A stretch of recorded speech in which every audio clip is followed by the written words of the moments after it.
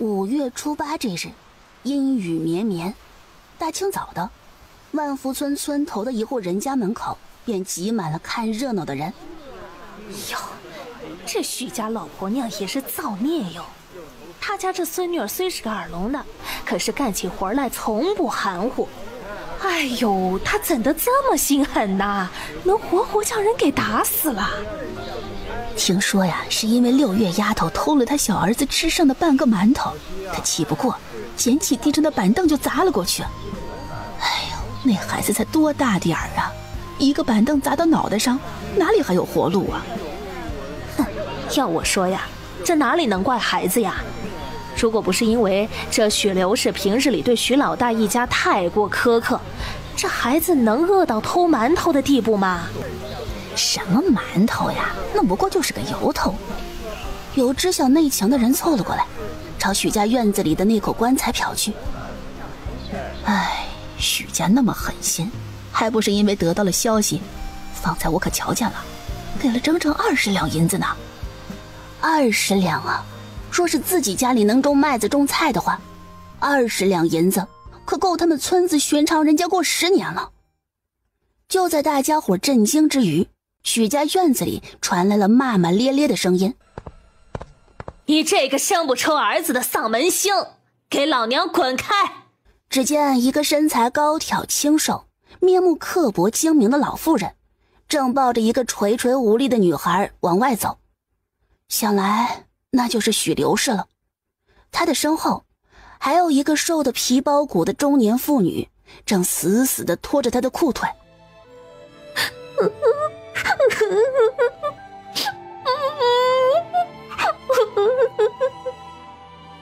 那中年妇女双目红肿，满脸的泪水与惊恐，她拼了命的摇头，哀求着许刘氏，却只能发出阵阵呜呜声。放开我姐，奶，放开我姐！一个约摸5岁大的小丫头，一边抹着鼻涕，一边跑了出来。我姐还活着呢，我姐还没死呢。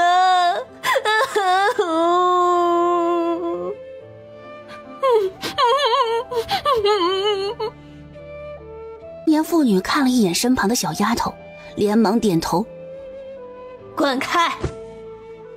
许刘氏一脚就将中年妇女踹开：“再拦，看老娘我不掐死你！”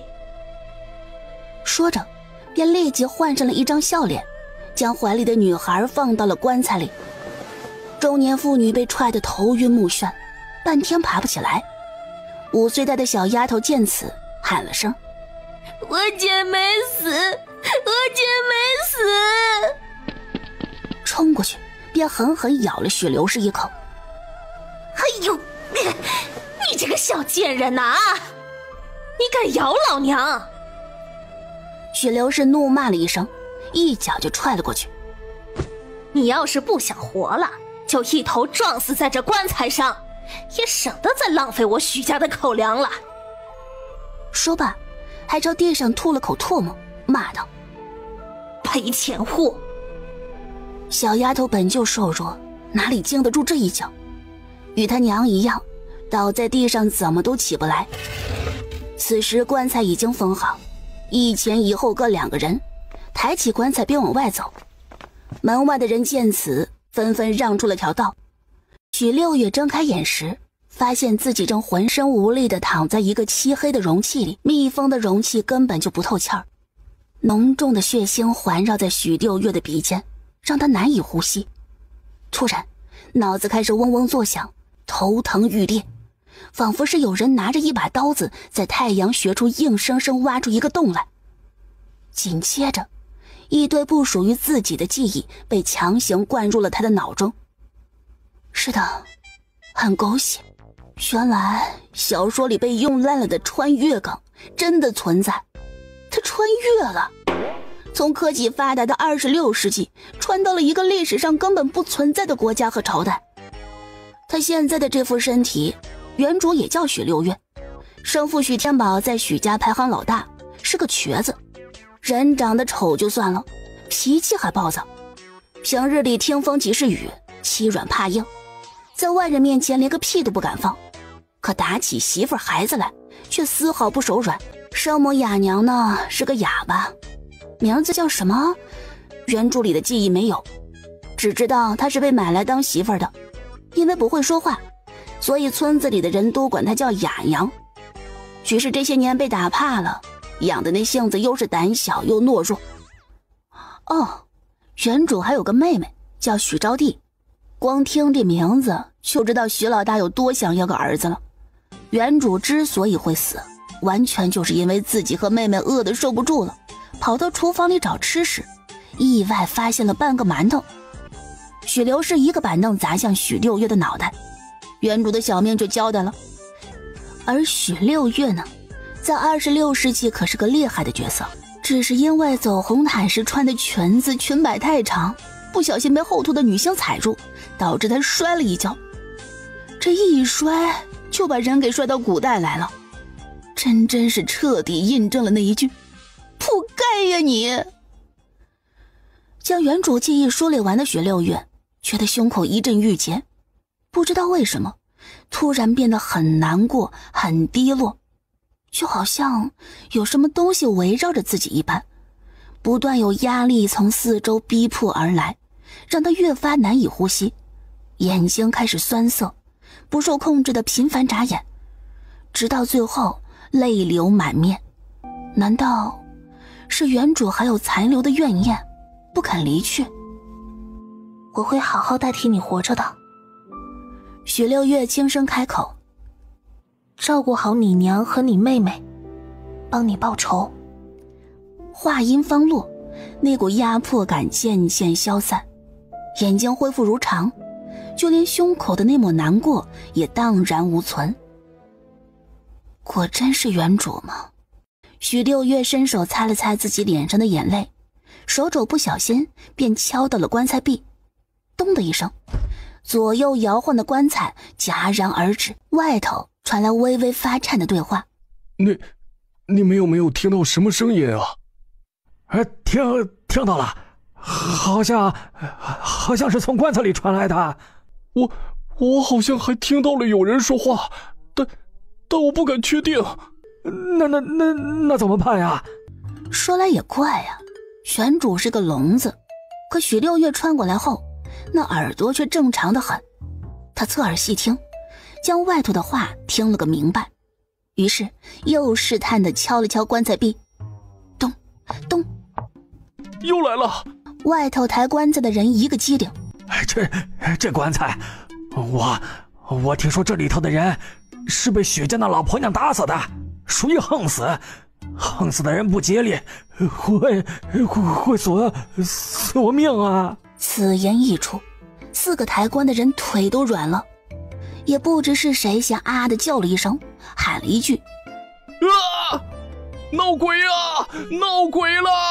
紧接着砰的一声巨响，棺材掉到了有斜坡的地上，又打了几个滚。我去你大爷的！许六月本就眩晕的脑袋，这下直接冒起了金星。好一会儿才缓过来，就着心里的那口怒气儿，许六月撑起手臂，不断地拍打着棺材，使得那棺材发出了砰砰的击打声。本就受了惊吓的抬棺人见此，哪里还顾得上其他呀？几个人相视看了一眼，便如惊弓之鸟，跑得飞快。许六月听着那急匆匆跑远的声，咒骂了句：“丫的，好歹给我开条缝才走啊！”说罢便更用力地拍打棺材。也不知道过了多久，就在许六月呼吸越来越困难，意识越来越模糊的时候，突然听到外头传来了脚步声。许六月一个机灵，瞬间清醒了几分。有人！他将所有的力气都攒在了脚下，往棺材壁踹去。外头的脚步声戛然而止，许六月感觉到希望，张大嘴巴大口呼吸，卯足劲儿又踹了一次。这一次外头的男子终于将目光放到了不远处的棺材上，他靠近棺材，修长而白皙的手指在棺材面上敲了敲。许六月听到声音，也立马敲了敲表示回应。男子微微挑眉，软剑出鞘，朝棺材劈去。为避免伤到棺材里的东西，他稍收着力，稍稍往一边撇。许六月透过被砍掉的棺材角，看到了一张惊为天人的脸，面如冠玉，目若朗星。男子看起来还很高，虽穿了一身普普通通的麻布白衣，但依旧难掩贵气儿。这小子长得真好看，有一种老阿姨看到小奶狗长大后的欣慰感。当棺材盖被劈开更多时，宗宇只觉得里头的姑娘好像是一只没有肉只有骨头的野山鸡，头发乱糟糟的，比鸟窝还要乱，脸上脏兮兮的，鼻涕横都到额头上去了。快救我，快救我啊！许六月的眼里全是蜥蜴，甚至还有一抹惊艳一闪而过，全然不像村子里的那些村民。在瞧见宗宇时，自然而然就会流露出恐惧。宗宇有些好奇，淡淡问了句：你在里面做什么？家里没床？嗓音干净而下潜，是典型的低音炮。许六月嘴角一阵抽搐，要不是因为自己在棺材里，还需要等着眼前的男子解救，他铁定跳出来给他几个糖炒栗子。你先救我出去再说。许六月微微瞪了宗宇一眼，脸上有些无奈，又透出几分怂气儿。宗宇将许六月的小表情都看在眼里，挑了挑眉，又道：叫我一声哥哥，我就救你。许六月微愣，他看着对方明朗而认真的眸子，以及那嘴角不易察觉的微笑，十分肯定眼前的男子要占他便宜，张了张嘴，正想对他两句，偏巧这时外头又传来了一个妇女略微着急的声：鱼儿，你这是做什么呢？娘亲，我在跟妹妹说话呢。宗瑜的声音突然变得乖巧，就连眼神也开始变得清澈而单纯，看起来就像是一个未经世事的乖孩子。他稍稍侧开身，许六月的目光便与来人撞了个正着。婶子，求求您救我！那妇女看着不到40，生得一张好相貌，她气质有些冷清，怎么看都不像是村子里的村民。瞧着许六月在棺材里，眸子里只稍稍闪过一抹惊讶，旋即便又恢复如常。往一边躲着些。他淡淡开口，接过宗瑜的软剑，一个横扫便将整个棺材盖都给掀翻了。许六月惊叹之余，忙从棺材里爬出来，踉踉跄跄朝眼前的母子跪下：谢过婶子，救命之恩无以为报。六月的家就在山下村头许家，若以后婶子有用得着的地方，尽管去找六月，上刀山下火海，在所不辞。许六月学着古装电视剧里的那一套，朝着宗瑜母子道谢。宗母见此，脸上的神色稍稍有了些变化，他身后的宗瑜也微微眯起眼，朝许六月投来了审视的目光。这姑娘的礼数和胆量倒是很不错，口齿伶俐，张口便像是念过书的样子啊，着实不像是这村子里的闺女儿啊。难不成是那头派来的人？不会的，20来年了，我与鱼儿都躲避得如此隐秘了，那头的人即便是天上的神仙，也不可能找得到我们母子的啊。六月姑娘言重了。宗母收回了心思，淡淡的应了句：举手之劳，无足挂齿。六月妹妹，你头上怎么有血啊？宗母话音方落，宗瑜便收起了自己的目光，往前走了几步，一把按下许六月的头，道：娘亲，六月妹妹受伤了。许六月吃疼，倒抽了一口凉气儿。这美男咋个回事啊？献祭精神分裂症啊？刚刚还是好好的，怎么他娘一瞪，他就跟个傻子一样啊？鱼儿，你会弄疼妹妹的。宗母寡淡的语气儿终于在自家儿子面前起了波澜。他严肃地看着宗瑜，道歉。宗瑜佯装小心地放开许六月的头，说了句：六月妹妹，对不起。语调弱弱的，但许六月还是瞧见了他眸子中那抹玩味儿。这丫头竟没内功，看来她不是杀手。许六月刚窜过来，此时正被折腾得头晕眼花，自然想不到宗瑜出那一招是为了测试他的身份。只是咬牙切齿道了句：“我无爱的。”若他知晓自己在宗瑜面前连一个杀手都算不得，恐怕心态得崩啊！哦，当然了，他现在的心态也不大好。瞧着宗瑜的模样，顶多就是17、18岁，可许六月呢，在26世纪可是活到了24岁呢。他很想说，不管你在整什么幺蛾子，叫我六月就成，不用叫我妹妹。可低头看了看自己这小豆芽的身板，还是忍住了。你是怎么受的伤啊？宗母的声音再度响起，许六月眸子微闪，应了句：“我奶打的。”说罢又道：“他将我打晕了，好卖给有钱人家死去的少爷配冥婚。”宗母听言，嘴巴张了张，似是想说些什么，可最后终是觉得不该多管闲事儿，只从腰带中掏出了一个小瓶子。这是金创药，你拿着吧。言毕，看了宗瑜一眼，回家。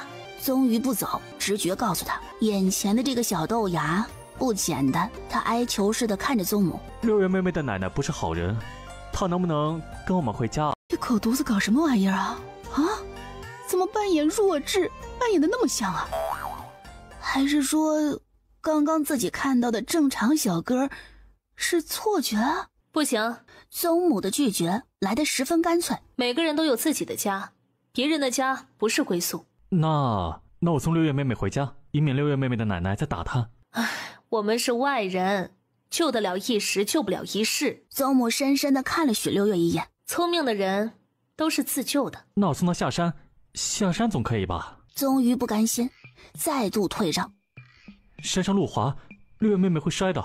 这一次，宗母没再拒绝，只看了二人一眼，叮嘱着宗瑜小心，便一个闪身，飞得没影了。这就是武侠电视剧里的轻功。许六月看着宗母消失的方向，心里暗暗想着，以自己的资质，不知道能不能学会轻功啊。走，我送你下山。宗瑜的声音再度响起：“我叫宗瑜，你以后要管我叫宗瑜哥哥。”宗瑜哥哥。真乖。宗瑜伸手想摸一摸许六月的头，许六月把头一偏，避开了宗瑜的手。你娘走远了，就别装了。话音方落，只见宗瑜那原本清澈单纯的眸子，渐渐布上了一抹冷意。是谁？家住哪儿？接近我们母子有什么目的？你不仅会演戏，还会装失忆呢。看在你救过我的份上，就再多余说一次，我叫许六月，家里呢是万福村村头许家。我不认得你们母子，在这里相遇也是意外。宗瑜依旧用审视的目光看着许六月，这丫头虽然没有内功，但嘴皮子功夫不错，胆子不小，性子也独特。村头许家能养出这样的人吗？不信，走吧，下山。反正你送我回家也是为了打探我这身份的虚实。言毕，便率先转身往山下走去。宗瑜瞧着许六月大大方方的样子，心里的某根弦似乎被拨动了一下。他默默跟着，一路上也不说话。而许六月呢，则一边哼着小曲儿，一边想着如何对付许家人。若不是因为答应了要为原主报仇，照顾原主的母亲和妹妹，就许家那一大家子的极品，许六月才懒得回去掺和。这一路上因为路滑，许六月有好几次都险些栽倒。宗瑜也不服他，只是静静看着他那有些笨笨又还算敏捷的动作。许六月心里憋屈啊，胸口处燃烧着浓烈的一团火。到了山脚，也不与宗瑜告别，便独自一人往村头赶。村头的大榕树下，此时正坐着7、8个妇女，对早上的事情评头论足，津津乐道。雨已经停了，几个妇女聚在一起。许家的老婆娘恐怕是要折寿的，六月那丫头乖巧懂事儿，她竟也舍得。许六月靠近大榕树，最先入耳的便是那鞋底那位大娘说的话：他们许家打猪草捡干柴，哪件事儿不是六月丫头干的？我家若是有这么个闺女儿，我得当宝贝儿一样疼呢。有什么舍得舍不得的呀？许刘氏本就不待见他们家大房，嫌弃大房挣的银钱不多，还嫌弃哑娘生不出儿子。现在死了一个赔钱货，还有20两银子的进项，人家不知道有多高兴呢。要我说呀，小子跟闺女都一样，哪里有赔钱不赔钱一说？那鞋底的大娘叹了口气儿，心疼道：说不定闺女更贴心呢，没小子调皮。哎呀，虎子他娘，那是你家儿子多，站着说话不腰疼。掐菜的妇女横了那鞋底大娘一眼，生闺女有什么好呀？家里养了10几年，一转眼就是别人家的媳妇儿，不是赔钱货是什么？像许家这样的倒是有福气儿，一个又瘦又小的聋子，死了还能卖上20两。要是我家能摊上这好事儿，我那2个丫头啊，我可是一点都不心疼。言毕又道：许家现在有了20两的进项，可神气儿了。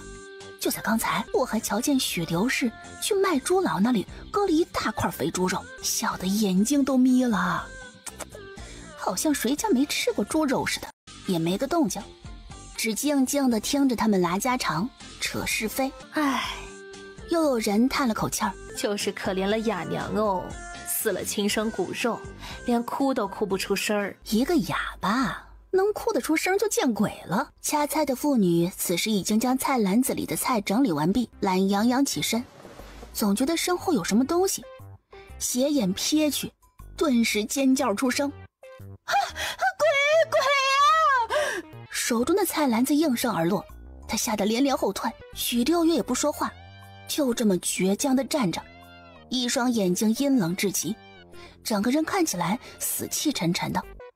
原本还悠闲在唠家常的众人，受到掐菜妇女这一惊，都纷纷丢掉手里的东西，退到一旁。待看清楚站在面前的人竟是昨夜就死去的许六月时，更是一脸惨白。六月！虎子娘方翠花不可置信地看着许六月。你可是六月？她的声音微微有些发颤，却又不同于其他人的恐惧，相反还带了几分意外和心疼。哪怕眼前的人与六月丫头长得一模一样，可她还是不敢相信。许六月冷冷打量着在场的人，目光经过那些嘴碎的人时，渐渐变得阴狠。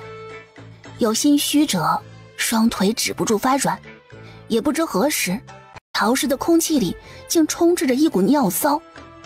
大家伙想跑，可那双脚却如同1000斤重的铁一般，怎么都挪不动，只能冒着浑身的冷汗，在心里默默祈祷：害人的是你奶，不是我，恶鬼冤鬼，快快走，回头给你烧纸钱。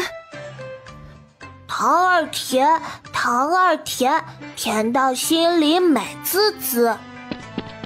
就在这时，不远处来了一个7、8岁的小男孩。那男孩长得胖嘟嘟的，手里拿着一串糖葫芦，一蹦一跳地唱着歌谣：有糖吃，有糖吃，元宝听话有糖吃。许六月顺着声音望去，认出那男孩正是原主家孙子辈中唯一的男丁许元宝。许元宝是原主二叔所生，从小就是家里的宝贝疙瘩。身在农村，不仅不用干任何农活不说，就连来回跑腿儿给地里的大人送一壶水都用不上他。这个许元宝平常可没少欺负原主母女3人，小小年纪就已经坏到骨子里了。许六月的心里本就窝火，现在看着许元宝一蹦一跳，笑得像个傻子似的，更是来气儿。原主怎么说都是他的堂姐，自己的堂姐死了，他反而啃着糖葫芦啃得这样开心。许六月盯着许元宝手里的糖葫芦，一步步朝许元宝走去。采猎的许元宝一瞧见许六月，惊得下巴都掉了。奶！他想也没想，掉头就往家里跑。爹娘奶，赔钱货他回来了。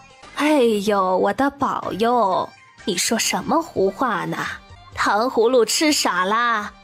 提那晦气玩意儿干什么呀？一个小小的身影飞快地从许六氏身边跑过，出了院门，撒腿就往许六月的怀里扑。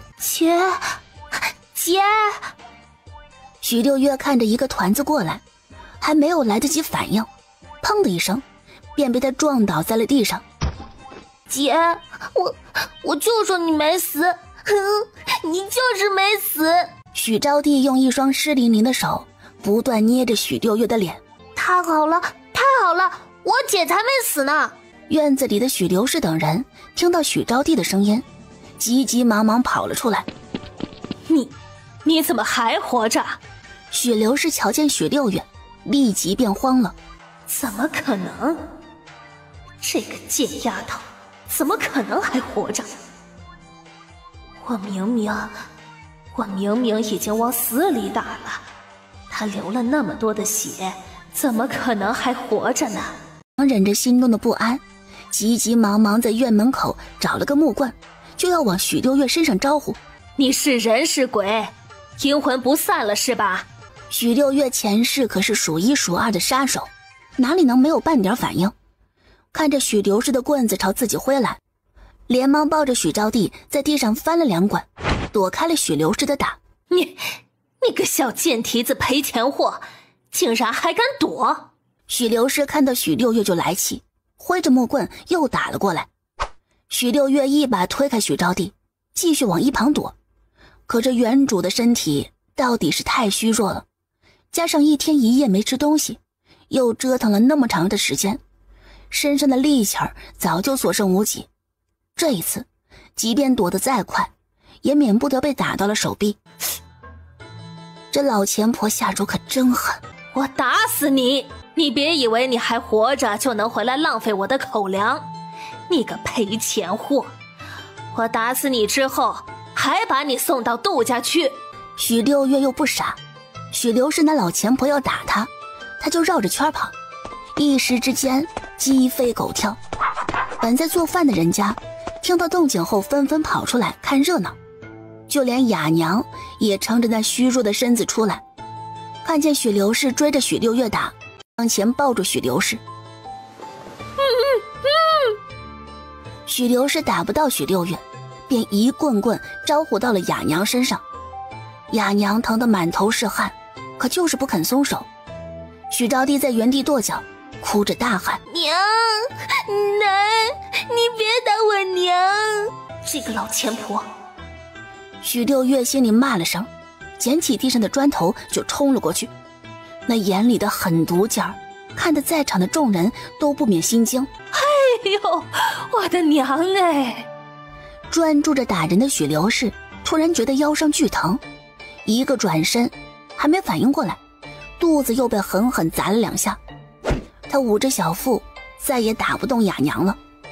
许六月砸的那几下砖头是用足了力气的，使得许刘氏只稍稍动弹，便觉得要了老命。原主的渣爹许天宝一瘸一拐的出来了，瞧见自己的老母亲蹲在地上动也不敢动，捡起木棍便朝许六月挥来。雅娘见此，抱着许六月痛哭，她浑身发抖，可见是恐惧极了。木棍一下接着一下打在雅娘身上，力道一次比一次狠。许天宝双眼通红，仿佛眼前自己在打的人不是他的妻女，而是仇人一般。许六月被雅娘护在怀里，想挣脱又挣脱不开，只能听着雅娘的呜呜声和许招娣撕心裂肺的呼喊。周围看热闹的村民没有一个肯站出来为许六月母女说话，倒是那老钱婆忍着痛还要在一旁喊：老大，打，狠狠的打，给老娘打死这不孝的东西！让一让，让一让，李正来了！突然人群中有人喊道，许六月认出那是虎子娘方翠花的声音。住手！李正急匆匆赶来，呵斥住了许天宝。许老大，你这是做什么呢？这赔钱货他打我娘！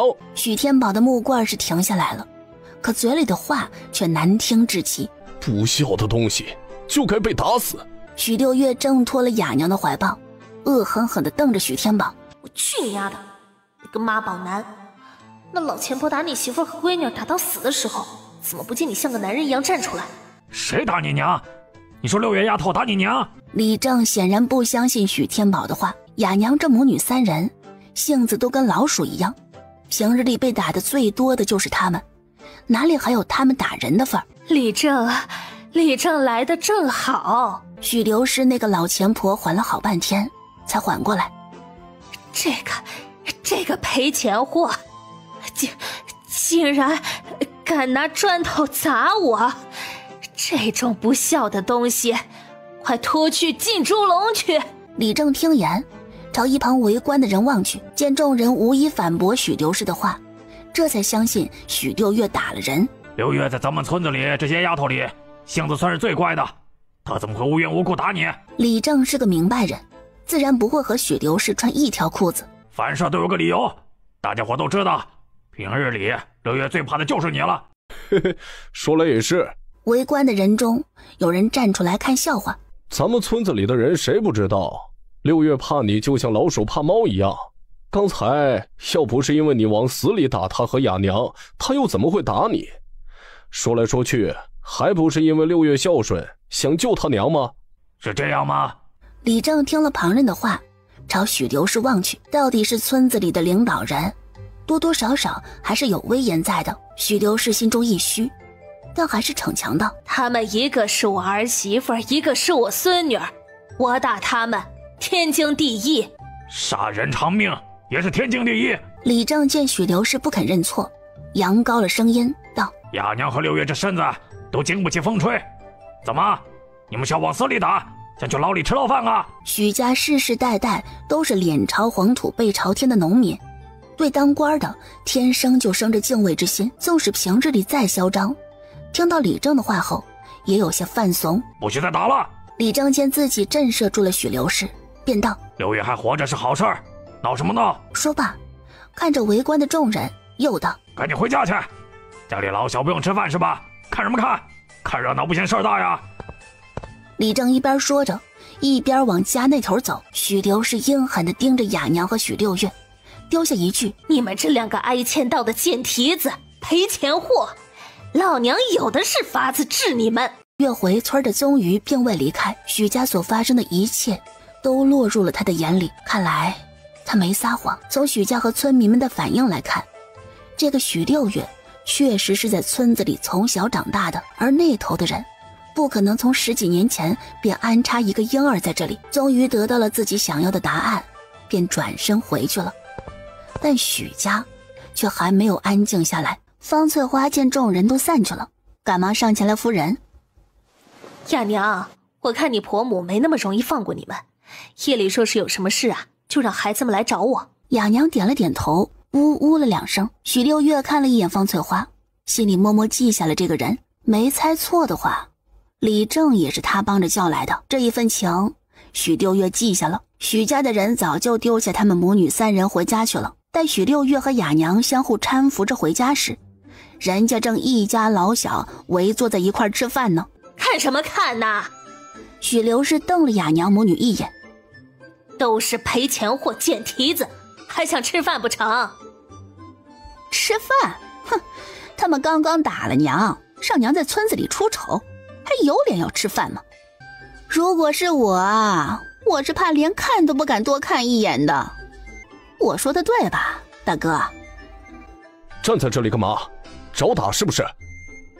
许天宝受了挑唆，立即便当众发威，啪！给老子滚！雅娘身子一颤，满脸都是泪水。那好色的许老二见了，饶有意味的开口：那龙子和招娣饿着就饿着了，大嫂还是算了吧。猪圈里的猪明日就没猪草吃了，咱们不是还得让大嫂去打猪草吗？没点力气，那活怎么干得完啊？生不出儿子的贱蹄子，还配吃饭呢？许刘氏那老钱婆听了许老二的话，心里虽然不大舒服，可想着明日的猪草，到底还是从盘子里拿起了一个不大不小的红薯，往地上丢来。滚！省得在这倒老娘的胃口。雅娘瞧见红薯丢到了自己跟前，立即扑上去将红薯捡起。她指着桌上的红薯芋头，朝着众人呜了2声，显然是想要再要上一个。大哥啊，你也不管管大嫂，今日出了那样大的事情，整个许家的脸都被他们娘仨丢光了。娘肯给一个红薯啊，那是娘大度，怎么还会有人这样不要脸啊？还想着再来几个？言毕，许金氏转头看着自己的男人，阴阳怪气道：哎，咱们家里呀，还是大哥大嫂的日子好过呀。大哥腿脚不利索，大嫂又是个哑巴，他们那一房干的活少，挣的钱也少，但吃吃喝喝却跟我们一样。你看看你呀，天天累死累活的，也没见人家多给你吃一块肉，一个芋头。许金氏这挑拨离间的手段高明啊，明明骂的是自家男人，却让所有人都将目光放到了大房身上。许天宝本就是没个主见的人，又好面子，今日的事情他早就觉得抬不起头了，如今听许金氏这么一说，更是火冒三丈。他猛然起身，操起自己的板凳就朝雅娘走来。雅娘身子一颤，连忙抓着许六月和许招娣的胳膊往自己的屋里跑。才跑了没几步，一个板凳便砸了过来，哐当一声砸到了墙上。母女三人跑回屋后，娘不怕，姐姐也不怕，声音微微发颤。雅娘怜爱地看了许招娣一眼，将刚刚得到的红薯一分为二，分别递到了许六月和许招娣的手里。许招娣还小，挨不了饿，瞧见雅娘递过来的红薯，立即便接了过去。许六月看着那半个红薯，摇了摇头，他凑到雅娘耳边，小声道了句：娘，我不饿。哪怕他已经饿得前胸贴后背。娘，你吃。他的耳朵是8岁那年被许刘氏那老钱婆打聋的。雅娘听到许六月接连说了2句话，都是为了省下一口红薯给自己吃。她觉得自己没用，保护不了闺女就算了，连他们的肚子都填不饱，心下难过，便呜呜呜地痛哭了起来。许招娣瞧见自己的母亲哭了，嘴巴一扁，也放声大哭。不哭不哭，会好的，我们会好的，什么都会过去的。说罢，迅速拿个红薯往雅娘和许招娣的嘴里塞去。原本娘亲和姐姐不吃，许招娣也是不吃的，可是那红薯太香了，被塞到嘴里以后，没忍住就咬了一口，然后又咬了第2口。姐，你也吃。许招娣吃了半个红薯的一半，便将剩下的塞到了许六月嘴里。六月这次也没拒绝，浅浅的咬了一口。雅娘见许六月吃了，便又将剩下的半个红薯分了一些过来。许六月怕雅娘再哭，便一并接过。雅娘笑了，她露出了温婉慈爱的笑容。许六月见此，心里暖暖的，更暗自发誓，一定要带着雅娘和许招娣脱离苦海，过上好日子。折腾了一天，大家伙都累了，吃过了几口红薯后，许招娣便打起了呼呼。雅娘也不敢出去打水洗脸洗脚，只将炕铺了，让许六月和许招娣睡到最里头的角落里，而她自己则睡在外边。许六月失眠了，一来是担心许家人会过来找麻烦，二来是实在不习惯那么多人睡在一起。她躺在最角落的地方，闭眼假寐，直到后半夜才终于抵抗不住困意，浅浅睡去。次日一早，天只是蒙蒙亮，雅娘刚刚翻了个身，许六月便醒了。看着屋子里没有许天宝的身影，许六月微微蹙眉。按照原主的记忆，他这个爹是个好吃懒做的主，平日里怎么也得睡到吃早饭的时辰。想起昨夜自己睡着时，许天宝还没回来，今日睁开眼，许天宝又不在，许六月的心里生出了一股不安。雅娘见许六月也醒了，便就着蒙蒙亮的天，去外面打了一盆水回来，给许六月擦拭头上的伤口。时辰差不多后，又出了屋子，去对面的灶房生火，开始给许家人做早饭。许六月饿呀，饿得实在受不了了，他推了推身旁的许招娣，我们去打猪草。说罢便带着许招娣去了一趟灶房。在灶房里，他找到了背猪草的竹筐，两姐妹和雅娘交代了声，便往外跑了。雅娘看着跑远的姐妹二人，暗自着急，这俩孩子还没吃早饭呢。但看了看已经快烧开的水，雅娘终究还是先干起了手中的活。许六月离开家后，便带着许招娣径直去了昨日的独角山。他可不盼着在家里能有口吃的。许刘氏那老钱婆一手掌管着家里的大权，每次雅娘要做饭时还得去找老钱婆拿钥匙。干活的人多吃些，不干活的人少吃些，犯了错的人没得吃。一个人吃几个芋头，吃几碗饭，那都是有规定的。你可以吃不完，但绝对不能多吃。吃不完的东西老钱婆会收回自己的屋子，谁要是敢偷，那就是一顿打。原主嘛，就是活生生血淋淋的例子。许六月知道，经过昨日的事儿，许刘氏恨不得喝了他的血，抽了他的筋。这不是去独角山的方向吗？许招娣走着走着便发现了不对劲儿，于是赶忙拦在许六月面前，连说带比划：姐，独角山不吉利，咱们不能去，不能去。许六月看了看四周，见四下无人，这才小声道：招娣，独角山有吃的。姐。许招娣瞪大了眼睛，不可置信地看着许六月，连续喊了几声：姐，姐，姐。独角山没有那么可怕的。许六月温柔地看着许招娣道：昨日在独角山上，我还看到了野山鼠的藤苗呢。姐。许招娣才不管什么藤苗不藤苗的，只是牵起了许六月的手，高兴地甩着：你是不是能听到我说话呀？当然知道许招娣为何如此激动，反正也没打算瞒着这个妹妹，毕竟以后两姐妹一起出门的机会多着呢。在许家人面前她可以装聋作哑，但是在身边人面前她是憋不住的。再说了，许六月就没打算在许家常待，她一定会尽快找到机会，带着雅娘和许招娣彻底脱离许家。我能听见了，但这件事情不能告诉别人，如果被奶知道，她一定会卖了我的。姐，你放心，我谁也不说。姐姐还没死呢，就被卖去给死人当媳妇儿了。若是让许家的人知道姐姐耳朵不聋了，那还了得？我的姐姐生得这么好看，简直就是天底下除了娘以外最好看的人了。不能卖，不能卖。许招娣沉浸在喜悦中，也不管独角山吉利不吉利了，只乖巧跟许六月一起去爬山。独角山在村子里之所以被称为不吉利的山，一来是因为它山高树茂野兽多，二来是因为山上葬了不少的死人，有不少的坟。可对于许六月来说，独角山不过就是一座普通的山罢了。在前世他接过不少任务，也杀过不少的人，甚至在尸体堆里与尸体为伍，整整生活了半月有余。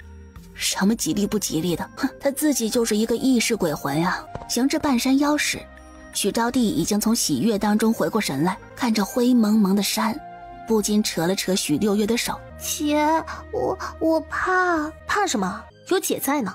这山阴森森的，我怕有鬼。瞎说！你看这山的树多，且每一棵树都长得这么高，平日里就算是出太阳也晒不到里头来。更何况现在天还没有大亮呢，昨日村子里又下过雨，所以你才会觉得阴森森的很可怕。瞧瞧那儿有很多猪草呢，咱们赶紧割了，回去之后也好交差。因着平日里人们对独角山怀有惧意，鲜少踏足，所以山里的猪草是真的多。许招娣看了看不远处的猪草，再看看许六月，咬了咬牙：姐，我不怕了。说罢便大步往前走。姐姐都不怕，我也不能怕。这里的猪草那么多，不割都可惜了。要是猪草割得不够多，回去后还得挨打挨骂。许招娣和原主的这副身体瘦小归瘦小，但到底是经常干农活的人。姐妹二人齐心协力，不出一会儿便割了2筐满满当当的猪草。许六月找了个野草茂盛的地方，将装满猪草的竹篓藏好，便带着许招娣继续上山。到了昨日被解救的地方，棺材还维持着原状。许招娣看着那棺材微微发颤。姐，别怕。许六月淡定的一批，安慰道：那棺材是空的，我昨日才躺过呢。说罢往前又走了2步，发现有一窝鸟蛋整整齐齐地躺在棺材里。运气这么好，才刚要找吃的，就有鸟蛋送上门来。许六月看了看四周，发现无人，于是赶忙上前将鸟蛋小心拿起。是鸟蛋。许招娣看到许六月捡起来的东西，惊喜的险些破音。姐，是鸟蛋，真的有吃的。那可不是吗？姐才不骗你呢，那边还有野山鼠的藤苗，我们现在就去挖，挖好了就直接在山上弄熟了吃。好，咱们吃饱之后再给娘带一些回去。真乖。刘月夸奖了一句，便朝着野山鼠的藤苗走去。那藤苗是昨日他从棺材里出来时远远瞧见的。前世他出任务没少在野外待着，对于山上什么东西能吃，什么东西不能吃，他心里一清二楚。姐妹二人摸到了藤苗处，就开始挖野山鼠。两姐妹扒拉了好一会儿，才将野山鼠完整扒拉出来，实在太饿了。许六月也懒得再去找别的吃食，选了一处野草没那么多的空地，挖了个小坑，将野山鼠和那几个鸟蛋一块丢入坑里，埋上泥土，紧接着便开始钻木取火。待火升起来后，才叮嘱许招娣好好看着火，别让火灭了。而他自己则在附近走了走，观察了一下独角山。他发现这座山的物资真是丰富，除了野山鼠外，还有野山楂、野板栗，就连一些比较罕见的中草药，这山上也有。只可惜这些东西他现在都不能碰，要不然啊，再多东西带回去都不够许刘氏没收的。许刘氏那人哪里是讲道理的，他就是只蚂蟥，只会吸血，完全没有感情所言。许六月绕了一圈回来，埋在土里的野山鼠和鸟蛋已经熟了，他将火熄灭，扒拉开上头的泥土，亲自剥了一个鸟蛋给许招娣。慢点吃，烫嘴。姐你真好。许招娣小小的咬了一口鸟蛋，感觉满嘴都是蛋香。姐好好吃啊。你也吃。姐这里有呢。许六月又剥了个鸟蛋递到许招娣手里，左手一个鸟蛋，右手一个鸟蛋，明明可以一口一个干掉，却分了好几口慢慢吃。许六月瞧着小丫头的模样，不免心酸，再熬几日吧，总得寻个计划彻底过上好日子。来，把这块山薯吃了，咱们现在就先吃鸟蛋和山薯，等以后姐挣大钱了，天天让你有肉吃。好好吃啊。我不要吃肉。以后每个月能吃一回鸡蛋就好了。许六月没忍住笑出了声。一个月吃一回鸡蛋，这是什么心愿呢？也未免太小瞧我了吧。许六月将大山薯分成了3块，姐妹二人各自吃了1块，还剩1块。8个鸟蛋吃了5个，还剩3个。两姐妹小心翼翼地将这些东西藏到了衣服里，背着满满当当的猪草往回走，还约定明日再来独角山找东西吃。回到许家时，许刘氏也不知道抽了什么风，正当着一家人的面逮着哑娘在掐。瞧见许六月回来，脸色虽稍稍好看了些，但还是破口大骂：你们这2个赔钱货贱蹄子，一大早死哪儿去了？奶，我和姐姐去打猪草了。您看，好多猪草呢。刘氏看到两姐妹身上都背着满满一竹篓的猪草，这才消停，瞪了一眼哑娘和许六月，道：没事，别老往外跑。言毕便回屋去了。许刘氏的态度很是奇怪，与以往对待原主不同，这不禁让许六月多留了个心眼。许六月把猪草拿到猪圈放好，便悄悄将哑娘拉回了屋子。瞧着方才许刘氏那又掐又捏的样，也不知哑娘有没有吃早饭。许招娣是个机灵的，当自家姐姐拉着娘亲回屋时，她就装作在院子里扫地，实则是在做小看守。娘，快吃。许六月立即便从怀里拿出了山薯和鸟蛋，塞到哑娘手里。那山薯和鸟蛋还是温的，哑娘惊讶不已，看向许六月：我和招娣都吃过了，您快吃，要不然待会儿被他们发现了，肯定又要打我们。哑娘确实没有吃早饭，因为许刘氏起床后找不到许六月，便冲哑娘发了火。如今听许六月这么一说，便连忙啃起了山薯。许六月拿过鸟蛋，帮哑娘剥开，一个一个送到哑娘嘴里。哑娘虽然说不了话，可眼睛里满是慈爱与柔情，真美。许六月不禁在心里感叹。哑娘吃下最后一口野山薯时，外头刚巧就传来了许招娣的声音：姐，我和姐姐今天打了不少猪草，你要去看看吗？一边去。说罢又问：你娘和你姐呢？在屋里呢。许招娣特地将声音扬高，意在提醒哑娘和许六月。然而奇怪的是，许天宝只是朝屋子里望了一眼，便去了灶房。哑娘慌慌张张抹了一把嘴，带着许六月出了屋。母女二人才走到院子中央，便看见许天宝一手端着一碗糙米饭从灶房里走了出来。瞧见哑娘后，道了句：我听娘说你上午没吃饭，昨晚剩下的肉你们吃了吧，接连2顿不吃，饿出了好歹，可没钱去请大夫。言毕又朝着身后的许招娣说：“灶头上还有一碗，你自己去吃。”许六月看着面前的2碗糙米饭，米饭很少，但菜却挺多的。哦，递给自己的这碗还有一个荷包蛋呢，可真大方呀！新鲜的肉没给吃2块，隔夜的剩菜倒是给的爽快。这样的渣爹至今没被雷劈，想来也是老天爷瞎了眼。联想起许天宝的一夜未归，再看看眼前的这碗米饭，许六月的心里似乎有什么东西呼之欲出。许天宝在许家地位仅高于雅娘母女3人，他哪里来的胆量和权力端出3碗如此丰盛的饭菜呢？昨天夜里他去了哪里？平时对媳妇儿孩子非打即骂的他，为什么突然变成了另外一个人？还有许刘氏，以前天还没亮，他便恨不得赶许六月去割猪草，但今日他竟然还会怪罪许六月出门太早，看来有问题。就在许六月寻思着该如何处理这碗饭时，在门外突然来了2个人。姓许的，快出来！许六月认不得来人，但雅娘认得，那是杜举人家的管家。雅娘心下一惊，连忙把许六月拉到自己身后，想将女儿保护起来。可与此同时，许天宝却一把抓住了许六月的胳膊，想要强行将米饭塞到许六月嘴里。许天宝伸脚一踹，便将雅娘踹到了地上。许招娣跑过来想咬许天宝的腿，却被听到动静赶来的许老二抱住了。就在千钧一发的时候，院门口停了一辆马车，马车上走下来一个大腹便便的中年男子。住手！你们这是干什么？许天宝被那浑厚而充满威严的声音吓了下，动作停了半拍。许六月找准机会，一脚踹向了许天宝的裤裆。第3只腿受了重击，许天宝痛得无法自已，手中的那碗米饭也应声而落。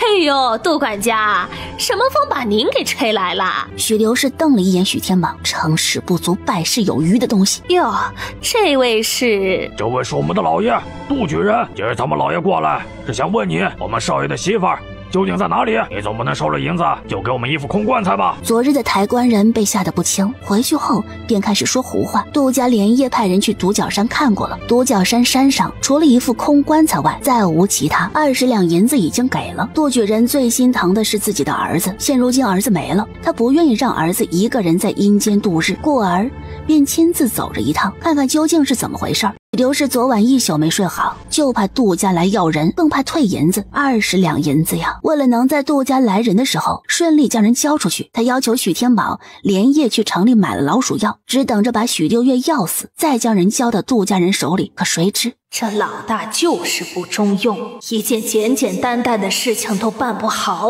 唉，人在呢，人在呢！许刘氏顾不得许多，一把便将许六月推了出去。巨人大老爷，您瞧瞧，这就是您的儿媳妇了。您瞧瞧她长得多标致啊，杜少爷看了一定会喜欢的。我要的是可以陪我儿子一起入殓的姑娘，不是一个大活人。前2天她都已经死了，可是不知道为什么昨日又活过来了。您放心，我们是不会赖账的。这丫头生是杜家人，死是杜家鬼。巨人老爷若是想要断气儿的，我现在就弄死他。你真是……杜举人指着许刘氏的鼻子，竟寻不出半句骂人的话来。他是个读书人，骂人的话他还真是说不出口。快看啊！听到了动静，前来看热闹的村民急急在外头喊道：李正来了，李正来了！这究竟是怎么回事？李正正在附近的地里干活呢，听说杜举人带着人来了，连忙丢下锄头赶来。举人大老爷，这是……你是万福村的李正？杜举人懒得再理许刘氏，只朝着李正道：你来的正好，这许家与我杜家的事儿，你得给出个说法。我儿命薄，年纪轻轻便没了，我寻遍附近的村子，只想给我儿寻一个媳妇儿。九泉之下也好有个伴儿。说罢，杜举人看了许刘氏一眼。这妇人连夜找到我家，说家中有一孙女不慎亡故，我当即给了她20两的银子，约定好次日抬着棺材来接人。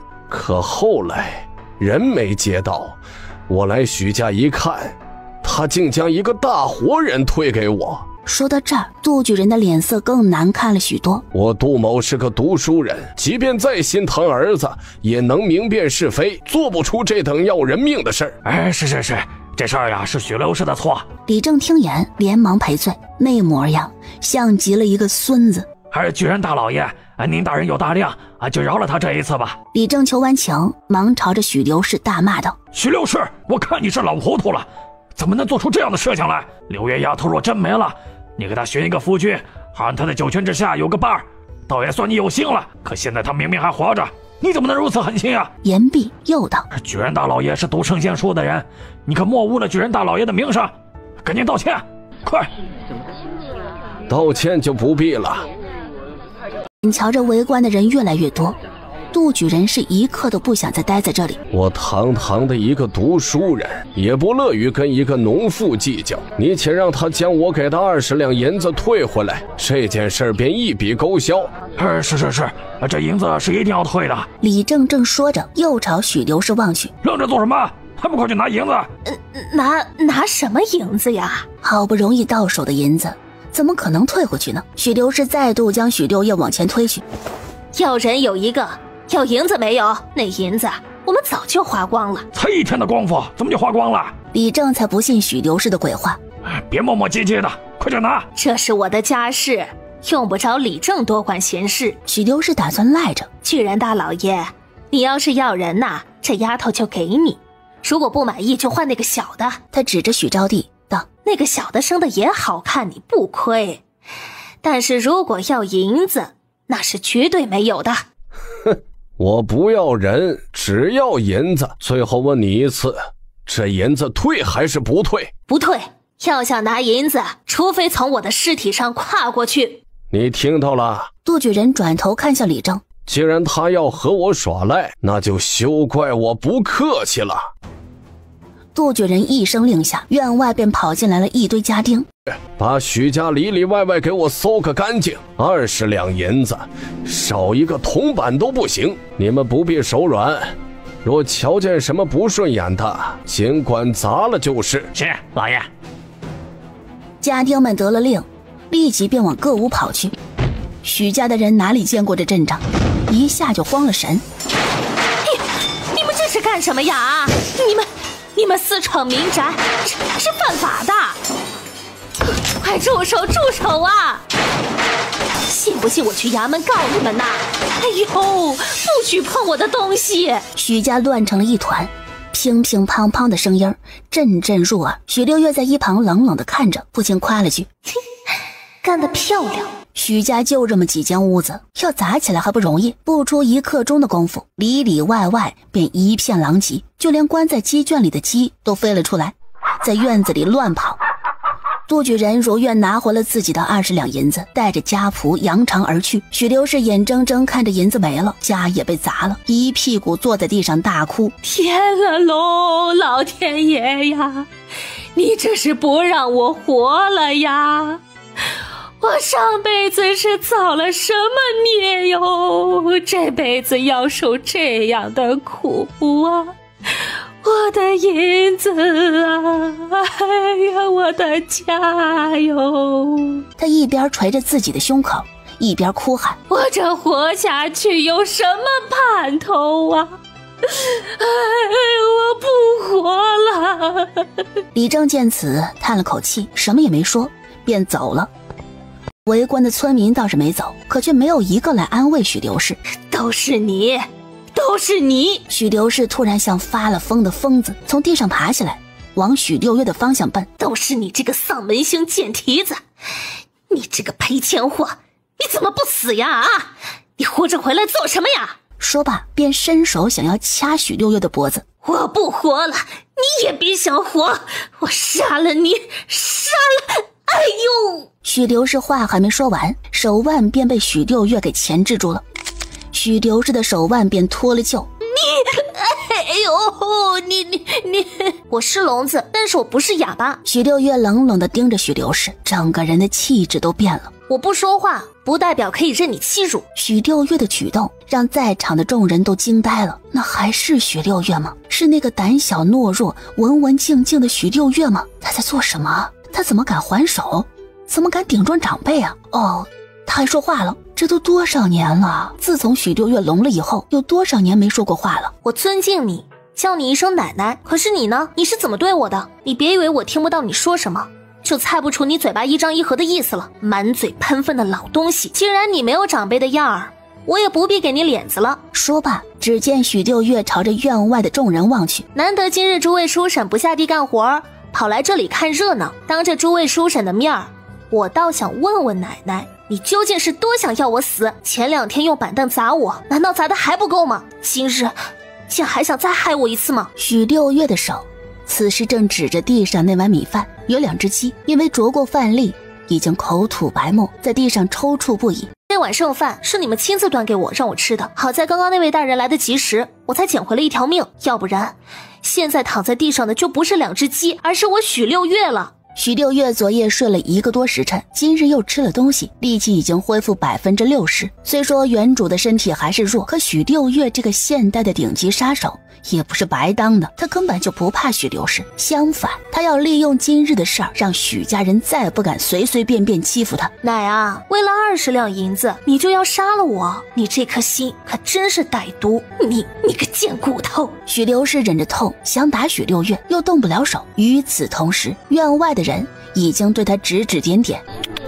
许刘氏可真是心狠，你们看看那2只鸡，现在连动都动不了了。可不是嘛，好在六月丫头没吃那碗饭，这才捡回一条命。许刘氏听着众人的话，越发恼火，想起了许天宝，连忙喊道：老大，你是死了吗？还不快给我教训这个死丫头！许天宝被踹的地方可是他的命根子呀，那玩意儿一旦受到攻击，痛感可比身体的其他地方强多了。他捂着裤裆倚靠在墙上，半天也没缓过来。听到许刘氏叫他，倒是想去，可才刚刚挪脚，那玩意儿便像裂开一样疼痛。反了！这世道反了！许刘氏见无人上前帮他，便一屁股坐到了地上，扯着嗓子大喊：辛苦养大的孙女儿动手打我，怀胎10月生出来的儿子不肯帮我，哎呀，你们呐，你们是一个个的恨不得看我死啊！许天宝冤啊，哪里是他不肯帮，那臭娘们和赔钱货惹得那么多人来看自己家的笑话，他恨不得乱棍打死他们。可眼下他是真的动不了呀！这个赔钱货贱蹄子，我打死你！突然，许元宝不知从哪里扛来了一把菜刀，疾风似的朝许六月冲来。让你打我奶，我杀了你！不过7岁大小的年纪，眼里却充满了恨意，举着菜刀狠狠朝许六月劈去。在场的人都倒吸了一口凉气，天了噜，这是要出人命啊！就连许元宝的爹娘也将心提到了嗓门眼儿。傻儿子呀，你要想当出头鸟帮你奶出气，拿根棍子就是啊，何苦去拿菜刀啊？若伤着自己。眼瞧着许元宝的菜刀就要劈到许六月身上了，哐当一声，千钧一发之际，许六月迎刀而上，一脚便将许元宝手里的菜刀给踹到了地上。许元宝受不住许六月的脚力，连连往后退了几步，狠狠栽倒在地。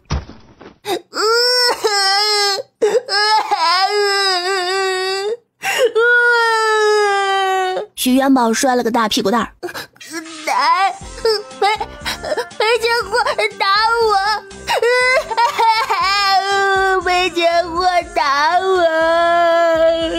许六月一把将菜刀捡起，直逼许元宝。你想杀我是吗？他语气冰冷，脸色阴森。信不信我剁掉你的手，让你试试这把刀利不利？许六月，你想做什么？你这个贱蹄子，快放开我儿子！二叔许老二和二婶许金氏就只得这一个宝贝疙瘩，心疼的紧。瞧见许六月拿着刀威胁自家儿子，双双冲了过来，要和许六月拼命。许六月拿着菜刀猛然起身，一脚狠狠踩在了许元宝的手腕上。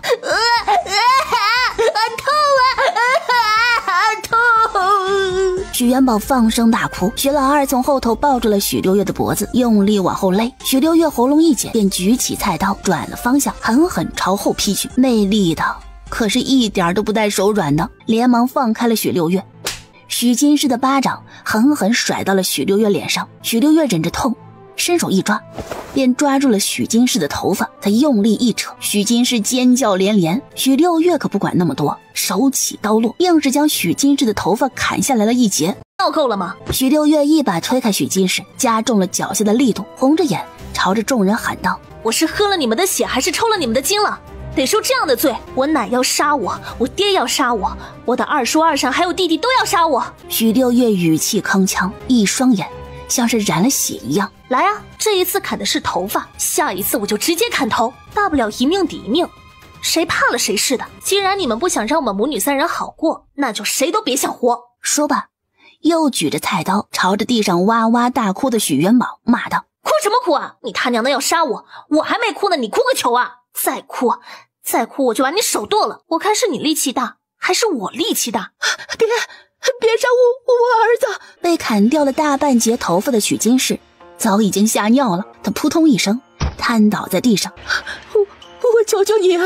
说着怕许六月听不见，又连忙用那双无力的手颤抖地打着手语。许刘氏和许老二早就呆了，哪里还敢再闹？就连许元宝也瞪大了眼睛，一抽一抽的忍着不敢哭。他们何曾见过这样的许六月，就像被恶鬼附身了一样，太毒太狠了。要知道以前的许六月不仅任人欺负，就连踩死一条蚯蚓都会害怕，可现在我是个死了一次的人，什么都不怕。许六月的眸子缓缓瞥过在场的众人，我警告你们，要想安稳的过日子，最好少招惹我。从今天开始，若谁还敢找我麻烦，我就拿命陪他玩，看谁玩得死谁。言毕，将手中的菜刀狠狠朝地上丢去，目光也最终落在许刘氏那老钱婆的身上。因着许六月那不怕死的一闹，他们母女三人终于过了几天太平日子。虽说雅娘还是忙得像个陀螺，为了整个许家转来转去，而许六月姐妹二人也还是要早起打猪草干农活，可至少母女三人没有再被毒打了。这里的人平日里没什么娱乐，偏好扯是生非。这几日许家的事情成了众人茶余饭后的谈资。关于许家的事情众说纷纭。许六月才从河坝上洗干净了衣裳回来，正打算晾晒呢，许招娣急急朝许六月跑来，往许六月的手里塞了个东西。许六月低头一看，掌心里躺着的竟是一个桃核。那桃核被洗得干干净净，两头的尖尖尚未磨平，还有些刺手呢。许六月不说话，朝许招娣望去。许招娣像个小老鼠一般四处看了看，见四下没人注意到他们姐妹二人，才道了句：这是辟邪的。许六月嘴角的肌肉忍不住抽搐了两下，这个小丫头操的是什么心啊？前日摘了2片柚子叶回来，偷偷丢到热水里让自己洗澡，昨日又拿了艾草回来垫在自己的枕头底下，今日又弄了个桃核。见许六月看着手中的桃核不说话，姐，快收好，别被奶发现了。你们两个赔钱货在做什么呢？许招娣的话音方落，便听见堂屋那头传来了许刘氏那老钱婆的声音：太阳刚升起来，还没落山呢，你们两个赔钱货就想偷懒了是不？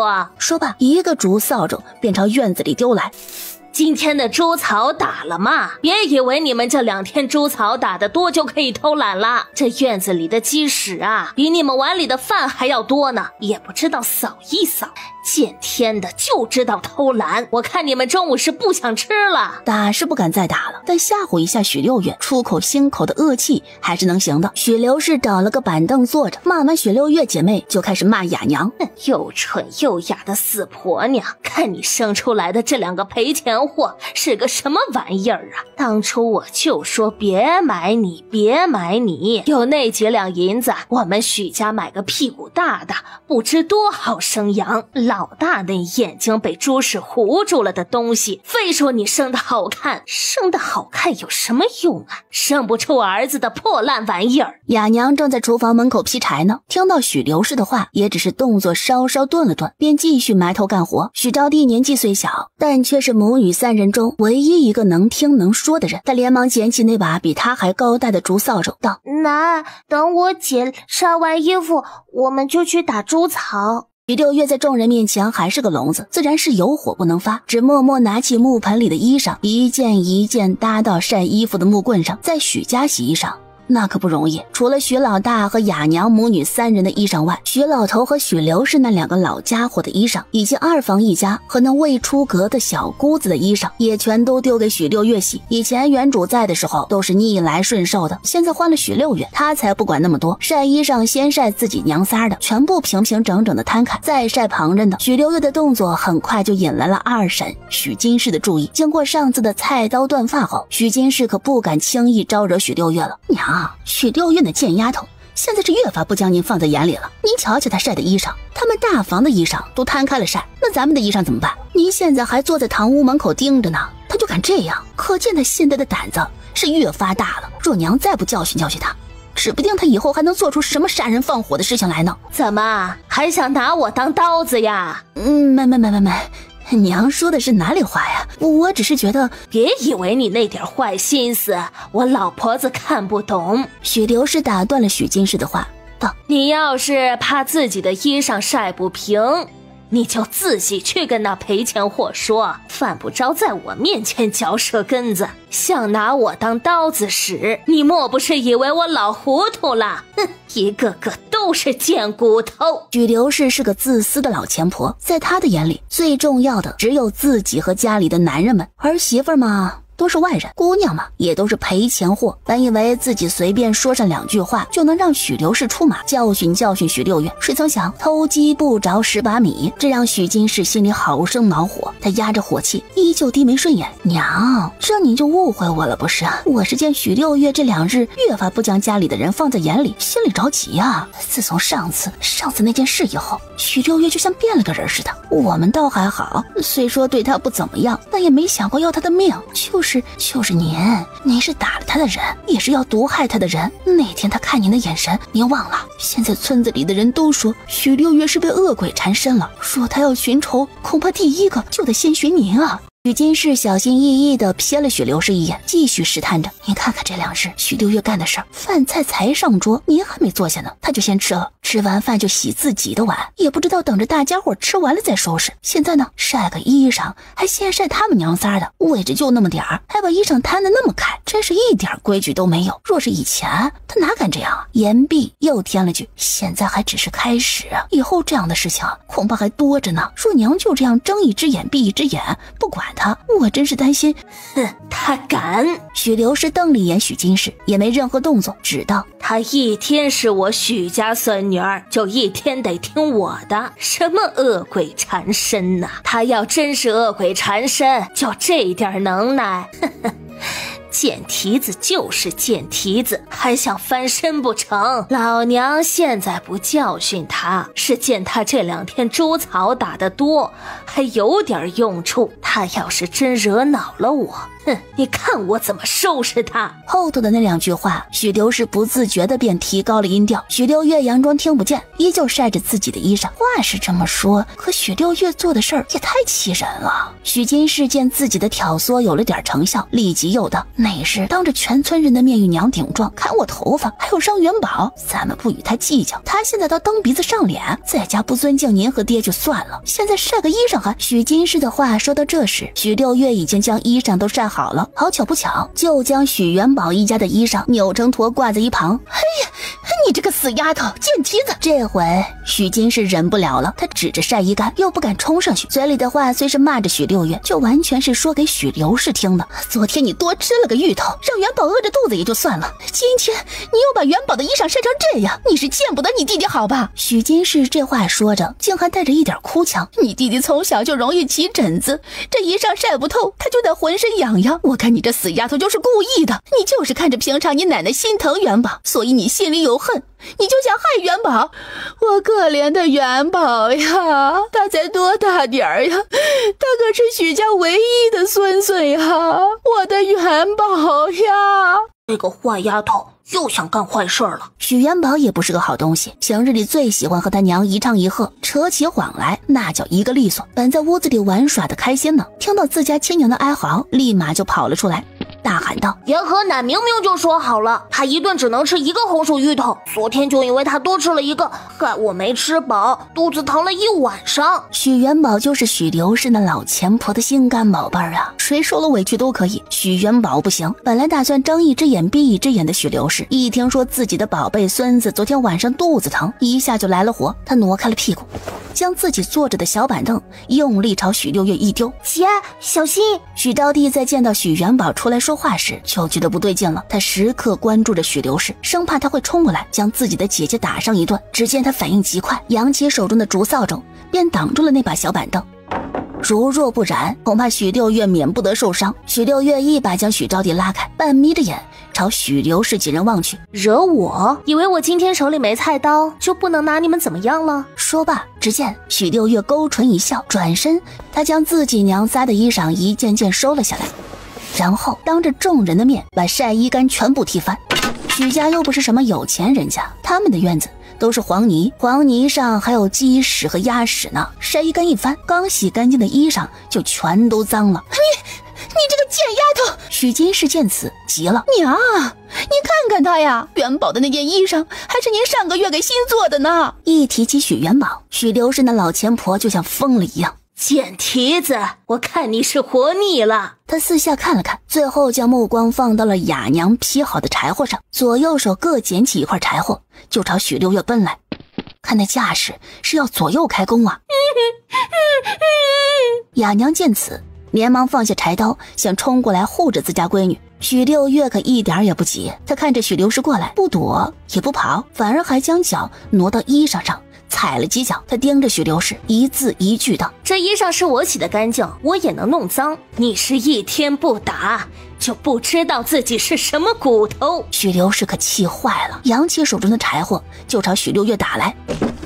许六月反应极快，他一个勾脚就将地上的木盆勾了起来。在许刘氏的柴火打过来之际，手中的木盆也狠狠朝许刘氏砸去。许刘氏躲避不及，拿着柴火的手被震得又痛又麻。趁着许刘氏还在发忙，许六月已经捡起了地上的晒衣杆，用力朝许刘氏挥去。晒衣杆可比柴火长多了，许六月能打得到许刘氏，可许刘氏却进不了许六月的身。强急之下，连忙跑开，大喊：老大，你死哪儿去了？你生的贱女儿又发疯了！雅娘见许六月扛上晒衣杆追着许刘氏跑，连忙过来阻止，呜呜呀呀的，怕许六月吃亏。许老爹和许老二下地干活去了，只余了腿脚不利索的许天宝在家。听到自家娘亲的呼叫，鞋子都来不及穿，就从屋里跑了出来。许六月，你给老子住手！许六月只当没听到许天宝的话，推开雅娘，转动着晒衣杆就朝许刘氏母子二人挥去。又趁着那二人躲避的功夫，冲到厨房门口，将雅娘砍柴的那把柴刀拿到了手里。还要玩吗？来玩命啊！哼，是我上次说的话不够清楚，还是你们没长脑子记不住？你看到了许六月手里的柴刀，众人都不敢说话了，就连许刘氏也咽了咽口水，直往后躲。这疯丫头疯起来可了不得，始作俑者许金氏早已经抱着儿子的头悄悄躲回堂屋里去了。许刘氏推了推身旁的许天宝：老大，你自己的闺女儿你自己教。许天宝本就不受家里人待见，现在见自己亲娘给自己下翻了任务，连忙上前：你这贱丫头想干什么？快把柴刀给老子放下！说什么？听不见！大声喊道：我是个聋子，你们也不用对我多说废话，反正我还是那一句，老娘我已经是死过一次的人了，什么都不怕。你们要是再来惹我们娘仨儿，我就把许家上上下下都杀了，一个也不留。许六月说这话时语气冰冷，表情寡淡。许天宝听着浑身都起鸡皮疙瘩，他见自己威胁许六月无用，便指着雅娘大喊：死婆娘，你生的好女儿！雅娘急得不知所措，拉许天宝也不是，拉许六月也不是，她自己又不能说话，只能原地打转。你快让他把柴刀给老子放下，要不然今天老子弄死你们！他恶狠狠盯着雅娘道：一个哑巴，一个聋子，死了倒能给家里省口粮！啪啦的一声响，只见许六月已经将手中的柴刀狠狠砍到了一旁的柴火上，一刀砍下去，柴火立即就劈成了两半。欺负我耳聋是吗？你以为我听不见就不知道你在骂我娘了？许六月砍完柴火，便又将柴刀举起，指向了许刘氏和许天宝。再骂我娘试试，你欺负我娘，我就拿你娘来练刀子。反正我都死过一次了，还怕了不成？大不了一起死，黄泉路下，忘川河边，喝下拿孟婆汤，就再也不用和你们许家做一家人了。有本事你们晚上都别睡觉，睡着一个老娘就砍一个。哼，你们不是要玩吗？那我们就玩命啊！说罢挡到了雅娘面前，不让许天宝再威胁雅娘。老娘好端端的也没少干活，你们这板凳说砸就砸，真当老娘是软柿子，好欺负是不是？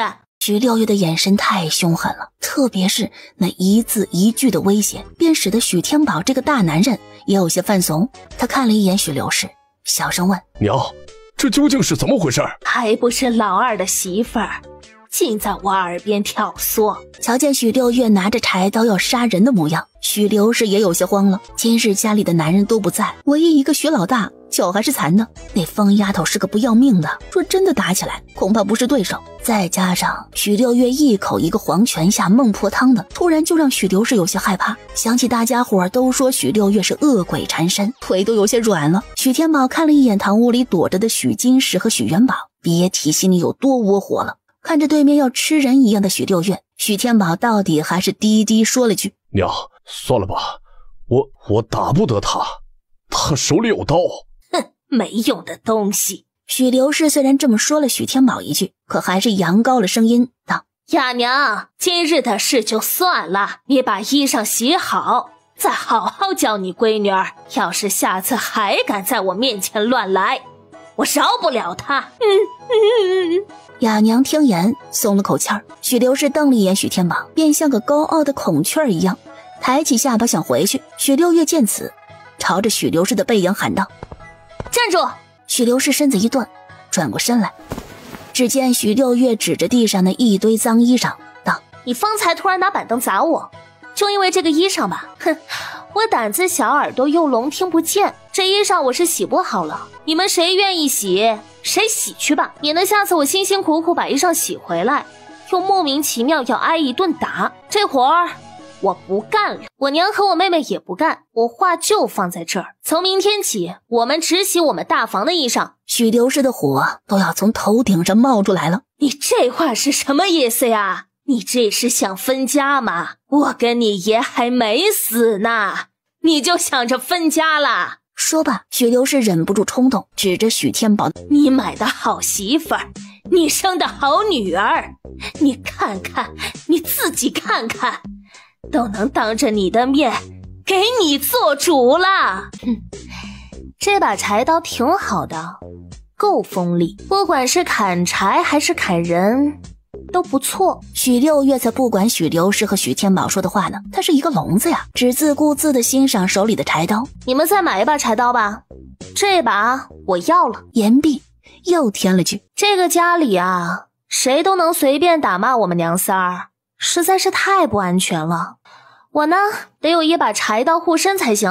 许六月的话彻底让许刘氏闭了嘴，他捂着脑门头疼不已。再回到堂屋时，还恶狠狠地踢了许金氏一脚，出气。许天宝本想威风一把，好在自家娘亲面前讨个喜，却没想到最后还是成了一个没用的东西。他懊恼地盯着哑娘，最后却被许六月手里的柴刀给逼回了屋。许六月看着哑娘那柔柔弱弱的样子，叹了口气儿：娘，你莫怕，有我在呢。他上前拍了拍哑娘的手背，坚定的：人善被人欺，你越是怕他们就越厉害，以后可得记住了，不管发生什么事情得学会反抗。人善被人欺，哑娘的眸子在听到许六月的这句话时突然闪起了光。人善被人欺，这话姨娘从小就教过我，然而这些年来因为受到不少的蹉跎，我竟忘了。可是六月我从未教过她呀，这孩子是如何懂得这个道理的？哑娘看向许六月的目光既内疚又慈爱，想起这么多年来自己和两个女儿所受的委屈，想起方才大女儿和二女儿的勇敢，以及她那懦弱的样子，总觉得自己似乎拖了女儿的后腿，于是咬牙点了点头，眼神也变得坚定了不少。许六月说到做到，她果然没有去捡地上那堆脏衣服，只是将大房这边的衣裳重新晒好，便背起了竹筐和许招娣去打猪草了。独角山的物资丰富，这几日姐妹二人每日都去独角山，除了能打到满满2筐的猪草外，还能找到不少好吃的。因着又是洗衣裳又是干架的，二人出发时已经是晌午了。这2日没再下雨，太阳正烈着呢。姐，我好热呀！再坚持一下，等到了山脚有大树遮阴，就没那么热了。许招娣点了点头，又突然转了话题：姐，我刚刚给你的桃核你没弄丢吧？没丢，在姐的裤袋里呢。那就好。许招娣松了口气儿，方才见许六月在家跟长辈干架，那气势之凶，动作之大，害得许招娣还以为桃核保不住了呢。桃核是可以辟邪的，姐，你一定要随身带着，啊，听说铜钱也是辟邪的，可惜啊，咱们家的铜板都被奶奶收着，我拿不到。但是桃核也不错，这个桃核还是今日锦绣姐姐路过家门口时丢的。哼，我运气儿可真好。锦绣姐姐，李正的女儿莫锦绣，那个容貌清秀、白白净净，还有书念的小姑娘。姐，你怎么了？许招娣见许六月不搭理她，还以为许六月生气了。自从许六月死而复生后，便一再和自己强调不许出去乱捡东西。她连忙解释：我不是故意要去捡东西的，我就是看锦绣姐姐吃了个桃，那桃核她丢了还怪可惜的。老人都说桃核能够辟邪，我是担心姐姐，所以。招娣，你也觉得姐姐是被恶鬼缠身了？许六月决定好好与许招娣上一课。你害怕姐姐？不是的，姐，你才不会恶鬼缠身呢。虽说你耳朵好了，人也变了不少，但是这样的姐姐我喜欢，有了姐在，就没人敢打我们了。但是姐，咱们现在每日都去独角山，那独角山阴气重，我怕你会惹上什么脏东西回来，所以我才会。原来如此啊，明明是很害怕的，可因为自己的姐姐执意要上去，便壮着胆子跟着。柚子叶、艾草、桃核，但凡是能辟邪的东西，小丫头都先给许六月准备上一份，而她自己则两手空空。来，这桃核你拿着。许六月有些感动，将桃核塞到许招娣的手里。这独角山真的像你说的一样，阴气重，有恶鬼。那么这桃核啊，就该留在你的身上保护你。可是姐不怕。许六月看着许招娣小小的年纪，却还想照顾自己，心里暖暖的。他看了看，确认四周无人，便俯身凑近了许招娣的耳朵，道：我偷偷告诉你一个秘密啊，姐姐啊，可是有神仙保佑的。那日我被装进棺材，抬上独角山，便是得了神仙所救。神仙见我可怜，便给我渡了仙气，让我再活一次。见我耳朵有问题，就又给我治好了耳朵。哼，所以啊，姐才不怕什么妖魔鬼怪呢。姐的命啊，硬得很呢。许招娣到底是个孩子，听完许六月的话后，目瞪口呆的，半晌说不出话来。许六月见此，又道：那神仙说了，这是一个秘密，不能告诉别人的。所以招娣，这个秘密我只告诉了你，你可得守住了，不能再告诉别人了，就连爹和娘都不能知道，要不然神仙若是生气了，姐就完蛋了。许招娣彻底傻了，她紧紧握着手中的桃核，心里说不出的滋味。我姐有神仙保护了，难怪她不怕独角山呢。一阵胡扯的功夫，二人已经到了独角山山脚。因为来的次数多了，熟门熟路的，姐妹二人相互拉着推着，就到了半山腰。午饭是没吃的，山上的猪草很多，两姐妹也不嫌着急割猪草，鸟蛋不是每天都有。这几日她们也将野山薯挖得差不多了。看着山上的大丰收的野板栗，许六月便在一旁砍了一根长树枝，开始敲打起板栗来。板栗的外壳是带刺的，许六月怕板栗掉下来会砸到许招娣，便早早吩咐许招娣躲开。许招娣人虽小，但却懂得不少，他歪着脑袋在一旁等着，直到许六月将第一个板栗打下来，才连忙喊道：姐，先别打，咱们看看这板栗能不能吃。能吃，都成熟了。许六月上前看了看那裂开的板栗，饱满着呢。好像真的能吃。许招娣有些意外，眨巴着大眼睛道：可是现在才5月呀，我听村里的老人说，7月桃，8月渣，9月的栗子笑哈哈，现在才5月，怎么栗子就能吃了呢？说罢又指了指栗子树旁边的野山楂。姐，那还有山楂树呢，山楂也能吃了啊，真是奇怪。许六月听完这话不免一愣，是啊，每一样东西都有属于它的季节。在现代，因为南北的差异，所以并不是每一个城市的东西收获的季节都一样。许六月所在的这个村子属于南方，即便农作物和蔬菜水果的成熟期相对于北方来说要快一些，但也不至于快上那么多吧。而许招娣今年才7岁，也从未去过外地。若按照许招娣方才的那番话来看，说明这个地方的栗子是该9月当季的，但现在有，显然不是是这么回事，才5月中旬，栗子就成熟了，而且本该是8月才有的山楂，现在竟也然红彤彤的。一阵沉默后，许招娣突然打了个冷颤。姐，我就收了这独角山怪。许六月拍了拍许招娣的脑袋道：怪什么怪啊，再怪也好过饿肚子强。说罢便不再搭理许招娣，继续敲打着树上的野板栗。穿越这种事情自己都遇到了，难道还怕别的不成？世界之大，无奇不有，青天白日的，许六月不信真会有鬼出来，若有的话，他就是那个鬼。许招娣见许六月如此胆大，也不敢说话，只默默在一旁捡着板栗，用木棍将板栗撬开脱壳，敲得差不多了，许六月便停手，反正够他们娘仨吃就成，敲多了也没地方藏着，若被许家那些蚂蟥搜了去，还浪费呢。照例就是挖坑、埋栗子、起火。过不了多久，野板栗便熟了，姐妹2人将板栗挖出，美美的吃了一顿。剩下的板栗被许六月小心翼翼地包在了旧汗间里，埋在竹筐的最下边。填饱了肚子，姐妹2人便开始割猪草了。在独角山割猪草的好处就是没人跟他们抢，他们割得快也好，割得慢也罢，总能将竹筐装满。然而就在2姐妹背起那沉甸甸的猪草打算下山时，不远处的灌丛里突然传来了一阵咳嗽声，那声音很小很轻，但耳力过人的许六月还是听到了。等等，许六月将竹筐放下，握紧了手中的柴刀。姐，许招娣见许六月满脸严肃，不免有些紧张。怎么了？你在这等着，别过来。许六月朝着咳嗽声传来的方向慢慢挪动，但挪到一半时便闻到了一股血腥味，接着越靠近灌丛，血腥味便越重。许招娣一动不动地站在原地，想叫许六月又不敢发出声音，只能眼睁睁地看着自己的姐姐渐渐离自己远去。又是一声咳嗽传来，很是虚弱。许六月顺着声音寻到了灌丛处，透过灌丛的空隙，瞧见里头躺着一个人。许六月半眯着眼，挥刀便将灌丛劈了。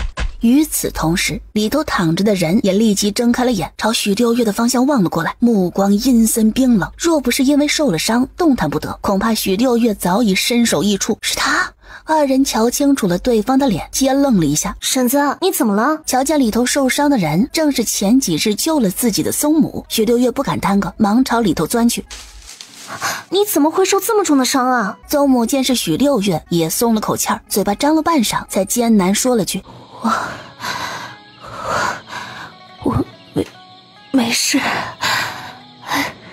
你先别说话。许六月看着邹母浑身上下都是伤痕，鲜血淋淋，忙道：我先帮你把血止住。说罢便从腰间掏出一个小瓶子，这瓶金疮药还是当日邹母给许六月的呢。许六月回家后只偷偷用了2次，头上的伤便好的差不多了。为了不让这好东西被许家的人搜刮走，许六月便随身带着，没想到今日竟派上了用途。招娣！许六月一边撕开邹母的衣裳，一边朝许招娣喊了声。许招娣急急忙忙赶来，看到邹母时竟吓得说不出话来。你不用进来。许六月怕吓着孩子，只道：把我们带来的那壶水给我就成。许招娣哦了一声，半晌才递了壶水进来。许六月在伤口上撒了金疮药，处理了一个伤口后，才扶着邹母半起，喂她喝了2口水。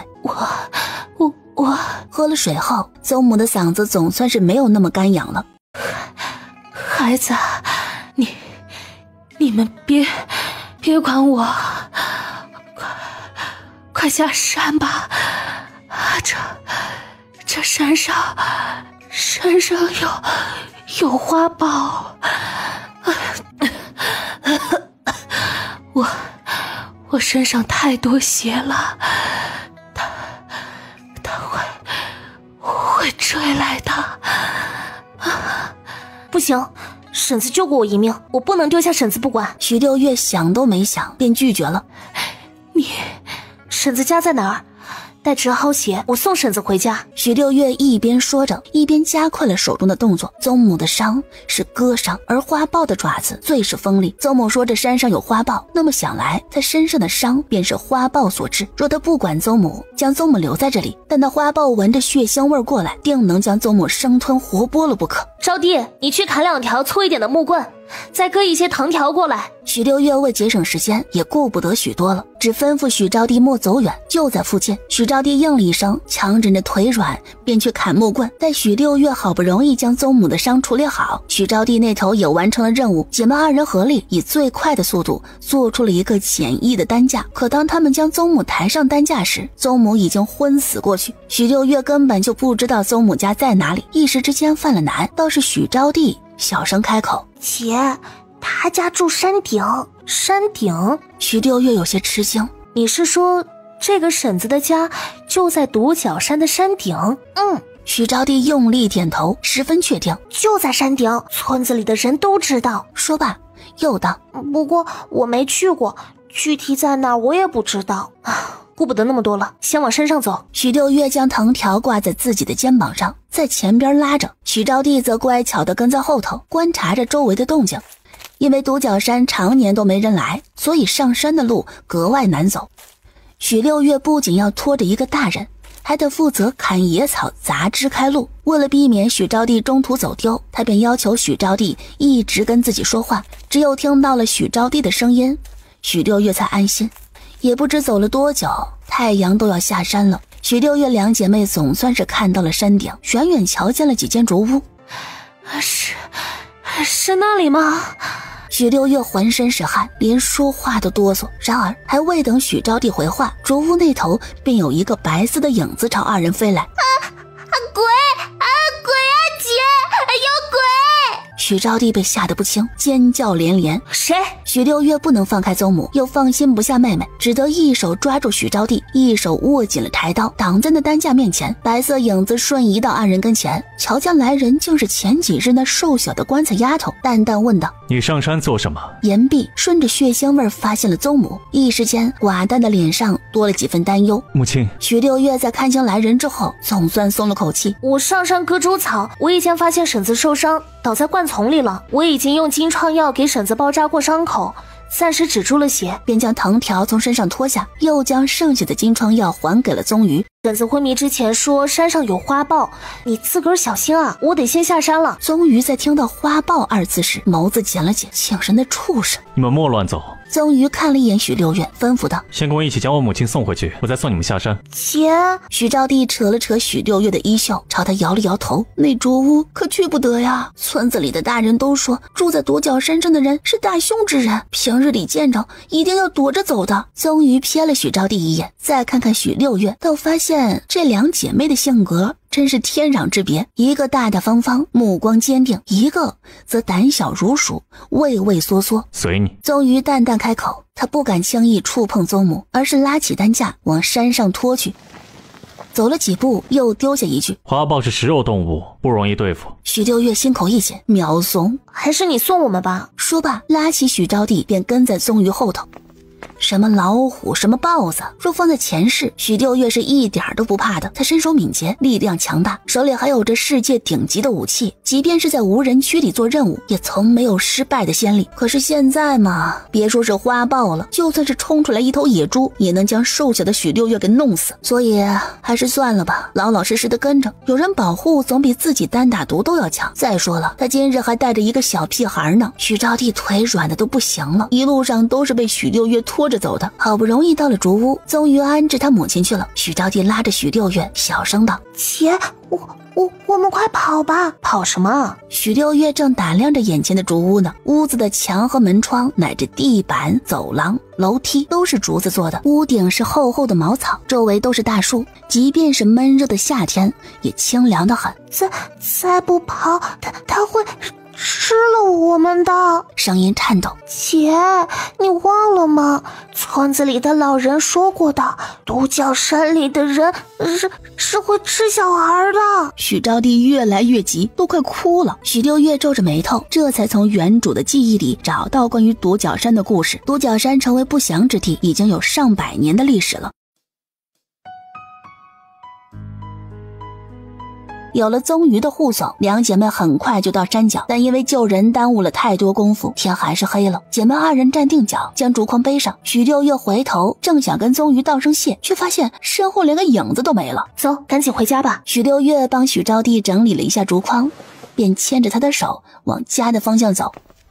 许招娣还是有些怕怕的，心跳得极快，走路时也是拖着鞋子在走。你怎么了？许六月察觉到不对劲，忙问。我就是怕。许招娣吞吞吐吐了半晌，才说出那么一句：姐，我腿软。傻孩子。许六月倒想背他，可自己身上有着竹筐，实在是背不动，只能用柔和的声音安抚他。不是有姐姐在吗？你怕什么？姐，你都不怕的吗？许招娣再看许六月时，眼里充满了崇拜。独角山你不怕，就连那吃人的恶魔你也不怕。我都以为我们回不来了呢。你是说今日那个受伤的婶子和送我们下山的哥哥吧？许六月摸了摸许招娣的脑袋，笑道：他们都是好人，怎么会吃人呢？你看那个婶子，如果他是恶魔的话，怎么会受伤呢？他可是被伤到连命都快没了，还告诉我们山上有花豹，让早点下山的人呢。说吧，又道：还有那个哥哥，人家刚刚才送我们下山，如果不是他送我们，咱们就得在山上过夜了。可是村里的老人都说，住在独角山上的人就是吃小孩的恶魔。眼瞧着离村头越来越近了，姐妹二人远远的能瞧见几户人家家里点了灯。许招娣也缓了过来，口齿清晰：那个婶子和哥哥就住在山上，我是不会认错的。那他们吃我们了吗？许六月极有耐心道：我们两个也是孩子，都已经到他们家门口了，怎么不见他们把我们关起来，反而还送我们下山？还有那独角山，但凡是深山就一定有危险，但是我们去了那么多次，怎么就没瞧见什么妖魔鬼怪？他拉着许招娣的手，在大榕树旁停了下来。招娣，眼睛见到的都不一定是事实，更别提耳朵听到的了。独角山好与不好我不多说，但说那个婶子和哥哥是恶魔，你且想想，这么多年过去了，谁曾见到他们吃小孩伤人？反正我是没见到过。许招娣虽然有些胆小，但也是个有主意的小人。听了许六月的话后，他仔细想了想，终是道：今日确实也没吃我们。这就对啦。许六月点了点头。旁人怎么说是旁人的事情，但是我们不能做那等扯是生非、胡言乱语的人，你可明白？有就是有，没有就是没有。许六月耐心教导着许招娣，如果我们和别人一样，凭空去冤枉别人，那么我们便也不是什么好人。姐，我知道了。许招娣认真想了想许六月的话，乖巧的点了点头。没有见过的事情不能乱说。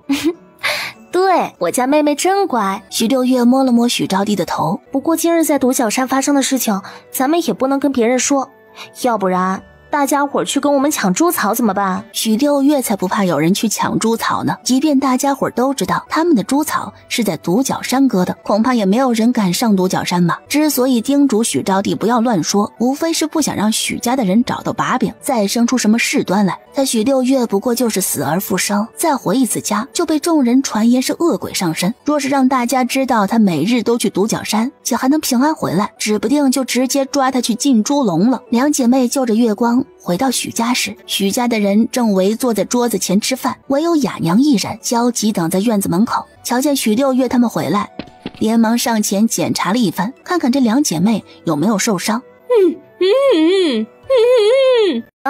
我们没事儿。许六月当着众人的面没有说话，但许招娣却懂事地拍了拍雅娘的手背，安抚她。还知道回来哟。许刘氏那老钱婆今日受了惊吓，心里正恼火着呢。现在许老头和许老二回来了，他胆子大了不少。出去一天不归家，怎么不直接死在外面？娘，这俩丫头精着呢。许金氏还记着今日衣裳的愁，冷嘲热讽道：白天要干活的时候就跑出去，现在可以吃饭了又跑回来，也不知道归家早点儿，帮家里人扫扫地做做饭，这一顿一个红薯喂着，真是浪费粮食。奶，我们是去割猪草了。许招娣牵着许六月的手来到堂屋，委屈道：您看，满满2筐猪草呢。许刘氏见此，脸色稍稍好看了一些，但许金氏却道：出去一天就割2筐猪草回来，莫不是偷懒了？前2天不是半天就能割满了吗？说罢还极其不屑地横了许六月一眼。要不明天二婶自己去割2筐看看？许六月同样白了一眼回去，道：别以为我耳朵听不见就不知道你在说什么，你的嘴巴那么大，我又不瞎，看得懂嘴型。如果二婶觉得割猪草是一件容易的事情，那明天你去割好了。别说是2筐了，你明天一天能割回1筐，我就下跪认错。开玩笑，这村子里养猪的人那么多，猪草都是抢着的。以前原主带着许招娣去割猪草时，一天也就只得小半筐，就那小半筐还是别人可怜他们，特地留了一小块地给他们割的呢。二房的人知道猪草不好割，所以这活他们碰都不愿碰。现在要他们去割猪草，那不是要命吗？嘿，你这聋子，耳朵都听不见了，嘴巴还不消停。许金氏被气得满脸通红，就指着许六月道：“你什么时候哑了才好呢？跟你那哑巴娘一样，说不出话来，家里还清静。不干活就别说风凉话了。”许六月看了看桌子上的红薯，直接上手就拿了2个大的。要想家里清静，你先闭上嘴巴。混账！徐老二在外头干了1天的农活，还没来得及吃红薯呢，结果一转眼，那2个最大的红薯都被许六月拿去了。想起刚回来时自家婆娘说的那番话，心里越发恼火。她是你的二婶儿，有你这么和长辈说话的吗？你那2个红薯赶紧给老子放下，长辈都还没捡了东西吃，你动作倒是快。许金氏本来憋屈呢，如今瞧见自家男人开了口，便一脸得意，笑着坐下。许六月扬了扬手里的红薯。二叔是说这个吗？有毒吗？我吃不得吗？你个混账的东西，谁教你的？长辈说1句你就顶3句是不是？徐老二拍案而起，你别以为今天我和你爷不在家就不知道家里的事情。你打你奶，欺负你二婶和你弟弟的事儿，我和你爷还没找你算账，你倒是有脸敢捡东西吃。什么？许六月皱眉，只盯着徐老二的嘴巴。二叔你说什么？说得太快了，我看不过来呀。说罢，只见许六月将红薯放到了竹筐里，然后当着众人的面拿出了柴刀。二叔是说这个吗？这个柴刀锋利啊。言毕，许六月拿着柴刀在空中挥舞了几下。好东西啊！你众人一看到柴刀，吓得脸都白了。徐老二还想说些什么，最后还是被徐老头叫住了。老二，好好吃你的饭。许六月收好了柴刀，朝徐老头望去。爷，你说什么？你们是不是说我和妹妹回来的太晚了？哎呀，没办法，猪草少啊，我们2个人要割猪草呀。说罢，用手肘撞了撞许招娣。要不然明天二婶去割，反正猪肉我们也吃不上，二婶他们吃的最多。对，二叔和二婶要是觉得我们割不了猪草，那明天他们去割。许招娣小小的人儿立即会意，反正我们2个抢猪草也抢不过别人。我不去啊，割猪草本来就是你们的活。许金氏瞪了一眼许招娣，就埋头去夹野菜。许刘氏脸色一沉，又从碗里捡了2个小小的芋头，丢到许六月面前。拿着滚！回来的那么晚还有理了，一堆的屁话要说，赶紧滚到旁边去吃，贱蹄子就会碍眼。许六月才不管许刘是骂什么呢，芋头再小也是口粮。他弯腰捡起芋头，牵着许招娣就去了猪圈。在放猪草时，又偷偷把板栗拿了出来。2姐妹小心回屋，开始吃着他们的晚饭。雅娘分到的吃食是除了许六月2姐妹外最少的。她吃完以后就先回屋看2个女儿。许六月怕雅娘没吃饱，就偷偷拿出了栗子塞到雅娘手里。可就在她塞栗子的时候，突然瞥见雅娘的手腕上青一块紫一块的，忙拉过雅娘的手，掀开衣袖往上看，都是新伤，伤得不轻。娘，这是怎么回事啊？许六月急急问道。今天我和招娣出门之前，你手上还没有这些伤的。对啊，娘，谁欺负你了？是不是爹又打你了？许招娣也在一旁着急问道。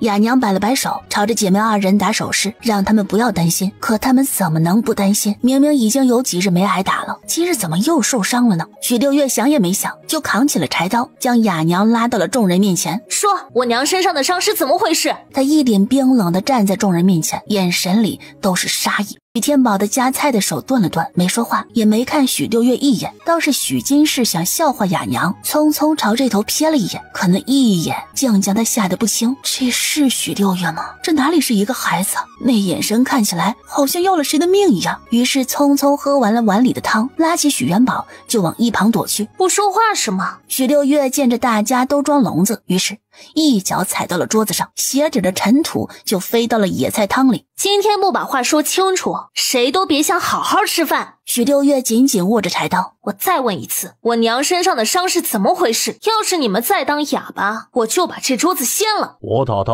怎么着？许天宝忍不住了，他将手里的碗狠狠地掷到了桌子上。猛然起身，即便是跛了一条腿，也比许六月高出许多。你老子我打的。许天宝直视许六月，一字一句道：老子做什么事情需要跟你交代吗？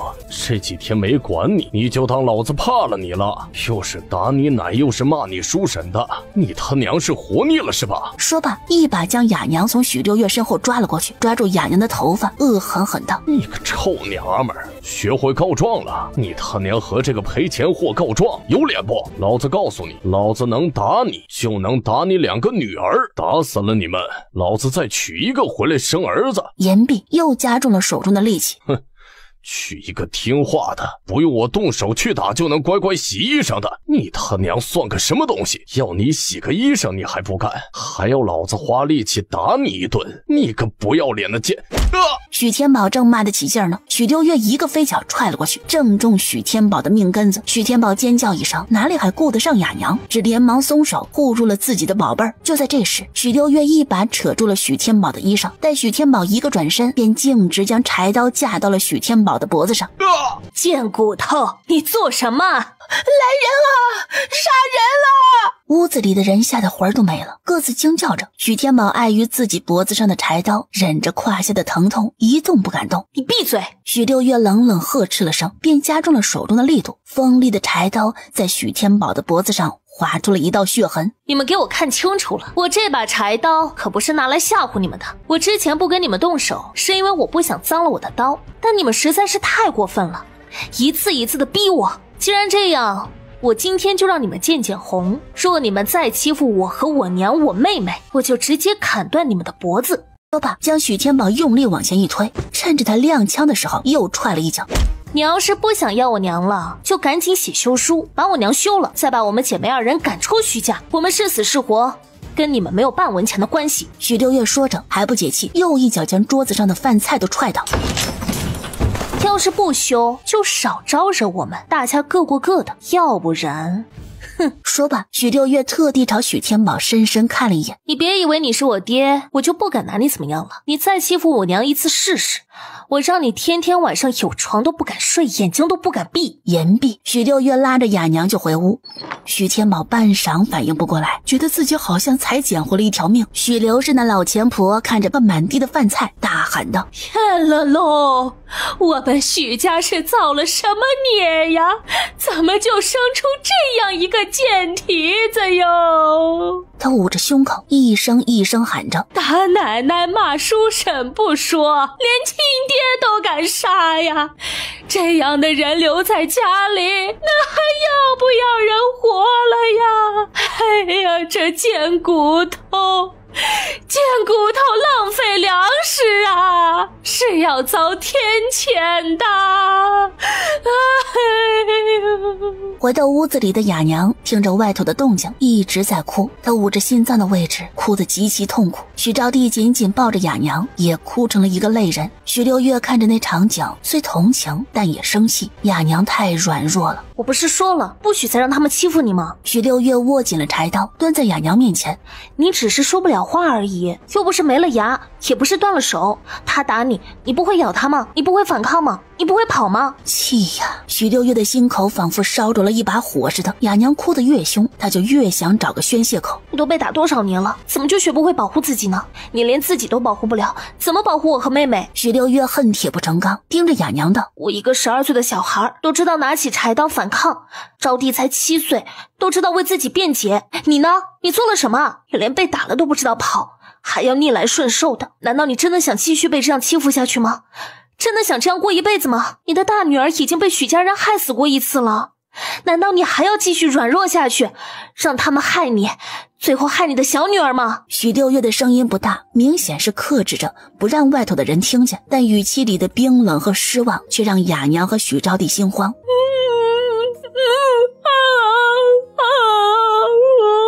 雅娘痛心极了，她知道自家女儿说的都是事实，可是她能怎么办？从被卖到这里的那天起，她就再也不可能过安稳日子了。从她有了许六月这个女儿开始，就注定她逃不了了。姐，许招娣害怕这样的许六月，虽说以前的姐姐和娘亲一样胆子小，只会哭，保护不了自己，可是现在的姐姐好像一个生人啊。许六月就当没听到许招娣叫她一样，只盯着雅娘看。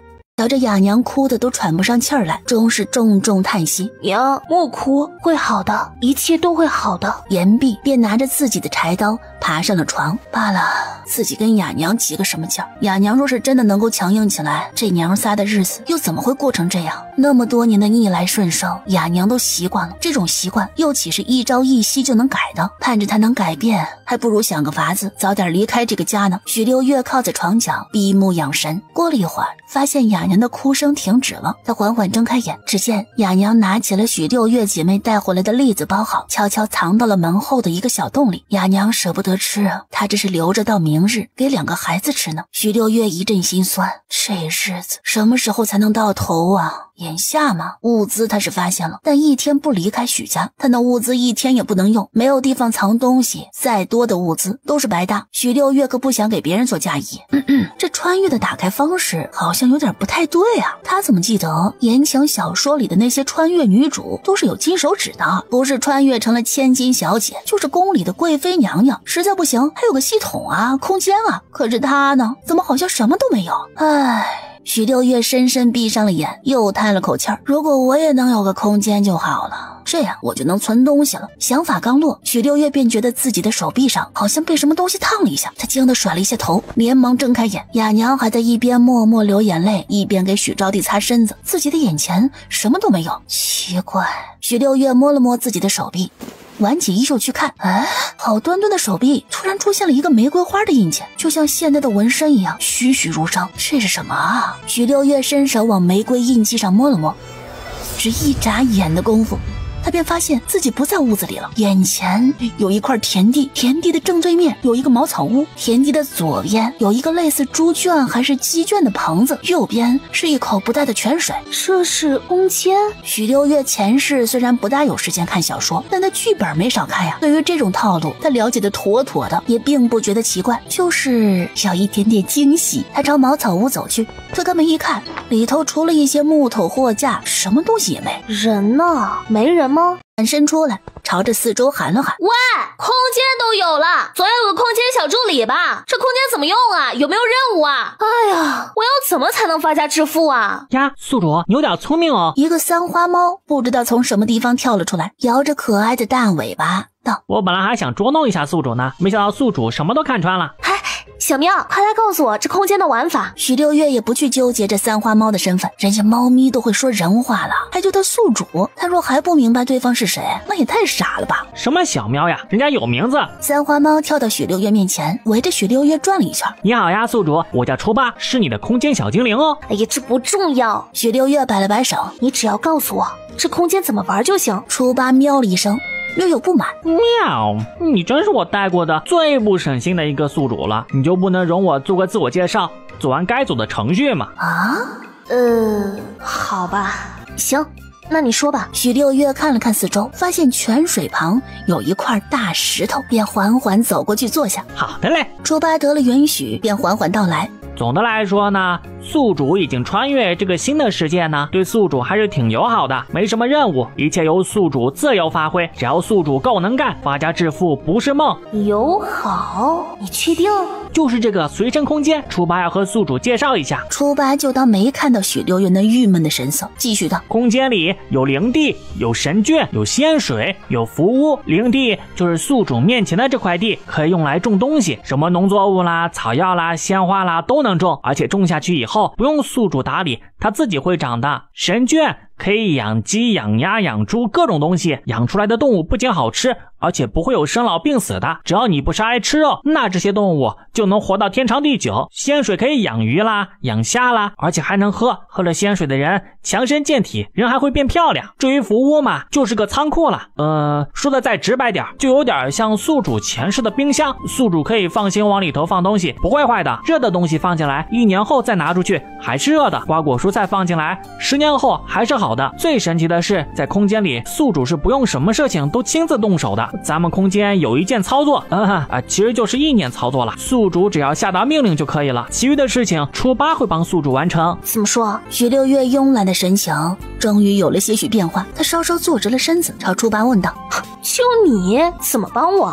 主，您怎么瞧不起猫呢？初八略微有些委屈。您别看我是个小不点儿，我可是有能量的。从您成为我宿主的那一刻起，我和您就是绑在一起的。在空间外头，我帮不了您什么，但是在空间里，我能做的事情可多了。比方说，许六月挑了挑眉，示意初八讲重点。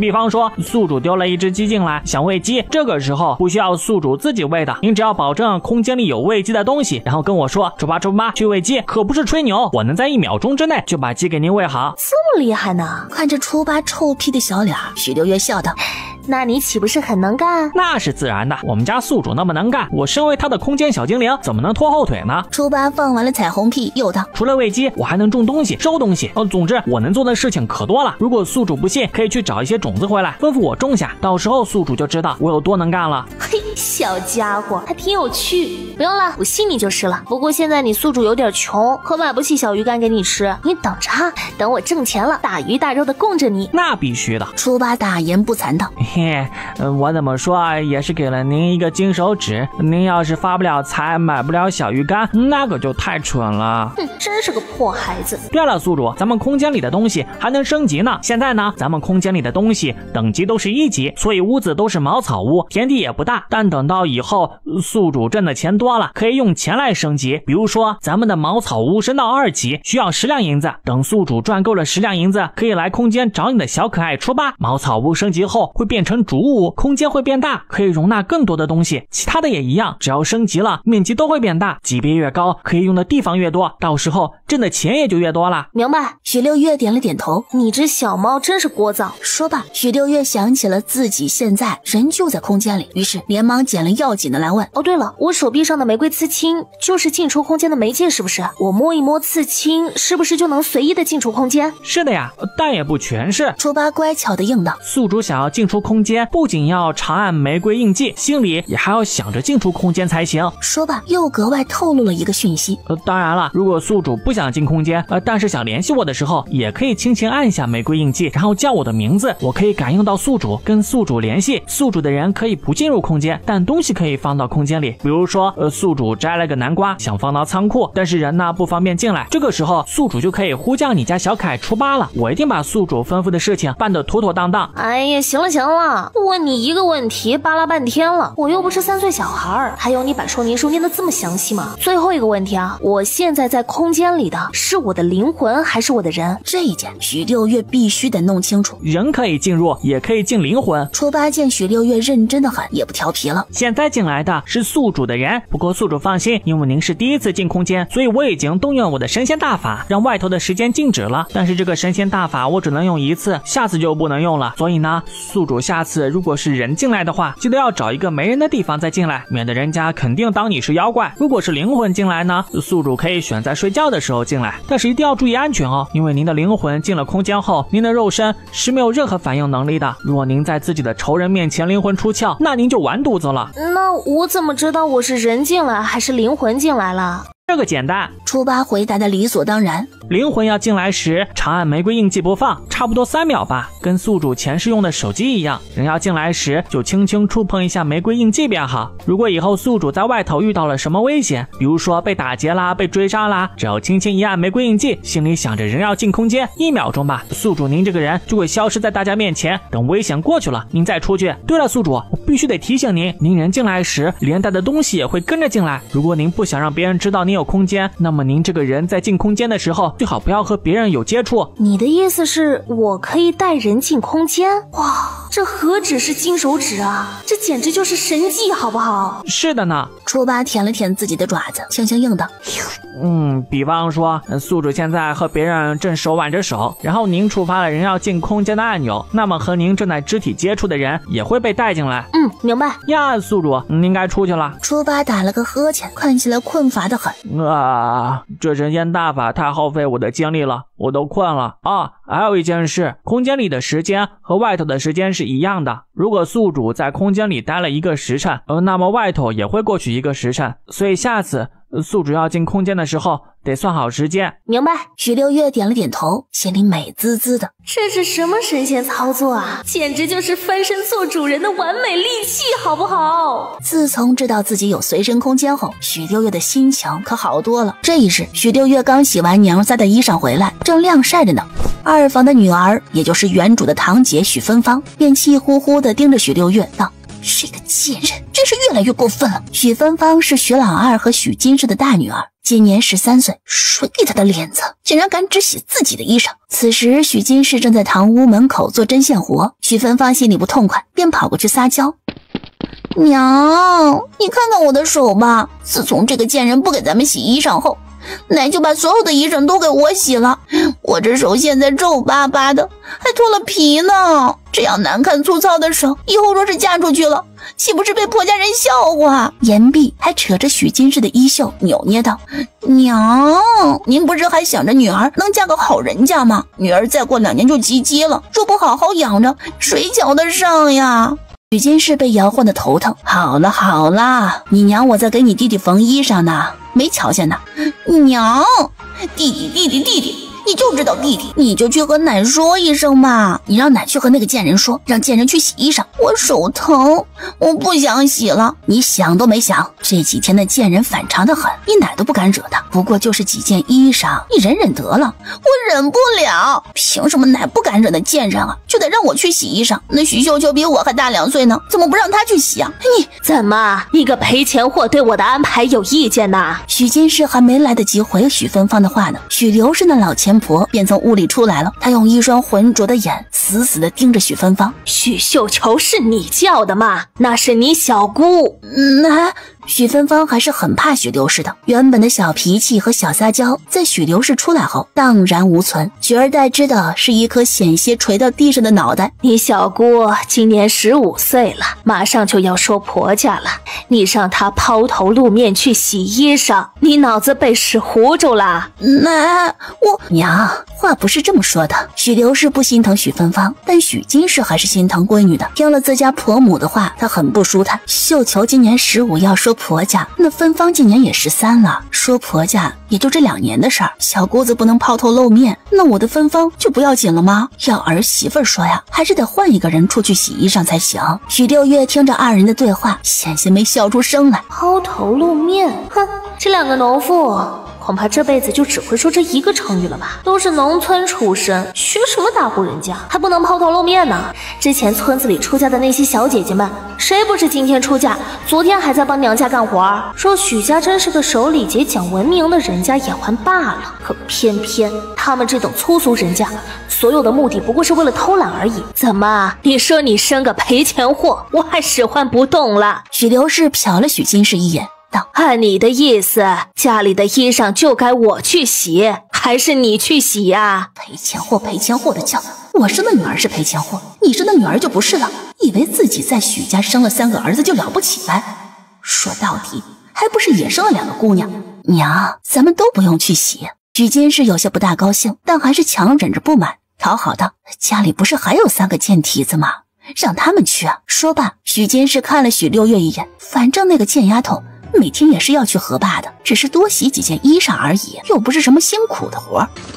许六月收拾木盆的手不禁握紧。贱蹄子，哼，满口贱蹄子的叫，不知道的还以为你多高贵，多洗几件衣裳不是什么辛苦活儿。哼，那怎么你不去啊？你女儿才洗了几天的衣裳，你就心疼成这样？许刘氏扫了许金氏一眼，你是不要命啦？那贱蹄子现在就跟疯子一样，你要是不怕，你去叫他洗。许金氏还是不死心，那让那个哑的去洗就好了呀。那个哑的向来胆小，最是惧怕大哥了，不如您去跟大哥说说，让大哥出面，实在不行还有个小的不是？反正大哥是那贱蹄子的亲爹，他还真的能杀了大哥呀。那天晚上的事情我都瞧见了，就是吓唬我们罢了。要是真杀，大哥还能活到现在？言毕，许金氏又添了句：大哥跟那哑的夫妻多年，怎么都有情分在，有大哥出面，那哑的肯定会听话。哪怕最后事情被许六月那贱蹄子知道了，那也不关娘的事儿，有什么事情大哥顶着就好。实在不行，就让大哥把那哑的休了，把他们娘仨都赶走。我倒要瞧瞧，他们除了咱们去许家的门，还能去哪里？你说的倒好听，休了，把那哑的休了，家里的活儿你全干呐。许刘氏说话又直白又难听，休了他，你陪你大哥睡觉，给他生娃呀。娘，许金氏一跺脚，这老强婆莫不是糊涂了？怎么能说出这样的话？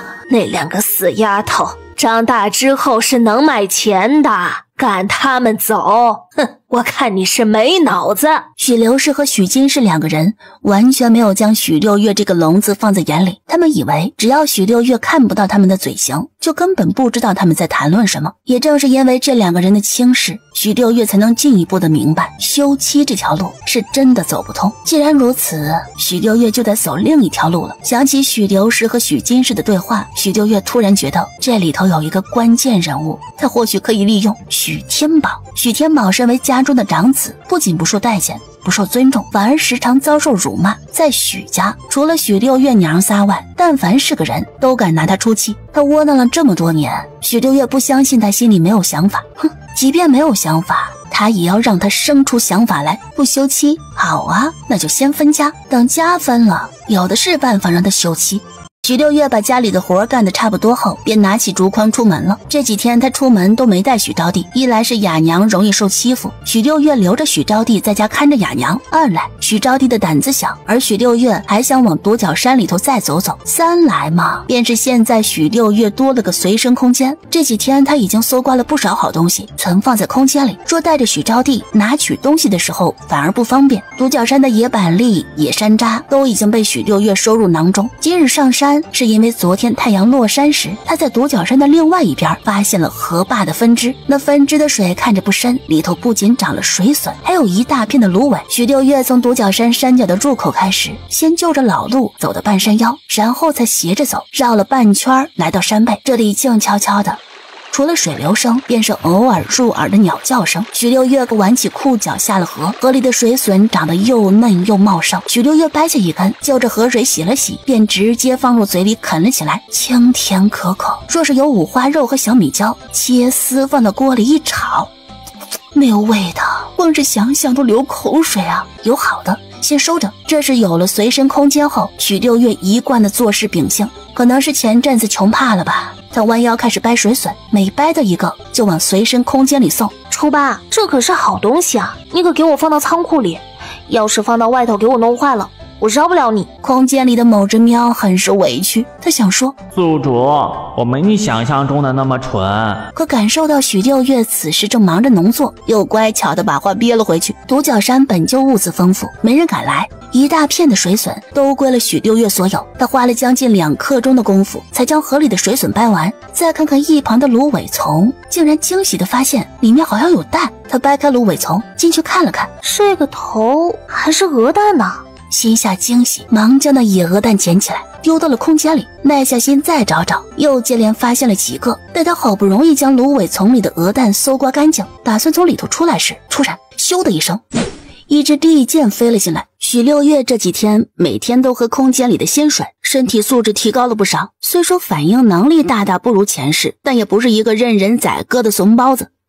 他堪堪躲过那只飞进来的利箭，便立即从旁侧钻出了芦苇丛，手中的柴刀脱手而出，朝那利箭飞来的方向丢去。那力道还算凶猛，即便是沉甸甸的柴刀也能在空中旋转出漂亮的弧度。岸上的曾瑜见自己射出的利箭没有击中猎物，正要开始射第2箭，没曾想箭未离弓，便迎面飞来一把柴刀。他干净利落地收起弓箭，同时稍稍侧身，那一只手就像是有魔力般，随意比划了2下，那把柴刀便在飞过他身边之后，彻底被他控制在了空中。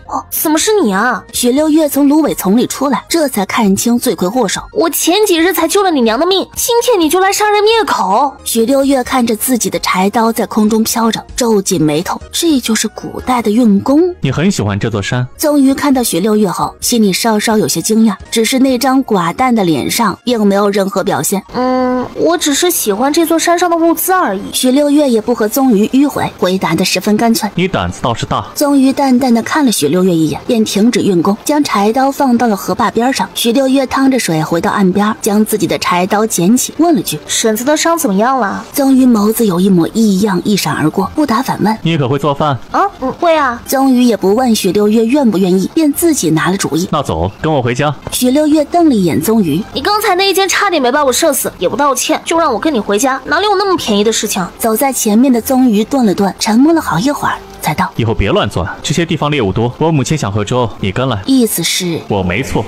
错的是你，是你自己乱钻到了芦苇丛里。我以为里面有猎物。我妈病了，要喝粥，我不会做，你跟我回家煮粥。许六月咬着嘴唇，看着那已经走了几步远的男子，有些牙痒痒。明明是个小鲜肉嘛，还把自己搞得那么冷冰冰的，好像是个迂腐的小老头。你家有油盐吗？许六月眼珠子一转，便加快脚步跟上了。这对母子到底也是救过自己的，现在既然遇上了，那就当报恩吧。再说了，他空间里都是吃的，正愁没有灶房一展身手呢。有。宗宇走在前头，淡淡应了句：“有辣椒吗？”许六月又问：“有。”有烧酒吗？有。我母亲只能喝粥。面对着许六月的诸多问题，宗宇终是停下了脚步，意思是别的东西你莫想。婶子只能喝粥，我们总不能跟着喝粥吧？宗宇听言，好看的脸上终于有了一些疑惑。给婶子煮完粥之后，我们可以自己做点其他东西吃啊。许六月挑了挑眉，一副我已经赖上了你的模样。婶子可是我救下来的，你方才险些将我当成猎物杀了，现在又要我去你家给你煮粥，这些事情不管是一起说还是单独拿出来说，都是人情吧？喂，你总不会连吃的都不让我吃吧？宗宇无语了。喂，我跟你说话呢。唉，好看的人真的是怎么看都好看啊，就连微微皱眉也迷人的很。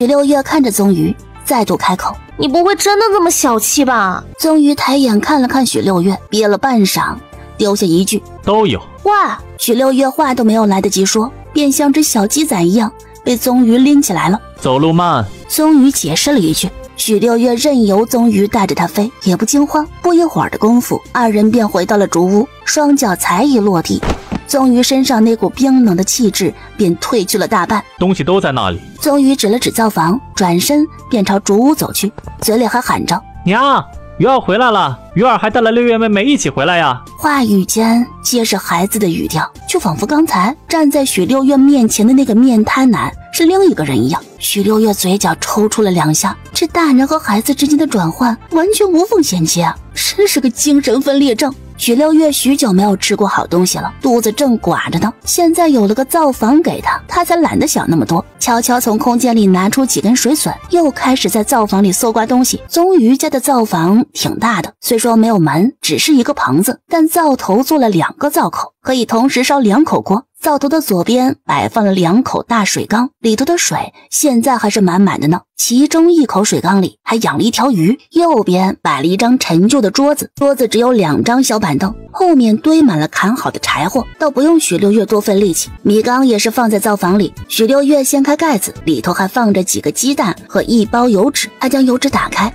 只见油纸里头是一小块腊肉。就在他勾唇一笑，打算用这个腊肉来炒水笋时，宗宇不知何时又冒了出来。他将一个野鸡丢到了灶房门口，笑得如3月春风。六月妹妹，你会不会弄这个呀？这可是哥哥清晨时刚打回来的鸡。会。许六月看到野鸡两眼放光，那模样就好像是饿了好几年的乞丐终于瞧见了荤腥一样。宗宇哥哥真棒，我现在就去把野鸡清理干净。说吧，又想起了米缸里的那块腊肉，于是一脸可怜兮兮的拿起腊肉，撒娇道：“宗宇哥哥，这个闻起来好香啊，我们能不能吃啊？”许六月的声音明明又软又糯，脸上的神情也是一脸无辜，可那双狡黠的眼睛却让宗宇想起了扮猪吃老虎这么一句话来。当然可以了。宗宇稍稍挑了挑眉，一眼就将许六月看穿了。娘说了，六月妹妹想吃什么就做什么。六月妹妹，我娘对你可好了。漂亮！得到了宗宇允许的许六月有些小嘚瑟，他将腊肉拿出来放在一旁，便找来了菜刀杀鸡，因为高兴，嘴里还哼着一些宗宇不知道的小曲儿，听起来欢乐极了。看着许六月那容易满足的模样，宗宇的心弦突然像被人拨动了一般，原本冰冷的脸也竟不自觉地染上了几分暖意。六月妹妹，要我烧火吗？看着许六月打水进锅，手脚麻利，宗宇也不知怎么的，竟然想帮一点忙。我会烧火的，娘教过我。好啊，那就多谢宗宇哥哥了。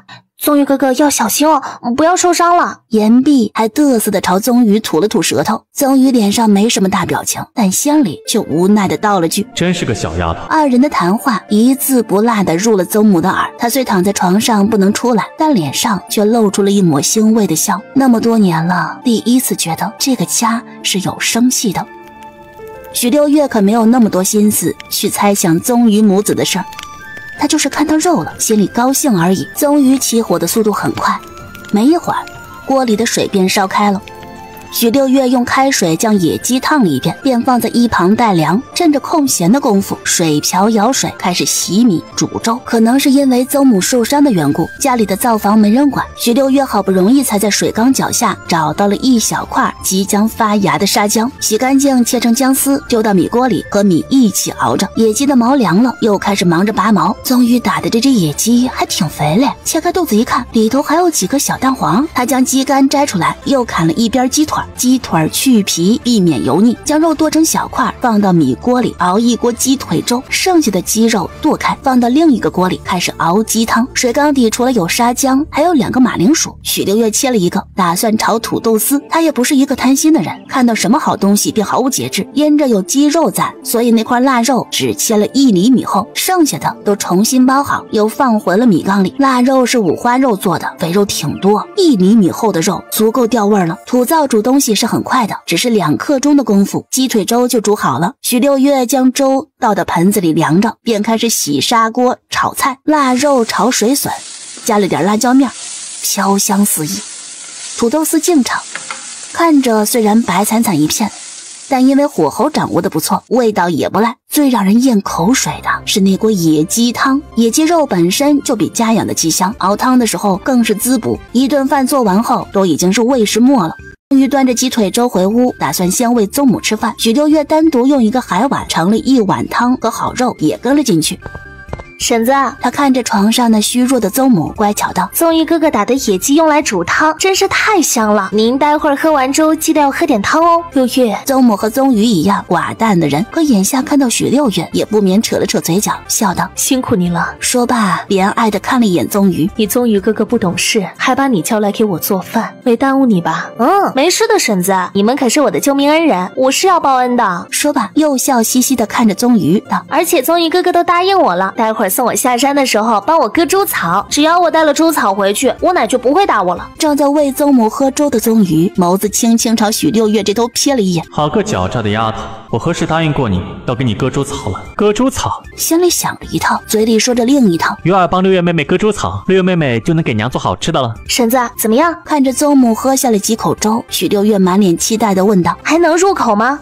好喝。宗母瞧着许六月那小白兔一样的眸子，赞赏道：没想到你年纪不大，竟有这手艺。嘿，婶子喜欢就好。许六月笑得明媚，我还会做别的菜呢。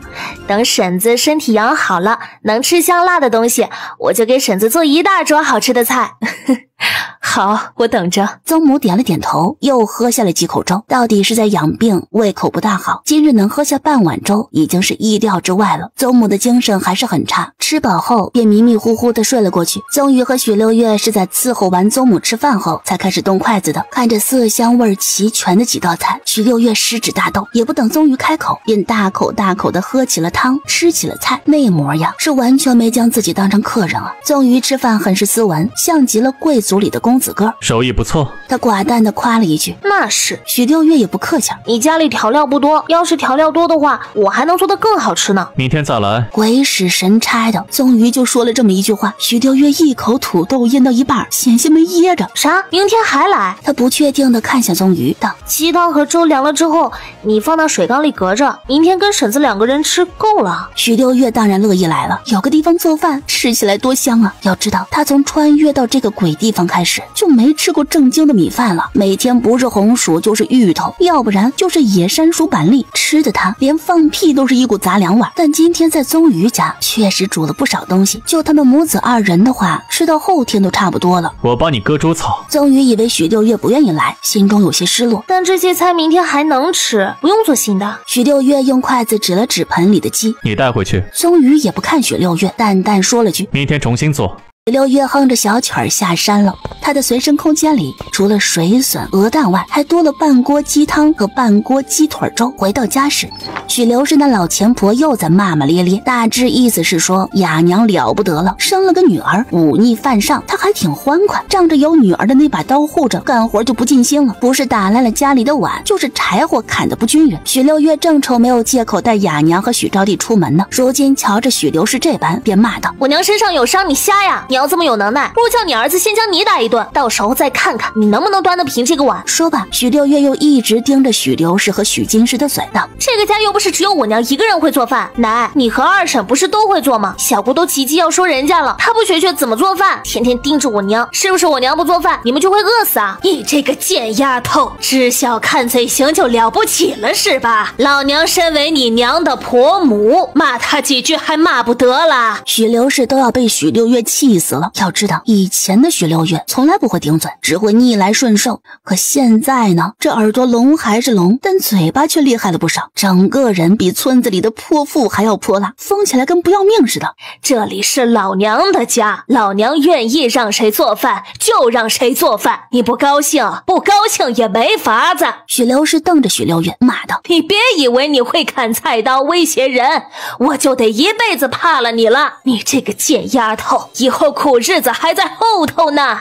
你若是不信，咱们走着瞧。是，奶厉害。许六月嗤笑了声道：奶想让谁做饭就让谁做饭，谁让奶偏心偏惯了，还是一家霸主呢？我和奶就没法比了，我不能像奶一样，叫谁做饭谁就得进厨房。不过我可以让我娘想做饭就做饭，不想做饭就不做饭。许六月一字一句说着，便上前拉过了雅娘的手。娘，走，我们去外头消消气儿，不在这家里受委屈。说罢，又瞪了许刘氏一眼。这个家的饭谁愿意做谁做，省得咱们辛辛苦苦汗流浃背的，最后还被人骂是贱骨头。言毕，拉着雅娘和许招娣便往门外走。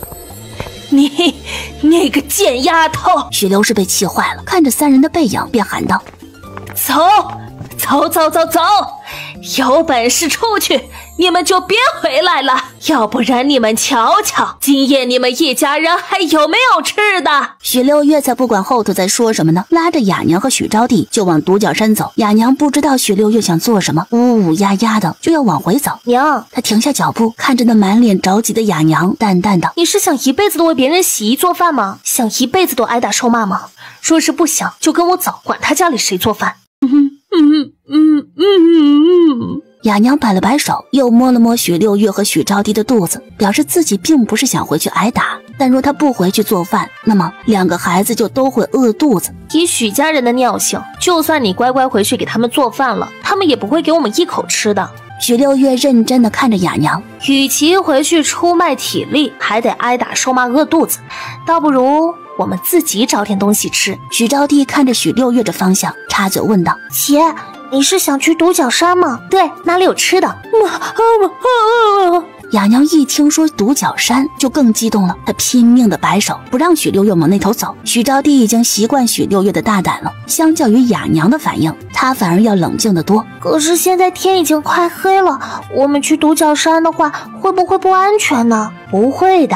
许六月摸了摸许招娣的头，有姐在，你别怕。说罢又朝着雅娘道：娘，我已经是死过一次的人了，死在许刘氏那老钱婆的手里，如今得上天眷顾，得以再活一次。我发誓，我绝对不会窝囊的活着，连吃都吃不饱。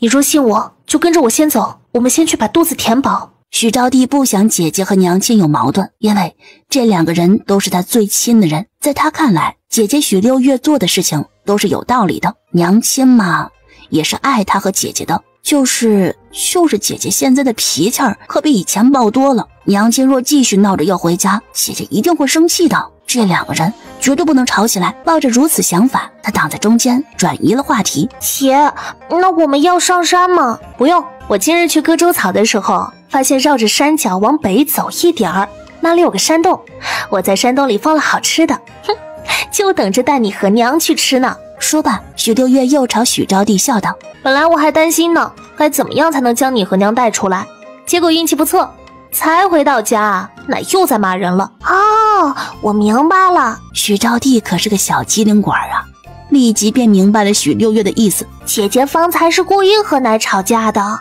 就是为了能将我和娘带出来吃好吃的。嘿，我们招娣真聪明。天色已经很暗了，雅娘根本看不清楚许六月说话时的嘴型，可偏偏不管许招娣问许六月什么，许六月似乎都能明白，而且口中的话也越发吐得清楚了。一股疑惑在雅娘心里滋生，她乖巧地跟在自家女儿身后往独角山走去。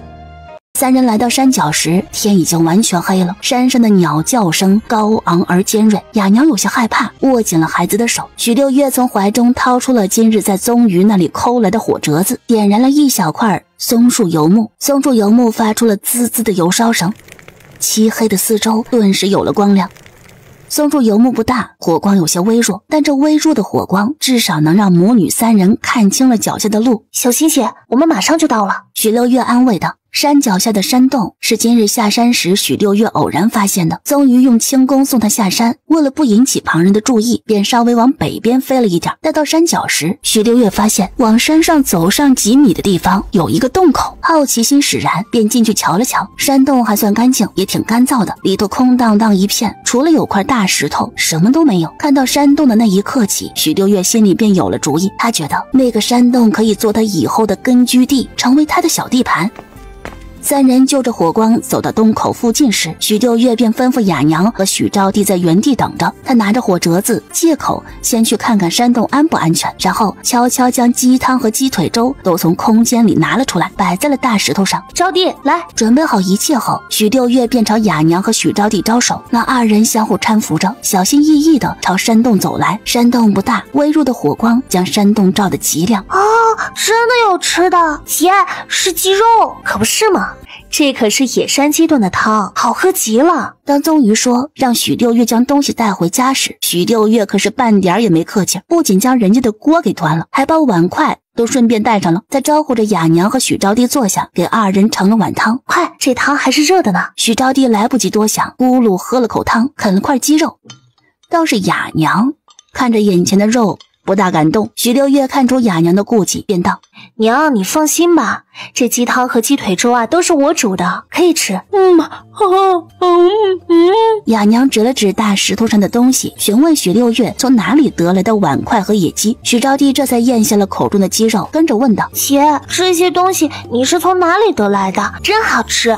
宗鱼哥哥给的。许六月也不瞒着他们，因为他知道有些事情如果不说清楚，这两个人一定不会安心。我今日上山割猪草的时候，撞见了宗鱼哥哥在打猎，他不会做饭，所以便请我回家给他熬粥。说罢，许六月又道：那天我们一起救下的婶子，你还记得吧？她现在伤还没好呢，只能喝粥喝汤。我今天去他们家做饭，做得多了，回来的时候宗鱼哥哥便让我把这些东西带回去给你们吃。可是我想着，我这东西又大，味道又香，根本就藏不住。如果带回家的话，立马就会被家里人发现的。到时候别说是吃了，估计你和娘看都看不着。宗鱼哥哥人真好。许招娣听完了许六月的话，立即放心了不少。她大口大口吃着鸡肉，喝着粥，觉得自己幸福极了，就仿佛今天是在过大年一样。真好吃。她一边吃着，一边孝顺地给雅娘夹了一块肉。娘，你快吃，待会儿就凉了。宗鱼是婶，什么受伤的婶子，这些事儿雅娘一概不知。许招娣年纪还小，自然可以什么都不管，大口吃肉。可雅娘这么多年来担惊受怕惯了，她看着大石头上的吃食，又是一顿呜呜呀呀。许六月秒懂雅娘的意思，便道：宗鱼哥哥和他娘亲就住在独角山上。雅娘瞪大了眼，显然被吓到了。娘，宗鱼哥哥不吃小孩，不是坏人。许招娣见此连忙解释，嘴里塞得满满的肉，使得她说话都不利索了。娘，宗鱼和婶子都是我的救命恩人。许六月摸准了雅娘在意什么，害怕什么，于是直接捡了重点，将当日宗鱼母子如何救下她的事情说了个清楚。雅娘听完许六月的这番话，总算松了口气儿，但因为心疼许六月，不免又哭了起来。都是他没用，若他能保护好自己的孩子，那么6月就不用受那么大的委屈了。快吃吧，吃饱了咱们还要回家呢。许6月不喜欢雅娘哭哭啼啼的，也不敢看雅娘的眼神，雅娘的眼神太过内疚和疼爱。那些东西都是给原主的，他怕自己看得多了心里会难受。原主死了，这事若让雅娘知道了，铁定得丢去半条命。娘，快吃，吃饱了回家，要不然爹和奶肯定又得打人了。许招娣催着雅娘吃饭，又主动扯了一个鸡腿递给许6月。许6月摇了摇头，你和娘吃，我在宗玉哥哥家吃过了。雅娘见许6月反应这般快，立即拍了拍许6月的手背，然后指着许6月的耳朵，满目疑惑。许6月知道自己瞒不住了，于是便笑着点了点头。娘，我能听见了。雅娘惊喜地加重了手中的力度，仿佛不敢相信一般。我真的能听见了，我耳朵都好了，要不然我怎么能知道家里那些人在说什么呢？不过奶和爹一直想卖我，我还不能让他们知道我耳朵好的事情，否则他们一定会迫不及待将我卖出去的。毕竟聋子不值钱，但健全的姑娘却能卖不少银子。雅娘将手指放在唇上，做了一个噤声的动作，意思是不能说。母女3人吃饱饭后便又赶回家了。回到家时，家里的其他人已经吃过晚饭，瞧见雅娘3人回来，还冷嘲热讽了几句，大致意思不过就是说家里可没给他们留饭，他们母女3人既然那么有本事往外跑，那么就休想家里的人给他们留吃的。许6月才不在意呢。母女3人佯装还在生气，回屋便躺下了。许招娣太久没吃过肉了，今晚的这一顿饭吃得她格外满足，现下正躺在床榻上开始回味鸡肉的鲜美呢。许6月打水进来洗了个脸，泡了个脚。雅娘看着许6月那张越发精致漂亮的脸，心里又柔又软，想起了这些日子许6月的勇敢，她总觉得生活似乎开始有盼头了。但转念想起许6月说许家人要卖她的事儿，心中又担忧不已。许6月的容貌在村子里绝对找不出第二个，雅娘真怕呀，怕许家人终有一日会将许6月卖出去。大嫂，睡了吗？突然门口传来一个小姑娘的声音，声音很响，很着急。雅娘收回思绪，连忙穿鞋去开门，门缝里递进来一个不大不小的红薯，紧接着还不等雅娘反应过来，门外的人便急匆匆跑了。娘，是小姑吗？雅娘点了点头，将手里的红薯拿出来给2个女儿看。肯定是小姑，以前出去做农活的时候在别人地里捡的。许招娣将眼睛笑成了月牙湾，她最会藏东西了，这个红薯也不知她藏了多久了。那红薯就比馒头大一点，还是生的。他现在这个时辰送来，恐怕是担心雅娘母女3人饿肚子了。说起这个小姑，那跟她的娘许刘氏可大不相同。小姑许绣球是许老头和许刘氏的小女儿，今年已经15岁了，比起许老二的那个闺女许芬芳也就大了2岁。许刘氏重男轻女是真的，但是对自己的女儿也不过分。平日里许刘氏打骂女儿也是常有的事情，但若别人敢欺负了她闺女，她也绝对不会饶了谁。许绣球性子有些懦弱怕事儿，但心地却是善良的。她不争不抢，不爱说话，与许刘氏的性格有着天壤之别。许绣球对大冯很是同情，这些年来她虽帮不上什么忙，但像今日这样的小红薯、小芋头却是从不吝啬的。许绣球的这些东西都是偶尔出门时路过了别人的地里捡回来的漏。我收起来吧。许6月将红薯拿过来，放到了自己的枕头底下，寻思着明日就丢到空间里，让初8给中了。这天晚上许天宝还是没有进屋来睡，纵使许6月将雅娘和许招娣带出去，不给家里人做饭的事情让许天宝很是恼火，甚至在今日的饭桌上也没少受到羞辱。可碍于许6月的那把柴刀，许天宝还是忍住了。他开始对雅娘母女3人采取了冷暴力的措施，试图用这种方法逼着3个人认错。许天宝不进屋，许6月睡得更自在。至于他的冷暴力来得挺好的，也是时候让他冷静冷静了。这时许刘氏那老钱婆只给了雅娘10个红薯，只因她的大闺女嫁女儿，请她和许老头去喝喜酒。身为外孙女的外祖父和外祖母自然是要出席的，最疼爱的孙子许元宝也一样要带着去。老儿媳妇许金氏许久没有吃过肉了，死皮赖脸的要跟着，最后还带上了许芬芳一起。许老二因着地里还有活没干完，留在了家里。许天宝本就不受待见，自然是不可能去的。至于许绣球嘛，说是不能抛头露面，也留在了家里。许刘氏小气巴拉的就给了10个红薯，还说我们今天过去吃酒，明天就回来了。这10个红薯啊，先请这干活的男人吃，如果不够的话，你们就忍忍，1顿2顿不吃饭也饿不死。雅娘接过那10个红薯，默默地去了灶房，挑出了3个大的，煮了一锅红薯汤。许天宝和许绣球倒没说什么，可许老二就不乐意了。大嫂，你这也太节俭了吧。许老二碗筷一撂，便道：你们这些不干活的，喝点汤汤水水就算了，我待会儿还要去山上砍柴呢，饿到了可不行。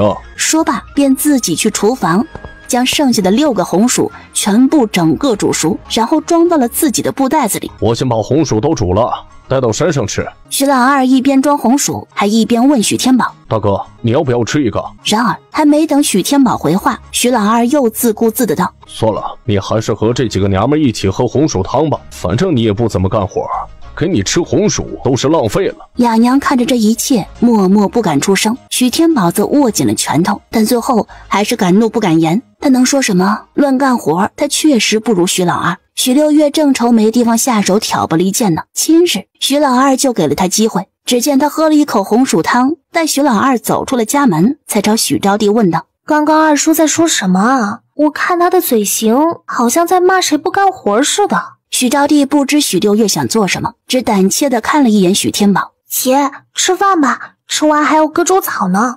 什么？你看着爹做什么？许六月假装不懂，但还是大胆猜测。难道二叔是在骂爹不干活，浪费家里的粮食吗？啪的一声，许天宝将碗重重地掷在了桌上，那一双看向许六月的眼睛仿佛要杀人一样。许天宝到底是个男人，要面子的。许老头和许刘是看不起他，他认了，毕竟那是2个生了他养了他的父母。二房的人看不起他，他也敢怒不敢言，毕竟这个家里他们大房确实挣不了什么银钱，可许六月身为他的女儿，竟将话说得如此直白，这让他脸上无光，恨不得将许六月狠狠揍上一顿。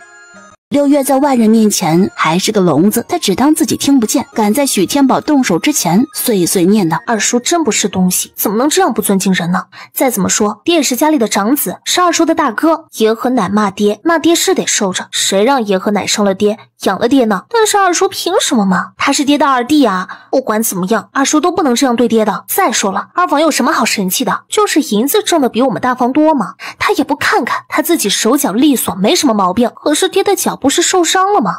挣银钱这事儿上当然是赶不上他了。言毕，许六月又道：可除了这件事情之外，我们大房还有哪里比不得二房的？二叔只说自己在外面上工挣银子，可是二婶呢？二婶懒得出油，家里什么事情都是娘和我们姐妹干的。要真正比起来，我们大房付出的最多，可最后呢，也不求爷和奶能够公正不偏心吧，但至少二叔身为弟弟，总不能这样骂咱们爹吧。许六月摇了摇头，喝完了最后一口汤，一转眼仿佛才看到那满脸阴沉的许天宝一般。看什么看，瞪什么瞪？许六月朝着许天宝就骂道：我难道说的不对吗？你天天对我们非打即骂的，丈夫做不好，爹爹也做不好，可是当儿子当哥哥却当得很好啊。儿子就不说了，谁让你孝顺呢？可是这大哥你当得挺威风啊，当到最后连吃一个红薯都得看人脸色。许六月一股脑的将这些话说完，便麻利的收拾了东西离开饭桌。雅娘和许招娣都吓死了，也赶紧离开堂屋。小姑许绣球咽了咽口水，道了句：大哥，我吃饱了。紧接着逃之夭夭。许天宝半晌没回过神来，等他再也憋不住怒火时，家里的人都走光了，只留下一盆汤多肉少的红薯汤在自己面前飘荡。许六月带着雅娘和许招娣到河坝洗衣裳去了。这一次他特地将许天宝的衣裳也收到了桶里，带去河坝一起洗，哪怕心里万般不情愿，但眼下他除了挑拨离间外，还要将许天宝的心给拉过来。既然许天宝不休妻，那就先分家吧。想要分家，就必须得由许天宝开口。姐，你以后莫这样了。今日许六月来得晚了，河坝上一个人也没有，只有他们母女3人各自拿了一件衣裳出来洗。爹打人可痛了，我怕他打你。雅娘也在一旁附和。许六月压低了声音道：我才不怕呢，我不仅今日要如此，往后只要找到机会，我都得如此。为什么呀？惹恼了爹真的很可怕的。对于我来说，一辈子都被别人左右命运更可怕。六月看了许招娣一眼，见许招娣不懂，便转而看向了雅娘。我们的命运是该我们自己做主，而不是像现在，连吃什么东西，吃得饱还是不饱，都得由别人来决定。雅娘听着许六月的这番话，眸子里闪着光，她觉得女儿变得不一样了，比起她这个当娘的更有主见和主意。撇开咱们母女三人，我们大房的日子过得这么苦，跟许天宝有着莫大的关系。他什么都听别人的，在许家他根本就没有地位，不管是许家的长辈还是他的同辈，都可以随意羞辱他，瞧不起他。他身为许家长子，尚且如此，咱们这3个赔钱货就更不用多说了。许六月话说到此，目光灼灼，格外认真。娘，我要离开许家，我要带着你，带着妹妹一起离开许家。我要有一个属于我们自己的家，每天都能吃肉，都能开开心心去笑的一个家。这谈何容易？雅娘有些失落，觉得自己根本帮不了许六月。我马上就12岁了，如果再不开始行动，只怕用不了多久，我就会被许家人卖掉。从此，我说一辈子毁了，即便是想回来看你们一眼都难。我要在许家人没卖掉我之前，和许家断绝关系，并且带着你们一起离开许家。我们是一家人，必须得一起走，一起改变命运。且脚送你去念书，让你和男儿郎一样明事理辨是非，且还要给你存嫁妆，让你以后风光大嫁。姐，你真好。许招娣想了想许六月口中的那种生活，发现自己竟无限向往。可是我们就是许家人，我们走不了的。现在走不了，但是过一阵子就不一定了。许六月勾唇道：等我们的爹不再愚孝，不再顾及兄弟情面，彻底明白过来的时候，我们就让他分家。等爹分家了之后，我们再想办法让他休了娘，赶我们走。届时我们就自由了，我们会有自己的家，不用看脸色的一个家。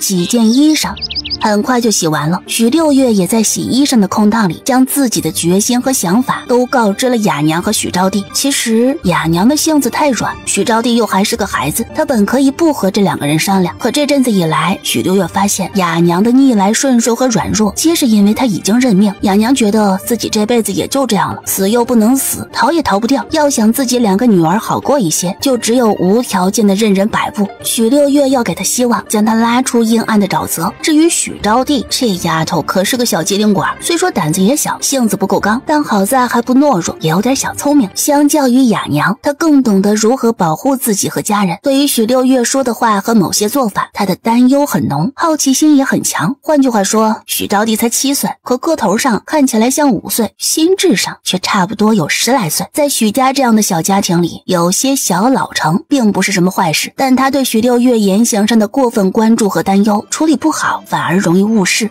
姐，我和娘回去之后怎么解释这个衣裳啊？许招娣看着木盆里许天宝的衣裳，有些犯难。这些日子，许六月从未帮许天宝洗过衣裳，今日突然把许天宝的衣裳也带出来洗了，感觉挺奇怪的。不用解释，他不会问的。许六月看了木盆一眼，许天宝那种尿性的人，即便看到自己的衣裳有人洗了，也只会当没看到。万一问了呢？许招娣还是有些担心。自从许六月跟许招娣2人说出了自己的计划后，许招娣便下定决心不能拖许六月的后腿。再加上许招娣人虽小，可却没少和雅娘许六月一起被许天宝打骂。旁的事情或许他懂得不多，但一个人是好是坏，他清楚得很。现如今有机会可以逃离许家这个狼窝，奔赴更好的日子，他高兴着呢。为此人也变得谨慎了不少。许六月小声道：这样，如果他不问，你就当什么事情都没发生；如果他问了，你就说是娘心疼他，他没人给他洗衣裳。因这雅娘是被买来的，不管是嫁给许天宝还是为许天宝生孩子，都是被迫的。这么多年来，雅娘在许家虽说逆来顺受，勤快听话，挑不出什么毛病来，但独独却少了一样东西，那便是心甘情愿。任何一个男人都希望自己的女人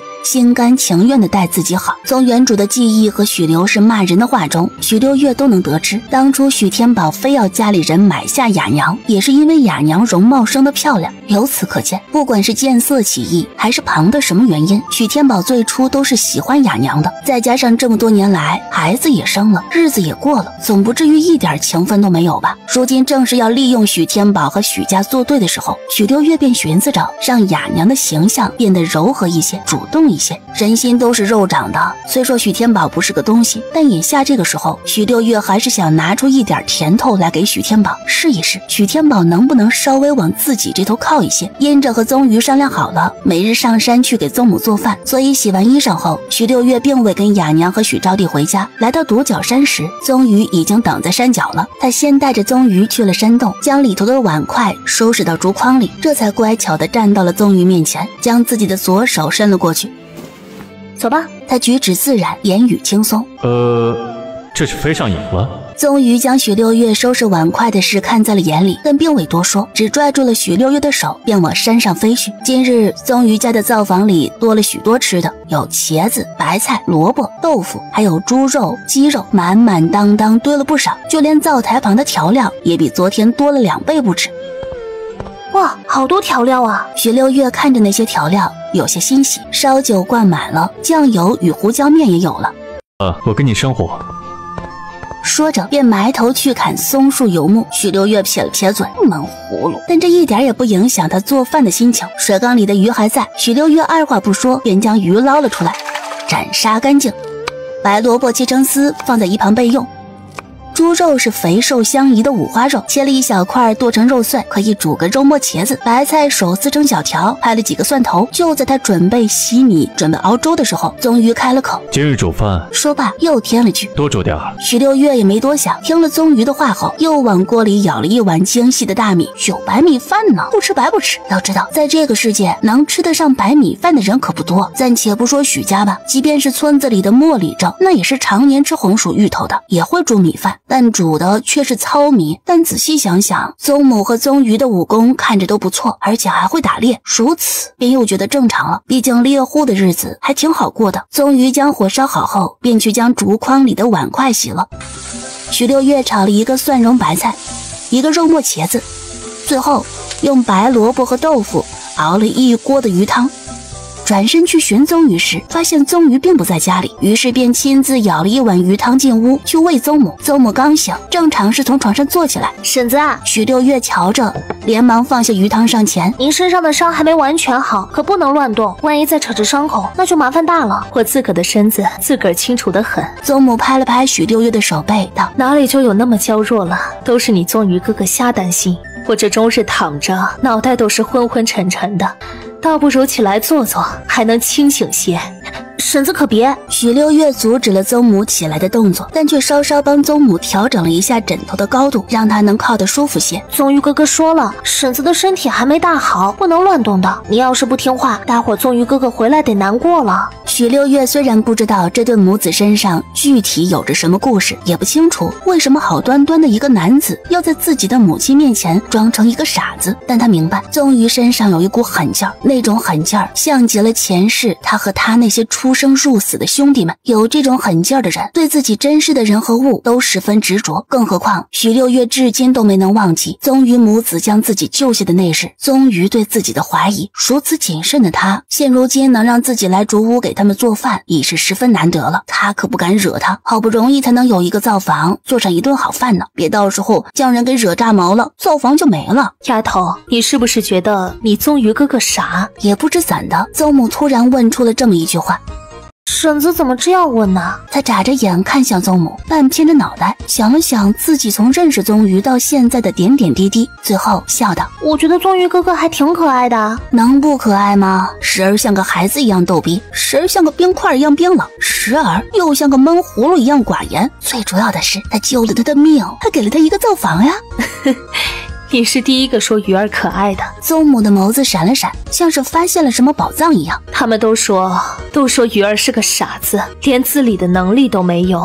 才不是呢！许六月将鱼汤递到了宗母嘴边，道：宗瑜哥哥会打猎，会生火，会洗碗，会的东西可多了。那些人一定是嫉妒宗瑜哥哥能干，所以才会胡言乱语。他们去找找，这世上有哪个傻子是能像宗瑜哥哥这样的？说罢，许六月又道：宗瑜哥哥还会飞呢，带我飞下山，飞上山，不知道有多厉害呢。你这个丫头。宗母在听到许六月的话后，神色越发柔和慈爱。没想到你小年纪看人看物倒是通透。你说的没错，鱼儿不是傻子，他只是在几年前的一次打猎之中不慎受伤，失去了记忆。他会武功，会打猎，会写字，会念书，会疼人。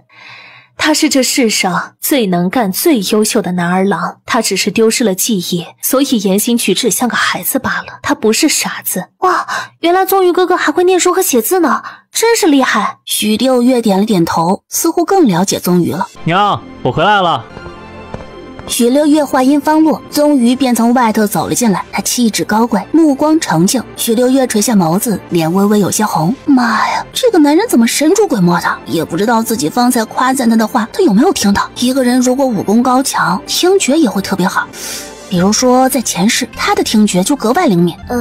宗瑜大哥，我可不是在夸你啊，我是在哄你娘呢。六月，你先去吃饭。邹母看着许六月脸颊处的微微红润，笑得很是明媚。这丫头，莫不是对我家鱼儿有意？哼，也是了，我家鱼儿可是顶好的男儿郎，任谁看了会不喜欢呢？许是怕小丫头脸皮儿薄，不好意思。邹母便寻了个借口，让许六月出去。我这里交给鱼儿就行。好。许六月并不知道邹母心中生了误会，只想着赶紧出去吃饭，吃饱了跑去找点物资填充她的随身空间。从屋子里出来时，许六月发现灶房外的竹筐已经装满了猪草，心下突然了然，原来刚才宗瑜是去割猪草了呀。这宗瑜还没出来，许六月也不好自己先吃，到底是别人家呢，还是客气点吧。于是便动手整理起了灶房，该洗的该收的都收拾得妥妥当当。外头的他忙得欢乐，屋里头也问得欢乐。鱼儿，你觉得你六月妹妹怎么样？邹母喝着宗瑜喂的鱼汤，试探性的问道。宗瑜就当没听明白一样。六月妹妹做的饭可好吃了，娘。你这孩子就知道吃。邹母无奈看向宗瑜的眼神满是疼爱。我是问你，你喜不喜欢你六月妹妹？宗瑜听言，心下漏了一拍，但很快便用天真无邪的话应了回去。我最喜欢娘了。你，邹母叹了口气，总觉得儿子开不了窍了。娘是说，你讨不讨厌六月妹妹？啊？这话问的让宗瑜想躲都躲不开。娘，我为什么要讨厌六月妹妹啊？他看着邹母，一脸认真，反问了回去。娘，是不是六月妹妹惹你不开心了？瞎说，那丫头好着呢，怎么会惹我不快呢？倒是你，可不许欺负人家。不会不会。宗瑜笑得咧开了嘴。他不欺负娘，我就不欺负他。你，邹母无奈至极，最后只得挥手。哎呀，罢了罢了，你赶紧出去吃饭吧，我吃好了。哦，那我出去了。言毕，便逃也似的离开了屋子。今日的老母亲有点不太对劲儿啊。灶房里，许六月正在整理柴火墩，一块块砍好的柴火被码得整整齐齐。看着额头上冒着汗珠的小丫头，宗瑜边洗手边问了句：“怎么不先吃饭？”“等你啊，一个人吃有什么意思啊？”许六月回答得十分真诚：“我可不敢反客为主，我还想每天吃白米饭呢。”宗瑜不知道许六月的真实想法，只是在听到“等你”二字时，觉得心里有一股异样的感觉。吃饭。他坐到了饭桌前，招呼着许六月：“嘿，得嘞。”许六月应着，便以极快的速度奔到水缸旁洗手，拿碗盛饭，坐下夹菜，所有的动作一气呵成，那模样像极了个仓促偷食的小老鼠。看着许六月那么容易满足的样，不知怎么的，宗瑜的脑海里竟然浮现出了宗母方才的话：“你喜不喜欢你六月妹妹？”这短短的一句问话，不断在宗瑜的脑海里回响，最后惹得宗瑜出了一身的汗，只得放下筷子，来到水缸旁打了盆水洗脸，迫使自己冷静下来。喜欢说不上，但至少不讨厌。他做的饭菜不错，小脾气儿也挺多的，还算有趣。从目前来看，心地善良，但也不好招惹，面上总是一副天真无辜的做派。但宗瑜知道这个丫头不简单。吃饱饭后，许六月本想自己走下山的，这独角山的物资如此丰富，他怎么也得多顺点。可宗瑜坚持要送他，宗母也说这山里有花豹，许六月一个人不安全，最后无法，只得像个小鸡仔一样，又被宗瑜拎下了山。别人想吃什么？在山脚，宗瑜主动开口问道：“啊哈，这话难道不该是他问的吗？毕竟他才是厨子呀。婶子想吃什么？许六月想了想，将这个问题绕了过去。他随意。那你想吃什么？开玩笑嘛。虽然说我吃你家的米，用你家的灶，然后拿厨艺来还，谁也不吃亏。但是分寸这东西，我许六月还是懂的。身为厨子，就要有厨子的觉悟。点菜这种事情，我可不敢做。至少现在我手无缚鸡之力，还不能做。许六月附议的正欢呢，宗瑜又淡淡的应了句：“我随意。”这一下，许六月可不知该怎么好了。他随意，你随意，那咱们吃空气啊！我明早要去趟镇上，你有没有什么想带的？没有。其实是有的，想带的东西可多了，只是没银子呀。哦，对了。你去镇上的话，不如买2根大骨头吧。许六月想了想，竹屋那里确实没什么肉了，于是便道：“我瞧着婶子今日只喝了鱼汤，吃饭也吃得不香，还是喝粥的好。大骨头熬粥很是滋补。我们嘛，随便吃点就好了。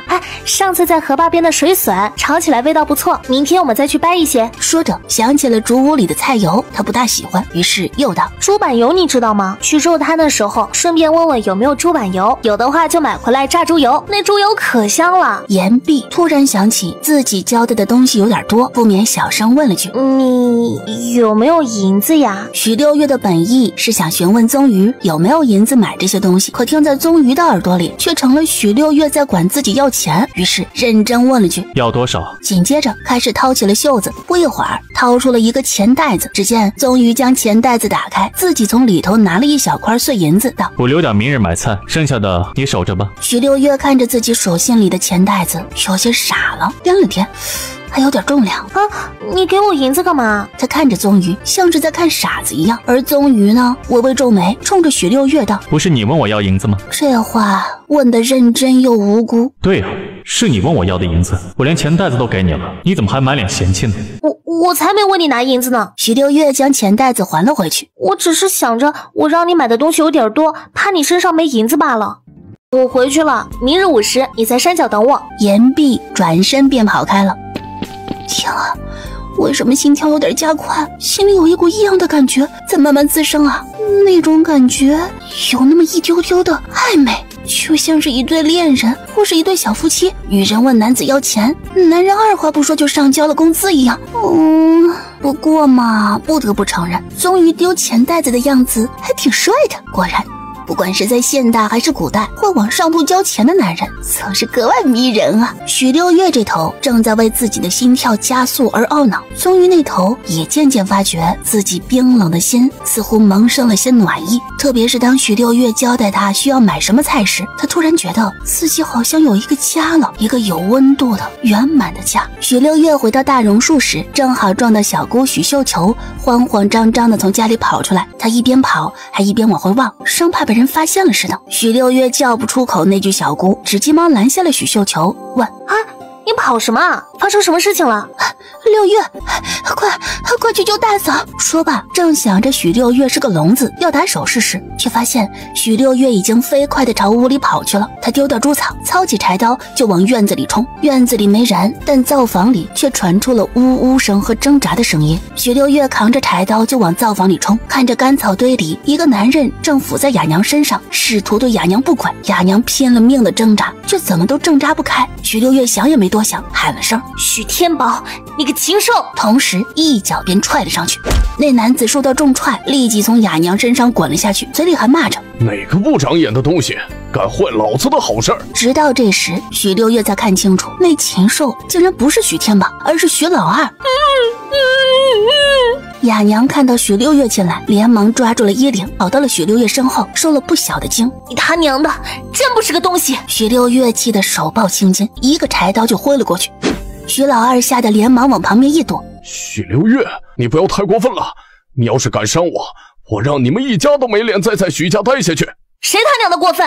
你有本事将话说清楚了！”许六月气得咬牙切齿，可这事儿偏偏还不能声张。他太清楚名誉对女人来说意味着什么，在这个世界，莫说是被人行了不轨之事，即便是被男人多看几眼，那么那个女人的名声也会被毁得七零八落。许家从来就没将雅娘当成一个人来看，这么多年来，在许家的不珍惜下，万福村的人也没将雅娘当成许家的媳妇儿。许六月敢保证，倘若今日的事情闹了出去，那么许老二或许没事儿，但雅娘一定会被进猪笼。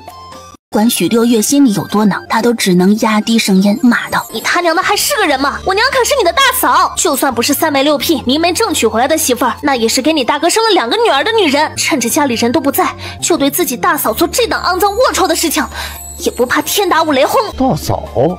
哼，什么大嫂？许天宝从来没把你们娘儿仨当成一个人来看，更别提当成媳妇儿跟闺女了。既然他不将你娘当成他的媳妇儿，那我睡一睡你娘又有什么不可以？你娘是我们许家花钱买来的，她陪许天宝睡也是睡，我睡也是睡，有什么不一样？哼！你要是识相的，现在就滚出去，把门给我关上，让我好好享受一次。要是不识相，哼，那我就将今天你娘勾引我的事唱到村子里去，我要让整个村子里的人都知道你娘是个什么货色。那不如在那之前，你先让我看看你是个什么货色。不要试图跟流氓讲道理，因为流氓没有道理可讲。许六月将雅娘推出了灶房，随后从里头将门锁上。不大不小的灶房里，只余许老二和许六月2个人。许六月握紧了手里的柴刀，一步步朝许老二逼近。我看你是忘记了我当初和你说过的话了。言毕，急速跑上前，一脚便朝许老二的命根子踹去。许老二没想到许六月这么狠，捂着裤裆处便倒在了地上。他疼得在地上打滚，嘴里却还骂着：“你这个不要脸的贱丫头！你和你娘一样，都是个不要脸的货色！你他娘的哪里都踢啊！这个地方能踢的吗？啊，痛死我了！”早上吃的不是红薯吗？偏偏你优秀一些，跟吃了屎似的，满嘴喷粪。许六月拽住了许老二的头发，狠狠地朝他的脸上甩了7、8个耳光，打得许老二眼冒金星，紧接着又卯足了劲儿，朝许老二的裤裆连踢了好几脚。臭男人，管不住自己的裤裆是吧？那我帮你废了他，省得你一天不发情就活不下去。救命啊！杀人啊！男人的那个位置是最受不得痛的，平时只需一脚就足以让人痛不欲生，更别提现在许六月一连给了许老二好几脚，且每一脚都使了最大的劲。没完，就在许老二痛得满脸惨白、浑身是汗的时候，许六月又将他丢到了空地上，直接拿起灶口里还在燃烧着的柴火，将许老二的头发点燃。许老二痛得浑身发虚，脑袋发懵，根本就感觉不到自己的头发被烧了，但那焦味传来，火烧到了头皮儿，许老二才用尽了全身的力气跳起来。火呀！他脸肿得像个猪头，一双手一下子捂着裤裆，一下子又想去扑灭头顶的火，好生滑稽。许六月见烧得差不多了，一水瓢的水直接泼了过去，浇得许老二顿时清醒了不少。姓许的，记住今日的教训，这就是你欺负我娘的代价。我不能杀你，但是我可以让你求生不得，求死不能。言毕，许六月离开了灶房。院子里，许绣球满脸惊恐地看着许六月，他在外头听到了厨房里的惨叫，也闻到了那一股焦味。看着许六月出来，他先是连连往后退了2步，才稳住了心神。六月，你没事吧？许六月淡淡的回头看了一眼灶房。我能有什么事啊？有事的是他。看着许绣球那惊慌的模样，又道了句：谢谢你啊。雅娘早早被许绣球送回屋去了，为了避免人跑了出来，还特地在屋子外头上了一把锁。许绣球这人胆子小是小，但还是有点头脑的。雅娘头发凌乱，衣衫不整，身上还带着伤，若不早点让她回屋，恐怕会被外头的人嚼舌根。许六月走到屋子跟前，还能听到雅娘呜呜哭泣的声音。她将门锁打开，雅娘立刻便冲了过来。许六月一把将雅娘抱住，哄道：娘，是我是六月。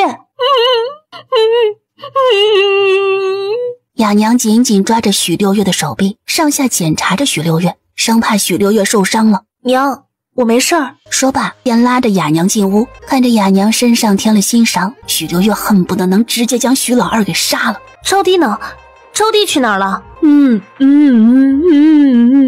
雅娘给许六月比划了几下手势，大致意思是说许天宝去河坝抓鱼抓虾，许招娣跟着去了。许六月握紧了拳头，冷哼道：哼，平时懒得像头猪，怎么叫都叫不动，今天就跑去河坝抓鱼抓虾，这件事情最好和许天宝没有关系，要不然我连他一起废了。雅娘听言连忙摆手，生怕许六月冲动做了什么无可挽回的事情。娘，没事的，那个臭男人我已经教训过了，但这个仇还不算完。现在咱们还在许家，能忍则忍，等我们离开之后，我定要让他付出惨痛的代价。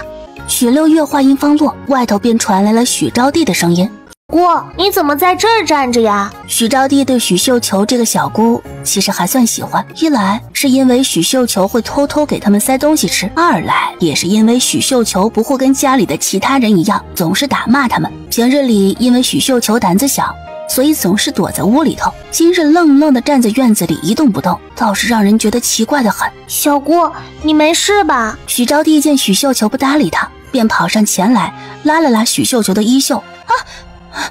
许绣球被吓了一跳，半晌才回过神来。招娣啊，你回来了。言毕，看了看那浑身是汗，正提着桶一瘸一拐走来的许天宝，脸色突然大变。我先回屋了。许招娣眨了眨眼，觉得小姑今日奇怪的很，正想去找雅娘，却见许天宝先一步开口：雅娘，出来杀鱼。喊完后，见院子里静悄悄的，又咒骂了句：娘的，这臭娘们儿又跑哪里躲懒去了？大哥！许老二听到许天宝的声音，拼了命从灶房里爬出来。许天宝看着那被烧得接近光头的男人，满脸红肿，衣衫不整，险些没认出来。若不是因为许老二喊了声大哥，许天宝定要抡起拳头将他当成贼来打。你这是咋了？许天宝愣了一下，忙上前想扶起许老二。你不是进山砍柴去了吗？怎么变成这个鬼样子了？走近许老二时，许天宝才闻到许老二的身下有一股臊人的味道。再看看许老二一直护着自己的裤裆，心下顿时明白了几分。他娘的，是谁把你弄成这样的？你告诉我，他娘去弄死他！大哥，那个贱丫头留不得了，他这久不久就发疯一次，家里谁顶得住啊？许天宝火气立马上了头。是谁？你说谁？是不是许六月那个贱骨头？吱呀一声，大房的房门应声而开，许六月透过许天宝盯着许老二，满脸憎恨。方才在屋子里头，许六月都听到了。许天宝问许老二不是上山砍柴去了吗？就单凭这一句，许六月便知道许老二是背着许天宝胡来的。哼，这天底下还真是有这样不要脸的人呐！趁着自己的大哥不在家，就对大嫂图谋不轨，被教训了之后还有脸来跟大哥告状。怎么的？欺负雅娘是哑巴，欺负我许六月是聋子，所以便拆穿你不得了？你这个贱丫头！招娣，你回屋去。姐，娘身子不舒服，你回屋看着。许老二，你跟我爹说什么了？好端端的，为什么我爹一回来，二话不说就要打我？你自己做了什么？你心里有数。我大哥要为我出头，怎么的？不行吗？大哥，哼，你敢不敢将自己方才在灶房里做过的事情一五一十的告诉我爹？敢不敢将你和我说过的话再说一次给我爹听？我爹不在家的时候，你倒是嚣张的很。现在我爹回来了，你就一口一个大哥的叫。我和招娣都是你的种，两个人也不傻。怎么你这个当爹的就一点脑子都没有？别人说什么你就信什么，不分青红皂白就打自家闺女，真是好威风啊！你在说什么？敢和我顶嘴了？我看你是一天不打就想上房揭瓦呀！你就那么喜欢打人吗？有本事你就打他呀！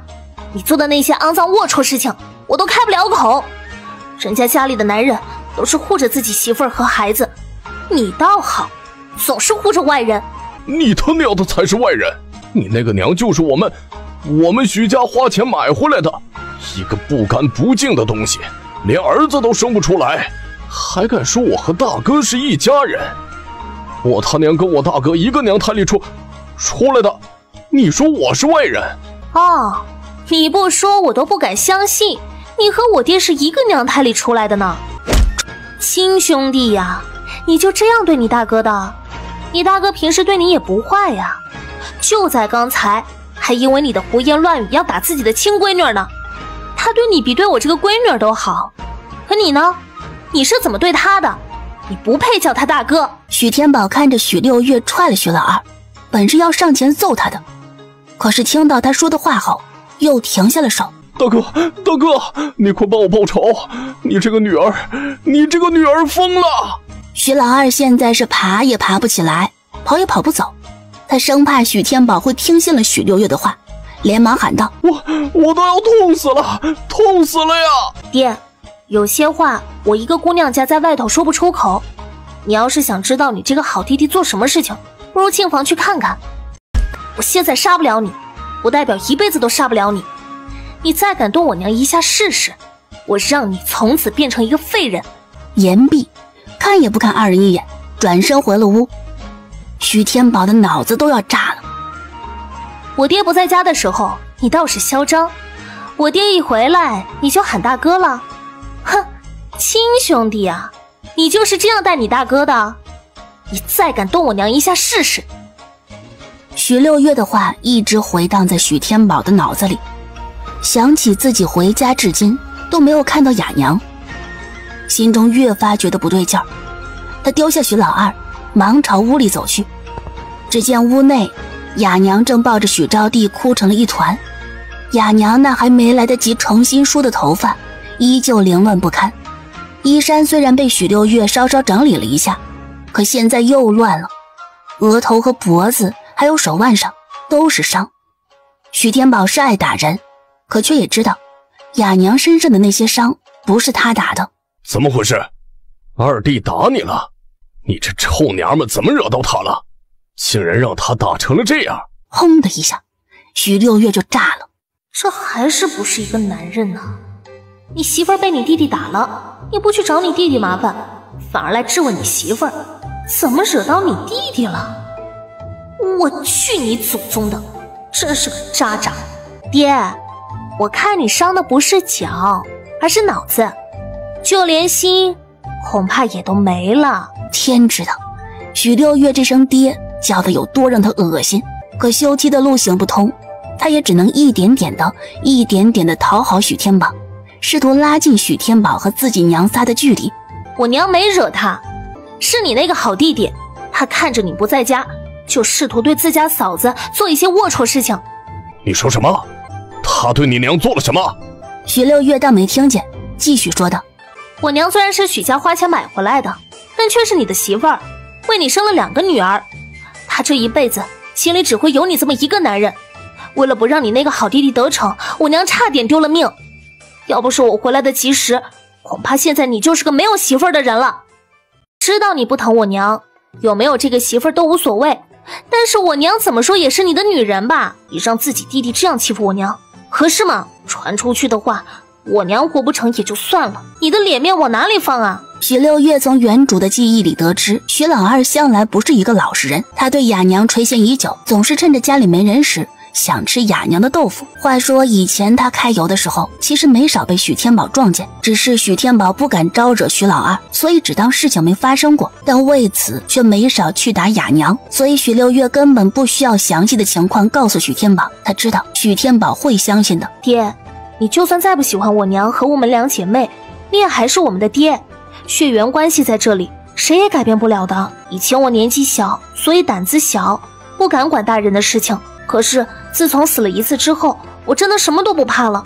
这段日子以来，如果不是因为你做的太过分，我也不会一再举刀相见。许六月依旧挡在雅娘面前，生怕许天宝拿雅娘出气。你自己想想吧，从我记事起，你都做了一些什么事情？爹和奶偏心都偏到隔壁村了，你还是站在他们那边。行，爷和奶是长辈，是生你养你的父母，我不说什么。可是二叔大姑幺叔他们，甚至是许芬芳许元宝，他们算什么东西啊？凭什么1个2个的都瞧不起你？就因为你腿瘸了，挣的银子没有二房的多，所以就能这样对你吗？他们也不想想你的脚是怎么瘸的。当年要不是因为你去修屋顶，这腿能瘸吗？人家那么欺负你，把你当成傻子，你却甘心变成人家刀子，来打自己的媳妇儿，杀自己的闺女儿。我也是个人，我也想活。你要杀我，要杀我娘和我妹妹，我只能还手。今天的事情，你信也好，不信也罢，总之你那个好弟弟，我是打完了。你要是连自己女人被别人欺负了都能忍，我无话可说。但是如果你想再将气撒到我们娘三身上，我手里的刀可是不答应的。许六月的眼药上得十分适度，他将许天宝多年来的怨气挑了一挑，又及时将话题扯到了许天宝戴绿帽子的事上，既不会让许天宝有逆反心理，又再度提醒许天宝，许老二不是个东西。你这个贱丫头，大人的事情轮不到你来管。又握紧了拳头，朝雅娘骂道：臭娘们儿，在我面前倒是矜持得很，一副良家妇女的做派，背着我就惯会勾搭人。许天宝虽然打不到雅娘，可嘴里却恶毒得很。二弟今日能这样对你，还不是因为你平时对他眉来眼去？你别以为老子不说话就不知道平日里你跟二弟的那点事情。二弟3番5次摸摸你的手，拍拍你的屁股，你连叫都不敢叫一句。要不是因为你给了他机会，他敢这么对你吗？村子里的寡妇那么多，怎么不见他去找别人？言毕，丢下雅娘3个人，便径直去了院子。只见他二话不说，扛起许老二便送回屋去了。那动作粗鲁的好像在扛一头猪。许老二被碰到痛处，哇哇大叫。可许天宝不管他，将房门踹开，就直接把人丢进去了。许六月这下是真服了，娘的，这男人可真奇葩。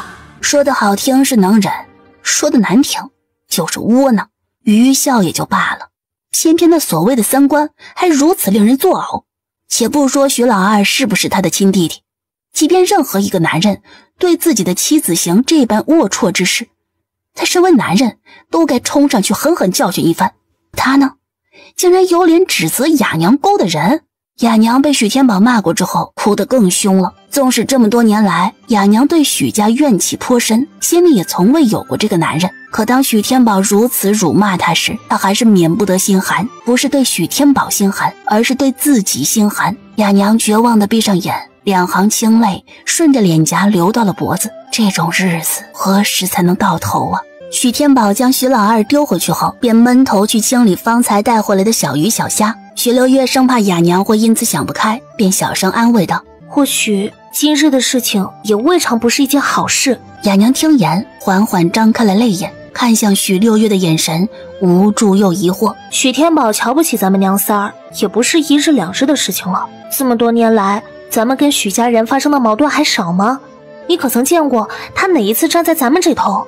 许六月轻轻给雅娘擦拭眼泪，道：许家人在许天宝心里的地位可比咱们重多了，要想一次就瓦解他们的关系是不现实的。要想让许天宝站在咱们这头，咱们就得有耐心。有些人天生就能忍，没有碰触到他的底线，他就可以一直默不作声。但是你要相信，有些事情他还没说出口，不代表心里没有想法。一把匕首划过了他的肌肤，即便不够痛，那也是有伤的。这种伤积累的多了，总有爆发的一日。雅娘瞪大了眼睛看着许六月，根本不敢眨眼，生怕一眨眼，眼眶里的眼泪便又流了下来。今日的事情，许天宝虽将责任怪在娘的身上，也没瞧见他去教训许老二，但是他憋在胸腔处的怒火已经足以证明他对许老二是有看法的。有想法就好，只要有想法，咱们就能见缝插针，让这想法变成裂痕，再让裂痕变成谁也无法修补的鸿沟。娘，你就耐心等着吧，我答应你，咱们离开许家的日子不远了。在许六月看来，这世上所有的事情都是有两面性的，看着坏的东西不一定就全坏，而好的东西也有可能会变质。雅娘今日受了欺负，确实委屈，若处理不当，恐怕雅娘会因此丧命。但换一个角度来看，许天宝被自己的亲弟弟戴了绿帽子，这可是一场大戏。对于许六月来说，这场大戏足以推动他们离开许家的齿轮。许天宝骂雅娘是因为雅娘不是他的底线，但由他动怒一事却让许六月知道他她的底线从来都是她自己，有底线就好，就怕有些人已经窝囊到没了底线，想触碰都触碰不到。许天宝将小鱼小虾清理干净后，便冷言冷语的过来，要雅娘去做饭。今天的晚饭我和招娣来做，我娘得休息。她语气寡淡，神色冰冷，明明是一个瘦小的丫头，可那张脸却冷得像是地狱里的修罗。许天宝看了一眼雅娘，见雅娘浑身的伤，也没说什么，只是转身便去喂猪了。许六月去灶房一看，发现灶房里什么都没有。许刘氏那老钱婆留下来的10个红薯都已经没了，其余的东西全都被锁在了老钱婆的屋子里。哼，许刘氏那老钱婆可真够狠心的，自己带着男人和孙子孙女出去吃香的喝辣的，家里这几口人就都不管了。即便瞧不起长房的人，想饿死许六月娘仨，也该给许老二许绣球留点吃的吧。看着那桶里的小半桶鱼虾，许六月总算是明白了，倒是说呢，许天宝那好吃懒做的东西怎么会带着许招娣去河边抓鱼抓虾？原来是家里什么口粮都没了，怕自己饿着呗。许六月想了想，终是在碗柜里翻出了一个海碗，将处理干净的鱼虾分了一半出来。出门时正巧撞上了许天宝，他看着许六月拿着满满一海碗的鱼虾出去，脸都黑得要滴墨了。你娘的心太狠了，除了那10个红薯，什么都没给家里留。我分出一半的鱼虾来，去找人换点能填肚子的东西。也不等许天宝同意，转身出了院门。许六月的随身空间里倒还是有些东西的，除了今日在竹屋拿回来的剩饭剩菜外，还有水笋、鹅蛋和红薯呢。可他凭什么拿出来？倘若吃饭的人只有他们娘仨的话，倒是省了他做饭的功夫。但是现在不是还有一个许天宝吗？那不到万不得已就不出去找口粮的狗犊子，他不配。许六月的空间比现代的冰箱还好用，一碗煮熟的饭菜放在仓库里10年都不会坏，那些菜他又不愁吃不完。从许家院子出来，许六月便转身去了隔壁，隔壁是林家，也便是虎子的家。之前许六月刚穿越时从独角山回来，在那大榕树下，人人都在八卦许六月，唯有虎子的娘方翠花，她是心疼许六月的。后来许刘氏那老钱婆要打许六月，也是方翠花去帮忙叫的理证。从那时候起，许六月便记住了方翠花。现如今要换东西，她自然是要找方翠花的，找了别人也未必搭理她呀。翠花婶子在家吗？方翠花此时正在灶房里煮饭呢，听到了声音，立马赶了出来。瞧见是许六月，颇有几分惊喜。哟，是六月呀，快进来。得到允许后，许六月才进了门。他一改在许家时的冷漠，变得乖巧又懂事。翠花婶子在忙吗？哎呦，煮饭咧。方翠花看着许六月现在说话是越来越利索了，免不得也为许六月高兴。她知道许六月会看嘴型，所以一边缓慢说话，一边打手势。你可吃过了，要不要在婶子这里吃啊？我也正要煮饭呢，就是家里没有口粮了，所以我想拿点鱼虾来跟婶子换点吃的，不知道方便不？这鱼虾是我爹才去河里抓的，新鲜着呢，都已经清洗干净了。方便，怎么不方便呢？我去给你拿啊！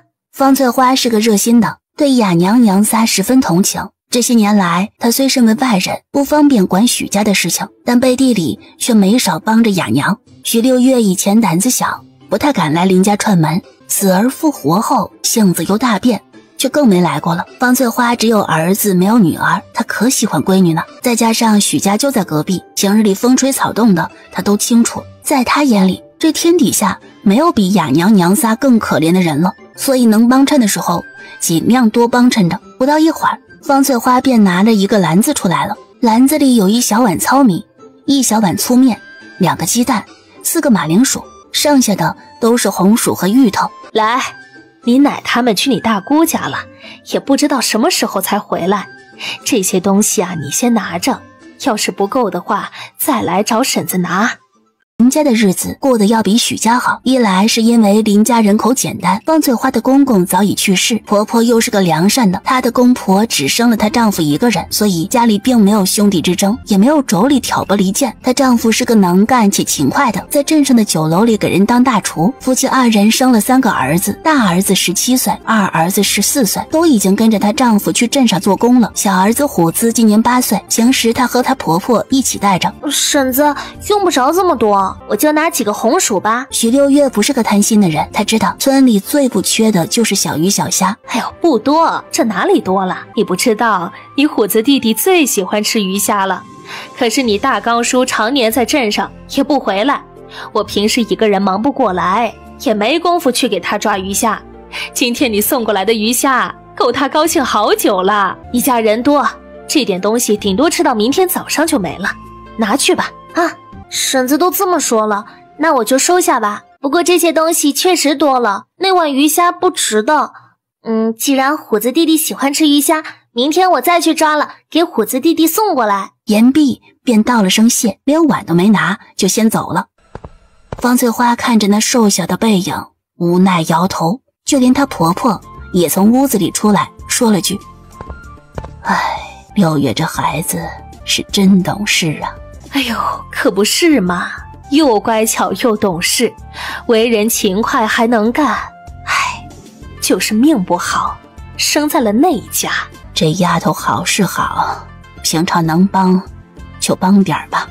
但是翠花呀，你可别犯糊涂啊，他们家的人不好惹，我们还是离远些，莫有那心思。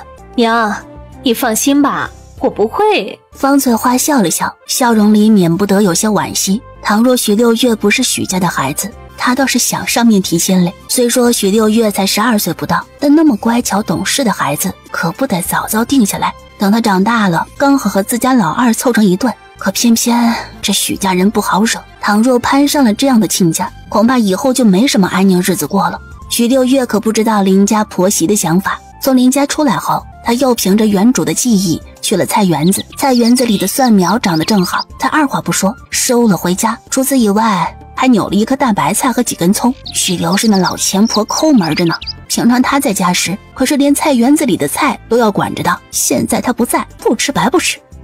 许六月回家后，见雅娘的情绪稳定了不少，便让许招娣出来帮忙烧火。糙米已经被许六月收进空间里了，4个马铃薯也被收了2个，就连那红薯他也收起来了一半。2个马铃薯切成了丝，跟那小碗的面粉混在一起，做成了糊糊。油罐里的油垢，许六月抠了一半出来，放在锅里热，一勺一勺的糊糊舀到热锅里，烙成了薯饼。蒜苗切成段，用剩下的一点油垢跟小鱼小虾炒了一盘菜，取了1个鸡蛋打碎成蛋花，大白菜切成了小片，和蛋花一起放进水里煮成了一锅汤。煮好以后再撒上葱花，倒也不算黑暗料理。许六月的手艺要比雅娘要好，1盘薯饼，1盘蒜香鱼虾，1海碗的蛋花白菜汤，5个人吃得贼香。是的，5个人。晚饭做好了，许六月便让许招娣去叫了许绣球出来，但许老二那边他就纯当没这个人，把蒜香鱼虾包在薯饼里吃，再就着1碗汤，好吃极了。许天宝一连吃了3个薯饼，对许六月没叫许老二的事情丝毫不过问。许老二在屋里痛得打滚，缓了好久才缓过来，听到外头的动静，正躺在床上等人给他送饭呢。可等了半天也没见有人给他送吃的进来，闻着那香味，他实在是顶不住了，最后只得挣扎着起身，扶着墙一步步走来堂屋。当他看到众人正大口大口吃饼，大口大口吃鱼虾时，气得眼珠子都要跑出来了。你们这是什么意思？眼里还有没有老子了？许老二指着桌子上的美食，一边咽口水一边骂道：“老子伤得都起不来床了，你们倒是吃得挺香。这些东西哪里来的？是不是偷了娘的柜子钥匙？好啊，你们做了这么不要脸的事情，还敢吃独食儿？你看我不掀了你们的桌子！”许老二说干就干，挽起衣袖就要掀桌子。许六月见此，一把就将柴刀拍到了桌子上。你动一动试试。这下许老二彻底傻眼了，就连许天宝和许绣球等人也再不敢移动筷子。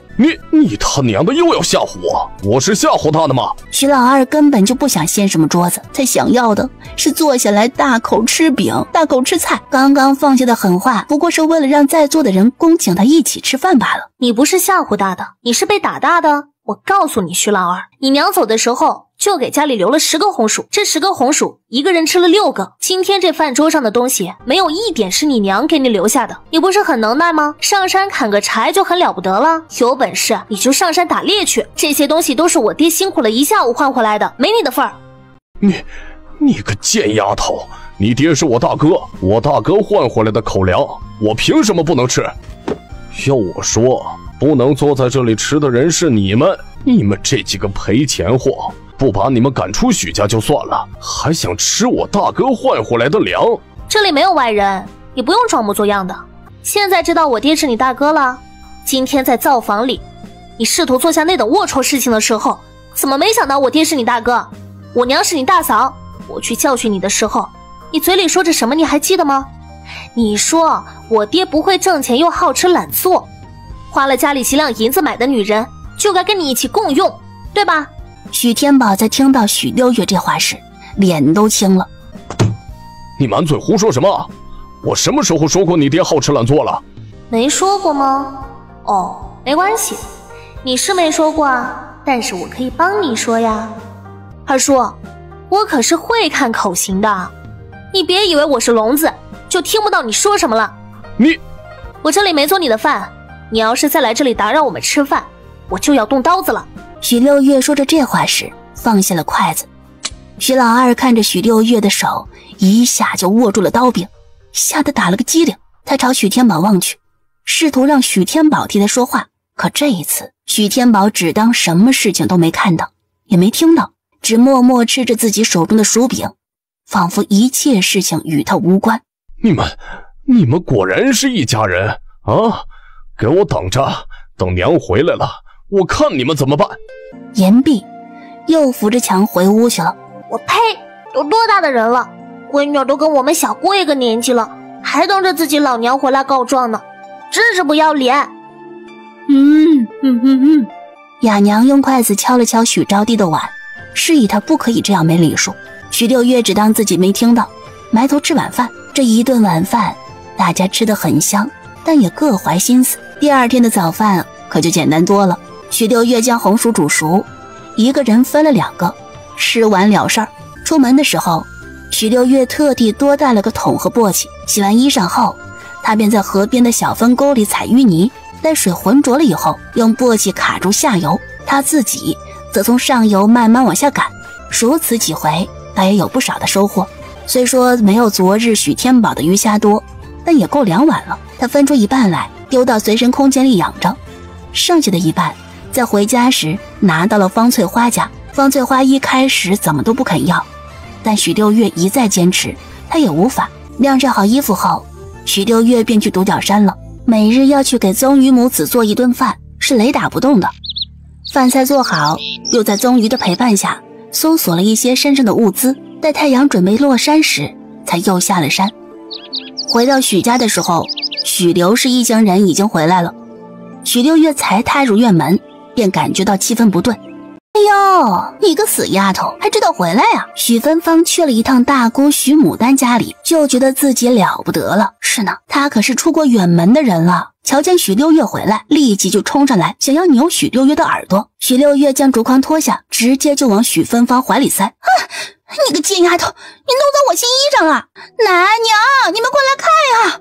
这个贱人把大姑送给我的衣裳弄脏了。新衣裳？许六月瞥了一眼，那衣裳的颜色倒是鲜艳，可领口和袖口处都已经发白了，哪里是新衣裳？顶多就是那所谓的大姑将自己不要的衣裳打发给了叫花子罢了。别叫别叫，耳朵都聋了，还知道回来？你给我进来！许六月挑了挑眉，大大方方地朝堂屋里走去。只见堂屋里，雅娘和许招娣正跪在地上，裤子被挽起，露出了膝盖，膝盖直接跪在被敲碎的瓦片上，可真够阴损的。娘，招娣，起来！许六月上前来，要将2人扶起。住手！谁让你扶他们了？你也一样，给我跪下！许六月半眯着眼，眼里皆是危险的意味。许老头，哼，这老东西素来喜欢睁一只眼闭一只眼，看他的婆娘和儿子胡闹，今日倒也难得发一次火。原因……许六月不跪，眸子直直对上了许老头。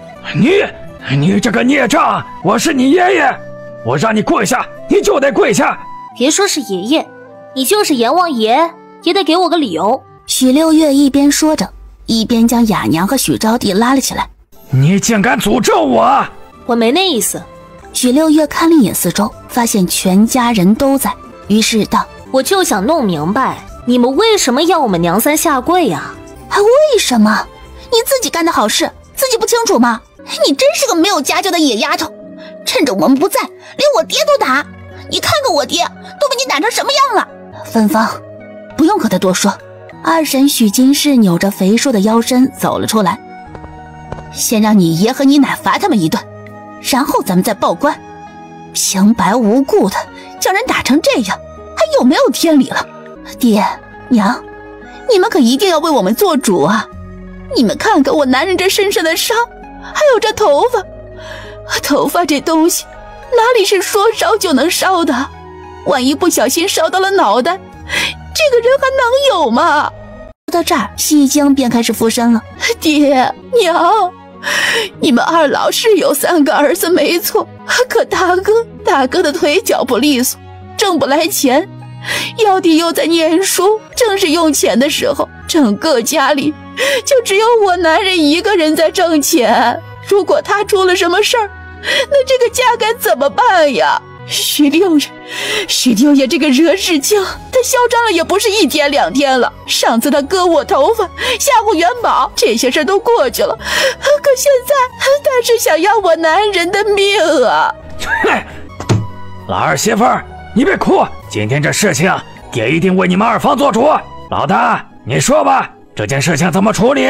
徐天宝一直躲在角落里没吭声，但他的眼神却跟以前不大一样了。或许是因为这次发生的事情和以往不同吧。徐老头和许刘氏一行人回来，看到徐老二受伤后，便立即对徐老二劈头盖脸骂了一顿，然后对雅娘和许招娣罚跪。可具体发生了什么事情，他们连问也没有问许天宝一句，只是徐老二说什么他们就信什么。现在好了，要罚了就问许天宝该怎么处理，就算是衙门办案，那也得问询两边的意思啊。许天宝心里是有怨的，以前的他不管发生什么事情都会义无反顾地站在许老头和许刘氏这边，可今日嘛，竟多了几分失望。他的神色旁人瞧不见，但许六月看到了，于是灵机一动，你们有什么事情冲着我来，不用去凶我爹。许六月这句话让在场的人都惊呆了，包括许天宝自己。这赔钱货什么时候这么贴心了？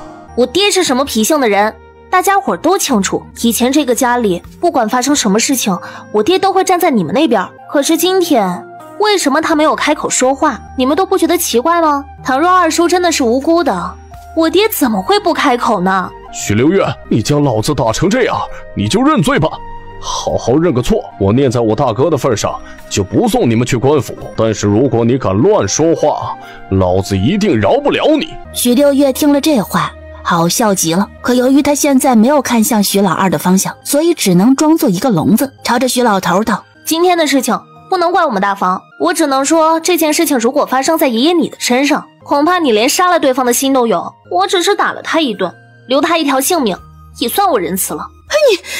你这个丫头年纪小小，怎么就那么恶毒啊？那可是你二叔，你说那么恶毒的话，也不怕天打雷劈啊？恶毒？二婶是在说我恶毒吗？哼，我只是给他一个教训，又没要他性命，怎么就恶毒了？当初奶把我打死，卖给别人冥婚的时候，他都不觉得他恶毒呢。你二婶有空的话，就管好自己的男人吧，别整天想着怎么跟我作对。二婶，你今天吃了什么啊？麻烦你去漱漱口，嘴巴那么臭都不自知，难怪你男人要背着你去对别的女人动手动脚。你说什么？什么对别的女人动手动脚？你跟我说清楚。什么？你们还不知道呢？许六月看了一眼众人，爹，你哑巴了？这么大的事情你都不跟他们说，反而还让他们来这样作践我们大房。哼，行啊，反正一家人都在这儿了，你们既然不要脸，我也无所谓。不是说我下手狠吗？我为什么要下手这么狠？还不是因为你们的宝贝儿子像条公狗一样乱发情。许六月，你跟老子闭嘴！趁着你们都不在家，又趁着我爹带招娣出去抓鱼虾，就想着对自己大嫂行龌龊事。要不是我回来的及时，我娘人早就没了。看看我娘身上的伤吧，这都是徐老二干的好事。老子没有。你们要是不信，就问小姑。许六月可没打算让谁置身事外，反正都是一家人，谁又能撇得干净呢？小姑那天可是在家的，她将所有的事情都看在眼里了。许六月此言一出，众人齐刷刷地看向了许绣球，许绣球吓得连忙低下头去，没说是，也没说不是。小姑正是要说亲的年纪，二叔就这样不顾忌，当着小姑的面儿就欺负自己的嫂子，也不知道这事情传出去之后，小姑还能不能嫁。我们娘三是不怕的，反正我娘到你们许家就像是入了火坑似的，以后我们两姐妹即便是嫁不出去也无谓。谁知道这天底下的男人是不是跟你们许家人一样，丢了名声也总好过嫁错。再说我娘，她的日子已经苦到这份上了，难道还怕再苦一些吗？哪怕是被你们赶出许家，我们都是无怨无悔。倒是小姑……许六月眸子一转，瞟了许绣球一眼，小姑的名声可珍贵着呢。你，众人太了解许绣球的性子了。瞧见许绣球垂着脑袋不说话，便知晓许六月所言句句属实。这下轮到二婶许金氏发疯了，她对着许老二又打又挠。姓许的，你跟我说清楚，这究竟是怎么回事啊？那个贱丫头说的话是不是真的？她有没有冤枉你？臭婆娘，你要打死我了！老子一身的伤，你离老子远些！哦，险些忘了，我方才只讲到了小姑的名声，还没说妖叔呢。妖叔可是个读书人，要考取功名，走仕途之路的。可要是许家这点子肮脏龌龊的事情传了出去，我倒要看看谁还敢跟妖叔结交。朝廷那头以后会不会要这满是污点的人入朝为官？你休得胡言！假若说许绣球的名声于许家而言不过是一桩小事，那么许家老幺许青天的名声可就不得了了。整个许家都将希望放在了许青天的身上，所有的银子都拿去送许青天念书了，为的便是等到许青天金榜题名的那一日。如今听许六月如此一说，在场的人都急了眼。什么老二对自家嫂子起坏心思？这种龌龊的话，你个姑娘家也说得出口？我看你是脑子坏了还没好，竟会瞎说八道。怎么，我瞧着你的意思是不打算认这事儿了？喂，不认就不认吧，我许六月记下的仇不需要你们认。你们做错了事情，没有和我们长房道歉也就罢了，还将我娘和我妹妹罚跪在此，这口气我咽不下。不管你们如何自欺欺人，这一点也不影响我提刀杀人。我说过的，谁再招惹我，谁就会有大麻烦。方才不是还说要招我们去官府吗？二叔受伤了，恐怕不好走路，不如我替你跑一趟官府，如何？你去官府这样的话，无非是说出来吓唬许六月的。这一下可就轮到许老二怕了。即便他最终没有得逞，可这种事情他终究是做了的。许六月，你不要太过分了。我过分？不是二叔说的要去官府吗？怎么，二叔不敢了？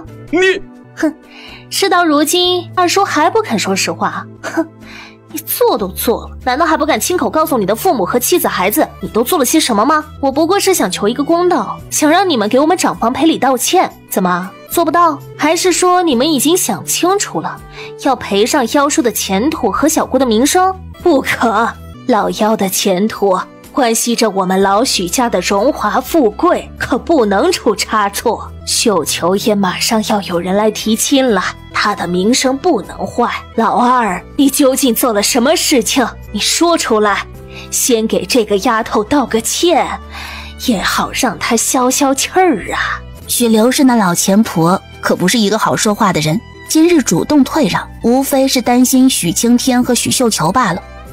许老二没想到许刘氏竟说了这样的话，他支支吾吾了半天，眼神也飘忽不定，最终终是将今天在灶房里所发生的事情一一告诉了家里人。但许老二这个人嘛，惯会为自己找借口，他将自己试图凌辱雅娘的事情一笔带过，却将许六月打他一事说得极其严重，最后还哭着喊着倒打一耙。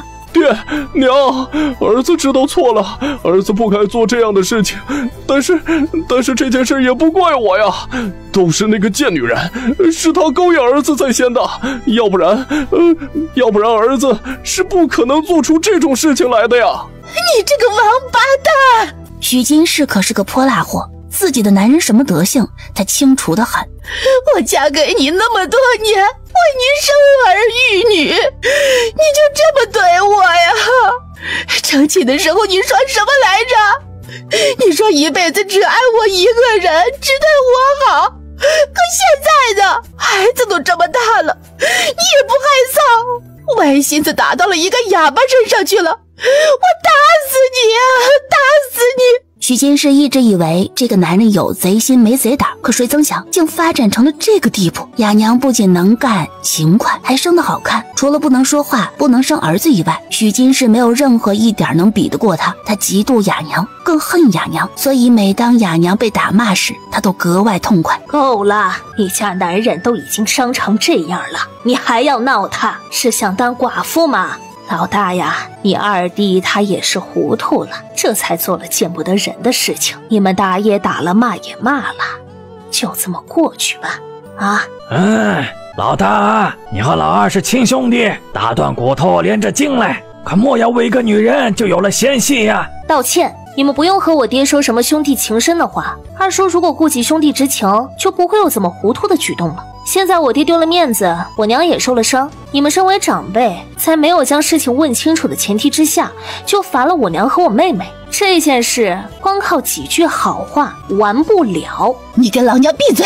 老娘还没有追究你娘的贱蹄子勾引我丈夫，你都想要赔偿？贱蹄子说谁呢？贱蹄子说你们娘仨。哼，我知道了，贱蹄子。你好啦，别闹啦。有着许青天和许绣球在，许留氏那老钱婆可不敢冒险。现在的许六月本就和以前的许六月大不相同了，她的胆子和她的命一样，可大着呢，是下也下不了，杀也杀不掉。倘若真让她闹到外头去，那许家的荣华富贵就没了。老大，你们内房什么时候轮到一个丫头骗子做主了？她说的话是你教的吗？你想要什么赔偿？我们这房我爹做主。许六月一下便看出了许留是在打什么主意。这老钱婆不仅要挑拨离间，还想利用许天宝的愚孝将这件事情盖过去。但是今日的事情，我爹伤透了心，所以呢，今天的事情暂时由我说了算。我要二叔跟我爹娘下跪道歉，还要赔偿20个鸡蛋给我娘补身子。你说什么？下跪道歉？这不可能！你打我的事情，我还没有跟你算呢。你不做那些见不得人的事情，我也不会打你，因为我每打你一下，我的手就要脏上1分。你以为我乐意啊？你好了，老二，你给我住嘴！老二媳妇儿，你把老二扶回去休息吧。爹，耳聋了。是。许金氏不甘心又如何，在许老头的吩咐下，还是灰头土脸的带着许老二走了。许老二夫妻出去后，许老头才又问了一句：老大，你的意思呢？许天宝依旧躲在角落里，他抬头看了一眼许老头，又看了看雅娘和许六月，想起昨日为了6个红薯，许老二阴阳怪气的样子，许天宝终于说了句：不下跪道歉也行，但要给50个鸡蛋。许六月听了这话，险些没憋住内伤。虽说他没巴望许家的人真的能下跪道歉，但50个鸡蛋他也是没想过，更没想到最后提出要50个鸡蛋的人会是许天宝。看来自己这几日来的功夫没白花嘛。许老头和许刘氏听到大儿子的话后，气得脸都要黑了，可众目睽睽之下，他们也不能反悔，只道家里统共也没50个鸡蛋，用鸭蛋给你凑上吧。言毕，只见许刘氏亲自进屋，过了一会儿提了2个篮子出来，篮子里满满的都是蛋。许天宝上前将那2篮子蛋接了过来，径直便回屋了。许六月见此，也拉着雅娘和许招娣走人。堂屋里，许老头几个人气得浑身发颤。大房的人才一走，他们便骂骂咧咧，说许天宝不孝。这一夜，许家吵吵闹闹的。先是许六月在堂屋里闹了一回，后是许刘氏那老钱婆将大房骂了一顿，紧接着二房的屋子里也噼里啪啦的传出了一阵摔打声，最后便是那许绣球，也不知怎么的，素来胆小的他竟哭着和许刘氏作对。许刘氏见自己的孩子一个一个的忤逆自己，便将许绣球赶到了院子里，要许绣球跪着反省自己。许六月本是不想管这事儿的，忙活了一天的他早就累了，可谁知迷迷糊糊睡到半夜时，突然被许招娣晃醒。什么事啊？姐，我刚刚起夜，发现小姑还在外头跪着呢。许六月皱眉，本想说那关我何事啊，可想了想，那许绣球也是个可怜人，更何况他对原主这一家也算不错。你想说什么？咱们也帮不上他。小姑今夜没吃饭，姐，你还有没有吃的？有啊，你先睡，我去拿给他吃。好，姐，你小心啊，许六月悄悄下了床，在出房门的那一刻，从随身空间里拿出了2个红薯。夏日的天闷热，蚊子也多。许绣球老老实实的跪在院子中央，根本毫无睡意。瞧见许六月出来，他有些吃惊。他看到许六月递过来的红薯后，顿时不争气的红了眼眶。谢谢你，六月。他的声音很轻，听起来极其无助。你睡会儿吧，他们没那么快醒的。等天亮了我叫你，你再跪。你回去吧，不要管我。这一天，他照常去山上给宗鱼母子做饭。傍晚回来时，许家正巧走出来几个人，其中有一个看起来20来岁的女子，正殷勤地冲着一个身材肥硕的老婆子道：方婆婆呀，这人你也看过了，觉得如何？看着还不错，身子瘦小是瘦小了点儿，但咱们张老爷有的是银子，不出几日就能养得白白胖胖。最主要的是啊，你那妹子的屁股啊够大，准能是生个儿子的。哟，方婆婆的这意思是瞧上了？那20来岁的女子正是许六月早已出嫁的大姑许牡丹。许牡丹瞧见许六月回来，只匆匆瞥了一眼，便又眉飞色舞地朝方婆子道：那不知我这妹子什么时候可以进门呐？莫急，我这头是瞧上了，但咱们家老爷那头还说不准呢。你且容我一些功夫，让我回去给咱家老爷回个话。我也不瞒你呀，咱们家老爷啊，这是念子心切，除了你们家妹子，还有好几家闺女想入府呢。等我回了话后，几个姑娘一起到府上去，让我们老爷挑上一挑，一旦挑中了，那可不就有好日子过了。莫说是那50两的银子，只要你家妹子能为张家添丁，那金山银山有的是。哎呀，是，劳烦您在张老爷面前多美言几句。许六月只听了一部分，便转身回屋了。几个姑娘一起送到府上挑选，你丫的是皇上啊？选秀呢？回到院子时，许绣球正在堂屋里哭呢。许刘氏那老钱婆骂骂咧咧的道：哭什么哭啊？你爹娘都还没死呢，你就先哭丧了？可不是嘛，那方婆婆还没走你就这般哭闹，若然方婆婆知道了，定要说你上不得台面，张家人瞧得上你，那是你的福气儿。说是我及笄后能有大户人家看上，我巴不得嫁过去呢。听听，你听听，芬芳还是晚辈呢，都比你有脑子。那张家有什么不好啊？你可知道这张家在城里头有多少的产业？张家的院子又是几进院呐？你嫁过去之后，只要稍稍争气些，给张家生个儿子，以后享不尽的荣华富贵。嫁只有正气，那才是嫁，这是过去做妾呢，连正门都走不得，如何能说得上嫁字？走偏门怎么啦？张家的偏门那也不是谁想走就能走的。怎么，走张家的偏门很上不得台面吗？我告诉你啊，这次想进张家做妾的人多了去了，方婆婆瞧上了你没用，过几天呢，你还得跟其他姑娘一起去张家给张老爷挑选，若你被挑中了，那才能走张家的偏门，如果挑不中啊，你连偏门都走不了。什么？还有这么一道摆着呢？我还以为就那婆子来看了之后立马就能成了呢。哎呦娘，你也莫心急，张家到底是大户人家，那纳妾生子岂是小事情啊？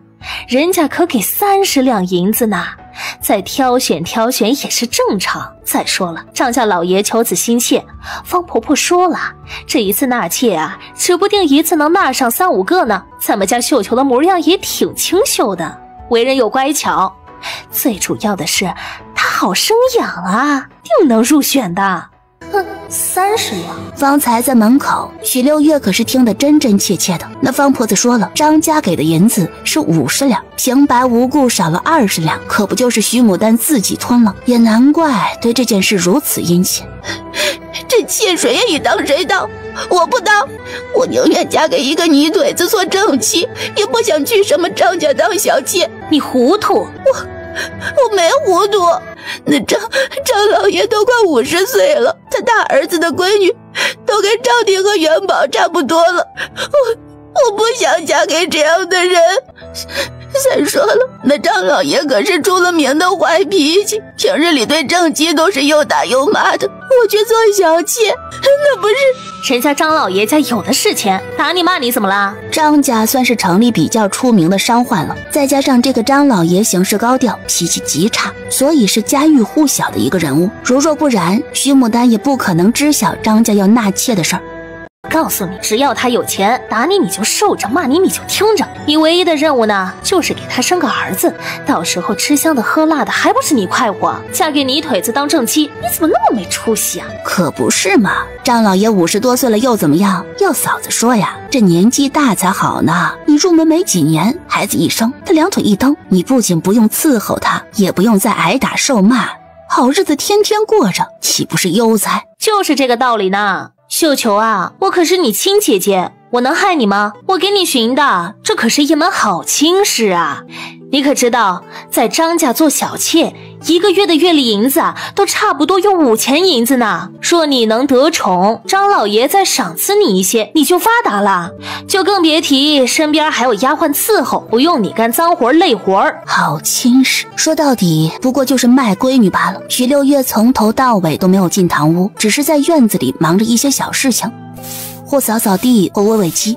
他亲耳听着堂屋里那家人的对话，心里好笑极了。这许家人的意思是想着让许绣球去张家做妾，给张家生儿子呢。只要许绣球傍上了张家，那许家人的生活就不愁了。平日里没了银子，就去敲敲后门找许绣球要。切实莫说是家里的一应开支，就连许青天念书的钱恐怕都有着落了。银子，哼，当父母的为了30两银子卖女儿，当姐姐的为了20两银子欺上瞒下，这可真是上梁不正下梁歪，不是一家人不进一家门了，没脑子的一家人。许绣球又被罚跪了，晚饭呢自然也是没得吃了。许六月早就在主屋吃过了，所以到了晚饭的时候便拿了2个红薯离了桌。什么玩意儿啊，一点家教都没有。因着背对着许牡丹，所以许六月倒没有发作，只当没听见。没家教，你许牡丹又好到哪里去？要是你有家教的话，你又怎么会骂出这等难听的话来？又怎么会跑来算计自己的父母和妹妹？素来性子软弱的许绣球，这一次为了自己的终身幸福，倒是真的硬气了一会儿。许刘氏让他去跪着，他便去跪着；说不给他吃晚饭，他便看也没看那饭桌一眼。许绣球的言行刷新了许六月对他的认知，只认为许绣球是个扶不上墙的阿斗。可今日许六月却发现，许绣球的骨子里竟还有坚硬的地方，对他也不免多了几分好感。入夜，大家伙都睡下了，许绣球为了不去张家做妾，还在院子中央跪着。因着对许绣球改变了看法，许六月对他便上心了许多。他趁着夜深人静之时，悄悄溜出了屋，将晚上从饭桌上拿走的2个红薯塞到了许绣球手里。这是从哪来的？许绣球太清楚许家的人了，每个人每顿饭吃多少，那都是被把控的死死的。以前他能时不时给许六月和许招娣塞点生红薯，都是因为他去捡漏时偷偷藏下来的。可现在许六月给他的分明是已经煮好的红薯。快吃吧，别管从哪儿来的，我又不会毒害你。这红薯是不是你晚上从饭桌上拿的？你自己留着吃，我不能拿你的。我不饿，倒是你，不吃晚饭怎么能熬得下去啊？我是你小姑，是你长辈，我没有让你饿着不吃，来补贴我的道理。你以前补贴我们娘3，补贴的还少吗？再说了，咱们许家都是什么人，你心里比我清楚。哪怕平日里你什么都不敢说，但每个人肠子里的弯弯绕绕，恐怕你早就看腻了。你要是不想去张家做妾，就必须得保重身体，别到时候饿虚了，直接被人嫁了去。你不用担心我，傍晚的时候已经在外头吃过了。许六月交代完这几句话，便回屋睡下了。许绣球就着月色，盯着手中的红薯看了半天，最后终是一边哭着，一边狼吞虎咽将红薯吃了。许六月和许绣球以为许家的人都睡了，2人的对话不会被旁人发现，却不知大姑许牡丹正巧起夜，瞧见许六月和许绣球在嘀咕着什么，便留了个心眼。次日，许家的早饭上桌，许刘氏那老钱婆居高临下的朝着许绣球问：饿了一宿也跪了一宿，可想通了？这张家你去是不去？我不去，娘，我真的不想去张家做妾。那张老爷年纪老就算了，还能活活将人打死。许绣球想着都觉得害怕，就更别说去张老爷身边伺候他了。你这个赔钱货，老娘算是白生你白养你了。你是我10月怀胎生下来的闺女儿，我会害你吗？你看看你姐姐，当年人人都不愿嫁的男人，现在疼你姐姐疼得跟什么似的。她出嫁那年，我们许家才得了8两的聘礼，可张家呢？张家愿意给30两银子啊，这30两都够咱们家吃10几年的了。姐姐那是去当正妻，我这是妾啊。妾又怎么啦？只要有银子使，有男人宠，妾也能过得比正妻好。我们呐，都是为了你好，你莫不识好歹，辜负了我不说，还辜负了你姐姐给你牵的桥搭的线。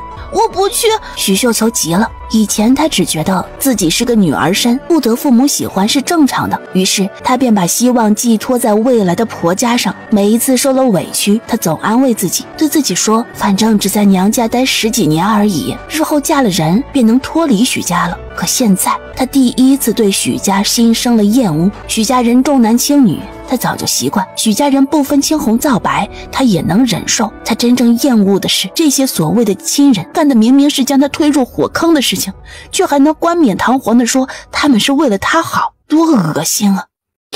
娘，这世上又不是只有张家才能让我过得好，兴许以后我也能。以后什么以后啊？许刘氏最讨厌别人忤逆自己，家里有个许六月就够了，怎么素来最任由他摆布的女儿也不听话了呢？你都已经15岁了，及笄了，可以嫁人了，你还想等以后，等到17、18岁，等成老姑娘吗？张家要是能看得上你，就是你的福分。除了张家，谁还愿意拿出30两的银子来娶你啊？许绣球，我告诉你，你是我生的，我让你往东，你就不能往西。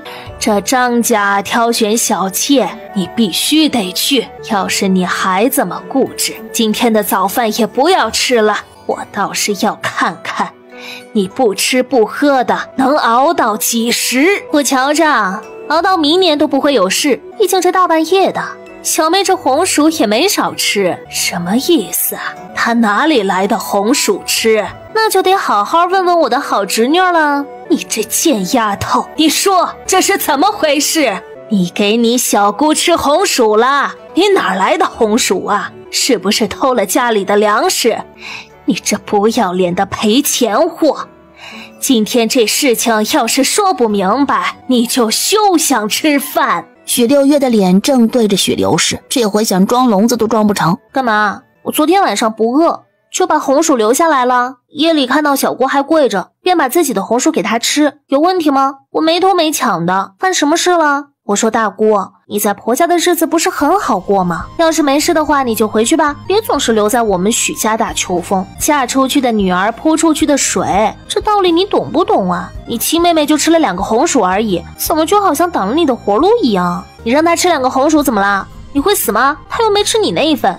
娘，你看她，我要不是为了绣球的事情，才懒得回来呢。现在倒好，还成了我的不是了。这是我家，还轮不到他做主。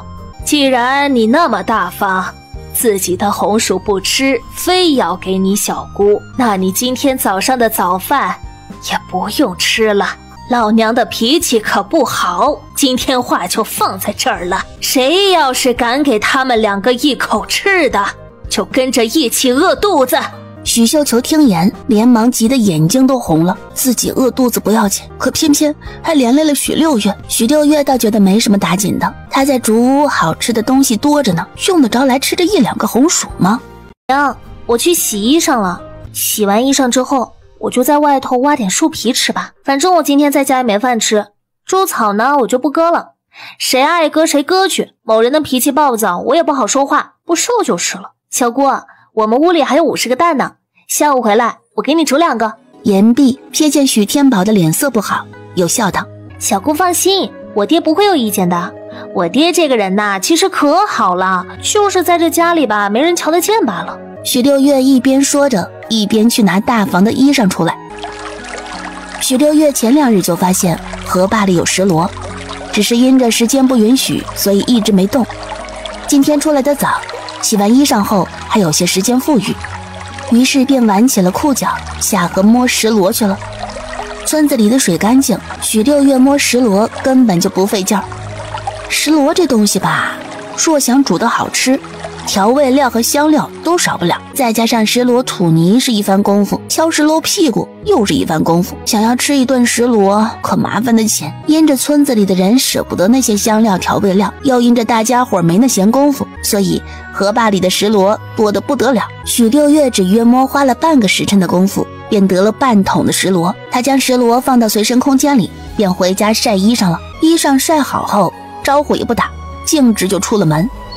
许六月是个说到做到的人，他说不割竹草就是不割竹草。这一次出门连竹筐都没带。娘，这许六月太过分了。大姑许牡丹最会讨好人及上眼药，她就是看不惯许六月那无所谓的样子。我记得她以前不是这样的，这才多久的功夫没见，脾气竟长了这么多。娘，这丫头你可得管管了，眼瞧着都12岁了，没几年呢。小妹这么个软柿子的性格，到了现在这时候还不知悔改，更何况是许六月呢？别等到说亲那天，怎么都不付安排。咱们家花钱买她那哑巴娘，又养了她10几年，要是最后说亲时那聘礼钱少了，岂不是血亏？哼，你说的倒是轻巧，现在那贱丫头可不是随随便便就能说得听的，一旦管教得过了，一把柴刀就挥过来了。哼，他的厉害呀，你是没瞧见。哎呀，这些事情啊，我早听芬芳说了，正是因为如此，我才觉得不能再放任他呢，要不然以后越来越嚣张了，苦的还不是娘你吗？我是已经嫁了，不能常常陪在娘身边，要是娘受了委屈，我心里可不好受。奇怪，我上次见许六月时，她还是瘦瘦小小的，脸色也蜡黄得很，怎么这次见她总觉得她长高了，两蛋也白了一些。按理说她一个常年吃红薯芋头的人，就算再长身体，也没理由连气色都变好了。还有方才咱们说不让她吃饭，她一点都不害怕，就好像她不会饿似的。昨天晚上就已经把红薯给小妹了，今天早饭又不吃，人是铁饭是钢啊，难不成她真的这么能扛？你的意思是，娘，这不对劲儿，我总觉得这丫头在外面藏了吃的，我得去看看，别让她捡了什么便宜了，要不然咱们可就吃亏了。许六月的脚步快，就在许牡丹和许刘氏挑唆的那会儿子功夫，他已经走得老远了。许牡丹出来时没瞧见许六月的身影，便寻了个迎面而来的乡亲询问。那乡亲指了指身后的方向，什么话也没说，便扛着锄头去菜地了。谁不知道许家人泼辣又难缠啊，能不打交道就不打交道吧。许牡丹连句多谢都没说，便加快脚步追了过去。可追得越远，便越觉得不对劲儿。这不是去独角山的方向吗？想到此，许牡丹有些怂，但为了能弄清楚许六月有没有在外头藏东西，他还是咬了咬牙，继续往前追去。又跑了一小会儿，终于让他看到了许六月的背影。可还没等他追上去，便瞧见许六月进了独角山。这一下他不敢去了。独角山在附近几个村子里是怎样的存在，他清楚着呢。即便是再怎么好奇，他也不敢冒着丢掉性命的危险去瞧个究竟。最后只得跺了跺脚，赶回许家去了。哎呀，不得了了，不得了了！人还没进院子呢，许牡丹的嗓音便先扯开了。许刘氏一直就在等着许牡丹回来呢，听到了动静，连忙出来。怎么了？可是看到了那个死丫头，是不是真的在外头藏了吃的？家里头除了男人都出去干活了以外，女人们都在呢。听到许刘氏的话，纷纷紧张地竖起了耳朵。有没有藏吃的我不知道，但是那个死丫头，她胆子也太大了。哎呀，我一路追出去，你们猜我看到了什么？那死丫头居然去独角山了！什么？独角山？独角山对于众人来说，无疑就是阎罗王啊！大家伙听着这话，都停下了手中的活，等着许牡丹往下说。唯有雅娘和许招娣相互看了一眼，紧张地握紧了对方的手。那死丫头去独角山做什么？那我哪能知道啊？徐牡丹打了个寒颤，那可是独角山啊，想想都可怕。我看着她进了独角山，就没敢再跟了。但是我瞧着她那熟门熟路的样子，可不像是第一次去。你没看错吧？娘，我亲眼见的。你要是不信啊，那咱们娘俩待会儿就一起跟过去守着，看看许六月是不是从独角山出来的。行，我倒是要看看她究竟在搞什么鬼。许刘氏不是个胆大的人，之所以想去瞧个究竟，是因为他突然想起了一件事情。当初许六月虽然还没彻底断气儿，可说起来也是没了大半条命。他亲手将许六月抱到了棺材里，亲眼看到杜家的人盯上了棺材盖，可最后许六月竟然回来了。他不仅能活着回来，还性情大变。独角山，又是独角山，许六月是在独角山上回来的，现在又熟门熟路的去了独角山，莫不成完犊子？莫不成是许六月当初在独角山上沾染了什么不干净的东西，这才导致他回来后性情大变，天不怕地不怕？如果真是那样，那许六月还是许六月吗？说不定他就是独角山上的魂魄啊！许刘是越想越害怕，什么心思都没有了。他急急跟着许牡丹一起往独角山的方向走去，为的便是亲眼看看许六月是不是从独角山上下来。这一头许家人的心里惊慌得很，那一头许六月正跟着宗瑜在一起，在独角山背面的河坝分支里摸石螺呢。除了石螺外，二人又在芦苇丛里捡了不少的鹅蛋，顺道掰了一些水笋。山里隔一阵就有那么多的鹅蛋，可见野鹅不少。哎呀，也不知道那些野鹅在哪儿，若是能一网打尽才好呢。烤鹅肉可香了，他许久没吃过了。宗瑜看了许六月一眼，并没有说话。许六月也不在意，反正宗瑜这个人就像个猫葫芦，时常没有回应，他都习惯了。回到竹屋后，许六月便换了个大盆出来，装上清水，好让石螺吐泥，等吐个2天，再去摘点野生的紫苏，就能煮一锅好吃的石螺了。宗瑜照常帮许六月生火，待火生的差不多后，才问了句：“今天没带竹筐。”那老钱婆为难我，她不让我吃饭，饭都没得吃了，还割什么竹草啊？谁愿意割谁割去。言语间有些软糯，甚至还带着几分委屈。终于心弦又被拨动了一下，那就不割。说罢便瞧见他背起了弓箭往山下走去。许六月也不叫他，相处了一些时日，许六月倒是多少能摸清楚了宗瑜的习惯。平日里趁着等饭的功夫，他要么去割猪草，要么就在山里转悠打打小猎物，等到时辰差不多了自己会回来。前些日子的腊肉还剩了一些，许六月都切了，用来炒水笋丝。鹅蛋挺大的，所以只打了2个。因为鹅蛋的腥味重，许六月还特地切了一些蒜蓉加到蛋里，一起搅拌。等炒鹅蛋的时候，又加了点烧酒和胡椒面，如此鹅蛋的腥味不仅没有了，而还飘香四溢。许六月将肉剁成肉泥，又切了点冬瓜，煮了个清淡的瘦肉冬瓜汤。宗母的伤好了不少，虽说脸色看起来还那么苍白憔悴，可至少现在能下床了。他听到外头锅碗瓢盆的声音，起来，整个人慵懒地倚靠在门框上，看着许六月在灶房里忙前忙后。那一刻，他漂泊了多年的心仿佛找到了栖身之处，有点像一个家了。这种念头一旦萌生，便开始发芽成长。多少年了，自从自己为了一个男人背井离乡后，便再也没有过这种感觉了。哪怕这么多年来，他与儿子相依为命，在这山里为家，可却一直觉得自己的心还在流浪。20年来，他活着的每一天只有2个目的：将儿子抚养长大和报仇雪恨。以前儿子还没受伤时，母子2人更像是复仇的搭档。后来儿子受伤失忆，言行宛如一个小孩，周母渐渐寻回了自己当母亲的责任，分出更多的心思来照顾儿子。即便如此，他依旧感觉不到家的温暖。这一次他受伤，许六月每日都会上山来为他们母子做饭，竹屋里多了烟火气，儿子脸上也多了笑容。看着许六月拿着锅铲的模样，宗母觉得自己好像多了个闺女。婶子，您可是饿了啊？还没呢。来，六月，婶子有话跟你说。许六月微愣，宗母的笑容虽然浅浅的，但却暖暖的，真好看。反正宗瑜也还没回来，不着急吃饭，许六月便上前搀扶着宗母，2人回了屋。6月丫头，咱们娘俩聊聊，可好？好啊，婶子想聊什么？你是个聪明的姑娘，我也就不跟你绕弯子了。我想让你做宗宇的媳妇儿，与他相伴走过一生。啊！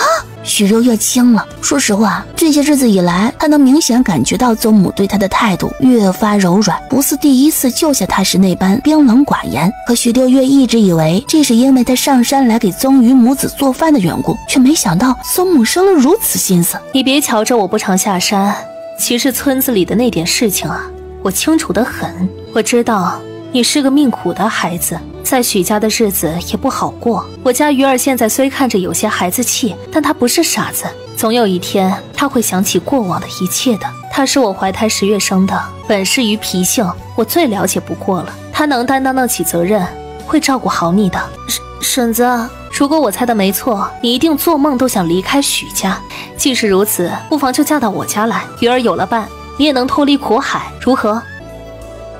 婶子既然不与我绕弯子，那么我也对婶子开门见山，还望婶子能够如实告知，解了我心里的疑惑。我从未觉得宗宇哥哥是个傻子，就如同婶子所言，他只是受了伤，失忆了。在我看到的一切中，宗宇哥哥是个能干有本事的人，而我只是一个乡野村姑。按道理来说，我根本配不上宗宇哥哥。我实在是想不明白，婶子为何会让我做您的儿媳妇呢？即使宗宇哥哥现在还没寻回记忆，可是就凭着他的容貌和婶子家里的条件，想要娶一个家世更好的姑娘，应该也不是难事啊。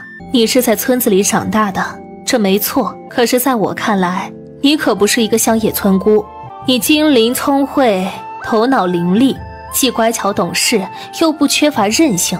万千的姑娘中，你算是难得的。我看人从不看家世，只看这个人本身，他是否良善。家世好如何？家世差又如何？家世再好的人，若不是良善，心里头也住着恶鬼。而家世差的人，只要肯努力，就能扭转乾坤。鱼儿待你不同常人，你待鱼儿也有耐心，你是最适合站在鱼儿身边的人了。若你还是想不明白，那就换一种方式来理解。嫁给鱼儿，能让你脱离苦海。鱼儿娶你，也有了个人能够代替我照顾他。说起来是各取所需，代替您照顾他。宗宇哥哥有婶子照顾便好，又何苦要牺牲自己的姻缘，多添一个我？婶子莫要多想，您说的不过是小伤，现在都已经好了大半了。不，你如此聪明，应当能够猜想到，我已经快不行了。宗母握紧了拳头，忠实道：早在这次受伤之前，我的身体里便已经含有剧毒，这么多年来，我始终受着折磨。若不是因为我早些年中了奸人的毒，前些日子毒发时又正巧在山里，仅凭着区区一个花豹，又能奈我何？只是这毒凶猛，每毒发就能要我半条命。我受了多年的折磨，身子早已一日虚过一日。这次受伤之后，我元气大伤，隐约能感觉到自己大限将至了。中毒？许六月半垂着眸子，竟不知道该说什么为好。倒是宗母又道：我不怕与你说实话，你与旁的农村姑娘不同，你的胆识，你的聪慧，足以配得上我的鱼儿。若是旁的农村姑娘，我铁定是看不上的。或许我这么说，你会觉得我大言不惭，但是凭着我和鱼儿的功夫，你兴许也能猜想得到，我们的身份不简单。我和鱼儿的出身已经是很久远的事情了，在你面前也不好多言，但我唯一能告诉你的便是，我与鱼儿有血海深仇在身，所以不管是报仇还是前程，鱼儿都需要一个能与之并肩作战的妻子。而你，从我看到你第一眼起，便觉得你是那个人。你别看这鱼儿现在失忆了，整个人都充满了孩子气，便觉得他保护不了你。有他在，你这一辈子都不用受委屈。我是很想等到鱼儿恢复记忆的那天，只可惜呀，怕是等不到了。现在的鱼儿身边不能少了人照顾，我是真的怕我终有一日撒手人寰，他却孤零零一个人活在这世上。六月，你可愿意做我的儿媳妇儿，代替我照顾鱼儿？虽然我不知道他究竟何时才能恢复记忆？但是身为母亲，我依旧不想他面对孤独。你就当是我自私，有什么要求你随便提。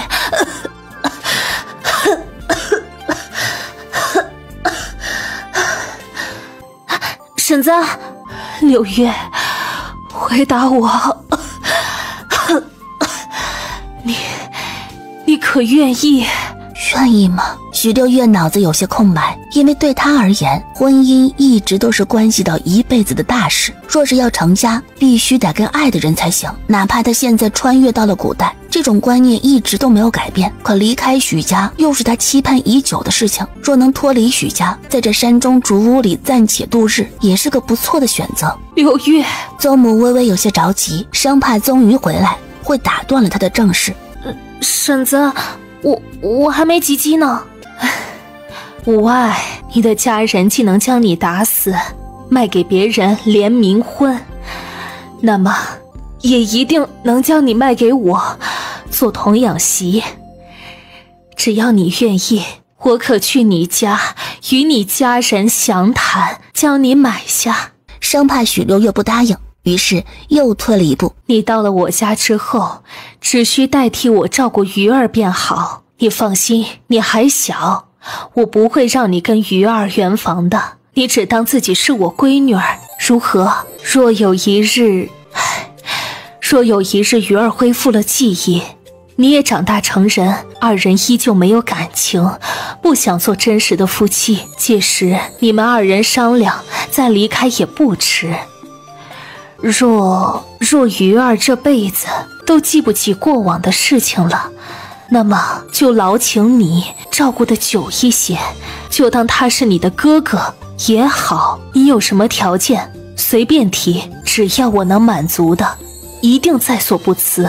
许六月垂眸权衡一番，终是点头。既然婶子要我提条件，那我也就不客气了。他盯着宗母，细细将自家的情况道来。我不清楚婶子究竟知道我家多少的事情，但是我娘是个苦命的，我妹妹我也丢不下。至于其他人，死活与我无关。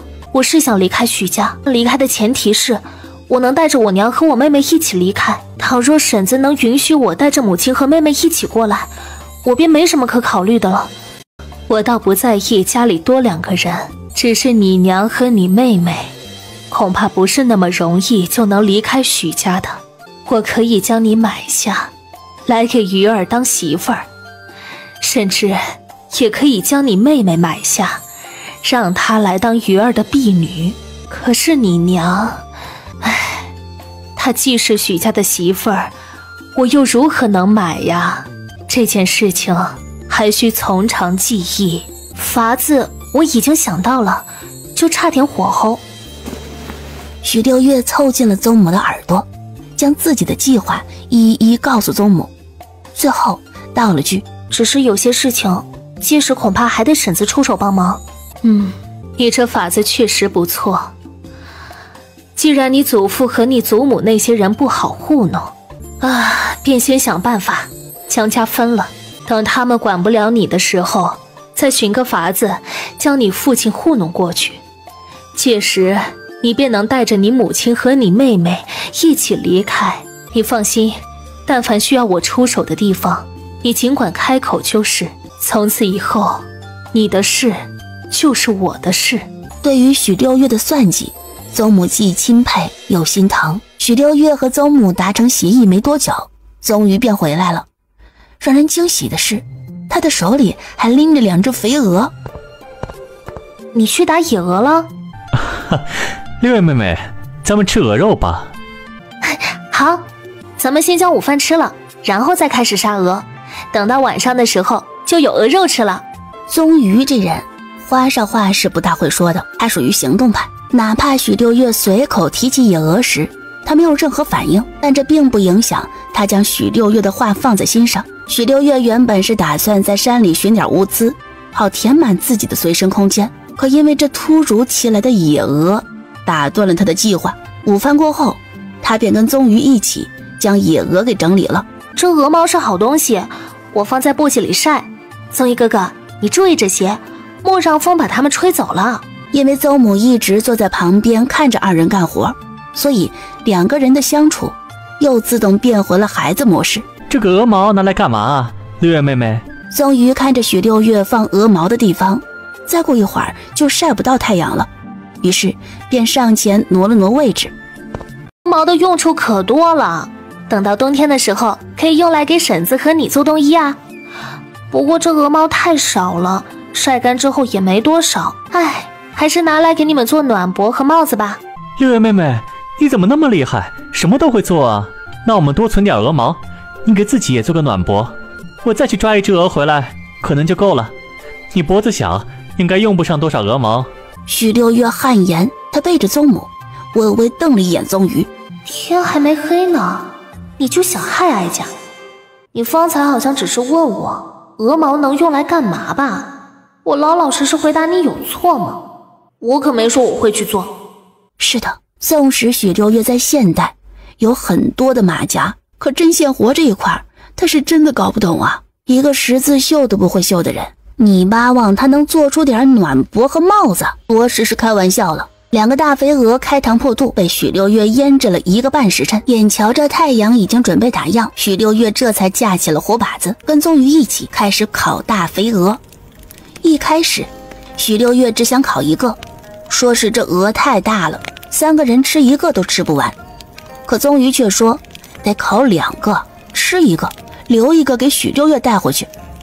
若是往常，许六月绝对不会同意，毕竟他一直觉得这些日子以来吃人家的喝人家的就已经够不好意思了，哪怕他付出了劳动力，但也没有天天打包带走的道理。再加上许家人就像蚂蟥，稀奇的紧，他若将东西打包走了放在空间里，拿出来又不方便，吃个东西还得偷偷摸摸的，麻烦极了。若不放在空间里嘛，回去后被抢走不说，还会招了一顿骂，平白无故的欠了宗瑜的人情，最后还左右为难，终究不好。可今日他点头了，一来是因为他心中有了打算，已为自己寻了后路，在他看来有宗母的帮助，他一定能事半功倍，离开许家的日程可以提前至少1半。二来他与许家都闹成这样了，他还怕什么？怕他们骂他可以继续装聋，或者直接骂回去。怕他们抢，谁又能抢得过他？要知道今天的他可没吃家里半口红薯，合着你不让我填饱肚子，我还不能出来找吃的，我这就把这烤全鹅拿回去，我馋死你们！这3来嘛，许六月想要尽快将许天宝和许家的关系挑拨开来，他要让许天宝明白一个道理，即便没有许家人，他们大房也能过得很好。瞧着吧，现在许六月要做的便是将烤全鹅拿回去，然后让大房这一家人吃得香喷喷的。他得让许天宝明白，远离许家那帮傻子，然后跟着闺女走，才会有好日子过。太阳落了山，黑夜袭来，许六月不急不缓的在主屋里啃着烤鹅腿，只可怜了许刘氏和许牡丹那俩母女，在村口外头的草丛里喂着蚊子。从许六月上独角山到现在，已经过了1整天了。许刘氏再次拍死1个蚊子时，忍不住骂道：爱千刀的，你是不是看错了？那死丫头真去了独角山了。是真的，我亲眼看见的，她就是进了独角山，要不然我能那么着急回去吗？你是不是看错了？不会的，就是她，青天白日的，我怎么能看错呢？哼，你最好没看错，要是她比我们先回了家，看我不抽了你这丫头的筋。但这天都黑了，她要是上了独角山，早该下来了。除非独角山的阴气那么重，多少厉害的人上了独角山都没能活着出来。那死丫头从白天上去到现在都没有回去，除非她是死在上头了。徐牡丹说完这句话的时候，自己也吓了一跳。娘，咱们还等吗？许刘氏等了1天了，若现在就走，有些不甘心。可瞧着四周乌漆麻黑一片，蚊子纵横，他又觉得浑身都难受。特别是他们所处的地方离独角山太近了，即便是没有风来，许刘氏也觉得冷飕飕的。更何况一直等不到许六月，让许刘氏觉得这件事情诡异的很。算了，不等了。也是，咱们还是赶紧回去吧，我都饿了。那死丫头都进山那么久了，恐怕是活不了喽。两个人蹲得太久，这双脚不免得发麻，想要快一点离开这鬼地方，又偏偏麻得跳脚，一路往家的方向奔着，还一路骂骂咧咧。那个许六月最好是死了才痛快，白白的害我们蹲守了一天，可真是够阴毒的。哼，那个死丫头，她要是没死再回家的话，看老娘我不打死她！许流师和许牡丹骂的倒是痛快，因着他们害怕自己会出事，所以所有的注意力都放在前方，却不知早在他们从草丛里出来时，许六月就已经下到山脚了。许六月的脚步比这两个人快，没出一会儿人跟在了他们身后。对于他们口中所骂的那些话，许六月听得一清二楚。合着是来蹲我了？切，自己蹲不到还骂我阴毒，你们怎么不问问自己啊？蹲我的目的是什么呢？你们这两个臭女人，一个连亲孙女都能杀，一个连亲娘和亲妹妹都能算计，要是论阴毒，谁比得上你们呢？许六月就这么不紧不慢地跟在后面，走在前头的两个人骂得有点累了，这才安静下来。可一安静就不对劲儿了。娘，你闻到什么味道没？好香啊！烤全鹅可是用足了香料调味料来腌制，又烤得流油，所以有香味儿那是正常的。许牡丹他们一开始没闻到味道，是因为光顾着骂许六月了，现如今安静下来，哪里能闻不到呢？许牡丹肚子咕噜了几声，连口水都要出来了。是好香啊，好像是烤肉的味道。也不知道哪家人日子这么好过，这大晚上的吃烤肉，也不怕胖死，不胖死也得噎死，臭显摆的啊！不胖死就噎死啊！许六月真是服了这对母女。且不说这烤全鹅是他的，就算真是哪户人家在吃烤肉，那也是人家的事情，人家吃得起肉，是人家够勤快够努力。你们两个够了吧？怎么比柠檬还酸呢？不是诅咒人家胖死，就是诅咒人家噎死，这得多大的仇多大的恨啊！许六月丝毫没有顾忌，依旧提着烤全鹅跟在后头。走了几步，许牡丹开始慌了。娘，我觉得不对劲儿啊！干嘛？你莫吓我，咱们这还没到村头呢，这周围也没房子啊，四处都是荒地和山，哪里有人家住嘛？怎么会有烤肉香呢？而且那个烤肉的味道怎么一直跟着我们啊？好像都不会散一样。这可怎么办呢？我们要不跑吧？便往前跑去。许牡丹没有反应过来，被落在了后头。待他回过神，瞧见许流师已经离他几米远，吓得尖叫了一声，忙往前追去。二人一前一后，跑得那叫一个快啊！我倒说你们有多大的胆子呢？原来也不过如此啊！那老钱婆看着年纪大是大了，可是腿脚还挺利索的呢。难怪打骂原主的时候那么威风。许流师和许牡丹一边叫着，一边往家的方向跑。快到村口大榕树时，许家的人正巧出来找他们。娘，牡丹，是你们吗？爱欠刀的，你们在这儿干什么？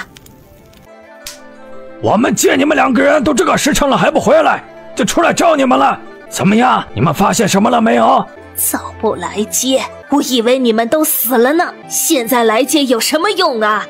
也亏得我命大。奶，大姑，你们看到我姐了吗？她死了。不会的，我姐不可能死的。上了独角山，到这个时辰还没下来，不是死了是什么？难不成我还咒她吗？你个死丫头，给我老实点儿，莫学你那不中用的姐姐，要不然可没人给你们收尸。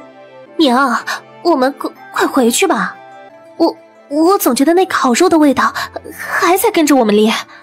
快回家，莫说了。他拉着许牡丹急急往家的方向走，可不管雅娘和许招娣已经哭成了泪人，就连许天宝也在犹豫了片刻后，转身跟着许流氏等人回去。然而就在这一行人行至一半时，身后的许招娣突然兴奋地大喊：姐姐，你回来啦！你们怎么在这儿啊？看，我给你们带什么东西回来啦？哇，这是什么？好香啊！姐，你怎么这么晚才回来？没发生什么事情吧？你有没有受伤啊？我和娘都着急死了。我没事。娘，你怎么又哭了？哎呀，别哭，咱们快回家去啊！回家吃烤全鹅。这烤全鹅呀，可香可肥啦。许刘氏一行人早在听到许招娣的喊声后，便停下了脚步。许六月还活着，众人不惊讶；又或者说他是死是活，大家伙心里都无感。真正让人惊讶的是，他手里竟然提着一只烤全鹅。不知晓真相的，眼下连口水都要流出来了。可许刘氏和许牡丹却恨不得要掐死许六月。特别是当许六月提着烤全鹅从他们身边走过来时，那熟悉的烤肉香简直让许刘氏母女疯了。哪里来的鬼呀？分明就是许六月在捣鬼。许刘氏和许牡丹忍着满腔的怒火，跟在许六月娘在后头回了家。才一到院子，许牡丹忍不住率先跑到许六月面前开了口：死丫头，你是什么手下的独角山呐？刚才在山脚，是不是你一直跟着我和你奶？许六月瞟了许牡丹一眼，也不搭理他，只是看了看那依旧跪在地上满脸憔悴之色的小姑许绣球。小姑，你怎么还跪着呢？说罢也不顾众人怎么看他，用力从烤全鹅上撕下来一只鹅翅，那鹅翅连着鹅臂可不比鹅腿小。来，我请你吃鹅肉。许绣球愣住了，许家所有的人都愣住了。家里的老的老，小的小，就算要给也轮不到许绣球啊。许老头见此正打算发话，可谁知许六月却道：快吃吧，别管去不去张家，咱们先把肚子填饱，把小命保了，要不然呢，人死了就什么都没有了。许六月这话让众人一惊。是啊，许绣球已经1天没吃了，要是真是饿死了，张家的那几十两银子可就拿不到了。于是本想开口骂许六月的人顿时都闭了嘴。许绣球看了看许老头几个人的脸色，终是用一双发颤的手双手接过了许六月的鹅翅，然后当着众人的面狼吞虎咽起来。许牡丹也饿了1天，看到许绣球吃的贼香，有些忍不住了。把烤鹅给我。许六月不咸不淡往后退了一步，就像是脑弧线较长一样，回答了许牡丹方才提出的问题。哦，原来方才走在我前面的人真的是那和大姑啊！我看这背影有些像，但是又不敢认，毕竟天黑嘛，要是认错了人那就不好了。不过你们也好生奇怪，一下子走路蹦蹦跳跳的，一下子又跑得飞快，像是见了鬼似的。怎么的？发生了什么事情了吗？你们不知道，我原本是不怕的，但是看到你们这样，可把我吓坏了。我们把你吓坏了？许六月，你讲话凭良心好不啦？分明就是你把我们给吓到了。把烤鹅给我。许牡丹说不出别的话，但却一直咽着口水，盯着许六月的烤鹅。哦，是该分烤鹅了。爹，你吃晚饭了没？爹，您吃鹅腿。许天宝有些惊讶，没想到许六月会将鹅腿给他。要知道这个女儿以前胆小怕事，连多跟自己说一句话都不敢。她脾气差，一不高兴就对女儿非打即骂，甚至为了讨好父母还亲自去买了耗子药想毒死她。后来她性情大变，跟她死不对付，这打打闹闹的也着实让人害怕。万万没想到啊，这鹅腿竟然给到了他的手里。许老头和许刘氏本是等着许六月的鹅腿，可眼下瞧见鹅腿入了许天宝的手里，气得那叫一个难受。然而这还没有完呢。娘，这个鹅腿给你，还有一个鹅翅给我们家妹妹。鹅翅和鹅腿都分完了，许六月看着自己手上有油渍，便放在嘴里舔了舔。可香了。爹娘，这剩下的鹅肉我们留起来，明天再吃。什么意思啊？分完了？合着除了长房的人外，就许绣球捡了个便宜，剩下的还有那么多的鹅肉，愣是分都分不到。奶，我要吃肉，我要吃肉，我要吃肉！奶，你快让那赔钱货给我肉吃！死丫头，你这是什么意思啊？一只鹅拿回来，你要独吞呐？你信不信老娘我打死你？奶说什么？打死我？那你怕不怕我拿刀砍死你呢？许流氏被许六月的眼神吓到，立即不敢出声了。倒是那还没有亲眼瞧见过许六月厉害的大姑许牡丹站出来道：死丫头，怎么跟你奶说话的？许牡丹骂就骂吧，偏偏还试图上手去抢烤鹅。许六月反应极快，一个侧身闪躲，一脚往前踹去。哎呦！许牡丹摔了个狗吃屎，脸着地的地方正巧有一坨鸡粑粑。许六月，你这个挨千刀的！哎呀，大姑，你这是怎么了？你是长辈，我是晚辈，哪里有你给我磕头的道理啊？哎呀，快起来，别让人看了笑话了啊！你这个贱人！许牡丹受不得这委屈，立马从地上爬起来，挥着手就要往许六月身上招呼。许牡丹浑身脏兮兮的，许六月嫌弃的很，才收了笑容，将烤鹅拿得远些，生怕被许牡丹给弄脏了，然后弯腰躲过了许牡丹的攻击，再闪身来到许牡丹身后，朝她的屁股狠狠踹了一脚。速度之快，许牡丹根本就没有反应过来，待她回过神时，自己已经重新趴在了地上，腰的位置还狠狠地踏着许六月的脚。你这个贱人！大姑，你是爷和奶的闺女儿，你要回来打秋风我管不着，但是你秋风打到我的头上，就是你的不对了。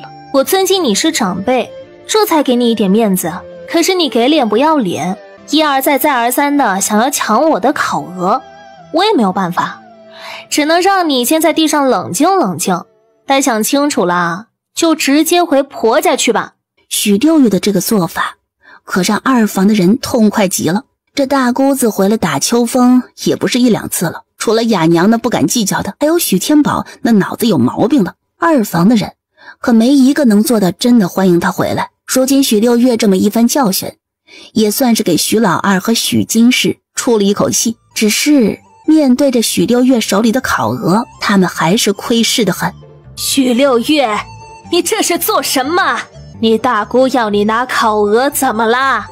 这个家我说了算，你们所有人拿回家的东西都得上交给我。我看在这烤鹅是你拿回来的份上，就不跟你计较擅自分配了这烤鹅的罪了。但是现在你必须把剩下的烤鹅给交上来。凭什么？这个鹅是你抓的还是你烤的？我凭什么就要给你啊？就凭我是你奶奶。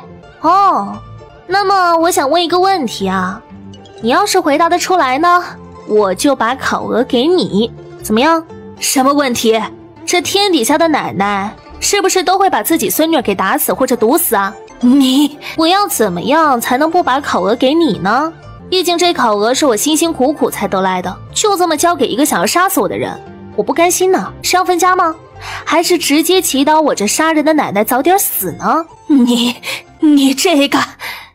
唉，做你们许家的孙女儿可真是难呐，天天干活不说，还要饿肚子，这肚子饿了没得吃，从灶房里拿半块馒头就会被打死，不拿馒头自己出去找吃的吧，又要被没收。哎呀，这日子还能过吗？怕是没法过了。你别给我啰嗦，你带回来的东西是整个许家的，这个事情没商量。今天这个烤鹅你给也得给，不给也得给。我就是不给，你能怎么样？你要是不给，就别说是我许家的人，你信不信我今晚就把你赶出去，从此连门都不让你进。好啊，不如把我娘和我妹妹一起赶了吧，我们娘仨一起走。哼，你想得美。许刘氏自然是不同意的，花钱买来的女人怎么能走啊？雅娘若走了，家里又少一个劳动力，莫说是雅娘和许招娣，就是许六月也不能走，眼瞧着就能卖了，走什么走啊？许刘氏方才那不过是威胁许六月的话，可不是真心的。不让我们一起走啊？那你也别想那么多了，我辛辛苦苦拿回来的烤鹅凭什么给你啊？你可真是好笑。用力踩了一脚还在地上的许牡丹，然后大摇大摆地拿着烤鹅回屋了。许老头和许刘氏气得半死，许元宝也放声大哭。我要吃肉，我要吃肉。说着还知道挑一个最软的人指了过去。许老头看到许元宝指着雅娘，立马发声：老大媳妇儿，把你的鹅腿给元宝吃，雅娘听言，张了张嘴，什么都没说出来。就在她不知该怎么办的时候，还是许招娣硬气了一回。娘，这鹅腿不能给，这是我姐好不容易从独角山上拿回来的。你要是给了别人吃，我姐该伤心了。你要是想吃肉，就让你姐姐去山里给你寻，实在不行，让你爹和你娘去。凭什么我姐给我娘的东西要让我娘拿给你？你又不是我娘的儿子。平常你欺负我娘欺负的最多，我娘不会说话，我们还得惯着你不成？随着许六月的脾气越发坚硬，许招娣的底气也越发强了。他小大人似的数落了许元宝一番，便拉着雅娘也回屋了。还欠刀的，这一个两个的都要造反了。老大，你知道该怎么做吧？怎么，你现在是要跟许六月那贱丫头一样，不孝顺老娘了？老娘白生你，白养你了，白给银子给你娶媳妇了。现在一个鹅腿你都要自己吃啊！老大，把鹅腿给你娘，别让她切着。别劝她。许刘氏明明很想要那个鹅腿，可还是嘴硬。她要真心想给，自己会给的。她要是不想给，她就当她爹她娘已经死了吧。许刘氏的话都说到这个份上了，许天宝再不情愿，也只有乖乖将鹅腿奉上。说实话，许天宝一直都挺听父母话的，古代妈宝男他绝对算得上。可今天这鹅腿他也是真的想吃，正是因为如此，所以才会犹豫了这么久。本以为自己将鹅腿送到了许刘氏手里后，许刘氏至少能给他一个好脸色，哪怕一句好话。可谁知许刘氏毫不客气地接过鹅腿后，只冷冰冰地说了句算你有良心，接着便立即换了一张笑脸，笑嘻嘻地将鹅腿送到了许元宝的面前。哎呦，我的乖孙哟，来吃鹅腿。许元宝抢过鹅腿，大口大口地吃了起来。好吃，好吃。慢点吃，我的乖孙孙，可别噎着了。你这噎着了，奶可得心疼啊。不知为何，看到这一幕后，许天宝心里挺难受的。以前这种事情也不是没有发生过，只是许天宝都当没看到。可是现在他心里发生了变化，那鹅腿明明是他闺女给他的，是闺女孝顺他，他自己不吃，给了父母，那是他孝顺。偏偏他父母糟蹋他的孝心，把鹅腿给了一个孩子。要知道是这样，他就不给了。许天宝心里有了火气，便气蹭蹭回了屋。许金氏见此，免不得又是一阵挑唆，娘，差不多得了，剩下的你们自己吃吧。我刚刚看到大哥的脸色不太对劲儿，关门的时候声音可大了。我管他去死，鹅腿我愿意给谁吃就给谁吃，他管得着吗？他还甩门，那门甩坏了，我看他拿什么去修。许刘氏从来不知道顾及许天宝的脸面，在他看来，许天宝这个大儿子就是个吃白食的，他能让他留在家里就不错了，难不成他还敢有想法？许刘氏的声音又尖又细，屋子本就不隔音，许天宝当然能听得到。只见他一脸阴霾地坐到了床上，死死地盯着房门。吃吧，还好我留了个心眼儿，没让他们把烤鹅抢去，要不然现在爹连骨头都没得吃。许天宝看着眼前的烤鹅，又是一愣，但仅仅只是片刻，他便抱着烤鹅狼吞虎咽起来。许六月也不管他，带着招娣出去洗手。关门时特地没将门关严实，留了条缝，这一条缝不大不小，正好能让外头的人瞧见许天宝在里头啃烤鹅。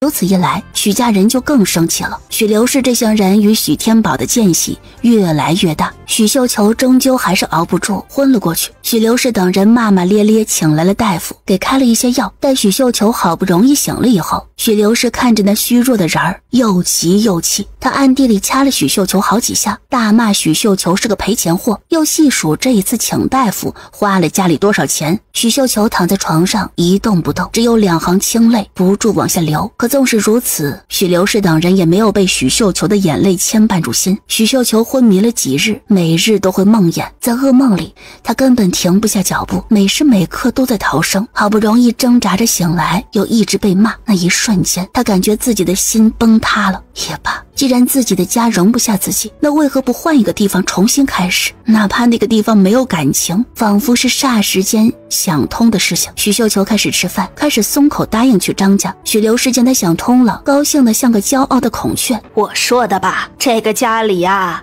就没人能犟得过我。大家伙都出去干活时，院子里只有许绣球在扫地。许六月上前盯着他看了半晌。你想清楚了吗？真的要去张家？我先去一趟，还未必能选得上呢。如果选上了，我就彻底脱离这个家了；如果选不上，也好让他们死心。许绣球管许刘氏和许牡丹叫他们，而非娘和姐，由此可见，他是真的寒了心。你想清楚了就好，我只怕你一时糊涂走了错路。怎么会呢？只要能离开这个家，哪一条路都是对的。如果我没有入选，回来后要不了多久就会被卖给别的人家做媳妇儿。他们现在死活要我去张家，就是因为张家有钱。他们想我去了张家后，是不是能帮衬一下家里？他们不把我当亲生女儿看待，我也不会让他们如愿的。我如果入选了，可以留在张家做妾，我一定只会为自己活着，再不多瞧这些人一眼。不过你放心，你对小姑的好，小姑都记着呢。许绣球比起许六月，不过只大了3岁，因着年纪相仿，原主与她的性格也相近，所以从小到大，她从未以小姑自称。2个孩子在家里鲜少说话，生怕碍了别人的眼，惹了麻烦再招打。即便是偶尔趁着没人时打下交道，那也都是叫对方名字的。今日许绣球突然以长辈的身份自居，让许六月明白他是铁了心要走出许家。说起来，小姑还要谢谢你，在这个家里，你和我的年纪差不多，性子差不多，受到的打骂也差不多。要不是因为你这阵子的变化，让我看到了希望，我恐怕还和以前一样，任由所谓的亲人来安排我的人生。只是我与你不同，我不敢像你这般拿着刀和他们对着干，只能傻傻跪在院中，希望他们能放我一马。可是结果你也看到了，即便是死，他们也是要将我抬到张家去的。我想过来时，想了很多。我想到从我记事起到现在，家里人待我的刻薄，想到所有的亲人为了能将我送到张家，宁愿把我饿死，却只有你敢在暗中帮我一把。说句没出息的话，你可不要笑我。我想的最多的还是你那天给我的那只鹅翅，香喷喷的，是我这辈子吃过的最好吃的东西了。所以6月我不会忘了你。倘若我真能入选为张家的妾，那么日后有什么好东西我都会记着你。说我没能入选，平平淡淡过着一生，我不想做你的长辈，只想做你的好朋友。许绣球这一番话说得很是真诚，许六月听在耳里，暖在心里。也好，老人们都说，不管是黑猫还是白猫，只要能抓到老鼠就是好猫。现在看来，不管是正道还是歪道，只要能让自己过得更好就是好道。你自己想清楚了，比什么都重要。既然眼前的这座山它自己不倒，你就只有跨过去了。我去山里割猪草的时候，没少瞧见花儿开在石头缝里。既然石头缝里能够长出美丽的花，那么小姑也可以过得更好。许六月本想告诉许绣球绝处逢生的道理，可想了想，自己现在可是个没念过书的农家女，且不说那绝处逢生这词，许绣球能不能听得懂？就光是吐出4个字的长语就够让人吃惊了。于是终究还是简单化，打了个比方。又过了2日，这一天许绣球一大早便被许牡丹几人打扮了一番，然后一行人坐着张家派来的马车往城里去了。张家的马车其实只是来接许绣球的，可许刘氏和许牡丹几人生怕自己会错过了许绣球的高光时刻，于是死活也要跟着去。那方婆子怕耽误了时辰，误了自家老爷的好事，最后无法，只得同意了。许绣球的容貌虽不出众，但还算清秀，再加上她本就不大愿意去张家，所以神色有些娇弱和哀愁。一番打扮后，整个人显得我见犹怜。让人生出了保护欲。他离开时什么话也没说，只是回头朝许六月看了一眼，用嘴型说了4个字：生辰快乐。许六月还没反应过来呢，许招娣便走到了身边，轻轻捏了捏许六月的手。姐，怎么了？刚刚娘去问爹要鸡蛋了，爹给了2个呢。等奶和大姑他们走远了，我们就煮鸡蛋吃，就是没有面粉了，不能给你做长寿面。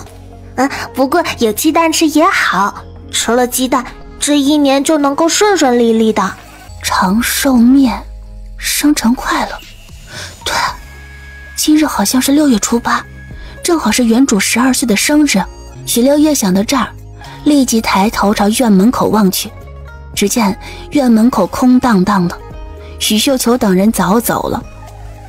今日的天气不错，许老头和许老二都出去干活了，就连许天宝也被拉去帮忙除草。二房的人好热闹，又没坐过大马车，如今张家派来了那么好看那么舒服的马车，他们自然不会放过，死乞白赖的非要跟着一起去。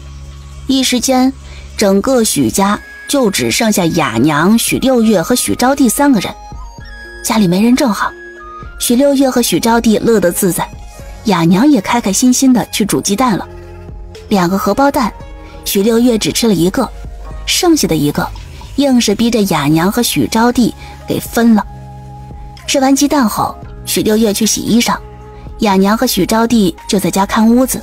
这一个生辰可谓是许六月出生至今过得最简单的一个生辰，没有红酒和鲜花，没有蛋糕和美食，更没有某博各大热搜头条以及圈中重量级好友的转发和祝福，只是简简单单的一个荷包蛋，却也是这个世界里便宜娘亲能所给的最好的东西了。才1个月呀，算算日子，从穿越到现在才过去1个月，可许六月却觉得仿佛过去了好几年一样，时光很是漫长。忙完手里头的活儿，许六月便上了独角山。因为上次能安全从独角山上下来的事情，许家人对他盯得很紧，所以这几天他每次上独角山都是做好饭了后便急急离开。前阵子抓来的石螺根本就没有机会煮，今日好不容易许家人都空了，许六月便打算早点上山把石螺给煮了。去独角山的路上正好有几棵野生的紫苏，还好不老，许六月连根给拔了，也省得慢慢在路上摘叶子。石螺的泥都吐干净了，许六月随意选了个又尖又小的石头，便开始砸石螺屁股。没有钳子果真比较难办，石螺本不大，再用石头去砸屁股是件很难的事情，力道轻了砸不掉，力道重了又容易伤着手。最后还是宗瑜过来帮忙，2个人忙活了1个多时辰才将石螺屁股都砸完。砸石螺屁股的时候，锅里已经在熬粥了，除去曾母中的毒，上次因为花豹而受的伤已经好的差不多了。他终日喝汤，嘴巴寡淡的很。听说许六月要炒石螺，便也跟着要吃。许六月见此，只好熬了1锅鸡蛋粥。石螺炒出来后口味会比较重，宗母虽然能吃，但也不能多吃。鸡蛋粥有蛋味，也好入口。许六月炒石螺时，往锅里放了老蒜头和紫苏，还有辣椒面。紫苏虽然是连根拔起，但最后许六月还是单独摘出了叶子，剩下的根与茎他趁着无人的时候偷偷丢到随身空间里去了。为了入味儿，这石螺许六月便炒得久了一些，约摸大半个时辰的功夫，一大锅香喷喷的石螺出锅。许六月只吸了1个，便觉得是人间美味，仿佛自己又回到了现代，回到那个戴着帽子和口罩躲躲藏藏去到夜市摊，只为吃1口小龙虾和炒石螺的时候。吃过饭后，许六月没有在独角山多待，他打包了半锅石螺，趁着许家还没有人回来前，先回到了家。许绣球他们是去城里，路途较远，今晚几点钟回来还说不准呢。许老头父子3人今日去的那块地离家也有点距离，从村头走到村尾不说，还要再翻越一座山，天不黑恐怕都是回不来的。半锅石螺又被许六月分了1小半拿到了隔壁虎子家，剩下大半都被娘仨在房里给解决了。吃完了石螺后，许六月十分聪明地将石螺壳都收拾好，丢到了村头的荒山里。天色渐渐暗下来后，许老头父子3人便回来了。紧接着，许刘氏他们也回来了，两批人前后脚到家，可脸上的神色却有着天壤之别。男人们干了一天的活，累得虚脱，可女人们却满脸喜色。许六月注意到一行人中少了许绣球，于是心里也渐渐明白了，孩子他娘怎么不见绣球呀？许老头看着大家伙喜气洋洋，就唯独不见许绣球，于是赶忙问了句：你这老头子莫不是傻了？绣球入选了，她现在可是张家的13姨娘，怎么还会回来呀？绣球入选了，那以后咱们家岂不是每个月都有几千的银子入账了？可不是嘛，要我说呀，咱们这次坚持送绣球去张家，可是送对喽。那张家忒有钱，来看看，这都是张家赏的，这绿豆糕啊，桂花糕啊，哟，可细着呢，含在嘴里呀，就像是要化了似的。还有这糖果，甜滋滋的，哎呦，各种形状的都有，又好吃又好看呐。哎呦，老头子啊，我与你说，以前只听说张家有钱，没想到还这么阔气。那张家家大业大的，不缺钱，咱们现在呀也算是张家的亲戚了，对我们阔气点儿也是该的。哼，前些日子绣球那丫头还死活不愿意去呢，今日去了也跟着眼花。那张家是真大呀，我们从偏门进去走走停停，东绕西绕的，哎呦，都快给转晕了。还有那张家安排给绣球的院子比咱们家还大呢。是是是，那院子啊有小花园儿，有小灶房，还有丫鬟住的二房。哎呦，可气派啦！光是绣球自己呀，就有2个丫鬟伺候呢。许刘氏一回来就说个不停，恨不得能将今日张家所发生的一切都像说书一样说给自己的丈夫和儿子听。现在的她呀，可神气了。许六月只当听不到，自己做自己的活。倒是许老头他们说起以后每个月家里能多几千银子的进项时，许六月有些犯恶心。咋的？人家许绣球成了张家的妾，这每天使唤人的不需要打点啊，1个月就几千的月例银子，你们就这么听着？今天可是才入张家的门啊，你们就已经想着怎么去花他这个月额度的月例银子了，可真够不要脸的。再说说那些糖果点心吧，人家张家顶多是看你们一副穷酸相，所以才像打发要饭的一样施舍你们几个糖果吃吃，你们倒好，还攀亲带故，觉得自己成了张家的亲戚，了不得了，阔气。哼，张家要是真的阔气，也不至于只给你们1包糖果点心了。对了，钱拿到了没？大大小小30两呢，可别过了一晚上咱们闺女都不干净了，那银子还没收的。哎呦，你个死老头，就把我想得那么蠢呐！张家若不给我们银子，我能出张家的门儿？30两银子1分不少，这还是牡丹亲自跟着账房先生去领的呢。今日啊，就给你们长长见识，3张10两的银票，刚好30两。许老头看到那银票，双目放光。然而就在他想伸手去接时，许刘氏一个扬手，便将银票拿开了。哎，只可看不可摸，这30两啊，我可是要存着给老幺读书用的，你们可给老娘记住了，这几10两银子啊，谁都别惦记，要不然看老娘不打断你们的腿。娘，您看我把绣球的事情办得这么漂亮，是不是也该得点奖励呀？要不一边去，你是我闺女儿，是绣球的姐姐，你为我们家做任何事情那都是应该的。牡丹呐，你回娘家也有些日子了，没什么事情，明天就回去吧，别留姑爷一个人在家，怪冷清的。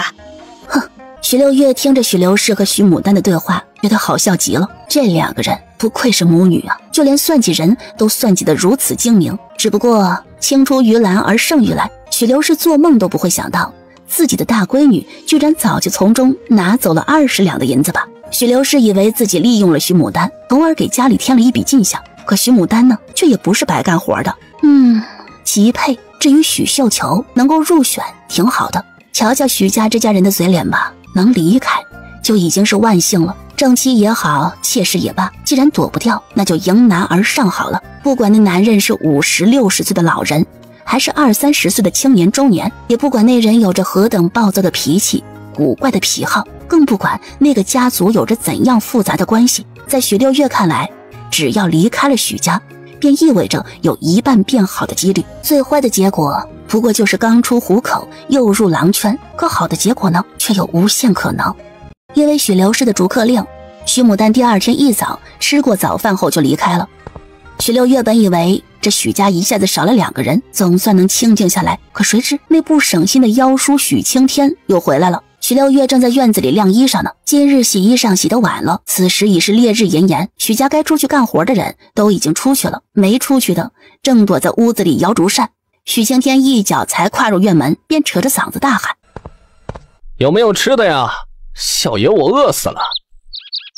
那声音震耳欲聋，许六月只瞥了他一眼，便知晓这不是个读书的货。都说人的气质由他认识的人和读过的书所形成，正正经经的读书人哪个不是文质彬彬、大方得体的？可这许青天呢，站没站相，走路大摇大摆，衣裳也穿得乱七八糟，明明是个泥腿子的儿子，却活脱脱像个二世主，说话浮夸，大呼小叫，整个一个痞子相。哎呦，我倒说听这声音熟悉呢，原来是我的宝贝心肝回来了。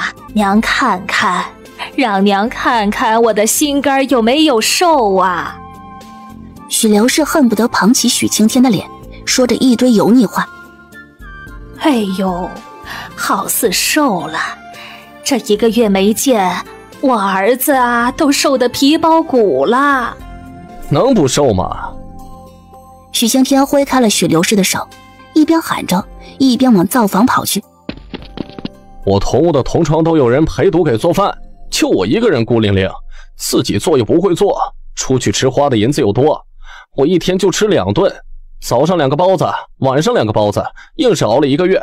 许刘氏不知道许青天会回来，所以灶房里什么东西都没剩下。许青天从灶房里空手而归。娘，怎么家里也没吃的呀？有。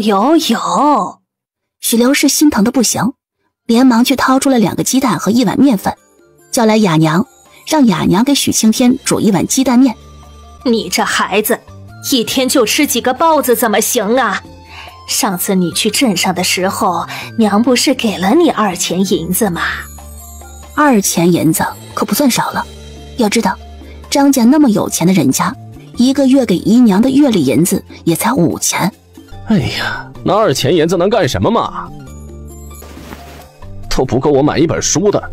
我不管啊，娘，这个月你可得多给我一些钱，要不然这书我就不念了。哎呦，我的傻儿子，这书怎么能不念呢？许刘氏最疼这个儿子了，再加上许青天念书都念好几年了，哪里能说不念就不念的？你可是我们许家的希望，是我和你爹的心肝啊！我们全家还要靠着你高中秀才，好光宗耀祖，免一些田税呢。靠我有什么用？咱们家又没多少银子，镇上租的房子明日就要给租金了，1个季度正好1钱银子，还有过2个月就要童试了。这童试1年1次，我今年想试试，考童生要交5钱银子，这个必不可少。我的那些同窗现在为了童试都买了好多书和笔墨，彻夜读书写文章，那1本书就得几钱银子。我就算是买旧书，那也得1钱或者2钱1本，再加上我吃饭的钱，这七七八八加起来可是一笔不少的支出呢。哎呦，我当是多大的事情呢，你这前前后后算起来也就1两的银子，娘明日给你2两，你该买什么书就买，想吃什么好吃的就吃。马上就童试啦，可得把身体照顾好，别到时候出了什么差错。2两银子，这可是娘说的，不许骗我。傻孩子，娘怎么会骗你呢？你姐姐绣球啊，现在可是张家的13姨娘了，每个月能有5钱的月例银子呢。只要你用心读书，以后每个月娘就给你5000银子当伙食费。如果你要买书买纸，钱不够的话，再问娘要。咱们许家的人就是再难，也绝不能难了你这个读书人呐。娘的话可当真？绣球那1个月的月例银子，能都给咱们家拿回来吗？他敢不拿？他在张家有吃有喝有穿的，还要银子做什么？那些银子最后还不都是给你的吗？他要是敢不把银子拿回来给你读书，娘就去张家闹去。咱们家就你一个读书人，可不能亏待了。许刘氏说完这话，雅娘的鸡蛋面也煮好了，于是许刘氏立马招呼儿子吃面，不再多言。许青天是真的饿了，他管不得那么多，大口大口吃面。整个院子里除了许青天吃面时的咕噜声，可算是安静下来了。许六月收起了木盆，冷冷朝外走去。就许青天那样的也算读书人？这天底下能被人称作是读书人的，只有参加了童试中的县试和府试，获取了童生的名号后，才能勉强成为读书人。可他许青天呢，连个正经的学院学子都算不上。今年恐怕也是他第一次要参加童试吧。在原主的记忆里，这个许青天从小就是个混世魔王，别的本事没有，但记忆力还算不错。除此以外，还能拿得出手的便是他的歪门邪道。可大家伙看着觉得是歪门邪道的东西，在许老头和许刘氏眼里却是精明。正因为这精明劲儿十足，再加上记忆力比寻常人要好，所以许家人一直觉得许青天是块读书的料。从10岁起，许青天就开始念书了。村子里没有学堂，许家人就送他去镇上，那里有一个竹鹿学院。虽说这学院建在了镇上，可名气一直很大，录取的条件也不低。方圆100里的村子、小镇上的人都慕名而来。竹鹿学院里的学子分为正规学子和旁听学子，很不巧，许青天就是众多旁听学子中的一个。他每年的学费不仅要比正规学子多出2倍，还得额外花钱，在外头跟别的同窗一起合租小院。为了让许青天念书，许家人可谓是大出血了。不过该花的钱都花了，但许青天也不争气。竹鹿学院每年都有一个旁听学子转正的考试机会，只要考试过了就能转正。可许青天呢，他从10岁起就是竹鹿学院的旁听学子，现在整整4年过去了，他还是旁听学子。这4年来，你若问他学到了什么，他或许不清楚，但你要问他如何摆阔装大佬，他的经验那是贼丰富的。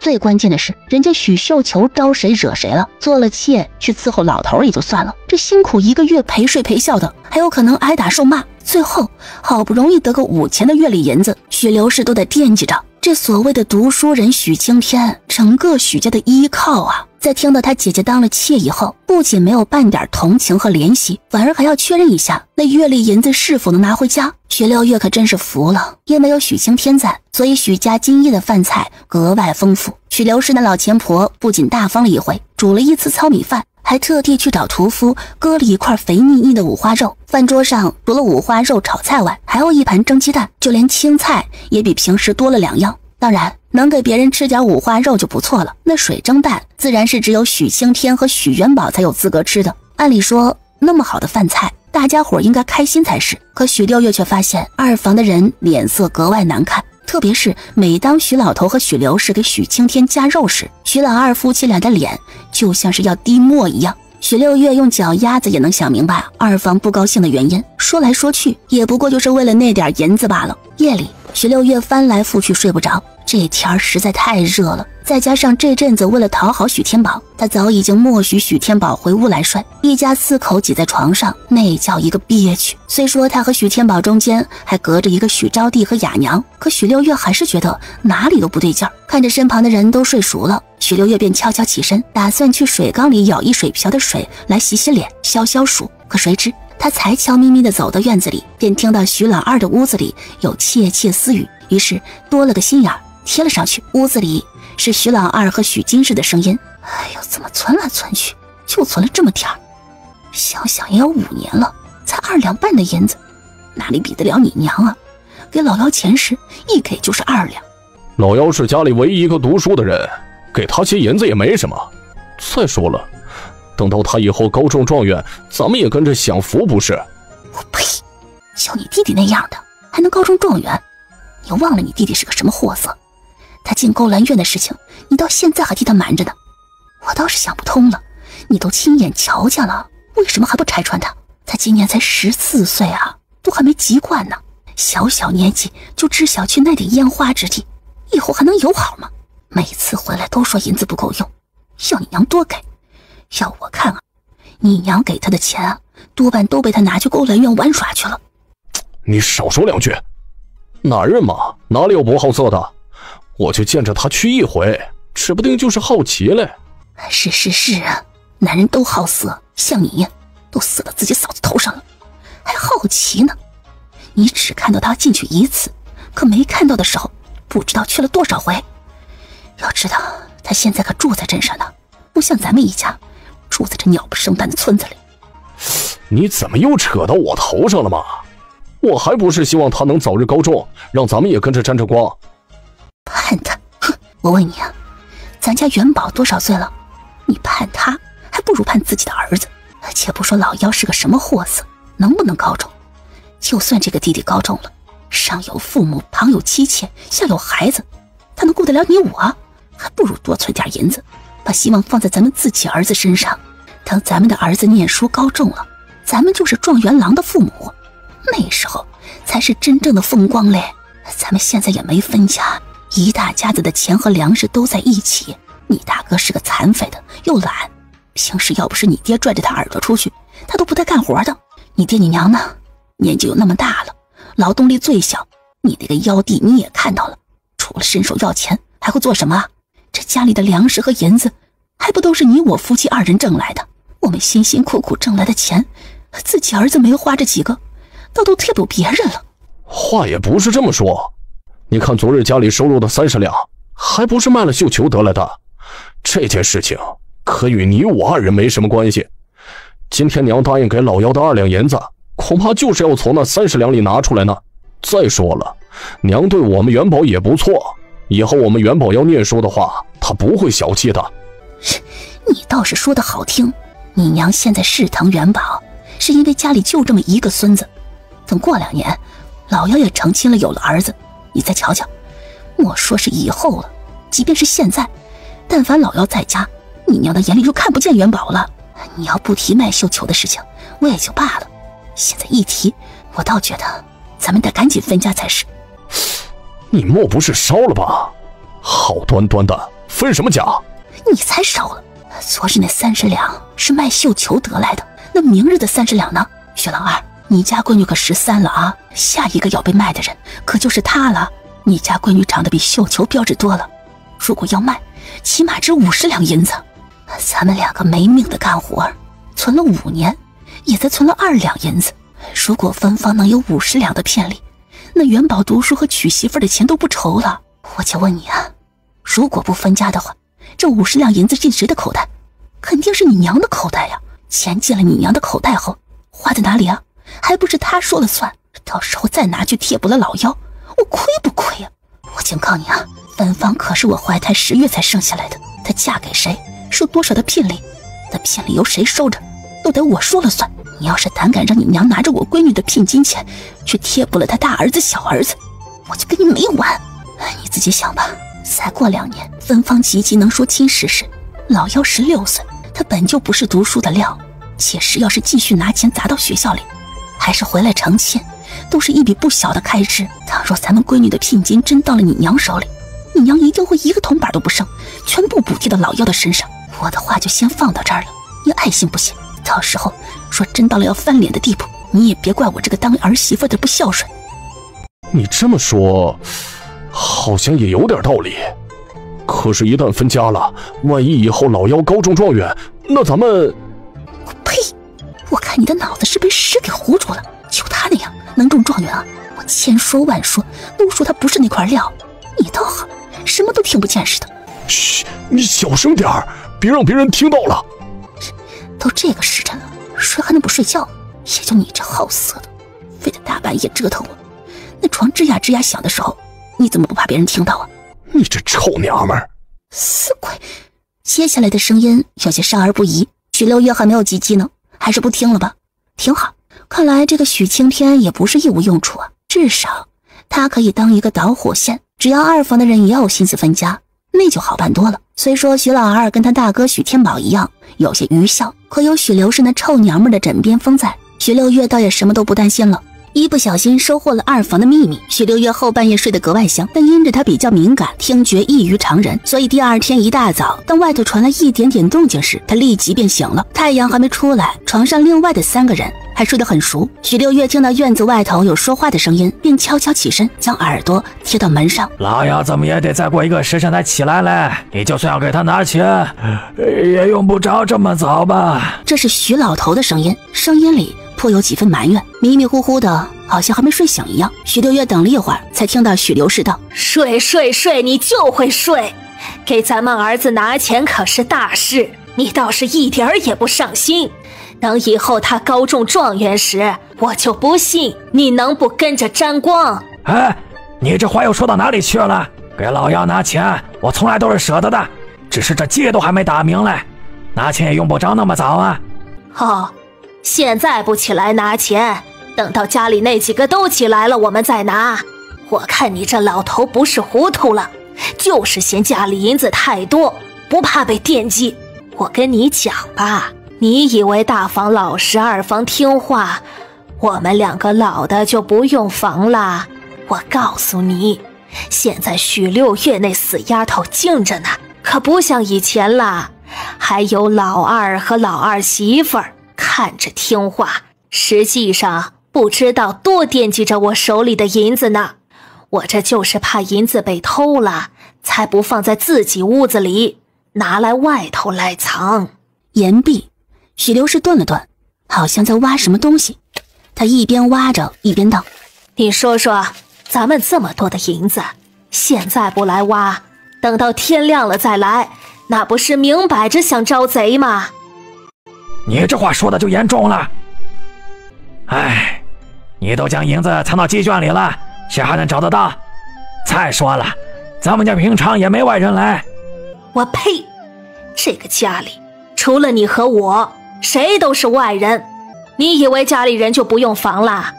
这世上多的是家贼呢。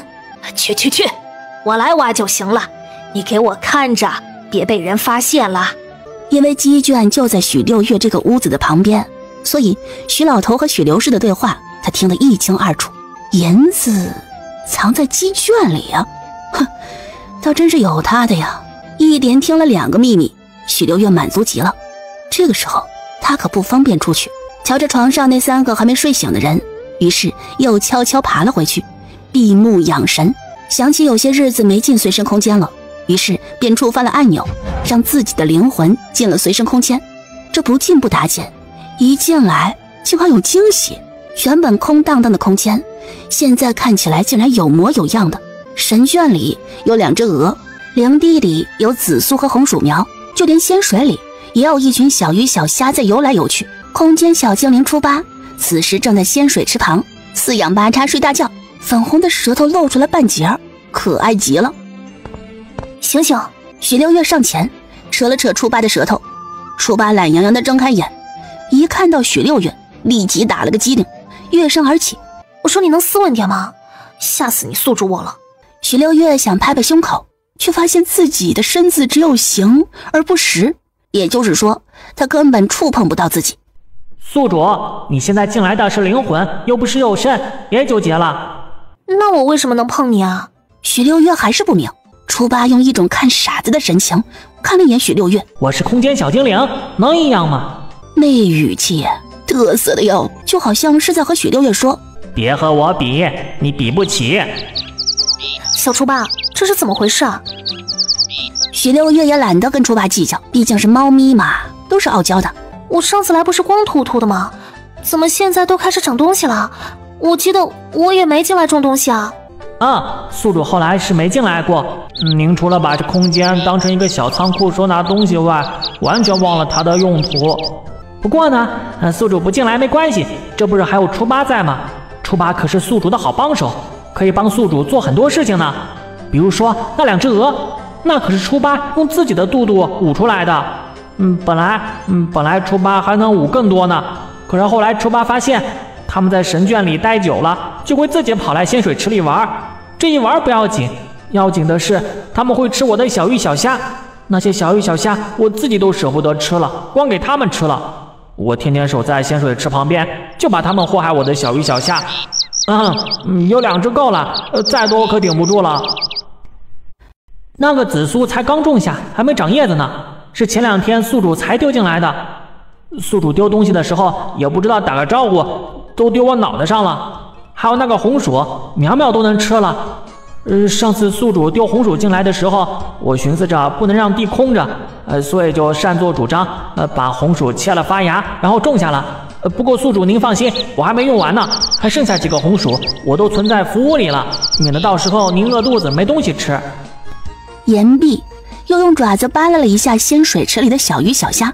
这玩意儿太少了，宿主有空的话多弄点来，省得我肚子饿的时候都舍不得吃。天哪，这是什么神仙精灵啊！我只是一时忙着忘记来空间转悠了，再来时人家连地都给我种了不说，还把鹅都养出来了。初八，你这肚子可真厉害，摸起来软软的，本还以为只能用来撸呢，没想到竟然还能孵化小鹅呢。是吧，初八能干吧？初八一脸享受，任由许六月撸他。待享受的差不多了，才又问：初八那么能干，宿主是不是要奖励点什么？小鱼干要不要？要！我要吃那种坚固的小鱼干，香香脆脆的，不要这种生的。嘿，这家伙倒还挺懂。行，晚些时候弄好了给你丢进来。但是我有个疑问啊。只要有小鱼干，别说1个疑问，100个疑问我也给您解答。许六月的问题也不难回答，只是奇怪，这才几日的功夫，怎么就能孵化2只鹅，还养得这么大？菜地里的菜长得也太快了吧，感觉那红薯才丢进来没几天呢，怎么现在一大片的红薯苗苗等着采摘啊？宿主，您是不是不相信初八呀？都说了是神眷、灵地、仙水、福屋，那东西生长的能不快吗？成，这解释过得去。那仓库都能比现在的冰箱还好用，不仅保温还保鲜，所以菜地里种菜快一点，圈里的动物养得肥一点，也不是什么奇怪的事啊。许六月看着那些红薯苗，长得又肥又嫩，立即让初八都给摘了。当他从随身空间里出来，一睁开眼，便瞧见许招娣担忧的眼神。呀，姐，你可算醒了！你要是再不醒，待会儿娘做了早饭回来又得哭了。怎么了？可是出了什么事情了？没什么事情，就是方才我和娘叫你起床，怎么都叫不醒，所以娘就担心了，怕你又生病。可能是我睡得太沉了，快起来吧，别又挨骂了。外头的太阳已经升起，许六月不免有些懊恼，看来下次进空间不能待太久，或者就晚上准备睡觉的时候去，要不然可容易出问题了。许家的人说许六月是个疯子，可在许六月看来，许家的人才疯了。这阵子以来，他脾气强硬，时刻拿着一把柴刀，这才让许家众人不敢欺负他。要是他改日大白天的一动不动，保不齐许刘氏那老钱婆一刀下来，把他的小命给了结了，想想都可怕。许六月出房门时，雅娘正做好了早饭。雅娘端着早饭去了堂屋，看到许六月安好，总算放下心来。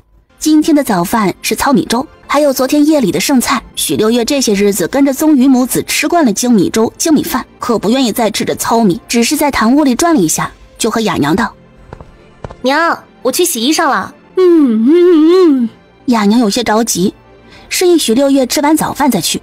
许六月摇了摇头，凑近雅娘的耳朵道：“我早点去洗衣裳，好看看有没有小鱼小虾。”说罢，便拿着木盆将自己这一房的衣裳给装走了。许六月的这一幕正巧被许青天看到了，他朝着许六月背影嚷嚷道：“那个贱丫头，你干嘛去呢？还有那么多衣裳你没装，你不知道啊？”许六月听见了，可却径直往前走。“你丫的许青天，老娘是个聋子，你不知道啊？”嘿，这死丫头！许青天骂完了人，才想起许六月的耳朵是听不见的，于是四下找东西想朝许六月砸去。许刘氏见此忙拦住，算了算了，大清早的没必要为了那个赔钱货伤了肝儿。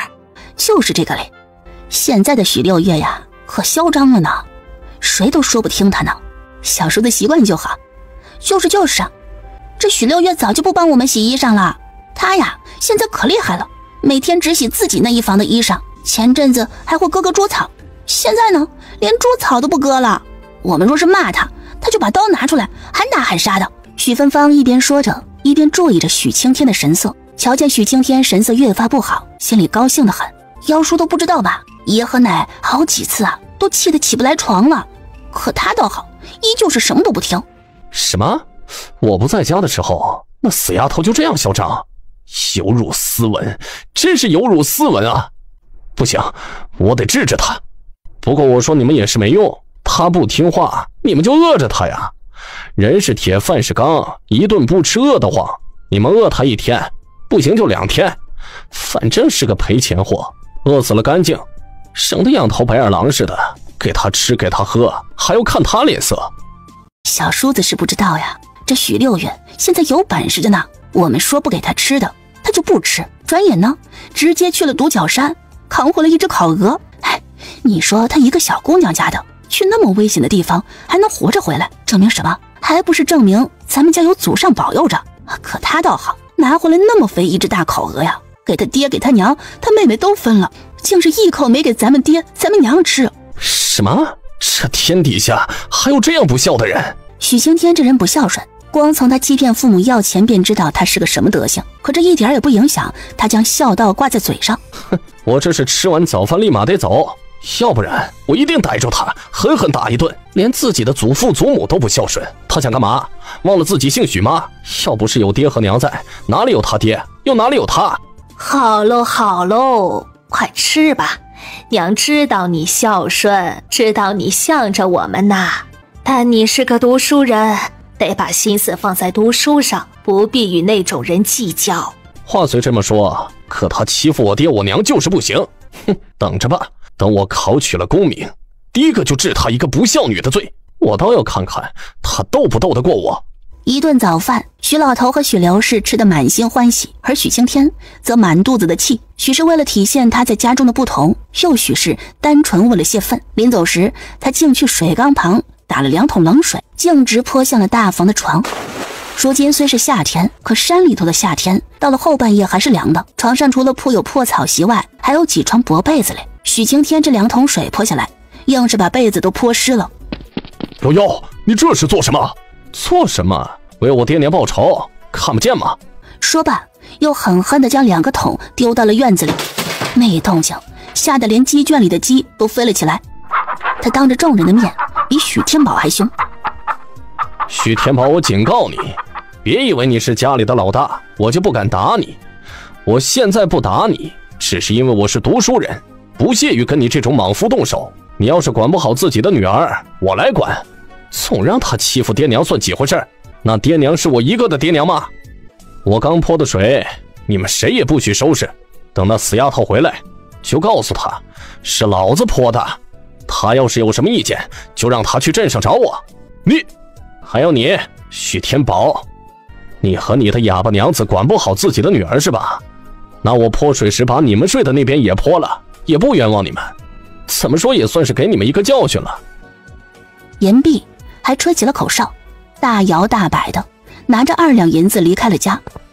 雅娘和许招娣被吓着了，躲在一旁的角落不肯吭声。2房的人正在看热闹呢，秋茶没笑出声了。许老头和许刘氏仿佛默认了这一切，就当没看到，只留着许天宝一个人站在院子里，面露青筋，他浑身都在颤抖，可见是隐忍得很辛苦了。当然，让他愤怒的不是自己的闺女受了委屈被人骂，而是他觉得自己的尊严受到了羞辱。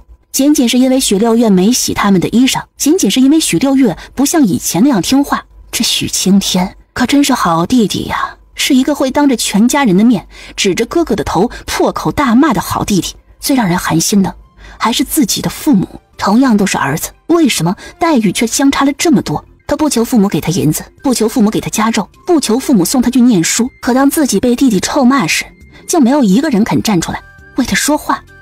这辈子是白混了。许青天前脚才走了没多久，许六月后脚就回来了。他回来时，许天宝还站在院子里愤愤不平。许六月还觉得奇怪呢，这家里的气压好像有点低啊。还没等他放下木盆，许招娣就哭着跑了过去。姐，怎么了？发生什么事了？哭什么？许招娣也是个精灵鬼，哭就哭吧，告状就告状吧，还只想要讨好许天宝，将许天宝拉到自己的阵营。是妖叔欺负我们，他给我们的床泼水了，泼了2桶水呢。还有爹爹，妖叔骂爹爹了，把爹爹都骂伤心了。许天宝的手微微一颤，原本当许招娣说他被骂时，他的自尊心是不同意的，甚至还想将火气发泄到许招娣身上。可后来许招娣那一句爹爹伤心，又让他冷静了不少。是啊，连一个孩子都知道我伤心了，可我的父母呢？我的父母在做什么？为什么呀？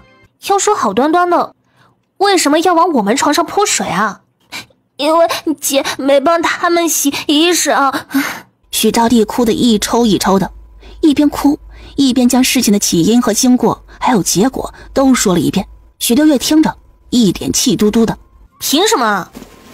我为什么不给你们洗衣裳？许青天不知道，你们还不知道吗？凭什么我不洗衣裳就泼水啊？泼水就算了，骂我爹干嘛？我爹不是他大哥吗？一个读书人连自己兄长都骂，他算什么读书人？后面这一番话其实主要是说给许天宝听的。挑拨离间嘛，这谁不会啊？许六月骂着骂着便进屋去将湿了的薄被都抱出来，然后一床一床被子晒好。让我去镇上找他是吧？有的是那天呢，他可给我等着瞧。许六月把被子和衣裳晒好，又警告他：我这东西都晒好了，没干之前，谁要是敢把我的东西从上面拿下来，我剁了他的蹄子。言毕，又在众目睽睽之下去水缸打了2桶水。这阵子的伙食不错，许六月在背地里也有适当的锻炼身体，所以这力气呢不算小。2桶水于他而言不过就是小儿科罢了。他提着2桶水越过许老头和许刘氏，去了许老头许刘氏的房间。还没等大家伙反应过来呢，哗啦的一声，1桶水就直接泼到了许老头和许刘氏的床上。紧接着又哗啦的一声，另1桶水也泼了下去。这一下可把众人都吓着了，连忙跑到屋里去看。许六月泼完水立马就从屋里出来了，与前来一探究竟的众人打了个照面。许刘氏那老钱婆瞧着许六月手里的2个空桶都要疯了。这个死丫头，你对我房间做了什么？你瞎呀？自己不会看呢？大家伙都要忙着要去看许老头的房间，可没注意到许六月接下来的动作。等到他们从许老头的屋子里出来，想找许六月算账时，这才发现许六月往2房的3个屋子里都泼了水。你个爱欠刀的，你是不想让我活了？你泼水到我床上干什么？小叔泼了你的床，你有本事泼他的床去啊！你泼我的干嘛呀？许六月，你他娘的就算是气不过，你也不能这么做呀！就算你把大人的床都泼完了，元宝的床你留着行不行？少在这里责怪我。许青天泼我们的床时，你们有谁来了？不是1个2个都在看热闹吗？他为什么泼我们的床？还不是因为有些人背着我们说3道4吗？我们大房的床被泼，你们没有1个人是无辜的。少在这里给我装可怜！你们就是欺负我耳朵聋，欺负我娘嘴巴哑，欺负我妹妹年纪小，还欺负我爹孝顺老实。我们大房这边但凡有个硬气的，也不至于受委屈受到这个份上。过日子过什么日子？你们都不让我们好过了，我们还要给你们好日子过吗？大不了就拼了，谁也别怨谁。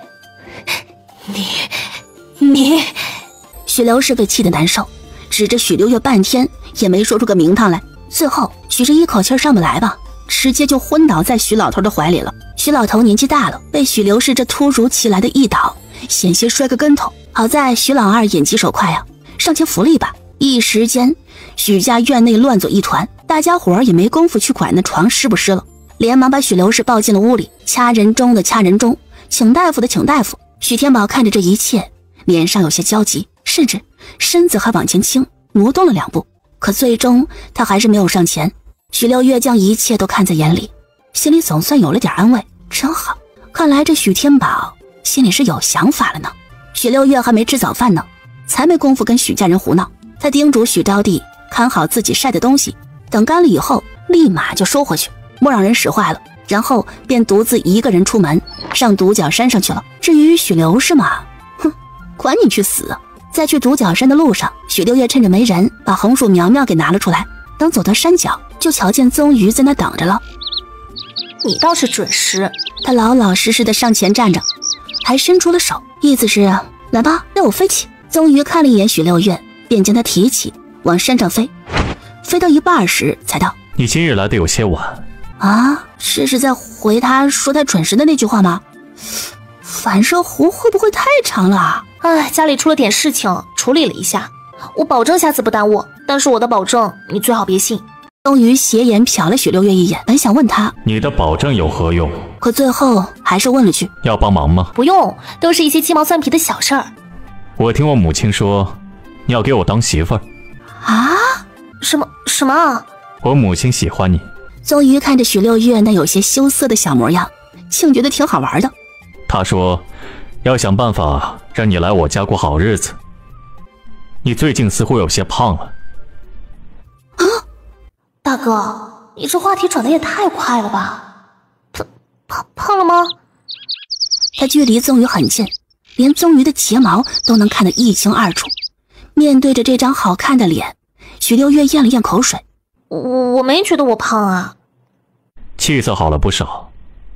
哼，想来是因为这阵子在我家养出来的。啊？我觉得我母亲的提议不错，至少你到了我家后能长得好看些。去你大爷的！我还说你话题转得快呢，合着你压根就没打算转话题啊，只是绕了个圈，绕来绕去又给我绕回来了。这一次许六月明显感觉到自己的脸颊有些红了。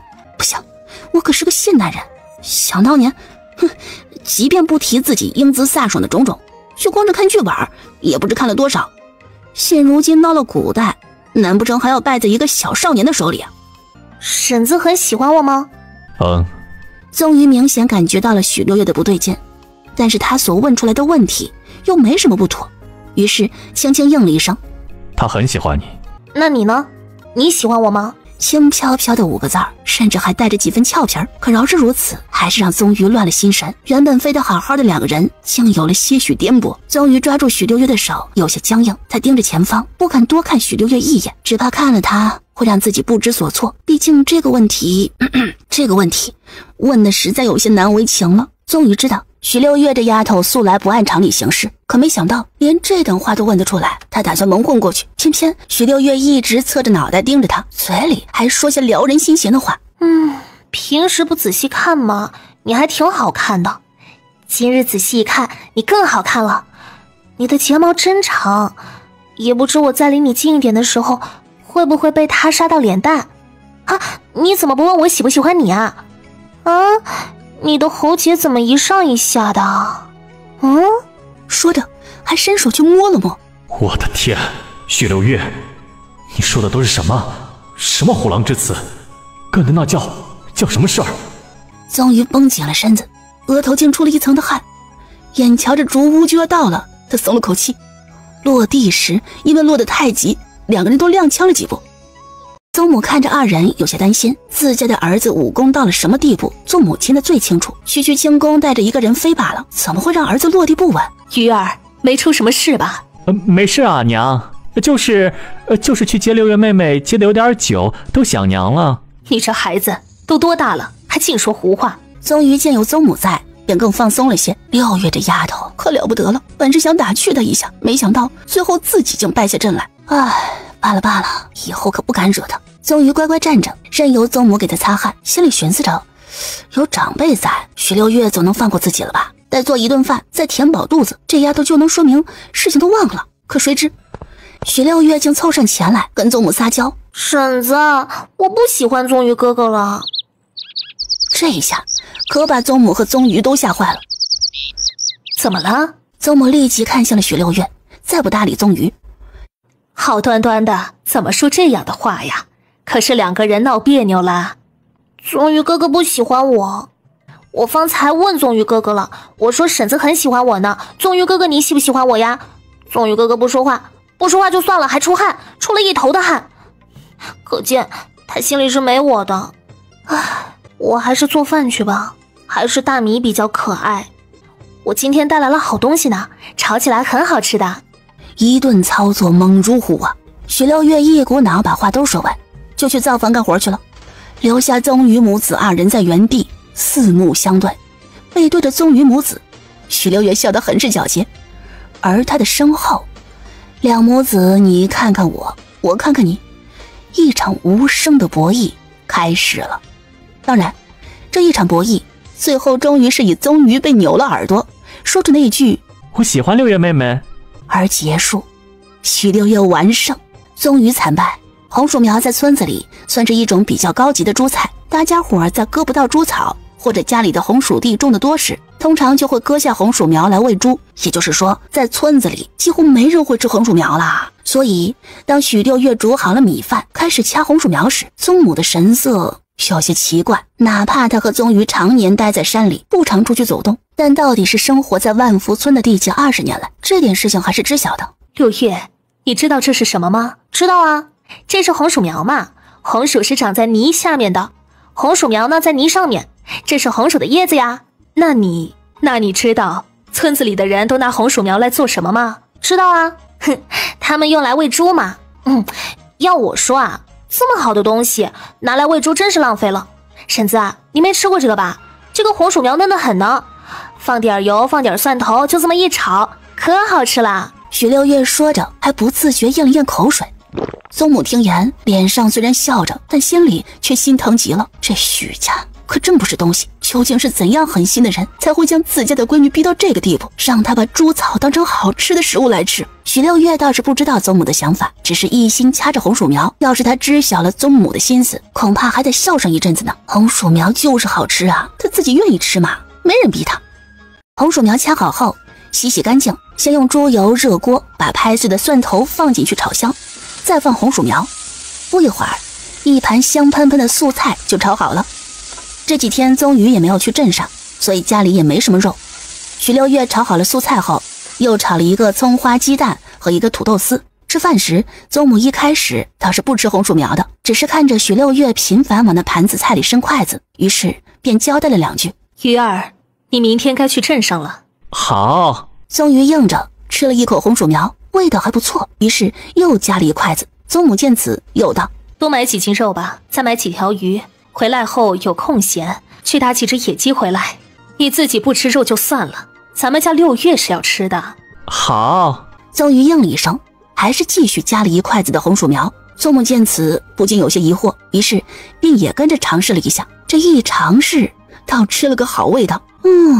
难怪那一头头猪都喜欢吃红薯苗呢，原来红薯苗的味道就是这么好啊！若不是因为六月今日煮了它，他都还不知道呢。许六月来竹屋的次数多了，他真像是把这儿当自己家了，不管做什么事情都随意自在的很。只是今日因为许家闹的那点事儿，让他对家里的母亲和妹妹放心不下，于是早早便将晚饭做好后，便提前下山。在宗宇带他下山时，他的眼皮一直在跳，仿佛有什么不好的事情要发生一般。果然，二人才在山脚落地，便瞧见不远处围着一堆人。许六月半眯着眼望去，只见人群里除了许家的人外，还有莫里正和一些看热闹的乡亲。突然，站在前头的许芬芳发现了许六月，于是连忙指着这头大喊：“看，我们没有冤枉他吧？他就是从独角山上下来的，身边还有个男人呢，真不要脸！”宗宇握着许六月手腕的手不由加重了力道，可面上却不动声色。李正伯伯，要我看呀，咱们村的名声都快要被这个许六月给败完了。平时以下犯上，不尊敬长辈也就算了，今儿将我奶奶气昏后，竟然连去瞧也不瞧一眼，就跑到山上去跟男人幽会。这样的人就该捆了进猪笼去，还有那个男人一起都要捆了。进猪笼，一定要进猪笼。反正这俊俏的少年也不是我的，死了不可惜。我得不到，别人也休想得到，特别是许六月，要不然泼了煤油烧死也得。这样不知羞耻的人，死了才干净。哎呀，芬芳啊，你少说两句吧。虎子娘方翠花最见不得雅娘那有苦难言的模样，于是上前指责许芬芳：“我说你小小年纪的，怎么那么恶毒啊？不是要将人进猪笼，就是要烧死他们，那可是你的妹妹呀！再说了，具体发生了什么事情，大家伙还都不知道呢，可不得仔细问问吗？省得到时候冤枉了人，谁心里也不好过。我们家的事情什么时候轮到外人来管了？冤枉，我们是冤枉他气昏了家里的长辈，还是冤枉他和别的男人不干净了？我家婆母现在还躺在床上下不来呢，那床至今都是湿漉漉的。还有那许六月，你们看看他呀，他的手还放在那个男人手里呢。他才12岁啊，就这样不安分不守己，等再过2年还得了啊？许金氏心里其实高兴极了。这些日子他虽然被迫向许六月的柴刀低头，不敢轻易招惹大房的人，但其实每一笔账他都仔细地记在了心里，只等着有朝一日能寻到机会报仇。现如今机会不是来了吗？既然自己没法对抗他，就让别人来。哟，人挺齐的呀。许六月不慌不忙便朝着众人走去，待走到莫礼正跟前时，先是礼仪周全地朝莫礼正行了个礼，然后才道：今天天气也不错，怎么大家都不用干活啊，跑来这里看热闹？你们两个方才在说什么呢？我离得远没看到嘴型，该不会是欺负我听不见，所以又开始满嘴喷粪了吧？你自己做错了事情不知悔改就算了，还有脸在这里骂我们？我做错事？我做错什么事了？我倒说呢，怎么今日人这么齐？原来是大家伙又被他们给骗了，所以特地跑来主持公道。主持公道好啊，我正巧心里也憋屈着呢。你有什么可憋屈的？平日里嚣张的像什么一样，今天当着大家伙的面说自己憋屈。行啊，你憋屈都憋屈到别的男人怀里了。哼，莫说是我们许家，就是整个万福村的脸都被你给丢尽。别以为我是聋子就好欺负，丢脸。先不说万福村的脸面我能不能丢得起，就是这许家他也得有脸才能给我丢吧。一个从上到下都没几个正经人的人家，竟也好意思在这里谈脸面。许芬芳，你可比我大呢，怎么竟不知道脸面这种东西是靠自己挣来的？咱们村子里上有李正伯伯以德服人，下有翠花婶子勤劳善良，还有许多我没点到名儿，但却亲切待人，从未刻薄刁难的叔叔婶子们，他们才是真的有脸面。这些真正有脸面的人，在没弄清楚事情的真相之前，都没开口说我丢了万福村的脸。你许芬芳凭什么？就你能代表万福村吗？小小年纪为人恶毒就算了，还如此大言不惭，也不怕折了你父母的寿。你敢诅咒我爹娘？我打死你！打死你这个死丫头！许六月还没有来得及出手呢，他身后的宗瑜便以鬼魅般的速度挡在了许六月的面前。紧接着许芬芳整个人飞出去了，没人看到宗瑜是怎么动手的，甚至没人反应过来宗瑜是如何接近许芬芳的，只能眼睁睁看着许芬芳飞身而起，然后重重摔到了几米之外。芬芳，我的女儿啊！许芬芳除了能感觉到自己浑身上下哪里都痛外，其实是满脸发懵的，因为就连她自己都不知道刚刚发生了什么。待许金氏过来抱她，她才痛得流下眼泪，哇哇大哭：娘，我痛！聒噪！你们不许欺负我六月妹妹，谁敢欺负她，我就让我娘把你们都咔嚓了。大家伙儿似乎心有灵犀一般，连个眼神交流都没有，便纷纷往后退了几步。村子里年轻的一辈不认识宗瑜，可莫里正那些人却是认得的。平日里他们唯恐对宗瑜母子避之不及，又怎么会送上门去？宗瑜哥哥，你先回去吧。记得跟婶子说啊，六月谢谢你们的救命之恩，这里的事情六月自己会解决的。李正伯伯不是一个糊涂人，他清楚着呢。宗瑜知道许六月不想让他掺和进来，于是便点了点头，连句话也没说，转身就走了。他现在确实不大方便出现在这里，毕竟他不仅在自己的母亲面前是个失忆者，就连在这些村民们面前也是个傻子。在他看来，许家人和他那未曾谋面家人们一样面目可憎，他怕自己再待下去会忍不住给许六月添麻烦。所幸许六月也不是个容易被人欺负的，倒也不必担心。宗瑜走了之后，许六月明显感觉到大家伙都松了口气，还未等众人问他，他便径直走到了许芬芳母女面前，嗤笑了声道：我倒是奇了怪了，你们许家人跟别的人家就是不同啊。旁人家若是出了什么事情惊动了村子里的人，那家里人呢，一定会想办法为自家孩子说好话。然而你们呢，一个身为我的二婶，一个身为我的堂姐，哼，就恨不得把我往死里踩。你们还当真以为我站得远看不清楚你们的嘴型？当真以为我不知道你们想让村子里的人对我做什么？我才12岁就会跟男人幽会了，要进猪笼了？我呸！你们哪只眼睛看到我跟男人幽会了？就因为我和宗玉哥哥一起从山上下来，所以就这样冤枉我？身为我的家人，你们连耐心问上一句都不肯，连给我解释的机会都不给，便直接要定我的罪。哼，你们还真是欺负我们大房没人呢。你少在这里狡辩。你以为你让那个男人走了，这件事情就说不清楚了吗？我们的眼睛没瞎，你和他下来时小手还牵着的呢。男女授受不亲，即便你是聋子也该懂得这个道理。就是徐六月，你就别狡辩了。刚才那个男人那么护着你，你还敢说你们没关系？他为了你都把我打成什么样了？要不是因为他跟你有私情，或是自己心虚，又怎么可能出手伤人？徐六月，你别以为我不知道那个男人是谁，从独角山上下来的，出手这样狠辣，又是个傻子。那个男人一定是独角山上的恶魔，他还有个娘的。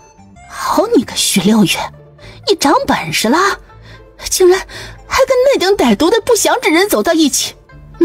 你知不知道独角山那对恶魔母女害过咱们村啊？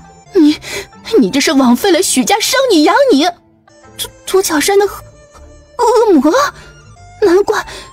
难怪许六月每一次去独角山都能平平安安下来，而别人只去一次就丢了性命。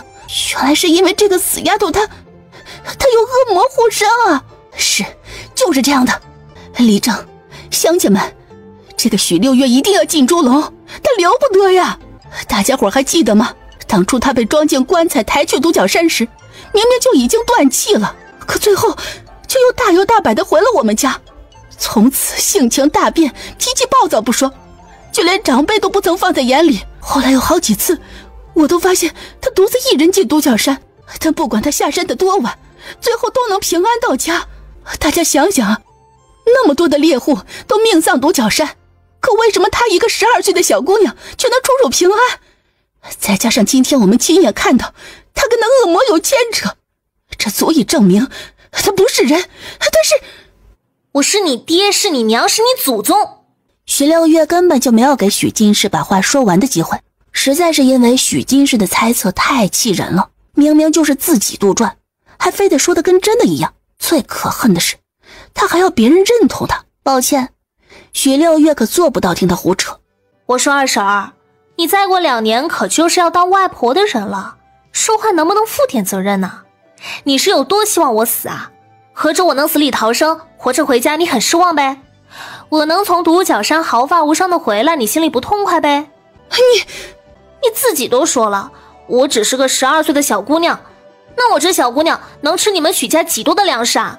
竟惹得你们这样子憎恨我，恨不得我早点死了才高兴。还有啊，别口口声声恶魔恶魔的叫人家对我啊可比你们对我好多了。你也别欺负我年纪小就不知道独角山和村子里的故事。宗玉哥哥和婶子什么时候伤过村子里的人了？那不都是因为村子里的人胡乱猜测先动的手吗？哼，合着你要我的命我还不能还手，非得站着不动，给你打给你杀，那才不叫恶魔呢。哦对了，生我养我的是我爹和我娘，没许家什么事儿，更没你们什么事儿。我求求你们了，别往自己脸上贴金了，行不？你爹是许家的儿子，你娘是许家的媳妇儿，只要你们大方一天没给许家分家，你就是许家生的养的。分家？我倒是想呢，可惜你们不愿意啊。你们欺负我们大房残的残，聋的聋，哑的哑，就想要我们拼命给家里头干活呗。说什么我吃许家的用许家的，我倒是想问问你们，难道我们干了那么多活还不够换一个红薯吃吗？娘，别和他说这些，他就是个疯子，不管说什么都觉得我们家亏待了他。我们就说今日的事情，就说他给我们传泼水，江乃结婚的事情。等这件事情说清楚之后，再说他和独角山那恶魔苟且的事情，反正李正伯伯他们都在呢，会我们做主的。好啊，我还怕你们想接过去呢。许六月瞟了许芬芳一眼，便侧开身来，好让大家伙都瞧见他和许金氏母女的表情。诸位叔伯婶子们，今天既然大家都来了，就给咱们主持一次公道吧。许家的人说我泼湿了他们的床，将老人家给气昏了，这件事情我认。你认就好。但是我之所以泼他们的床，是因为我们大房的床被泼水在先，泼水的人正是那在镇上念书的许青天。他泼水的原因仅仅只是因为我今晨出去洗衣裳没洗他们的衣裳，只装了我们大房的衣裳出去。至于我为什么只洗我们大房的衣裳而不洗你们的衣裳，你们心里应该最清楚吧。要知道我即便是死里逃生回来之后，也一直默默地干活，该打猪草的时候就打猪草，该洗衣裳的时候就洗衣裳，最后撂挑子不干，可都是因为二婶和堂姐的百般刁难呢。村子里对我们家情况比较清楚的叔伯婶子们应该都知道，我们家一共8间屋，12个人，就连出嫁多年的大姑和在镇上念书的妖叔都有各自的屋子，可是我们大房4个人却只能挤在其中一间屋子里睡。许青天这2桶水泼下来，我们大房4口人都遭殃了。既然我们一家4口的床被泼水时，许家的其他人都只会在旁边看热闹，那么干脆大家伙今天都别睡了，一家人嘛，可不得整整齐齐的才像话吗？人群中走出来一个肥硕的妇女，她当着众人的面朝许六月道：听起来倒是许家没理在先啊，但是六月呀，你这么做也不对呀，到底都是一家人嘛。今天的太阳好着咧，你要说把你们的床泼湿了，你们就拿出来晒晒，到了晚上不也一样能睡吗？又何必把事情闹得这么僵，最后你奶气昏了不说，连李正都得忙活你们家的事儿。许六月听着这眼前妇人的话，越发觉得好笑。他认得这个女人，这不就是当初他刚穿越过来时那个在大榕树下嗑瓜子儿的女人吗？叫什么来着？夫家姓张，本姓刘，具体叫什么名字原主的记忆里没有，只知道他生了2个儿子，分别叫大牛和小牛，村子里的人管他叫张家的，或大牛娘、小牛娘。今日是泼水，谁知明日是什么？说不定他今天泼水时我不反抗，明天他就开始在我床上藏刀子呢。难道有人惹了你，你也会一味忍让吗？如果一切都像婶子所言，那么改天有人捅了婶子一刀，再给婶子一瓶好药，婶子是不是也会想着，反正上了药伤就能好，就不必将事情闹大了？你这都不是同一件事儿。你这丫头小年纪嘴皮子如此厉害，小心以后没人敢要你啊。事情不同，但是道理是一样的。这个世上很多事情都有因果，别人不招惹我，我也不会招惹别人。但若有人要欺负我，我一定10倍甚至100倍的还回去。许六月透过大牛娘淡淡瞟着众人，今天我只是让他们也感受感受我的委屈罢了，不算过分吧。老人家受不住刺激昏了过去，那是他自己身体不争气。想当初我被他打得头破血流装进棺材时，也没见他认一次错啊。再说说我和你们口中的恶魔吧，说说我为何能从独角山上活着回来。我运气好啊，那天杜家的人抬棺材抬到一半我就醒了，为了能够活下去，我拼命地敲打棺材，可是杜家的人以为闹鬼，就直接把棺材丢到一边下了山。正巧这时宗玉哥哥和他娘亲路过时听到动静，就把我救了出来。说到这儿，许六月笑了，因着没人打断他与他吵架，现在的他笑容看起来比方才柔和了几分。也正是因为这个笑容，村里的人才发现，原本那个身材瘦瘦小小脸色蜡红的小丫头笑起来竟那么好看。只可惜笑容看起来乖巧甜腻，可嘴里的话却依旧冰冷得很。接下来的事情各位叔伯婶子们都知道的，我死里逃生回家，可我奶却要再次将我毒死，再加上之前被打一事，我还记得清清楚楚呢。我饿昏了头，吃了半块剩下来的馒头，是我的错。我奶固然生气，可也不至于将我打死啊。真正让他动了杀心的原因，是因为杜家那20两银子。你们方才说我回来之后性情大变，不孝顺不听话，是因为我着了魔入了鬼，不是人。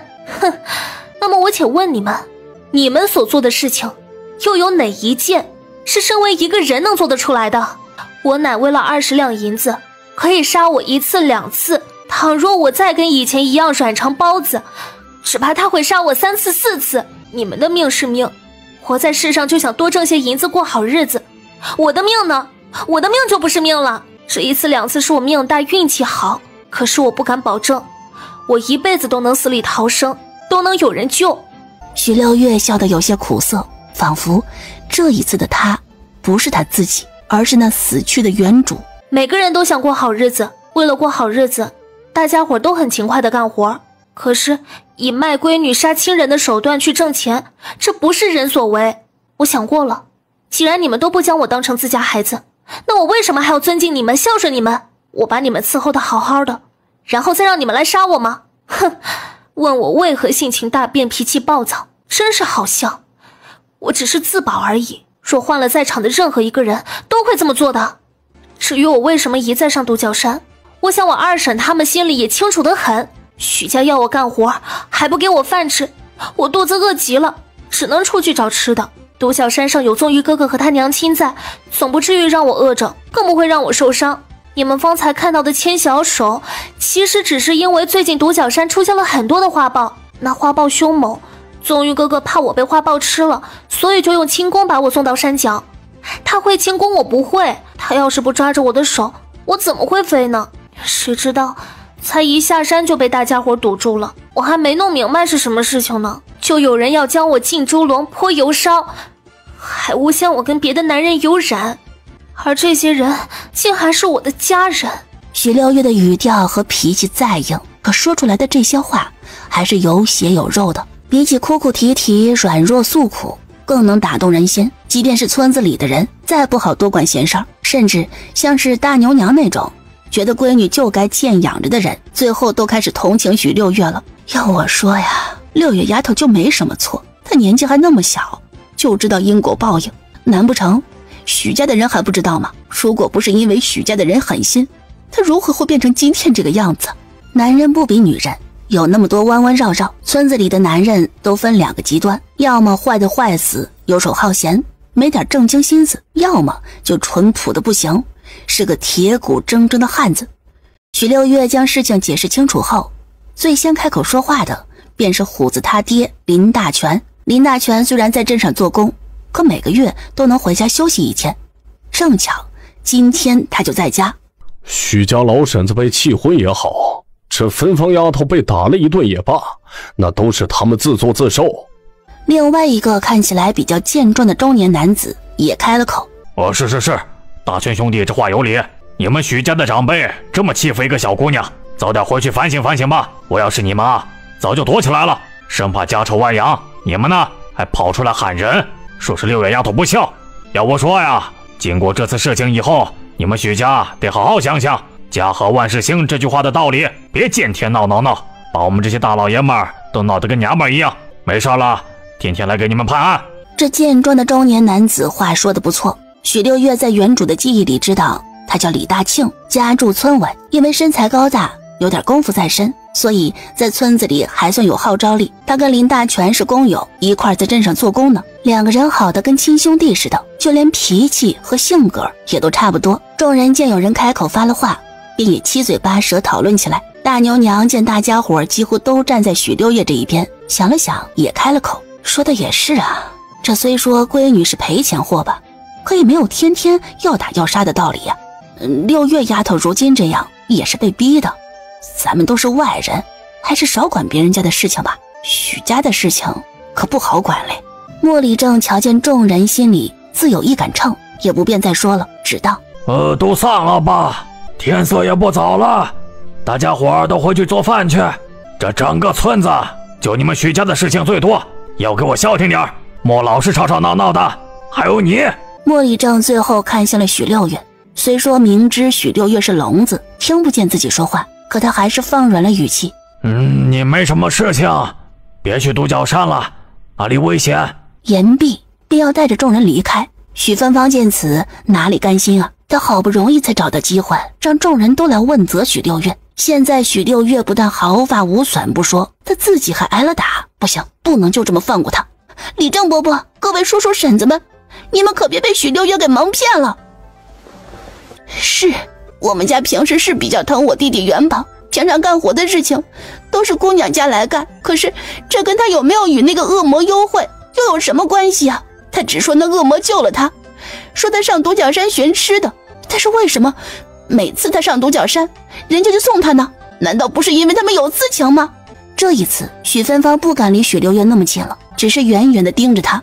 他才12岁就这么淫荡，以后长大了还得了了？要我说他就是个狐狸精，你们今天要是放了他，以后一定会有大祸发生，特别是各位叔叔婶婶们，可得看好你们的男人，要不然救命！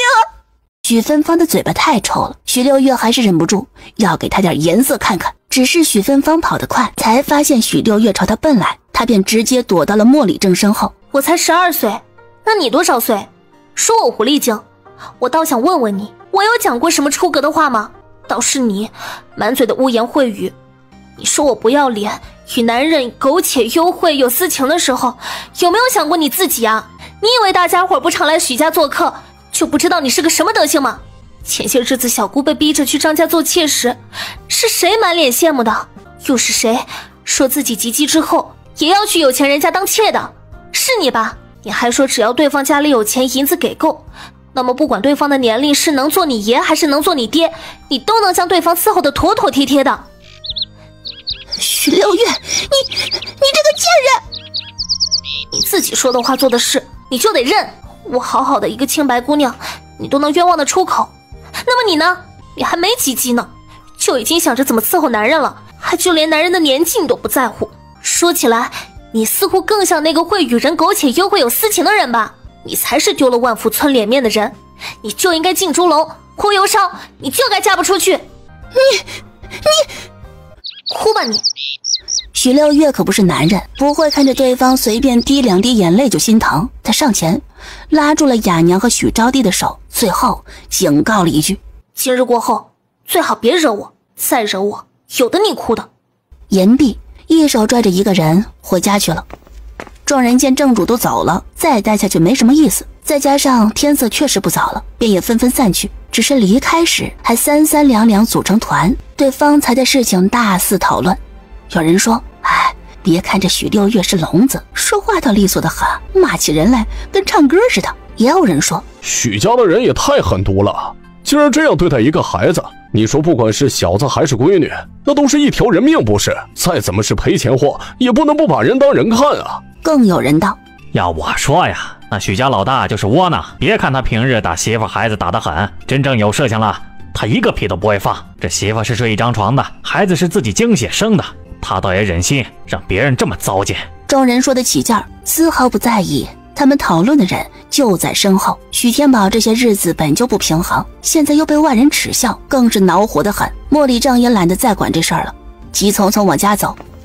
许芬芳和许金氏本还想用哭声来吸引大家伙的注意，可最后看着渐渐暗下来的天，想起独角山的故事，还是脚底抹油似的跑回了家。众人都散了，不远处的大石头后渐渐地出来一个人影，那不正是方才离去的宗瑜吗？原来他表面上看起来洒脱，可实际上因为担心许六月还是没走。他目睹了许六月整个反击过程，也听到许六月对他和母亲的维护，心下百味杂陈，既心疼这丫头所受的苦，又沉浸在被人保护着的幸福当中。看着许六月那渐渐远去的背影，宗瑜突然觉得自己母亲的决定好像是对的，娶许六月做媳妇儿也不错。像他们这样浑身都是刺儿，善于自我保护，又满身都是伤痕之人，就应该抱在一起取暖。或许他们注定是一家人，要尽快和许六月配合，帮助许六月成功分家。只有这样，许六月才能安安心心嫁到竹屋来。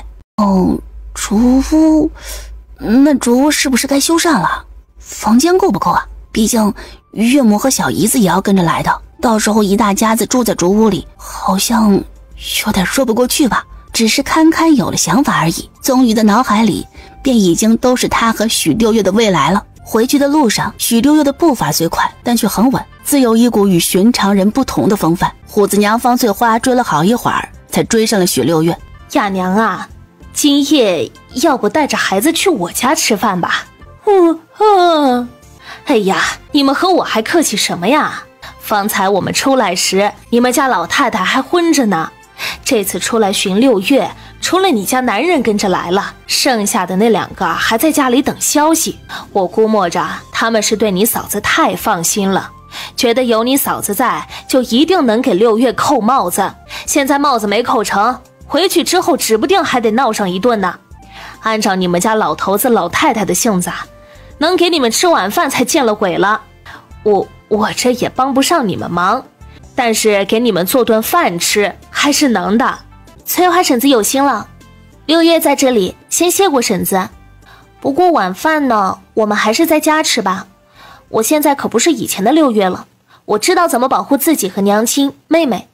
可是婶子放心吧，以前在家也都是我娘做晚饭的，他们这些人就只会坐着等吃。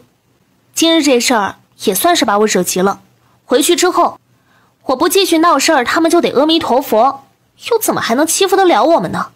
对了婶子，虎子弟弟还要吃小鱼小虾吗？我今天在河坝又捞了一些，我能不能用小鱼小虾跟你换点面粉和小葱啊？就是那鱼虾还是活的，没处理呢。哎呀，能，怎么不能呢？虎子要是看到小鱼小虾，估计能多吃2碗饭呢。既然你们不来我家吃饭，我呢也不勉强了。回去之后你就把小鱼小虾拿过来吧，我自己杀，手脚也快一些啊。你早些换了东西回去，也好早点吃晚饭。许六月今日哪里就捞小鱼小虾了，他倒是想呢。之所以说自己有小鱼小虾，不过是因为随身空间的仙水池里还能捞出2碗。对此，空间小精灵可有意见了。猪耗子今天给我送香甜小鱼干呢，现在小鱼干没送来，还要捞仙水池里的鱼，实在过分。许六月只当没听到楚爸的碎碎念，将取出来的小鱼小虾分了一半，送到隔壁邻家。方翠花还是跟上次一样，给许六月拿了1碗糙面粉、1碗糙米、几把葱花，以及马铃薯和红薯。许六月把马铃薯跟红薯还了回去，但糙面粉和糙米还有那几把葱花却留了下来。许刘氏那老钱婆还没醒呢。许老头和许老二看到许六月平安无事，脸色相当阴沉。再加上许金氏和许芬芳一回到家，就当着全家人的面又哭又闹，说什么许六月跟独角身上的人有私情啦、幽会啦、牵小手了，说宗瑜出手打人，打得许芬芳都吐血了，浑身上下哪儿都痛了。许老头和许老二听着这些话，哪里还能忍得住，冲到许六月面前就要许六月下跪。许六月连一个眼神都没给他们，只将半海碗的小鱼小虾递给了许天宝。爹，晚上吃这个，要不你把它们处理一下。许天宝垂眼看了一会儿许六月手中的碗，到底还是伸过了手。看来这阵子的挑唆成效还不错。许六月，你究竟有没有把你爷爷放在眼里？许老二还记着上次的仇呢，上次在灶房里他被打得多狠啊，今日有许老头在家，他可不怕了。你爷爷身为一家之主，难道还管不得你吗？他叫你跪下，你听到没有？听你个祖先呢！你忘了你侄女是个聋子。许六月很好的利用着原主原本身体上的缺陷，只要他不将目光瞥向许老头和许老二，那么不管他们说什么，他都可以不用理会。爹，你看看他，这就是我们许家的好孙女。许老二握紧着拳头，想揍许六月一顿，又不敢动手，只得拉着许老头道：咱们许家现在是谁都管不了他了吗？以前的事情就不提了，我们挨打受骂都先忍着，可是今天呢，他今天早上气昏了我娘，在外头又把我媳妇骂得狗血喷头，还联合外人来殴打我闺女。爹呀，你不帮我媳妇和我闺女我没意见，可是你自己的媳妇儿，你得帮着出口气吧。是，村子里人人都说你欺软怕硬，还特别怕媳妇儿。但是我身为你儿子，我知道欺软怕硬，只是因为你不想惹事儿；怕媳妇儿，也是因为你疼媳妇儿。现在你最疼的媳妇儿被气昏在床上，至今没醒，你还不出手教训教训许六月那死丫头，你对得起谁呀？我娘可嫁给你几十年了呀，她这辈子都没在谁的身上受过委屈，许六月这里也绝对不行。许天宝就在水缸旁杀小鱼呢，听到许老二的话，只是淡淡看了一眼，没插嘴。许六月可是要将聋子当到底的，所以也没理由在院子里听他们啰里吧嗦。再加上肚子饿，他早进灶房切马铃薯了。上次用小鱼小虾换来的4个马铃薯，许六月留了2个小的出来，这一次刚好能用上。吵！你急什么？人家官府那头判刑，还有个秋后问斩嘞。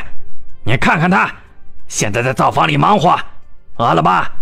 等他把晚饭做好了，咱们再收拾他。老子年纪大是大了，可还是这个家的主人。没有老子，哪里来的你们这些小兔崽子？区区一个赔钱货，翅膀还没硬呢。收拾他，那还不容易吗？你去给我找一条麻绳来，等下他晚饭一做好，就先把他捆了，掉到水井里去。上独角山是吧？打长辈是吧？我倒要看看他的胆子有多大。好嘞，我现在就去。水井？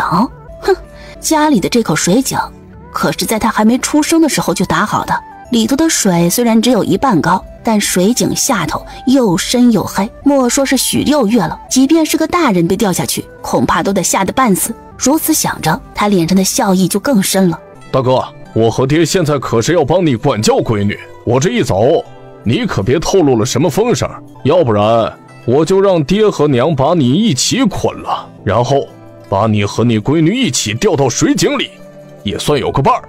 许天宝杀鱼的手突然顿了顿，再抬头时就只能看到许老二的背影了。许老二走得快，没能瞧见许天宝眼中的恨意。是的，是恨弟弟，亲弟弟呀！他把对方当亲弟弟，对方将他当什么？要把他一起捆了，掉到水井里，这就是亲弟弟呀！许六月在灶房里早已将外头的话听得一清二楚，特别是最后许老二警告许天宝的那几句话，要不是因为手里正在倒腾面粉，他都想给许老二鼓掌。干得漂亮，许老二啊，许老二，我正愁你大哥对你们不死心呢，你倒好，还给我来了个神助攻。哼，都说人要脸树要皮，这一家人还真是连骨头都不想要啊！他们凭什么以为如此对待了我许六月之后，我还得给你们煮饭吃？娘，招娣，端菜。娘把糙米粥端了，招娣，你去拿薯饼。爹，捡4个人的碗筷。紧接着，在众目睽睽之下，径直将东西端到了自己屋里。大房的屋子里有一张用来堆放衣服的桌子，许六月将衣服先拿到床上放着，便把菜放到了桌子上。这是什么意思啊？他们这是要吃独食吗？太过分了！大伯一家真的太过分了！以前还只是许六月那个贱丫头欺负人，现在连大伯和大伯娘都会给我们脸色看了。娘，我要吃好吃的。你不是吃完晚饭就对付那丫头吗？现在呢？晚饭在哪里啊？爹，你看见了吧？绳子呢？我的绳子呢？许天宝，你个乌龟王八蛋，太不是东西了！亏得爹娘生你养你，你现在就这么对待爹和娘的吗？你家贱骨头煮个晚饭，就算不顾着我们，也当想想爹和娘，拿到自己的屋子里关上房门来吃，算什么意思？说着便一脚将房门踹开了。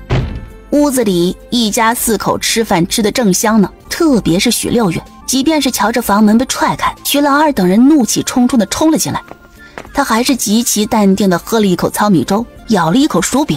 做什么？要打架呀？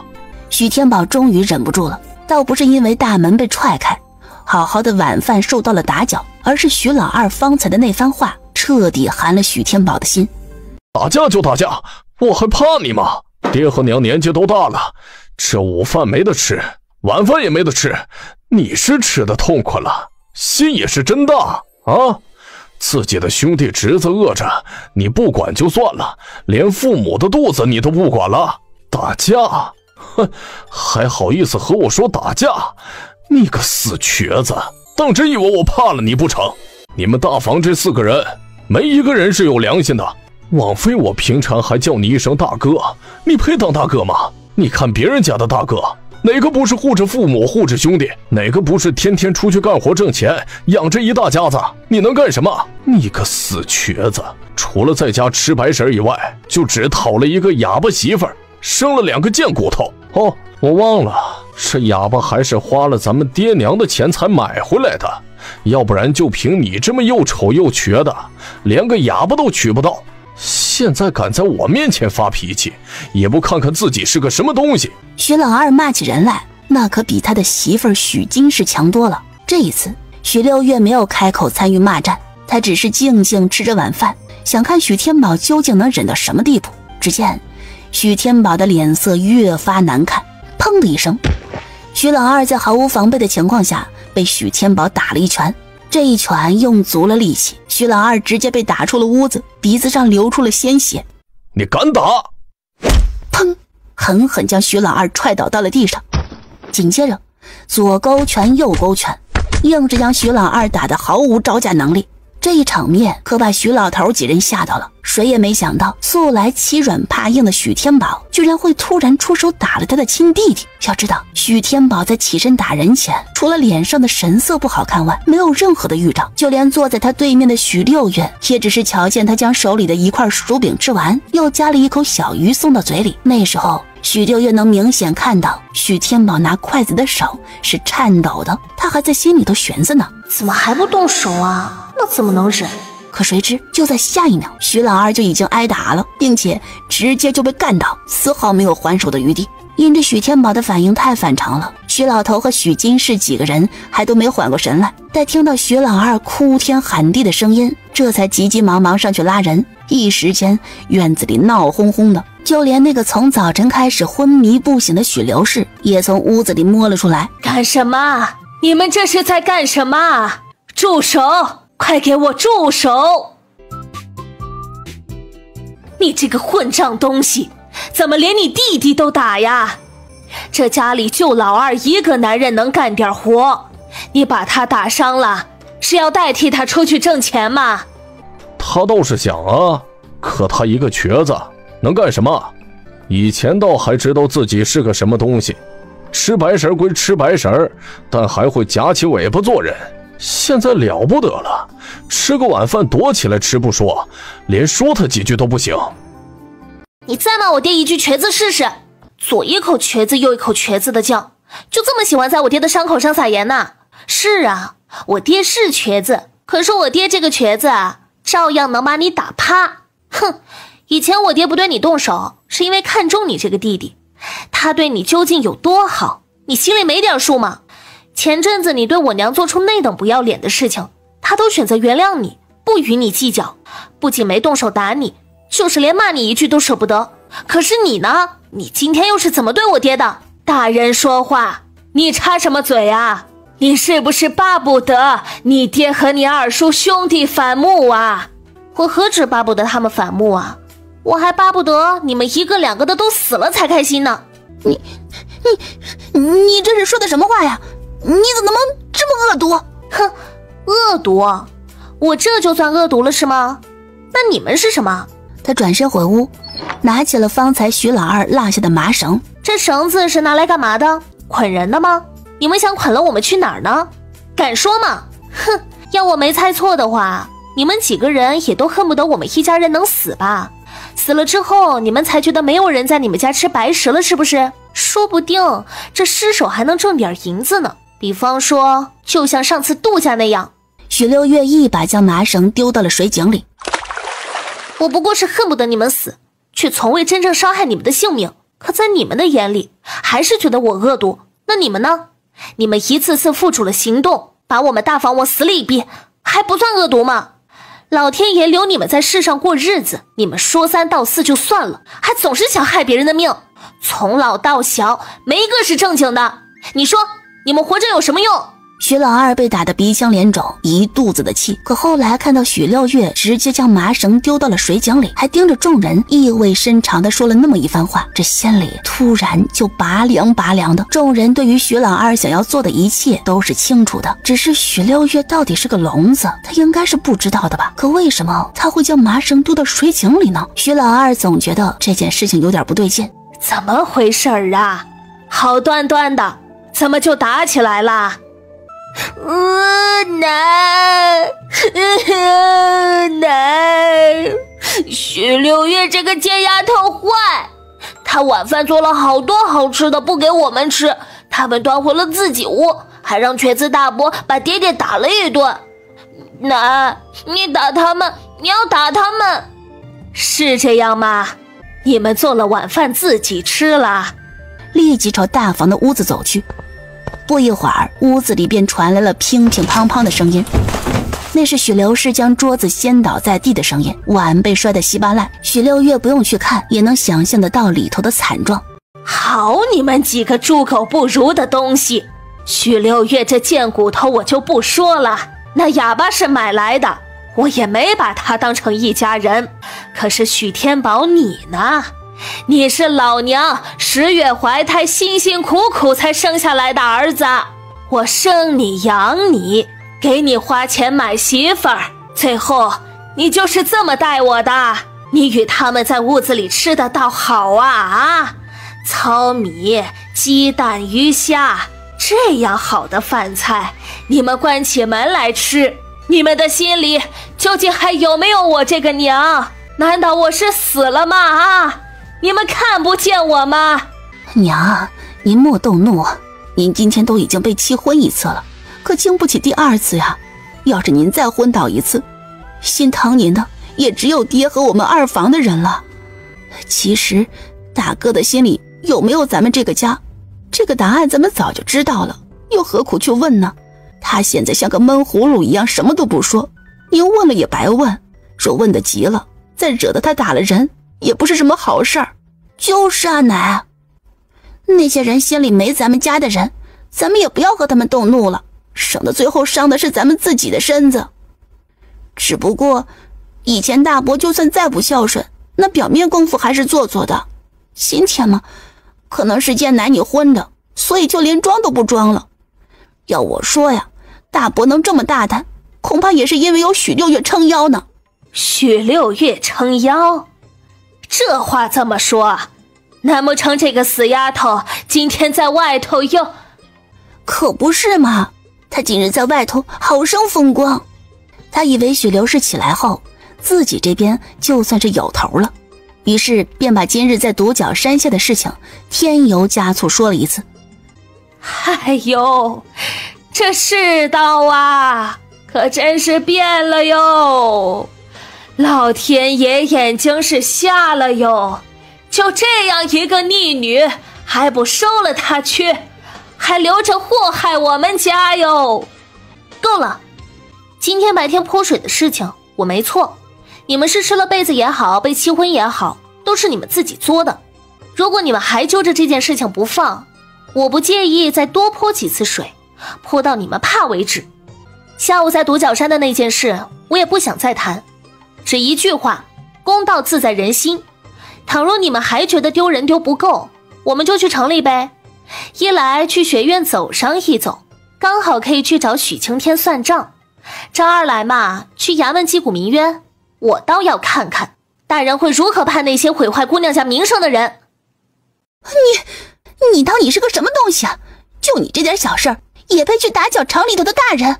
我是个人，你才是东西。你们别以为我不知道，你们之所以现在闹得那么凶，还不是因为我煮了晚饭没给你们吃？哼，你们也是有能耐有出息的，就为了一顿晚饭把事情闹成这样，也真是挺好玩的。不过我求求你们要点脸行吗？我做的晚饭为什么要给你们吃啊？你们一个两个有手有脚的，不会自己做吗？平时天天在外头取笑我们大房，说我们大房的人要么是瘸的，要么是哑的，要么是聋的，要么是弱的。可以啊，说的没毛病啊，我们大房就是残。那你们呢？你们行，怎么不见你们上啊？最后连一顿晚饭都要来跟我们抢。谁和你们抢了？徐六月，你要不要脸啊？我们家一直以来都是你们大房做饭的，今天你在灶房里倒腾了那么久，却把饭端到了自己屋里，你这是什么意思啊？我们就算不能吃，还不能问吧？再说了，你就算不给我们吃就算了，怎么连爷和奶？停！不要再提你的爷和奶了。说来说去，不就想说我不孝顺吗？是，我确实是不孝顺。对于那些想要我命的人，实在是孝顺不起来。我没拿把刀直接把他给砍了，就算是对他不错的了，还妄想我给他弄饭吃。你们孝顺你们自己做呀。你爹没瘸，你娘没哑，你也不是聋子，自己不会煮啊，就想着老娘煮好了端到你们面前，然后你们才开心是吧？我呸！以前都是我娘做饭，怎么了？我娘做了10几年的饭还不够吗？今天你们这么欺负她闺女儿，还想让她给你们做饭，我说不要脸的是你们才对啊！老钱婆，你每天都守着你的粮，应该清楚自己粮食有多少吧？你方才进去摔东西的时候可瞧好了，糙米粥、香煎鱼虾、薯饼、葱花炒蛋，这几个菜哪一个用了你的东西了？我食材没有你的，人工没有你的，这一天下来还受你们的冤枉，受你们的气，险些被进猪笼。我没和你们算账，只是不管你们的晚饭，这一点不过分吧？怎么你们倒先上头了？你就是这样跟你奶奶说话的吗？我不管，我爹刚刚忙着打架都没吃饱呢，你把我们的饭菜弄洒了，你得赔。贱骨头，我劝你别这么过分。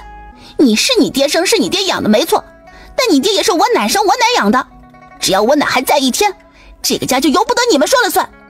不管你们今晚的饭菜是从哪里得来的，都是家里的。你们身为晚辈，不孝顺长辈就算了，现在还敢要我奶赔你们东西，我呸！同龄人之间天生就有一股比较的劲儿，比谁更好看，比谁更得长辈喜欢，比谁更能得到外人的夸赞。许六月没有穿过来之前，许芬芳事事都要压原主一筹，就连那张牙舞爪的本事，原主也是比不得他的。可现在这副身体的主人早就换了心，许芬芳已经接连1个多月处处受到许六月的压制，他憋屈极了，恨不得能立刻就要了许六月跪地求饶。明明也没有瞧见他们二房有多孝顺，可每一次都能打着孝顺的旗号，在许老头和许刘氏面前刷存在感。算什么东西啊，也配与我说话？左手迅速出击，这一瞬间便抓住了许芬芳的头发。娘，救我！娘！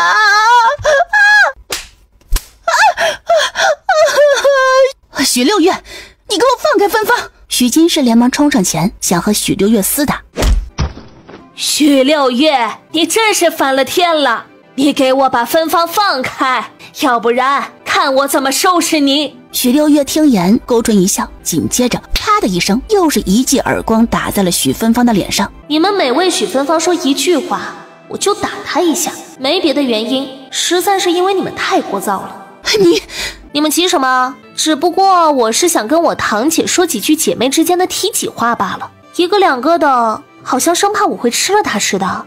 是啊，我今晚还没吃饱，饭菜就被你们弄洒了，你们担心也是对的，可是你们也不动脑子想想，就许芬芳这等货色，我即便煮了吃都嫌嘴脏。许六月的话说得轻描淡写，但听在众人的耳朵里却惊悚极了。他们一个个把气憋在胸膛处，连大口呼吸都不敢。堂姐，你说说你该怎么办才好啊？年纪还那么小就成了挑事儿精了，等再过几年可还得了？言毕，许六月又加重了手中的力度，将许芬芳的头发拉得紧紧绷绷。许芬芳吃疼，没忍住便啊了一声，啪，耳光如约而至。我是聋子听不见，但你们的声音会侮辱我娘的耳朵。痛也好，气也罢，不想挨打就给我受着。我有没有和你们说过，你们许家人的行事作风如何，我管不着。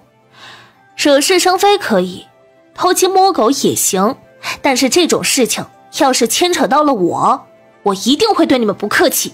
莫招惹我这一句话，我好像不止说过1次2次了。怎么，你们这老的老，小的小，都像是没脑子的是吧？打也打过了，骂也骂过了，即便是个蠢笨的，也会因为怕疼而离我远远的。怎么偏你们不同？就像是冤魂一样没完没了，纠缠不休。我许六月只是想安安稳稳的过日子罢了。你们不招惹我，我不招惹你们，可偏偏你们这一大家子都是不怕死的，3番4次寻我们大房的麻烦，自己不烦我都烦了。既然如此，这一次我不如来次狠的，也好让你们长长记性。招娣，把我的柴刀拿过来。你要做什么？许金氏见此，连忙往大房的屋子跑了2步。你敢拦他试试？你若敢拦我妹妹一下，我现在就把你女儿丢到水井里。别！我累了，从我被你这个老钱婆砸得险些死掉，装进棺材的那天起，直到现在，几乎无时无刻你们都不曾让我们大房的人平静过。既然你们不想让我们好过，那我们干脆就斗到底好了。今日既然许芬芳落到我手里，我便不打算轻易放过她了。毕竟我放过了她，你们也不见得会放过我，如此还不如先让自己痛快痛快呢。你们说，我这一次是先划划她的脸蛋儿，还是先斩断她的手指？许六月，你别冲动啊！她是你的堂姐，你不能这么待她。你要是划花了她的脸蛋，她以后可怎么嫁人啊？你放了她吧，只要你这次把她放了，我保证以后让她不再惹你。芬芳马上就能嫁了，若嫁得好，指不定能有几十两银子当聘礼呢。有了那几十两，还愁日子不好过吗？不能让许六月毁了芬芳的脸啊！许六月，我和你道歉，是二婶错了。二婶求求你啊，把你堂姐放了吧啊！以后我们二房的人见了你们，一定绕道走。六月啊，你千万不要划伤你堂姐的脸啊！哦，是吗？真的知道错了吗？哼，我看未必吧。你们许家的人哪一句话能信呢？堂姐，现在知道说许芬芳是我堂姐了，她要将我进猪笼的时候，怎么没想过我是她堂妹啊？要我不划伤她的脸也行，不过你得给我跪下磕头，并且发誓，以后再也不找我们大房的麻烦，否则你的父母和丈夫，还有一双儿女，都将死于非命。许六月，你够了！许老二一听这要求，没能忍住，直接从地上抡起了一块石头，就要朝许六月砸来。许六月迅速举刀，逼近了许芬芳。不要！我下跪，我磕头，我发誓，只要你不划芬芳的脸，你要我怎么做都行。你疯了？不，我没疯。芬芳马上就能说清了，怎么能伤了脸呢？我按照那贱丫头的意思办就是了。许金氏侧身去安慰许老二，他以为只要许六月看不见他的嘴型，便不知晓他在说什么。反正以后只要我和芬芳不招惹他，那些誓言也不会应验。家里还有爹和娘，有你和元宝呢。就算我们母女不出手教训他，你们也会给我们报仇的。许六月，你说话可要算话。算话，只要你按我说的话去做了，那么我一定不会划伤他的脸蛋的。好，我对天发誓，从今天起，我和我的女儿许芬芳不再招惹你。我们以后见了你，有多远就躲多远。如有违背誓言，就让我的父母和我的丈夫儿女都不得好死。不错，磕头吧。够了，跪也跪了，誓也发了，你还想怎么样？赶紧把人放了。哦，你又算什么东西啊？你说算了便能算了？老子是你爷！老大，你是死了吗？你闺女都要把你二弟妹给逼疯了，你还站着看戏呢？许天宝缓缓抬头看了许刘氏一眼，嘴巴微张，似是想说些什么，最终还是放弃了。你现在连老娘的话都不听了呀？啊！我命令你赶紧让那贱蹄子把芬芳放了，要不然休怪我等下当着全家人的面打你。娘啊，你果真如此偏心吗？二房的人不管做了什么都没有错，可我们大房呢，连放个屁都有问题。你们自己没有本事让许六月放人，就要来打我，我还是不是你们的儿子？我们大房的人难道就该一辈子受到你们这样的冷待吗？许天宝心里极不平衡，他连看也没看许刘氏，不管许刘氏怎么骂，都不曾吭声。磕头啊，还等什么呢？我的耐性有限，再不磕头我就动刀子了。不要！不错，我很满意。既然你们这么有诚意，我就不划他的脸了。不过这教训还是要给的。许六月话音方落，只见他那抓住许芬芳头发的手突然间换了位置，他一只手抓起许芬芳的手腕往前一伸，另一只手则挥起了柴刀，速度之快，竟让人无法反应过来。手起刀落之间，一记响亮的尖叫声划破夜空。待众人反应过来之时，才发现许芬芳的右手正流着血，那不算修长也不算白皙的手早已缺了一根手指。我的手，爹娘，我好痛啊，我好怕呀！你这个贱人，有问题吗？我已经信守了我的承诺，并未划伤他的脸蛋儿，但我似乎没有答应过你们不斩断他的手指吧？你好歹毒的心！过奖了，再歹毒也没你们歹毒。我只是今天给你们一个小小的教训，往后你们若是再招惹我们大房的人，就不是斩断手指那么简单了。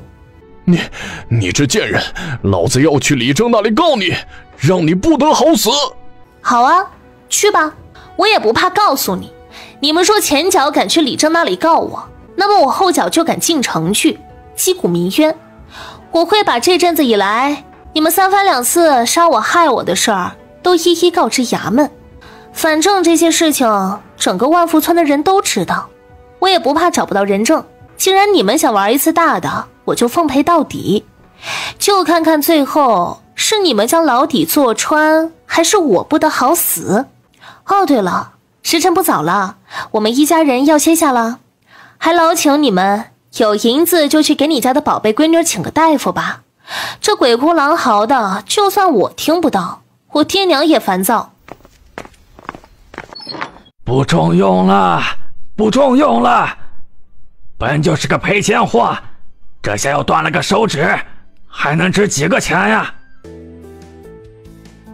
算了，莫惹他，等明天让他们自己去收拾吧。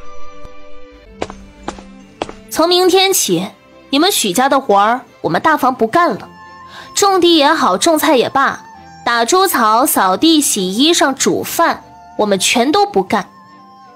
你不干可以呀，不干活就给我滚出去，滚出我们许家。滚可以，把家分了。这些年来，我爹和我娘没少给家里干活，就算是个下人也该有工钱吧。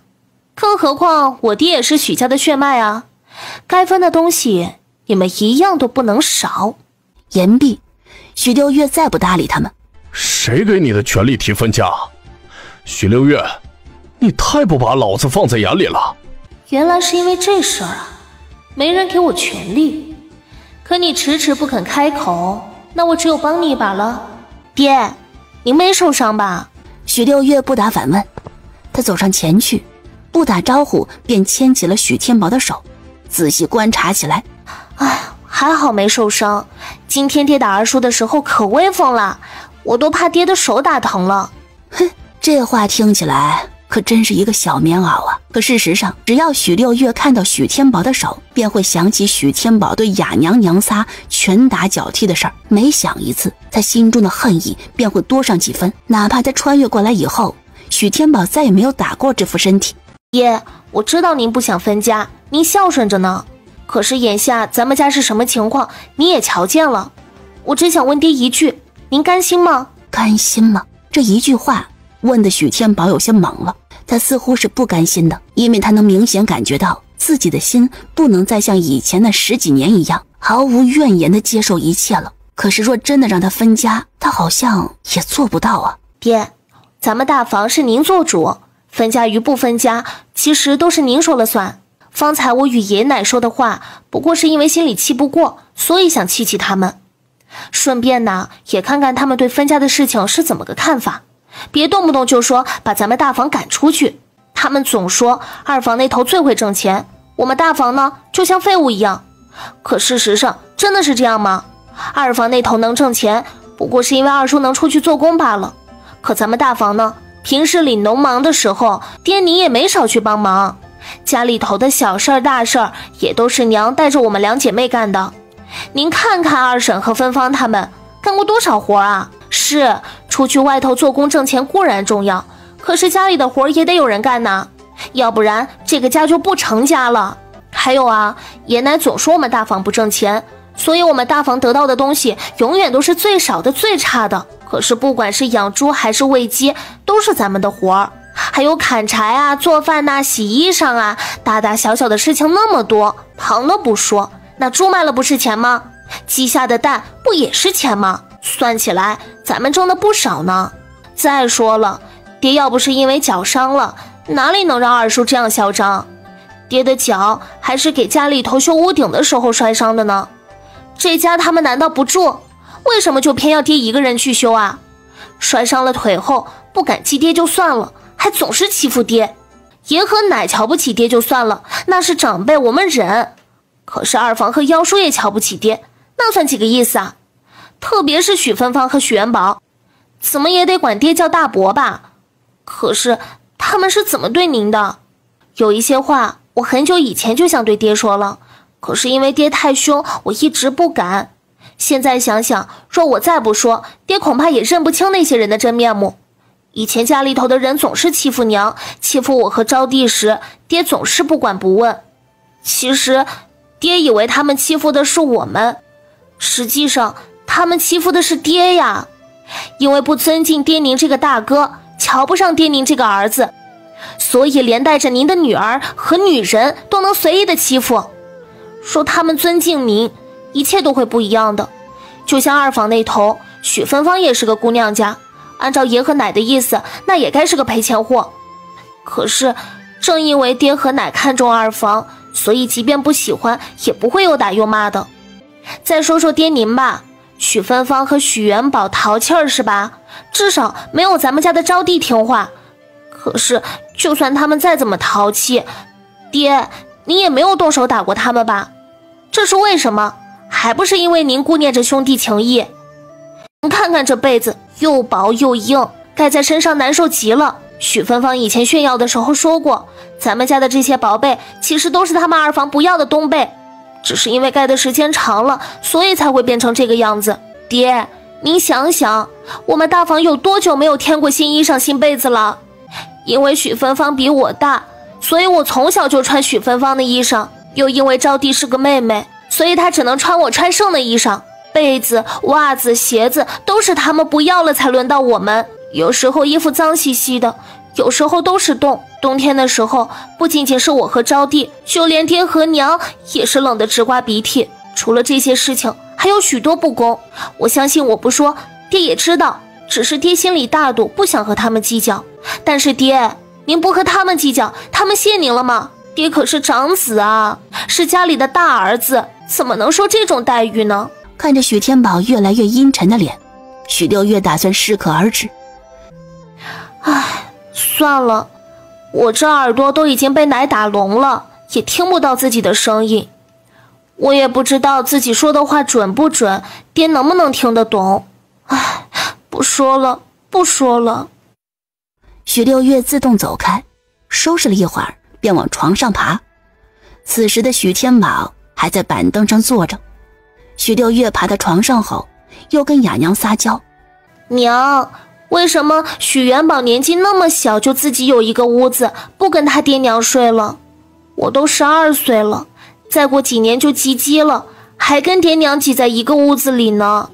您说这个事情传出去的话，我会不会嫁不出去啊？砰的一声，许天宝的心理防线终是被许六月最后的那番话击溃。只见他起身往外走去，院外便传来了一阵争吵声。许六月急匆匆下床，耳贴房门。原来许天宝是去堂屋找许老头和许刘氏说了，说是许六月马上就要及笄了，一家人还挤在一起不像话，怕以后有辱许六月的名声。还说既然许绣球都去张家做妾了，想必以后也不会回来了，不妨把许绣球的屋子先给许六月姐妹2人住，大家伙也都方便，就以大房这家庭地位。结果可想而知，人家许刘氏可说了，那屋子就算是拿来积灰尘也不会给许六月姐妹2人住，大房的人能有一间屋子遮风挡雨，就该谢天谢地了，还妄想多要一间屋子，没门儿！那绝情的语气，仿佛许天宝根本就不是他们的儿子一般。骂吧，使劲骂，骂得越狠越凶，才能彻底将这个儿子往外推，不是？哼，老钱婆，你说不是把你儿子往外推，我们娘仨儿怎么能离开这许家呢？开玩笑，我要好名声做甚？好名声能填饱肚子吗？能让我坐拥金山银山吗？能让我快乐吗？都不能。他只想专心搞事业，不想情情爱爱。可偏偏这原主的家又极品又奇葩，为了脱离这个家庭，他浪费了好多的时间。想到此，许六月自己都着急。不行，一定要早点分家，只有分家了之后，才能进行下一步。不过许天宝那渣男也太能忍了，看来必须给他来一次猛的。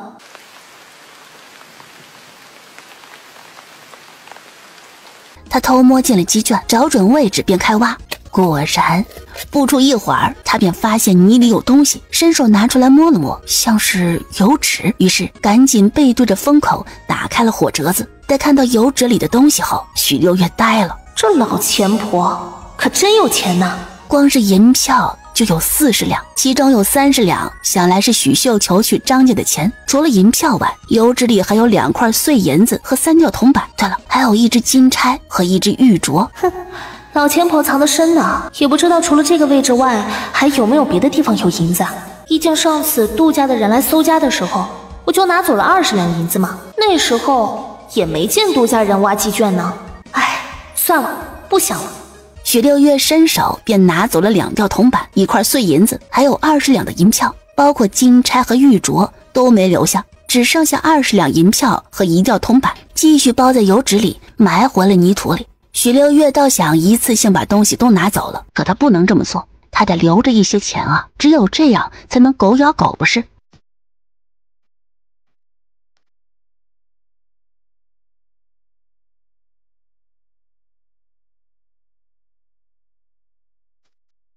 许六月回到家时，雅娘和许招娣都吓坏了。姐，你怎么了？我没事儿，就是今天路滑不小心被摔了一跤。在哪里摔的？怎么就摔得这么厉害？还有这身上到处都是血痕，可痛了吧？爹，要不我们给姐请个大夫吧？请什么大夫？村子里的孩子哪个不是摔大的？随便摔一跤就请大夫，你给拿银子呀？爹，许天宝在呢。许六月挑了挑眉，他本来还怕雅娘和许招娣清理得太快，许天宝瞧不见呢，毕竟这一身伤就是留给他看的。哟，这是遭报应了吧？哈哈哈哈，老天爷可不是眼瞎的，我就说嘛，像这种不敬长辈、残害兄弟姐妹的人，一定会遭到报应。哎呀，没想到啊，这报应来得还挺快，只可惜有点轻了。按照我的意思，怎么也得手残腿残了才痛快，就像他那不中用的爹一样，凑成一对跛脚妇女，岂不是更有意思？我寻思着你们大房也就只有一个哑巴呀，怎么现在看到报应来了就不敢吭声了？前阵子也不知道是谁牛气哄哄的，这个也打那个也打，现在浑身上下没个好地方，我都拍手叫好了。哼，你们等着吧，这一次只是受伤了而已，下一次老天爷会直接要了你这逆女的命，要不然我闺女的那半根手指岂不是白白断了？你骂吧，反正报应这东西啊，只会出现在你们的身上。许六月才刚到竹屋，邹母便笑着朝他招手。六月丫头啊，你来做爆炒猪肝如何？好，可是宗瑜哥哥回来了。回来了，昨儿个夜里在镇上住了一宿，回来之后才放下猪肝，就到山里看陷阱去了。昨天你与我说的辣子鸡丁啊，他也馋着呢，恨不得能早点去看看有没有野鸡，好抓了回去让你大展身手。宗瑜能不能带回野鸡他不知道，但他昨天是带走了一只野鸡的。有没有野鸡都没关系，咱们有爆炒猪肝吃就好。再说了，好吃的东西那么多，一天也吃不完。今天做不成，咱们可以明天做嘛。在清洗猪肝时，斜眼瞧见一旁的旧木桶里还装了满满半桶的猪心、猪肺、猪大肠等物。天哪，太奢侈了吧！那个旧木桶不是用来装垃圾的吗？婶子，这是怎么回事啊？许六月看着那半桶的猪下水，心疼的要死啊！还不是鱼儿出去时千叮咛万嘱咐，让他回来时记得买猪肝。他倒好，把所有的猪下水都给买了。这猪下水是肉摊上最难卖出去的，除了猪肝之外，旁的东西怎么煮都不好吃，恐怕就连那屠夫自己都不愿意碰这玩意儿吧。鱼儿那孩子啊，从来都不懂这些，买东西时旁人给他塞什么他便拿什么，我瞧着那猪下水实在无用，倒不如啊先丢置一旁，晚些时候拿去喂胖虎，瞧瞧他吃不吃。婶子，胖虎是谁啊？胖虎是鱼儿养的小宠，一直关在山背的山洞里，所以你没见过。哦，小宠啊，哼，没想到宗瑜一个大男人还学着人家养宠物呢。既然是小宠，那应该不喜欢吃猪下水的。那猪下水没经过处理可脏了。婶子，我觉得咱们还是别喂了，省得吃坏了胖虎的肚子。行，便听你的吧。待会儿鱼儿回来后，就让他把猪下水拿去丢了。别啊，婶子。虽说咱们怕胖虎吃坏了肚子受罪，但也不能浪费食物不是？要不然这些猪下水就留下来给咱们吃吧。啊，你真要吃这些玩意儿啊？这丫头竟打猪下水的主意，谁人不知啊？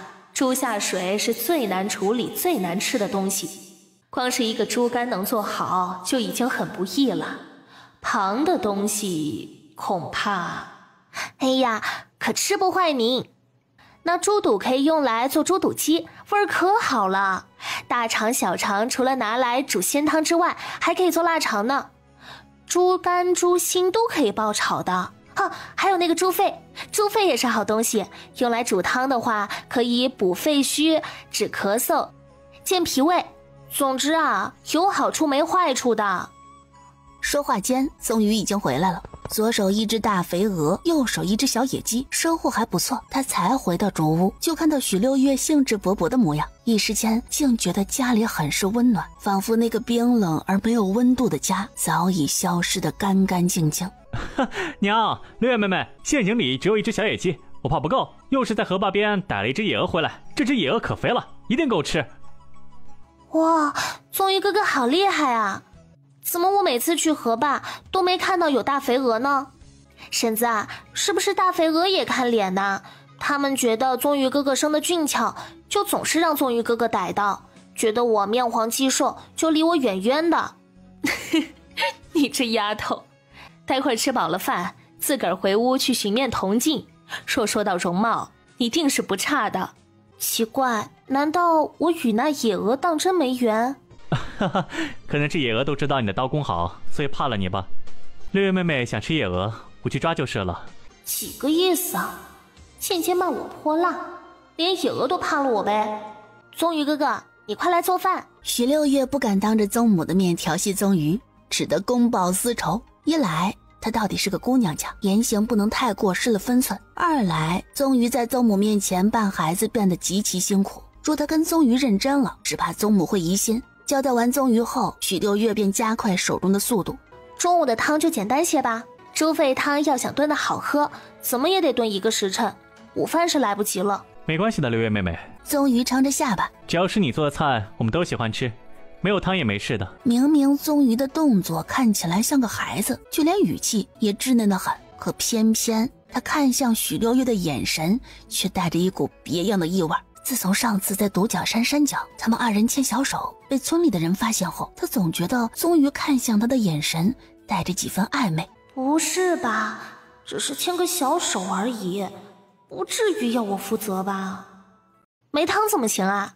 我们要吃爆炒猪肝，没有汤会很干的。正巧爆炒猪肝出锅时，米饭刚刚煮好，3个人一汤一菜，倒是吃得十分满足。特别是宗瑜母子，虽说宗母带着宗瑜来到万福村隐居了20年，可平日里母子2人的吃食素来简单。晚饭许六月没在主屋吃，而是用煮米饭的小锅装了1锅的猪肺冬瓜汤回家。因着现在都分开来吃了，许六月也不怕那汤入了别人的肚子。至于许天宝呢，扎着嘛，就暂时先让他吃上几顿好的吧。等他们娘仨顺利离开许家，谁管他呀？许六月回到许家时，雅娘已经在蒸粗面馒头了。爹娘招娣，我回来了，看看我带了什么好东西回来。姐，你拿的是什么？好香啊！这是猪肺冬瓜汤，可好喝了呢。我今日上山做饭时，婶子让我拿回来的，说是给家里的人都尝尝。哇，婶子可真是个好人。姐，娘今日用2条手帕换了5斤的粗面呢。今晚咱们吃粗面馒头，再配上姐拿回来的汤，那岂不是要幸福死了？那可不是吗？还没吃呢，我就已经很幸福了。娘，您下次再有绣品，就不要拿到村子里的杂货铺去换东西了，咱们拿到镇上去，可以换不少的铜板呢。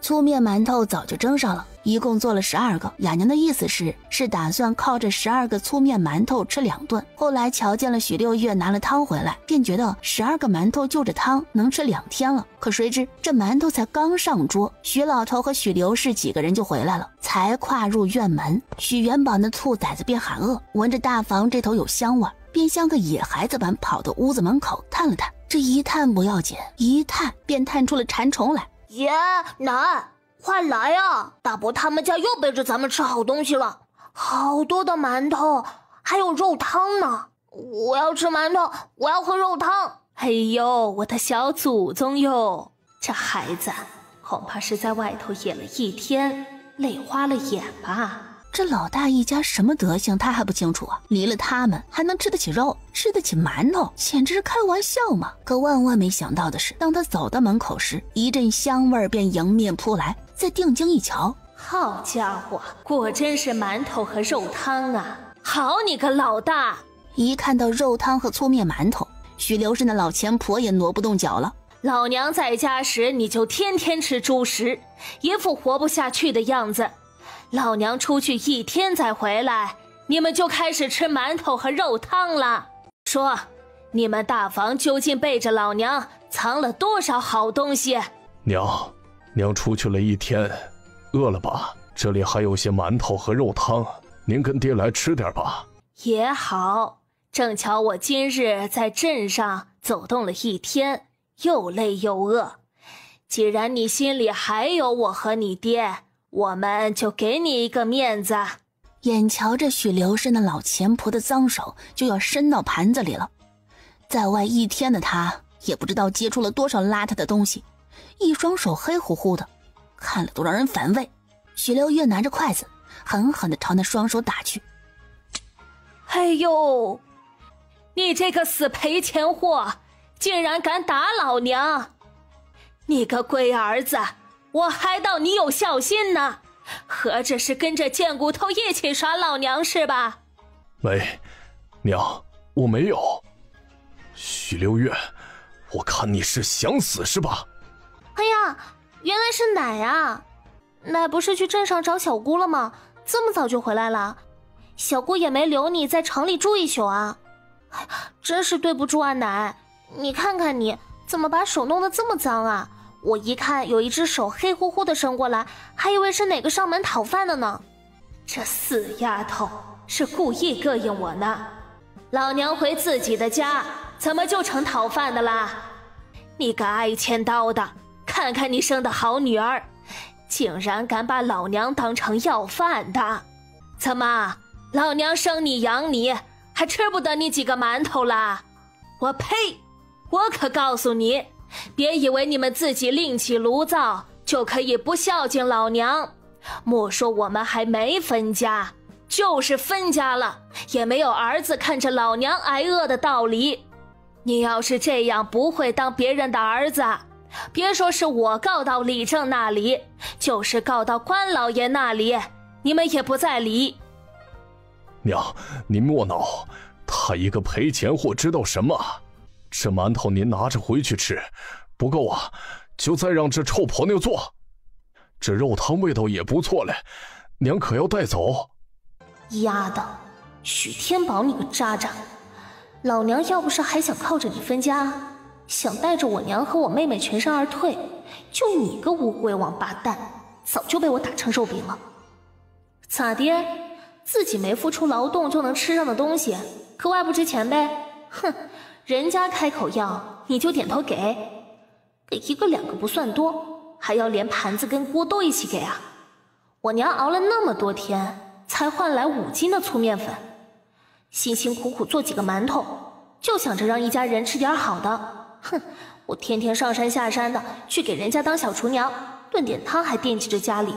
你倒好，屁事不干一件，拿着我们的血汗去孝敬，吸血蚂蟥，你可真要脸啊！怎么不拿呀？这肉汤闻着怪香咧。来，大孙子，你先吃一个啊！老大呀，你帮我把肉汤端去堂屋吧。我们这一大家子出去1天了，还没吃上口热乎的呢。这一锅肉汤和馒头正好够了。言毕，还得意洋洋地瞅了许六月一眼，仿佛在说：你看，还是我段位高吧，小样儿，想和我斗没门儿。眼瞧着许天宝就要将猪肺冬瓜汤端走了，许六月啪的一声将筷子狠狠地拍到了桌上。住手！他猛然起身，趁着许留神的老钱婆还没反应过来，便直接将馒头给夺了回来，就连许元宝手中的那一颗也没放过。我的馒头，我的馒头！要哭丧出去哭去，你爹娘不在我屋里。许六月看着手中那个被糟蹋过的馒头，心里就来气，狠狠骂了许元宝一句后，便直接将那馒头给丢到了院子里。脏兮兮的馒头，不要也罢。嘿呀，许六月你个挨千刀的，你凭什么丢我馒头？你的馒头？这馒头面是你给的吗？馒头是你做的吗？柴火是你捡的吗？你屁事都没干，一来就抢我们的馒头，还说成是你的，你要脸不要？你个不孝子，还不管管你家这贱骨头！他这样不尊不孝，作践粮食，是要下18层地狱的。死丫头！你拽我做什么？想帮着这个老钱婆欺负我和我娘啊？我告诉你，别以为你是我爹我就不敢骂你，这阵子你做的糊涂事儿还不多吗？我敬你是长辈，叫你一声爹，有好吃的好喝的我带着你。可是你是个大人了，你的2个孩子都快能嫁人了，能不能长点心啊？我许六月丑话说在前头，莫说现在我们娘仨都没吃饱，即便是吃饱了，拉出来的东西也不可能有他们的份。你们若是够胆子，就尽管碰着桌子上的东西，反正我已经斩过许芬芳的手指了，也不怕再多斩你们几个。至于那兔崽子糟蹋掉的馒头，我嫌脏，所以丢了，有问题吗？面粉是我娘辛辛苦苦换来的，馒头是我娘一个一个做出来的，就连你们说的肉汤也是我去帮别人做饭，别人给的。今天的晚饭没有1粒米用了许家的东西，你们倒是告诉我，我能不能处置我的食物？你个逆女，许天宝，你这个废物，你当儿子当不好，当爹也当不好，你就让你这不孝女把你娘气死吧，气死了你娘，你的日子就好过啦。娘，你个不知死活的贱丫头，你娘是我媳妇儿，你是我闺女，你们的东西就是我的东西，我要孝敬我爹我娘，难不成还要看你们的脸色？我求求你长点心吧，满口都是孝敬，你孝敬他们孝敬的还少吗？这一份孝敬没有20年也有10几年了吧，怎么也没瞧见他们心疼你。都说母慈子孝，当娘的懂得慈爱，儿子才会孝顺。可你睁大你的眼睛看看，你这个娘待你如何？你就算眼睛瞎了，心也被狗屎给糊住了吗？感受不到吗？他们一家人今天可是去镇上了，莫说在张家，小姑有没有给他们补贴？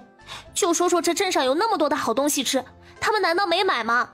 你瞅瞅外头那看热闹的几个人，一大家子从踏进门的那一刻起就是大包小包的，别的东西我是看不到，但是那块花布可是亮瞎了我的眼。他们买了那么多东西回来，可见拿过一个瓜子来给你，什么都没有，还要从我们屋子里抢吃食。也就是你这个没脑子的人才会眼巴巴的给人送过去。你要孝敬你爹你娘可以啊，那你自己去买面粉，自己去做馒头。你知道孝敬你爹你娘，我就不知道孝敬我爹我娘了吗？凭什么你这个做儿子的就得让你爹你娘吃得饱，而我这个当女儿的就得让我爹我娘饿肚子？好像也是这么个道理。徐天宝，怎么个说法？这馒头和肉汤你给是不给？我不给。许家那么多的银子，那么多的粮食，你倒会藏得严严实实的，平日里不见一个铜板就算了，偏心都快偏到棺材底儿了。现在又是凭什么我们一家人做顿馒头自己都没得吃，就要先供着你？你当你是神仙呐？出去，不要在这里打搅我们一家人吃晚饭。你要是再打我馒头的主意，我可就要去找柴刀了。话音一落，许六月果然开始在屋里四处张望起来。呸！一屋子的贱蹄子，还当自己的臭馒头和臭汤是个宝呢。老娘的闺女儿现在可是张家的姨娘，要喝点肉汤吃几个馒头，那还不是随随便便的事儿啊。莫说是你们这样的粗面馒头，就是白面馒头肉包子我们也是吃得起的。哼，以为自己多了不起呢啊！等我们吃肉包子，你们可别来求我们。哎呀，可不就是嘛！你说说你啊，闺女家的那么好那么厉害，最不愁银子了，她随随便便给你们补贴一点儿，你们就能顿顿吃肥肉呢，又何苦在这里为难我们这些晚辈呢？哦，对了，奶，小姑在张家过得怎么样啊？我听说张家可有钱了，哪怕平日里随便打发一个叫花子，都能给不少的银钱呢。今天你去张家，张家给了多少银钱给你啊？有没有10两？哦，还是20两？我还没见过那么多银子呢，要不然奶拿出来给我开开眼吧。我呸！张家给老娘多少银子，关你丫的什么事儿啊？就凭你也敢开口要看老娘的银子？没用的东西，你就见天看着你家贱骨头欺负你娘吧，到时候天都不收你，得阎王爷来收你。快滚！你个老钱婆，啥也不是。哼，我给你点面子，你还蹬鼻子上脸了？我告诉你，你这张破嘴不是骂我爹就是骂我娘，小心我改天夜里睡不着就去撕了他。你管不管？再不管，老娘就让你把地上的唾沫全部舔干净。哼，老二媳妇儿，快去做饭，咱们今天晚上吃大米饭炒肥肉。言毕，头也不回地离开了大房的屋子。许招娣知道许六月见不得地上的唾沫，于是连忙跑去用脚搓了搓。许六月见人走了，这才重新拿起筷子继续吃晚饭。好好的一个家闹成这样，你们娘仨满意了吧？老子现在里外不是人，连自己的爹娘都孝敬不成。好好的一个家，怎么在爹看来这个家好吗？爷和奶偏心都偏到什么程度了？爹是看不到还是感受不到？旁人有好吃的好喝的，我们大房的人只有残羹剩饭。别人穿新衣盖新被，我们大房的人就捡人家不要的。饶是如此，到了最后挨打受骂被嘲讽的还是咱们大房，这样的日子算好吗？既然爹现在里外不是人，那倒不如堂堂正正做一个人。爹想孝敬爷和奶可以，但是孝敬不一定要言听计从吧，倘若打不还手骂不还口就是孝敬，那么这种孝敬未免也太窝囊了。也难怪爹和奶总是骂你是个没用的东西。你若我是爹的话，我一定会想办法扭转自己在爷和奶面前的形象。你是，如果我是爹的话，我会选择分家。反正爷和奶注定是偏心别人的，我们根本没办法在他们那里得到应有的待遇，那么还不如分家之后各过各的，各争各的。娘的针线活那么好，以后就凭着她的手艺，咱们一家人的吃喝完全不成问题。我和招娣不是懒货，手脚麻利着呢。这么多年来，我们为许家出了多少的力气，爹不会看不到吧？没分家之前，我们娘三所有的劳动其实都是在补贴别人，而分家之后，我们每挣到的1文钱都是自己的。其实爷和奶的偏心对我们来说根本就不值一提。我们不仅可以用自己挣到的银钱养活自己，还能用这些银钱来孝敬爷和奶，岂不是好事儿？爹，您可别怪我说话直接，咱们现在没分家，对吧？即使我娘绣出了个屏风，卖上5、6两的银子，爷和奶也会觉得这些银子是他们的。可是，一旦咱们分家之后，5、6两的银子，哪怕只拿出1两的银子来孝敬爷和奶，爷和奶也会觉得爹有本事。就像小姑一样，小姑没去张家当姨娘之前，她在咱们家干的所有活计，爷和奶都觉得是理所应当的。但是自从小姑嫁了之后，爷和奶再从她身上扒拉出银子，便高兴得很，不再对小姑有任何的不满。这是为何？爹可明白，人的身份不一样了，地位自然不同。爹想要不再受人嘲讽，想要得到别人的尊敬，就得自己先当家。只有自己当家做主了，才能有话语权。要不然爹以为我让爹分家是害爹呢？分家，你见天就知道分家，你不知道你妖叔还没成亲吗？父母尚在，妖弟尚未成家，我若是先闹了分家，我就是大不孝。大不孝？什么才叫大不孝？不侍奉双亲，那才是大不孝。我们只是分家而已，又不是不孝敬爷和奶。我只是在告诉爹，人活一世，说长不长，说短不短，爹完全可以有另外一种活法。分家之后，爹便是一家之主，家里的一切都由爹说了算，没人会打骂爹不说，也没人敢跟爹叫板。爹和娘辛苦付出的每一次劳动都能换来果实，而非辛辛苦苦干了活，最后补贴了旁人也就罢了，还得被骂是吃白食的。每一次给爷和奶孝敬粮银钱时，爷和奶都会跟别人夸您，说您是个有本事的孝顺的儿子。如此活法，岂不是比现在要好上100倍1000倍？爹，你的心里其实很清楚的，如果不分家的话，就凭着爷和奶的偏心劲儿，咱们一辈子都休想过得快活。就拿方才的馒头来说吧，奶一回来就抢馒头，一抢还是一整盘。得到馒头之后，第一个先给了许元宝那兔崽子。更过分的是，他拿完了整盘的馒头不说，还要把咱们的肉汤拿走，完全不曾问过我们吃饱了没，还要不要吃。咱们娘三儿也就算了，您可是他的亲生儿子啊，他怎么都不会为您多想想呢？再说说奶这次去小姑那里的事情吧，我相信方才你也亲耳听到了。奶说只要有小姑在，肉包子白面馒头随便吃，不在意咱们的粗面馒头。您听听他如此大的口气儿，必定是在张家拿了不少的好处。可是当我说要看看他从张家带回来的银子时，他立即就开骂。这说明什么？说明他防着咱们呢。他来吃咱们的东西就可以，咱们看一眼他的银子就是痴人说梦。我倒是想问问，这样的家还舍不得分，是留着干嘛呢？就是奶小气。方才奶回来时，手里大包小包拿着不少东西呢，他们的东西就捡着，我们的东西就要给他们吃，这是不对的。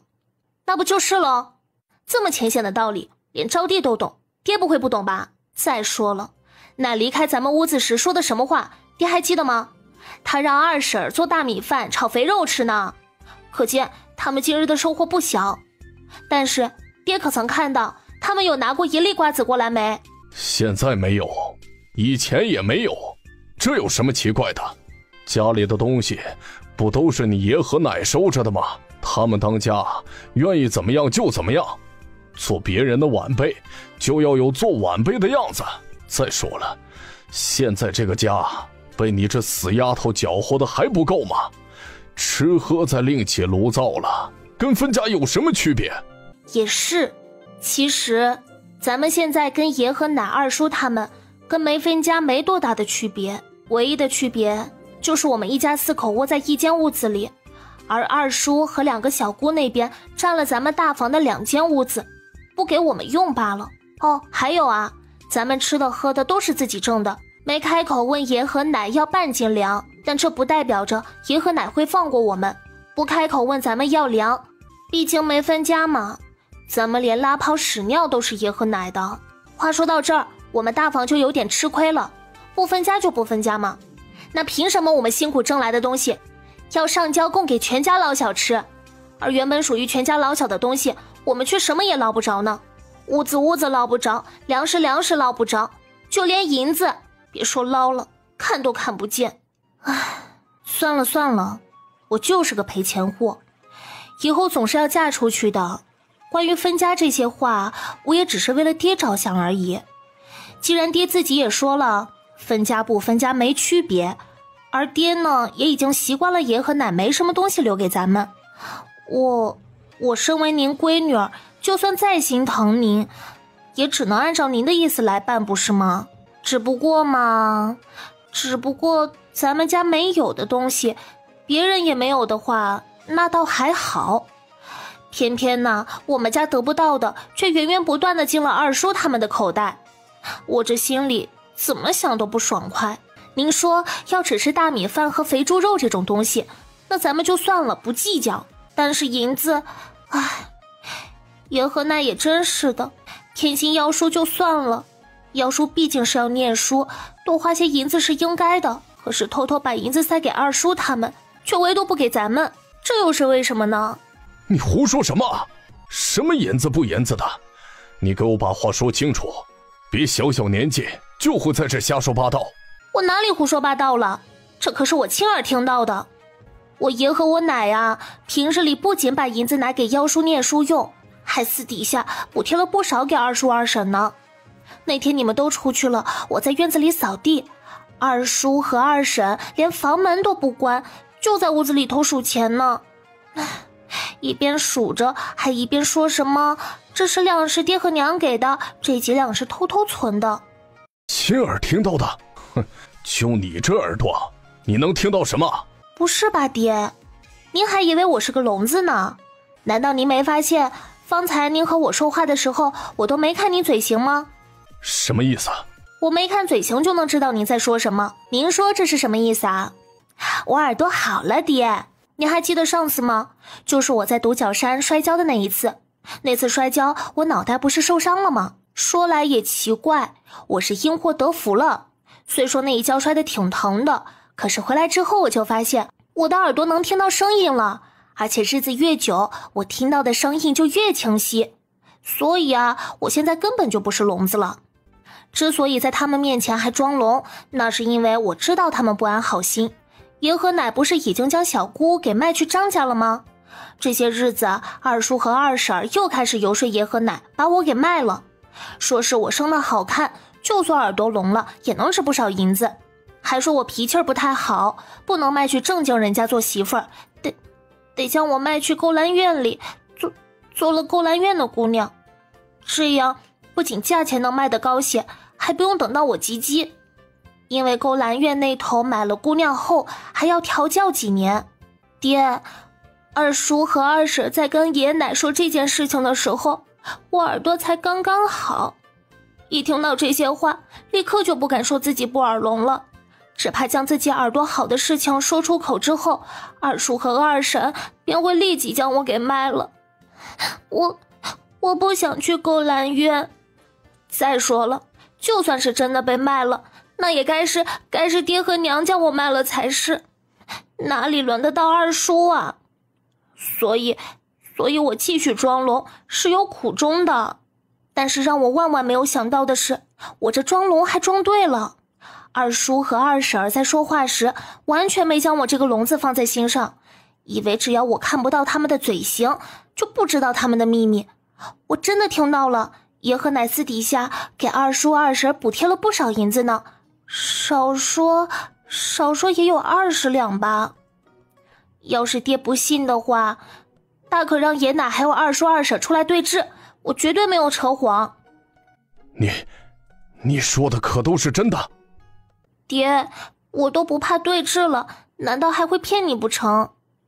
原本这事儿我是不想与您说的，因为您对我爷我奶太孝顺了，对二叔他们也是真的好，我怕我把这件事情说出来之后，您会心痛。可若我不说，最后吃亏的还不是咱们大房的人吗？爹，您现在明白我为什么总是劝您分家了吧？吃的用的咱们不说，现在家里的银子被爷和奶偷偷摸摸的补贴出去，咱们也不说。可是我和招娣呢？您有想过吗？我和招娣都是姑娘家，以后的聘礼可是一笔不小的金项呢。许天宝一直不说话，只是细细打量着许六月两姐妹。许六月看着许天宝那神色，便知晓他心里已经有了计较。爹，就方才我说的事情，您可得想好了。若是旁的也就算了，毕竟爹是个孝顺儿子，是个好大哥，计较的太多也不好。可是爷跟奶偷偷摸摸给二叔二婶儿塞银子的事儿，您可得长个心眼儿。毕竟不分家，这银子大伙儿都是有份的。爷和奶若是光明正大的询问过爹的意见，然后再把银子给了别的兄弟姐妹，那是咱们爹大度，是咱们愿意的。没经过同意就这么胡来，可就不是偏心这么简单的，而是根本就没心在咱们大房这头呢。爹，您再想想我吧，我今年也12岁了，再过3年就及笄，能说清了吧？如果分了家，我和招娣的聘礼还能入爹您的口袋；若不分家，那大大小小的银子岂不是都入了爷和奶的口袋吗？行，他们是长辈，是爹的亲生父母，这银子啊，入他们口袋也没什么，只不过爷和奶对咱们大房的人无心，不管收到多少的聘礼，恐怕都不会留下1文钱给大房。再联想一下爷跟奶偷偷给二叔二婶塞钱的事儿，还有二叔二婶要卖掉我的事儿，就不难知道那些钱以后的去向。我不知道爹的心里怎么想，但说句实话，如果真的是有那么一天，我倒是挺不高兴的。我是爹和娘生的，也是爹和娘养的，莫说奶待我不怎么样，即便爷和奶对我有什么恩，那这些年我干的农活也够还了。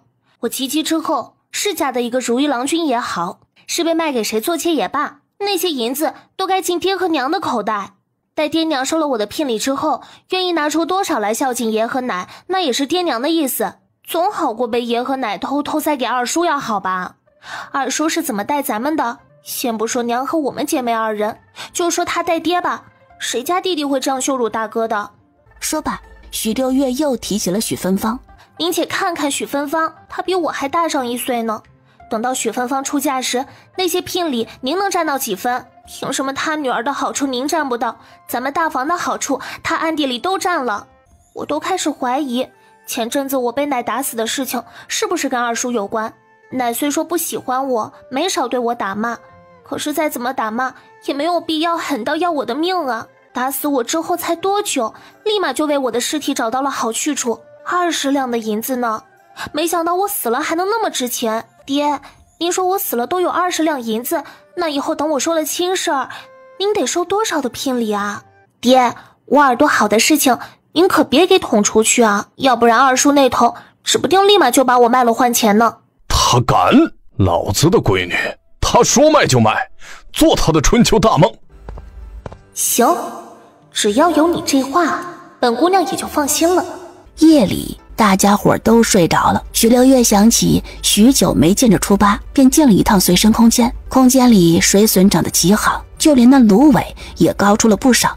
不错嘛，你这工作效率还挺高的，不仅干活利索，这成果也跟上了。宿主，你这身体不太行啊！别得寸进尺，还在我怀里抱着呢，就嫌弃我身体不行。你这样子做别人的空间精灵，似乎不太合适。宿主，我合不合适吗？真的不要紧。主要是我觉得您用仙水来种芦苇，真的不合适。要不您试一试这仙水，用来擦擦伤口也行，用来喝也行，保准有惊喜。啊？什么惊喜啊？我看是惊吓吧。怎么说我也是你的宿主，你居然想让我喝你的洗脚水？冤枉，绝对是冤枉，委屈！什么洗脚水？我只不过是想指一指仙水池，让你知道这仙水池的用处罢了。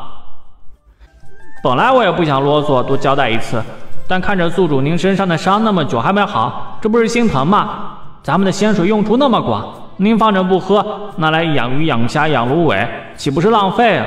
什么用处啊？伤没好就要喝仙水，莫不成这仙水能当灵丹妙药？我的宿主是个傻子吗？宿主，您是失忆了吗？咱们第一次见面的时候，我不是跟你说过仙水的用处吗？是，仙水是可以用来养鱼养虾，但是若拿来喝的话，还可以美容养颜、强身健体呀。如果宿主受了伤，这仙水还能治愈伤口呢。用来擦可治外伤，用来喝可治内伤。简单来说，宿主长期喝仙水，力量会越来越大，身子会越来越轻，而且皮肤会越来越好，人也会越来越漂亮哦。若能每天喝仙水，连续喝上1年，还能百毒不侵呢。当真？那仙水果真有那么好的效果，还能百毒不侵？宿主，我早就跟你说过了，可你没说过，只说过可以养鱼。我说过。他明明说过的，只是宿主当时可能太激动了，听到养鱼养虾就觉得仙池是个池塘吧。没说过，不管有没有说过，我没听到，那就是没说过。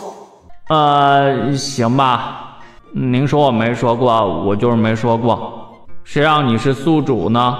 或许是因为白日里许六月的那番话太入许天宝的心，又或许是许天宝对许家的不满也已经到达了顶点。当许六月的灵魂从随身空间里出来时，偏偏不巧竟撞到了许天宝说梦话。我要分家，我要分家！老二总是偷偷拿家里的钱，爹娘偏心，给我，那是我卖6月得来的银子，谁也不许跟我抢。许老二，你个王八羔子，你缺钱你卖自己闺女去，卖我闺女做什么？不，娘，我错了，娘，我不分家了，您别让老幺丢下我呀！娘，老幺念书花大钱的时候，我们还没分家嘞，他花的钱也有我的一份，现在他高中状元，必须得带我享福。老幺啊，你这官服真好看，嘿嘿嘿嘿，那哑巴娘们儿我早看腻了。老幺，你府里那么多丫鬟，不如给1、2个给大哥吧。真软啊！你愚孝我就挑唆，挑唆不成，你跟你亲爹亲妈，我就挑唆你跟你亲弟弟。你痴心妄想，我就打破你的希望。等你开始体验到绝望的时候，你就会明白，握紧手中的钱财，拿回属于自己的一切才是正道。许天宝啊，我许六月虽没那么好心，不曾想过让你这个渣渣过好日子，可现在为了能让我们娘仨脱离苦海，也算是顺便再渡你吧。你只是瘸了个腿而已，又没少半边脑子。唉，希望你能争口气儿，早点醒悟吧。别怕，没事吧？双脚着地的感觉真好，虽说那双腿现在有点发软打飘。老虎，丫的，都什么时候了，还在这摸我的脸蛋儿？哦，胖虎，摸条皮儿。啊！这就是胖虎啊！是宗母口中的那个小宠！天呀，宗母是不是对小宠2字有什么误解呀？怎么了？莫怕，胖虎很听话，你吓着6月了，赶紧给他道歉。天了噜啊！那胖虎就像是能听懂人话一样。宗姨的话音方落，他便嗷呜了一声，娇滴滴的，像是在撒娇一样。紧接着起身往前慢慢走了2步，在对的许六月跟前时，一个歪头便将自己的脑袋往许六月的怀里蹭。许六月不得不承认，这一刻他的身子僵硬的就像是一尊雕像。感动吗？哼，不，宝宝不感动。你摸摸他。摸摸他。咦，手感真好啊。这毛真是又滑溜又软和呀！跟他想象的一样。他很喜欢你。为什么婶子说胖虎是小宠啊？我听说你有一个小宠的时候，还以为你养了一只猫还是一只狗呢，或者是只兔子。去，自己去寻猎物。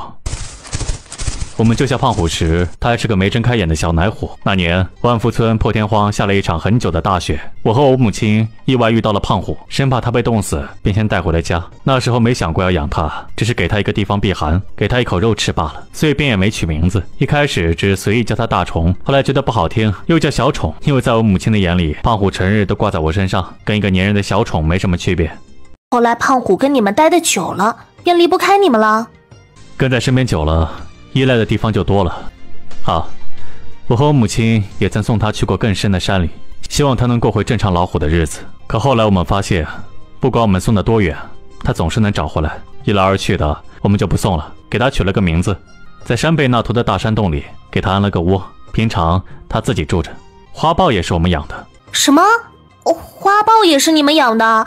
可上次我母亲受伤，确实是花豹伤的，只是那时候的花豹被歹人所害，下了药，那药让花豹凶性大发，根本不认得身边的人。我母亲去看他时没有防备，这才被他重伤。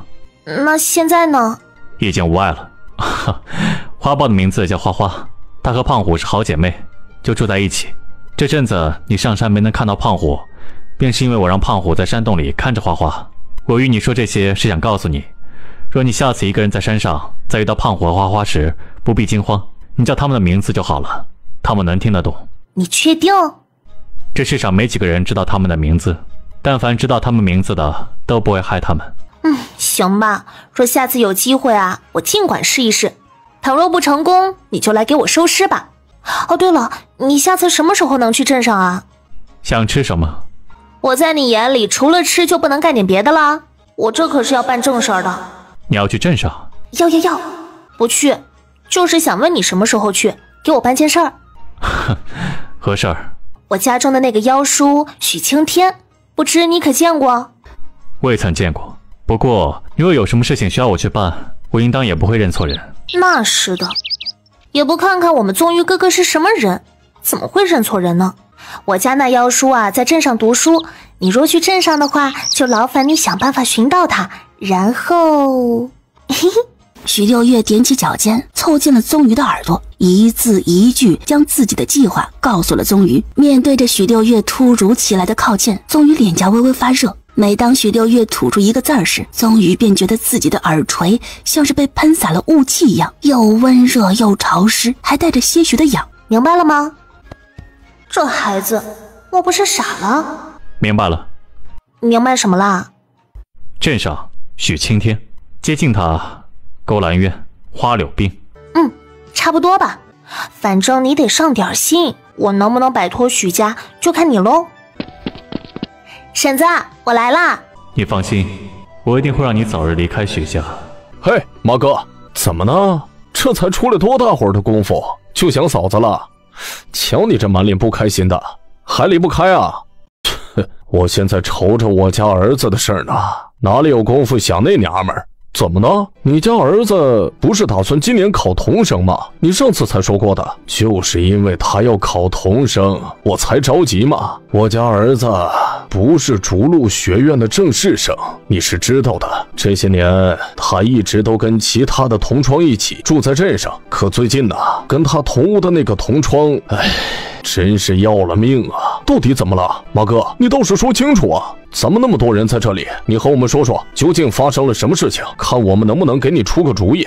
就是啊，你那儿子素来听话又孝顺，究竟是什么事情，竟然能让你愁成这样？要我看啊，倒不是马哥的儿子出了什么事儿，指不定是他儿子的同窗出了什么事儿吧。这次你说对了，我儿子能出什么事儿？他素来乖得很，若不出意外啊，今年的童生他一定能考得上。可偏偏现在意外就来了。我听我儿子说，跟他住同一个屋的那个人，最近总喜欢去那种地方。前2日回来时，身上还起疹子了，痒得他成宿睡不着啊！什么？喜欢去那种地方，身上还起疹子了？可不是嘛！去了那种地方回来的人，身上若有点什么不舒服，那绝对就是花柳病无疑了。我儿子跟他住在一块儿，能落得好处吗？我寻思着让我儿子换个屋住，可那房子里根本就没有空屋，换个房子吧。之前交了那么多的房租，现在要走，人家也不退呀。你们说说，咱们赶个牛车容易吗？一辆车顶多就坐10个人，跑一次来回才挣那几10文钱。若现在搬走，交的租金不退不说，还得额外交一份租金去找别的房子。可是不搬走的话，我又怕……要我看呀，还是搬走吧。花柳病可不是寻常的病啊。是啊，还是搬走的好，别想着换屋子了。这得了花柳病，传染的可厉害，就算不住在一个屋子里，同一个院子也不行啊。对呀，要我说呀，应该让那个得了花柳病的人搬走才是，要不然岂不是毁了人家屋主的一整间屋？马哥，你那儿子的同窗是个什么人物啊？堂堂一个读书人，竟然会如此不要脸面，跑去那种地方作乐。莫不是一个老头，还是……说起这个呀，就更难接受了。你说那人是个老头吧，或是跟我们一个年纪也就罢了，偏偏啊，人家比我儿子还小嘞。你说这么大点的孩子都没说亲呢，怎么就能做出这种事情来？哎呦，那可就是稀奇事儿了。这读书人本就不该去那等下作的地方，如今他不仅去了，还得了那病，也不知道他的父母是如何教他的。马哥的儿子才18岁了，那人肉比马哥的儿子还小，他长没长成个男人都是个问题嘞。那必定是长成男人了，要不然如何能患上花柳病？说起来，那个人大壮兴许认得，我听我儿子说，他那个同窗是大壮他们村的，我们村的。那你儿子可有说他同窗叫什么？难不成是他？叫什么倒没说，不过说是姓许的。你想想，你们村子里有几个人是姓许的？那许家是否是个家境殷实的？我听我儿子说呀，他那个同窗不仅去了那种地方，还好赌呢，每个月回家一趟，一出来总能拿上好几钱的银子。上个月更是一次就拿了2两银子，殷实，哼，那倒是挺殷实的。平日里挣钱的活没见许家的人做，这卖女儿卖孙女的阿杂事儿却做得可勤了，一个月2两银子，那都快赶上我们家全家人1年的花销了。许家人可真大方，快给我让个位儿，我要回家。让不了喽，许家兄弟啊，我看你还是走回去吧，这牛车都已经坐满了，实在挪不开位置。走回去，这10里的路呢，我不走。那个谁，那个林叔，你下来走着回去吧，把位让我一个。凭什么？我给了车钱的，坐着牛车回去，碍你什么事儿了？你让我下来我就下来，你眼中还有没有长辈啊？嘿，林叔，我说你一个泥腿子，和我叫嚷个什么劲儿？你天天不是下地干活，就是来镇上做苦力的，有的是力气。我让你走着回去怎么了？你要是心疼那2个车钱，我赔给你，你给了2文钱是吧？我给你10文钱，够了吧？10文钱，你让个位给我，我一个读书人，力气都拿来握笔杆子了，哪里还能走着回去？真是笑话！你下去，你爱走不走，老子的牛车不载你，你要死啊！你一个赶牛车的就好好赶牛车，我给你车钱就行了，不管什么闲事儿。林叔，我再给你加10文钱，20个铜板，不能再多了，你给我下来。别说是20个铜板，就是2钱银子，我也不下。许家老幺，你给我让开，别耽搁了我们回家。你们，李大壮，老子可是个读书人，今年马上就要参加童生考试了，你们这样怠慢我，连一辆破牛车都不让我坐，以后有你们好看的！我呸！就你还是个读书人呢？你干的那点破事儿，我都不兴说你。你见过哪个读书人像你一样，小年纪正事儿不干，尽往那勾栏院里跑？你玩耍就玩耍吧，还玩出了一身的花柳病。我告诉你，别说我这牛车今日坐满了人，即便是没坐满，我也不可能让你上。你不怕那花柳病，我们还怕着呢。别回头脏了我的牛车不说，还脏了我们车上坐的人。你胡说八道什么呢？我告诉你，你这是诬陷，要往严重了说，你这叫毁了国之栋梁的名声，是要蹲大牢的。我呸！诬陷？我这顶多就是陈述事实。你干的那点阿杂事儿，以为谁不知道呢？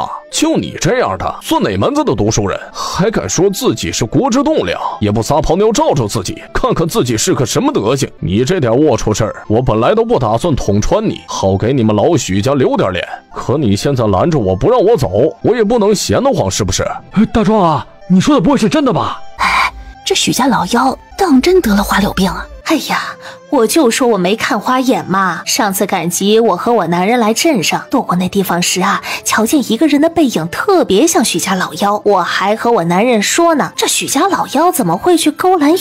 我男人非说是我认错了人，现在看来啊，那人就是他。胡说八道！你们是听谁说的？谁敢这样造谣老子？让他滚出来，老子不撕了他的嘴！你就是跟我儿子同住一屋的那个同窗，姓许的。我看你小年纪的，学点什么不好，非要学别人去勾栏院里玩娘们是吧？你要是喜欢去那等下作地方，你就干脆住在勾栏院里去得了，莫害了我儿子。你要是将花柳病传给了我儿子，老子能要了你的命。谁和你说的？是不是马宗发告诉你的？我呸！马宗发个背信弃义的小人，就他这样的还想考上童生？你骂谁背信弃义？骂谁是小人呢？我让你骂，打死你个龟孙子，省得你出来祸害人。就是骂。马宗发就是个背信弃义的小人，他收了我1000银子，说要给我保密，转脸就把我的事情告诉了别人。他不是小人是什么？不会的，不会的，我的儿子那么乖，书念得那么好，怎么会去勾栏院呢？什么花柳病啊？肯定是那些人嫉妒我们许家有个读书人，所以才来坏我们许家的名声。老大、老二，你们现在连夜上一趟镇里，去看看究竟是怎么回事。还有老幺他。爹娘，我回来了。儿啊，我的心肝儿啊，你这是怎么了啊？发生什么事儿了？他们说你被人打了，这是真的吗？别提了，都是马宗发那个小人，他爹也不是个东西，追着我满大街的打，真是个王八犊子呀！娘，别说那些小人了，烧热水了没？快让我洗个澡，我都痒死了。怎么回事啊？哪里痒啊？儿啊，你在外头没干什么事儿吧？啊，你这身体没什么病吧？娘，这还用问吗？不是我信不过妖帝啊，您看看他，又是被打，又是身子痒的，可不就跟那些人说的一样吗？我看呀，那事8成就是真的。你给老娘闭嘴！这种事情谁说我都不信，除非是我儿子亲口与我说。老幺啊！徐老头上前拽住了许青天，硬是将人给拽回堂屋去了。你老实告诉我们，你在镇上都干了什么事情没？什么呀？我不明白你们在说什么。还不明白？村里头的人说你去了勾栏院，惹了花柳病，有没有这回事？我是去了勾栏院没错，可我没有花柳病啊。你才多大的人呐？你去那种地方做什么呀？你真是糊涂啊！你是个读书人，怎么能做出那种事情啊？现在人人都知道你去了勾栏院，你让旁人怎么看你啊？你的老师，你的同窗，他们要是瞧不起你怎么办呢？你偷偷去也就算了，还惹了花柳病回来，现在村子里的人都知道了，要去李正那儿告状，到时候李正如果把你赶走了，你让我跟你爹怎么活呀？怎么活呀？什么花柳病？我没花柳病，我是去了勾栏院，可我只是去玩玩，哪里就能有花柳病吗？你还不承认？你没有得花柳病，你身上这些都是什么？你怎么会有那么多的疹子？你闹什么？我不知道啊！哎呀，我说了没有就是没有，你们怎么那么烦人呢？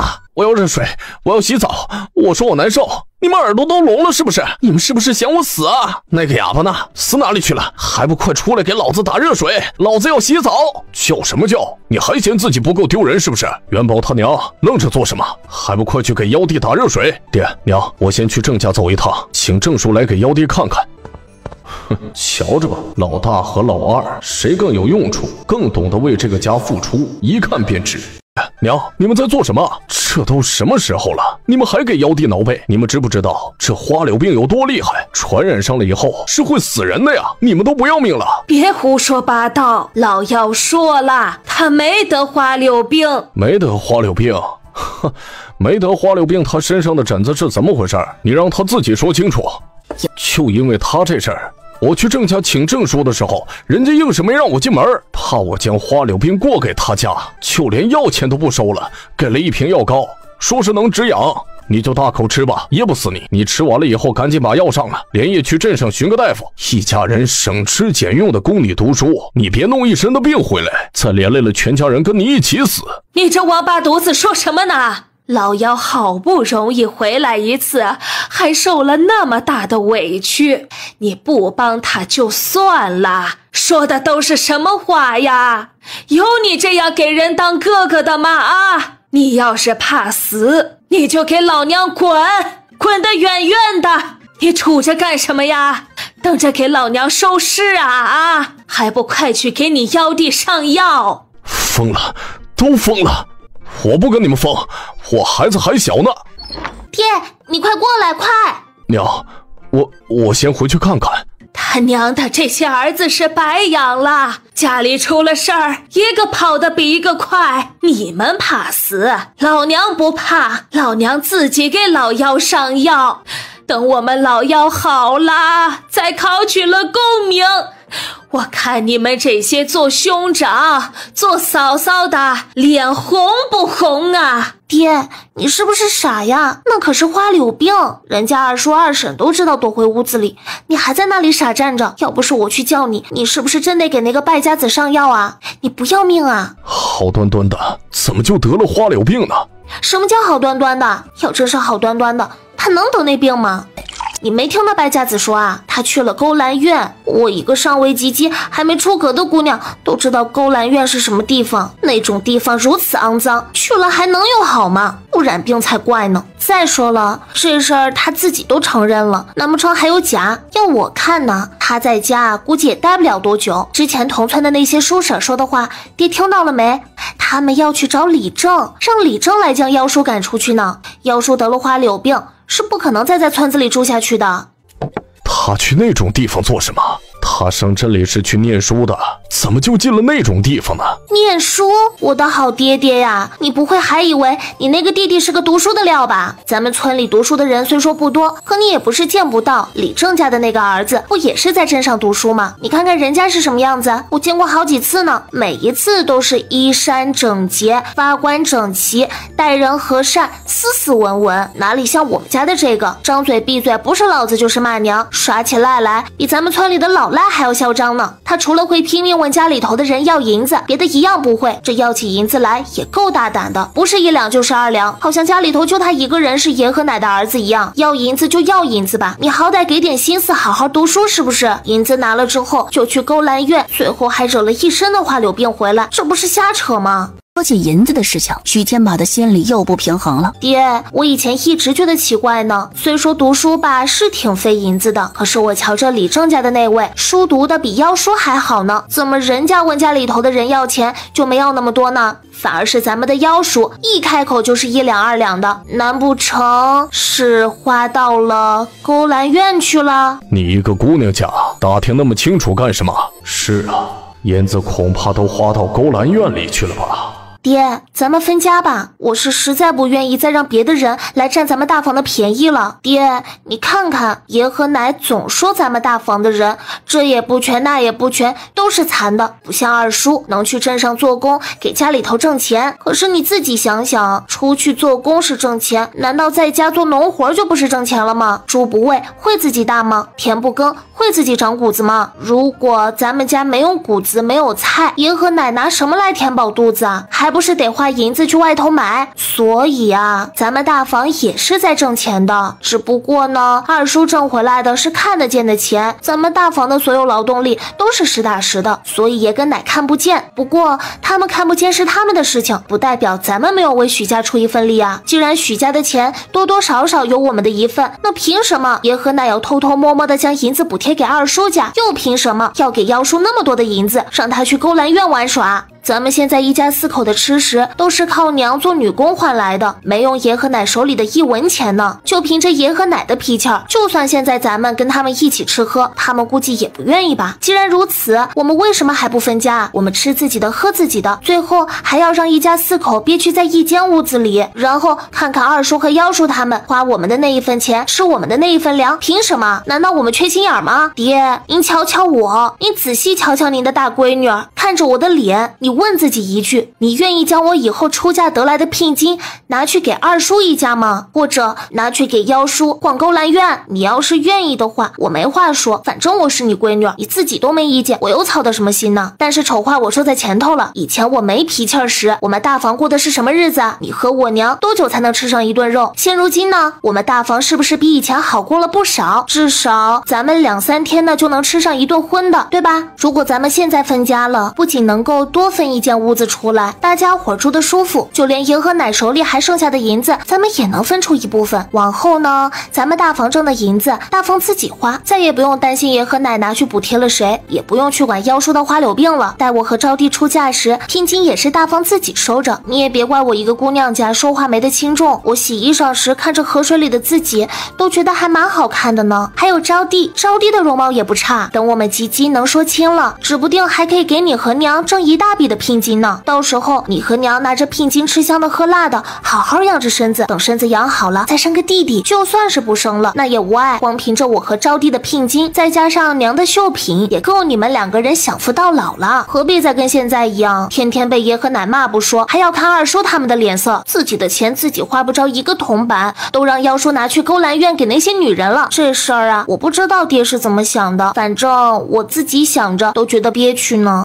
我话就说到这儿了，至于分家不分家，你自个儿考虑清楚。不过我不得不提醒你，现在咱们大房暂时能有点好日子过，可都是因为我的暴脾气儿。如果现在不分家，等我被二叔和爷奶他们卖了，那就晚了。你和我娘带这个招娣，不被欺负死才怪呢。再加上你白白被卖了一个闺女，你不心疼吗？你确定你那天没听错？你二叔二婶真的说了，是你爷和你奶偷偷补贴了银子给他们？绝对没听错。要是我听错了，就天打五雷轰，不得好死。哼，反正也没听到，根本不存在听错还是没听错。爹，其实你要是想知道爷和奶补贴了多少银子给二叔他们家，现在就是一个好机会。妖叔不是得了花柳病吗？正是要花钱看病的时候。待会儿呢，你就出去跟爷和奶说，妖叔的病拖不得，要爷和奶赶紧带着妖叔去镇上看病去。这花柳病可厉害了，要是看得晚了，连命都没有呢。爷跟奶那么心疼妖叔，肯定会马上带妖叔去看病的。这看病总得花钱吧？以前奶将银子藏在哪里，家里没人知道。这次他去拿钱时，你一定得紧紧的跟着。这么多年来，小钱咱们不算，大钱您总记着吧？家里大概有多少银子，您心里应该清楚吧？你的意思是让我趁着这个机会，看看你奶的手里还有多少银子？这么多年来，挣的银子也基本都花出去了。当年你大姑出嫁时的聘金，不知道还有没有？哦，你小姑前阵子去张家的银子，肯定还在的。对，小姑去张家的银子是30两吧？加上咱们家里前前后后那么多年的积蓄，怎么也得有40两吧？实在不行，35两总是有的。如果太少的话，就是有问题了。我现在就去。爹娘，咱们还是连夜去一趟镇上吧。妖帝这样养下去也不是办法，咱们村子里的大夫不敢来，那咱们就带他去镇上看，究竟是不是花柳病。看了大夫就全明白了，若不是，咱们松一口气儿；若真是，也早点治。我听说这花柳病治得晚了，可是要命的。妖帝还那么年轻，又是读书人，千万不能出什么事情啊！反正躲在屋子里的许六月只听见许天宝去喊了徐老二，让徐老二去借牛车。徐老二一开始不愿意，说是这种跑腿的活儿，许天宝干嘛不自己去做？我这腿脚不利索，你又不是不知道，你要我去借牛车，那不是等于耽误妖帝的时间，把妖帝往死路上逼吗？你去不去啊？是不是想害死你妖帝才甘心呐？借牛车，这时候谁肯借牛车给咱们家？这分明就是为难我嘛！骂吧，分家这种事情，光有大房闹是没用的，最好到时候连二房也闹上一闹，才能分得顺利呢。娘，二弟很快就会把牛车借来的，咱们快点收拾东西吧。对了，花柳病可是大病，得花不少银子嘞。娘，你得赶紧去拿银子，要不然到了镇上，那大夫也不认得咱们。咱们银子若不带够的话，人家就不会给妖帝治病嘞。对对对，银子银子，老头子老头子，快拿银子！你去挖，你快去挖银子，把银子都拿出来带到身上，别到时候不够了。婆子呀，都带去吗？还是留下在家？正说着呢，可能是手里的力度太大了，一不小心就将油纸拍到了地上。那油纸本就没有绑好，这一跳竟散开了，洒了一地。哎呦，你这笨手笨脚的！许刘氏瞪了许老头一眼，便跑着上前去捡银子。许天宝也学精了，凑着身子就往前头望，一眼望过去，大概看了个数，心中不免沉了又沉，这也没有30两银子。看什么看呐？一边去！你都挖完了吗？都在这儿啦。挖完了啊，不就这一包吗？哎呀，这钱怎么少了那么多啊？又赶紧在地上找了起来，以为是方才掉到了地上时不小心掉远了。许刘氏也急了，低着头去找，可找了半天也没有找到一个铜板。天杀的呀！家里遭贼喽！我的银票呢？银票怎么不见了2张啊？那可是20两银子呀！还有我的铜板，铜板没了2串，碎银子没了1块啊！爱钱刀的，我的金钗和玉镯呢？怎么了？发生什么事情了？哎呦，李正啊，李正来了！李正啊，你来的正好，我家遭贼了，我钱丢了20几两银子呢，还有金钗和玉镯也不见了，丢了我的银子哟！那么多的银子被偷了，这不是要我的命吗？这究竟是怎么回事？慢慢说来。你的银子是什么时候没的？具体丢了多少？在银子弄丢之前，你把银子放在哪里了？我哪里知道我的银子是什么时候丢的？我要是能知道，我还能丢吗？我把银子都用油纸包好，埋在鸡圈里头了。我记得真的，我的油纸里有一只金钗，还有一个玉镯，有3吊的铜板，2块碎银子，还有40两的银票呢。可是现在，你看看现在嘛，现在挖出来就只有20两银票和1吊铜板了。爱钱刀的哟，也不知道是谁呀，把我的棺材本都偷了。要不是因为刚刚啊，我想送我家老幺去镇上看大夫，我都不知道我丢了这么多的钱呢。李正啊，你得给我把我的钱找回来呀，要不然你让我跟我家老头子怎么活哟？许家老婶子，你莫不是记错了吧？莫说那金钗和玉镯有多值钱了，就光是40两的银票就够咱们花上20-30年了。你们家能有那么多的银子？唬谁呢？指不定啊，是你自己记错了。你家才没银子呢！我家大姑娘虽嫁出去几年了，可是哪次回来不给我和我家老头子拿点补贴呀？还有我家小姑娘，她现在可是张家的姨娘，我还差没银子吗？莫说是40两，就是400两，我以后也会有的。怎么可能记错呢？我就是有那么多银子藏着，怎么会记错呢？就算我记错了，我家老头子还能记错不成？上回我拿银子是在上个月呢，上个月我家老幺回来拿钱，我连夜给他挖出来的。那时候我家老头子也在，他看得真的。是啊，我瞧见了，就是那么多的银子。再说了，我们家有多少钱，我们还能不知道吗？上次我们就拿了2两银子出来，剩下的又都埋回去了。这1个月来，我们都没碰过那钱呢。可谁知今日一挖，竟少了大半。你们说这不是招贼，又是怎么回事？还有谁知道你们藏钱的地方吗？没有，绝对没有。我藏钱的地儿啊，向来是最隐秘的，只有我和我家老头子知道。而且每一次拿钱呐，我们2个人都是一个人挖土，一个人探风。这么多年来，从来没丢过钱呐，从没丢过呀。既然如此，这次怎么就丢了呢？你们2个人再仔细想想，是不是谁单独拿了一部分钱出来，又或者是你们藏钱的地方被别人看见了？没有呀，我绝对没拿过。我们许家的银子从来就不归我管，我能知道银子藏在哪里，还是因为要帮我家老婆子放风来。这银钱的事情，我从来不过手的。你得信我呀，我真没拿。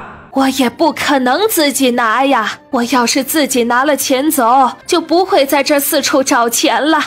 招贼了，一定是招贼了。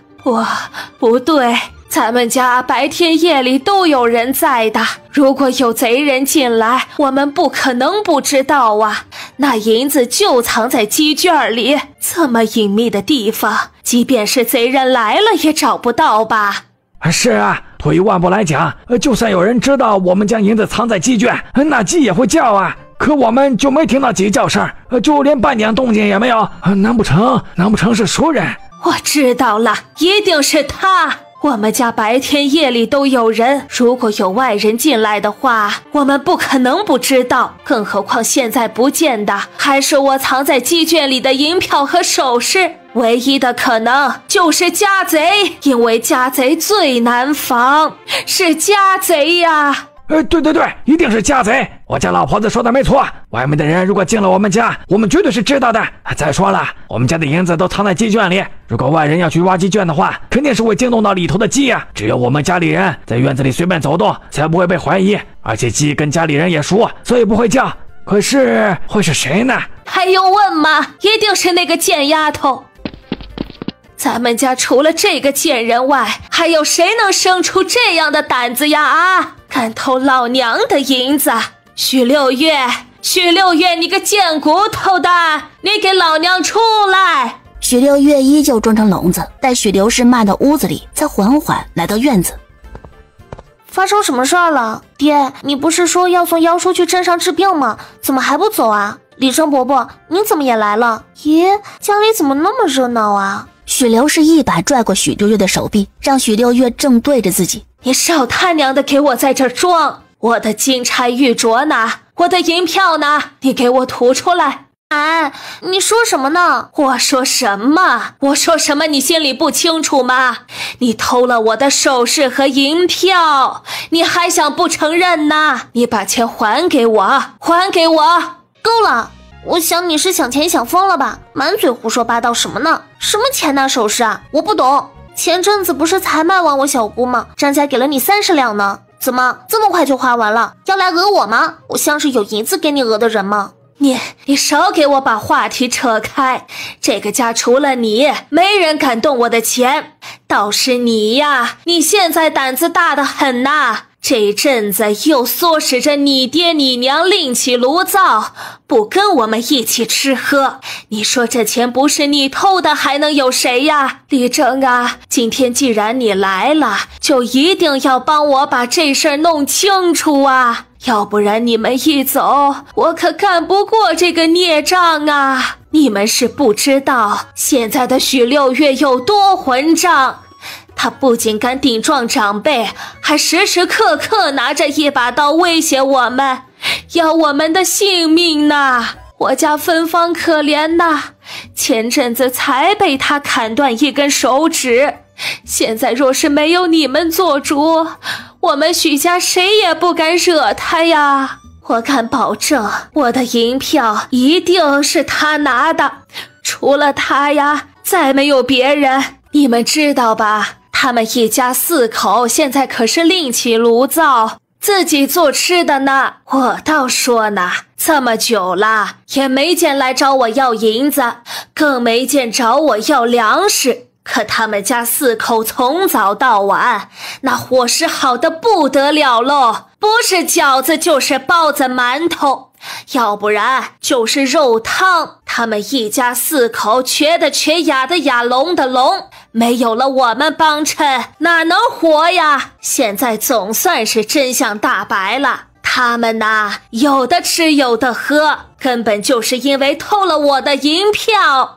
喂，老钱婆，你自己为老不尊，就不要怪我不尊敬你。药可以乱吃，话不能乱说。你这么冤枉我，对你有什么好处？我要是你啊，我怎么也得找一个有银子的去冤枉，至少到最后，说不定还能死皮赖脸的坑点钱回来呢。我们大房一穷二白的，哪里有银钱给你讹诈呀？再说了，整个万福村的人都知道，我们大房最不收你待见了。我这个孙女儿可是险些被你害死的。像你这种守财奴，一定是把钱藏得死死的吧？我既然是最不讨喜的孙女儿，又怎么能够知晓你将钱藏在何处呢？既然不知道你藏钱的地方，何来偷钱一说？李正伯伯，我们大房这阵子确实是另起炉灶，不再跟我爷奶他们一起吃喝了，但我们的吃食都是我娘修了绣品换来的。要是大家伙不相信，可以去杂货铺那边问的。至于我奶丢的钱，哼，与其来冤枉我们大房，倒不如问问他自己，都拿去哪里了？在这里贼喊捉贼，有意思吗？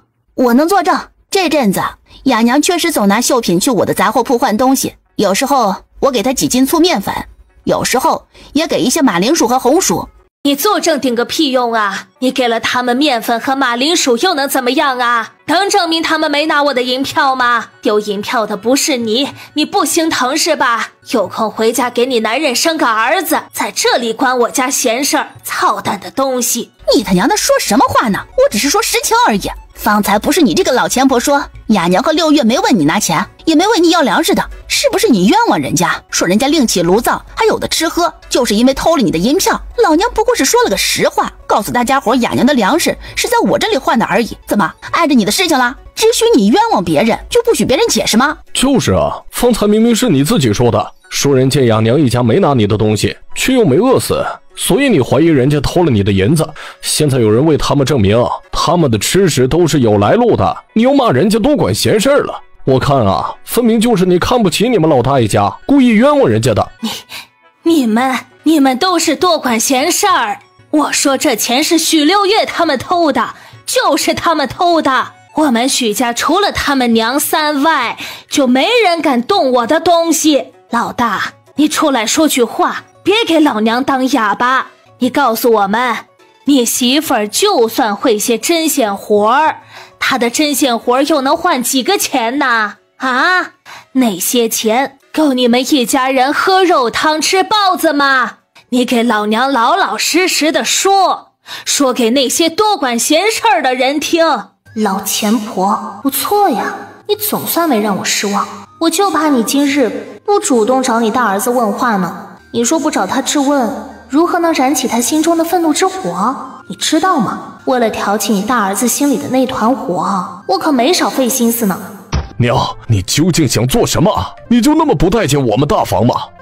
你这是什么意思呀？我只想问娘一句，我是不是娘亲生的？这么多年来，为什么娘就能那么偏心？你在说什么？老娘怎么偏心啦？你要是不帮老娘，就给老娘滚开！老娘现在忙着找银票呢，没工夫搭理你。找银票？那些银票去了哪里？娘的心里难道没数吗？娘既然已经偷偷把那些银票补贴到了二弟那头，又何苦在这里贼喊捉贼，将脏水泼到我们大房头上？你说什么？许天宝，你休得胡说！什么补贴我们？你个挨千刀的，你是站在那个哑巴那头了是吧？偷了我的银票不说，还想诬赖我？你个没良心的！银票都是老娘的，老娘想补贴谁就补贴谁，还用得着偷偷摸摸的吗？老娘直接就给了，你们这些兔崽子谁他娘的敢有意见呐？好啊，你个挨千刀的啊！吃了几顿哑巴做的饭菜就长本事啦，敢和老娘对着干了。这些银票都是老娘的，老娘想补贴谁就补贴谁，老娘直接就给了，你们谁敢有意见呐？这2句话像是钉入了许天宝骨头里的钉子一般，让许天宝难受极了。既然奶这么坦荡，又何苦要让我们大房背下这个锅呢？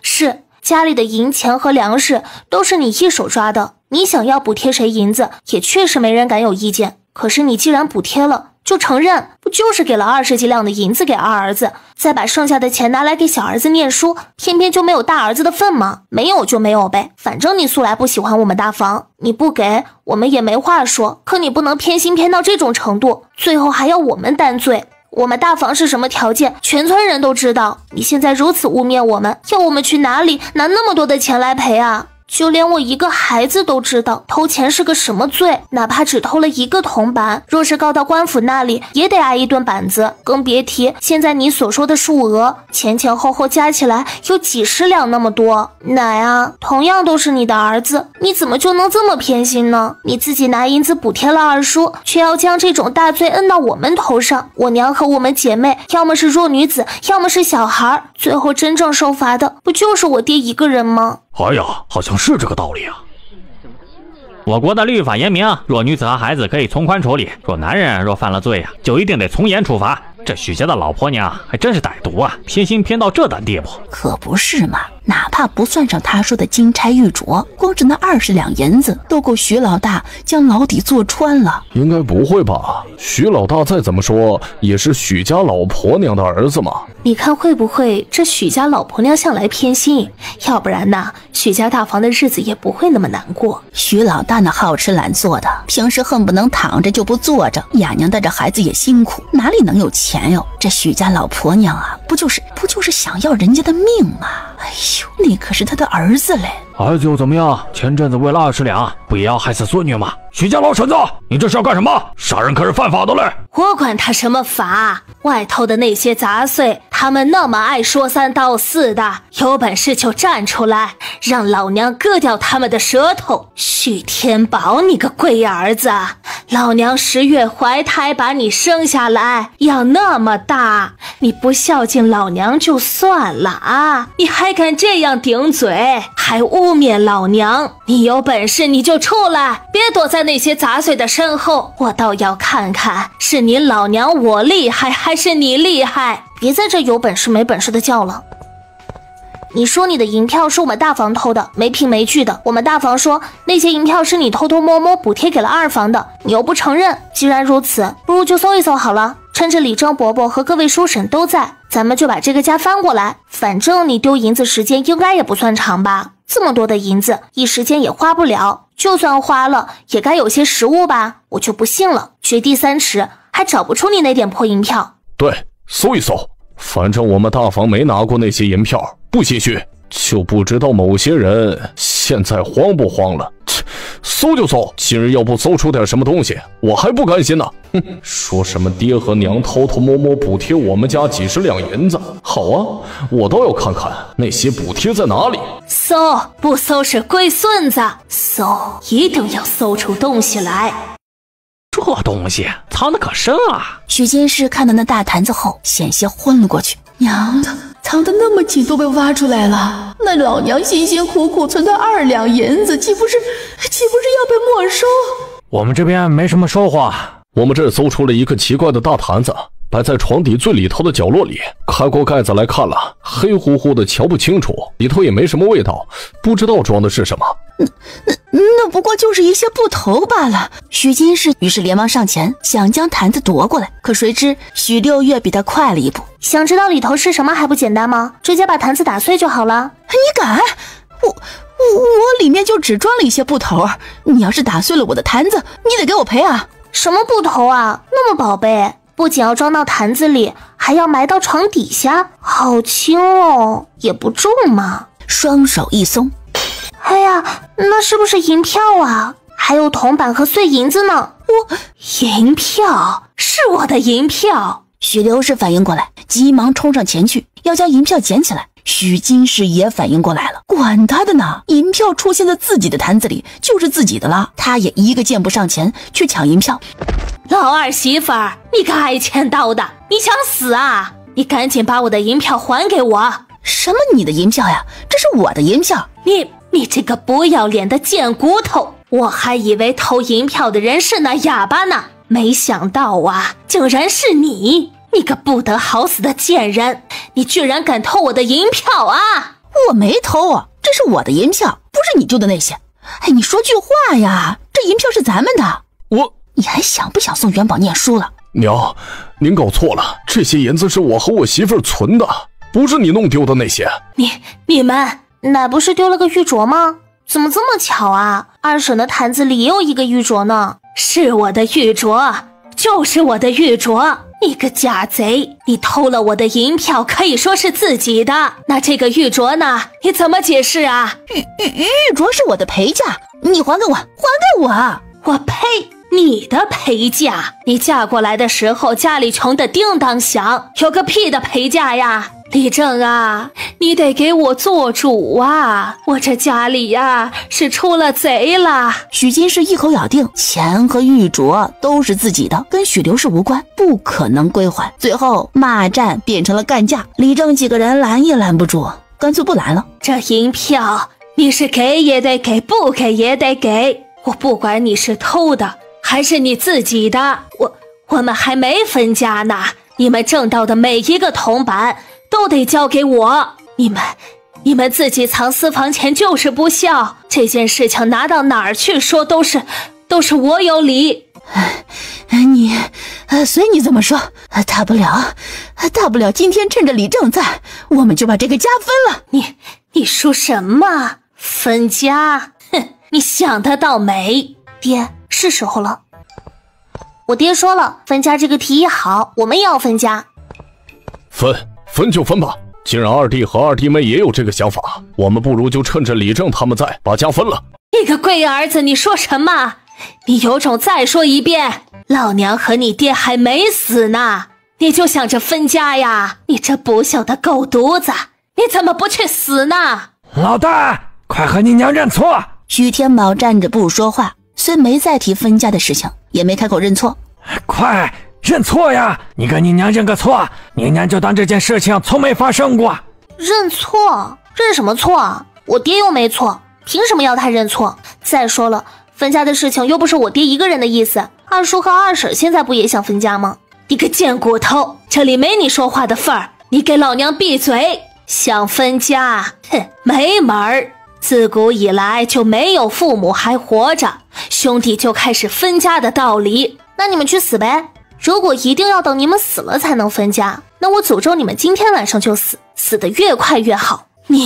省得你们这心偏到了京都去，我们这一家4口还得过那么久的苦日子。没人在父母还活着时分家，不代表不能分家。今日这个家，我是分定了。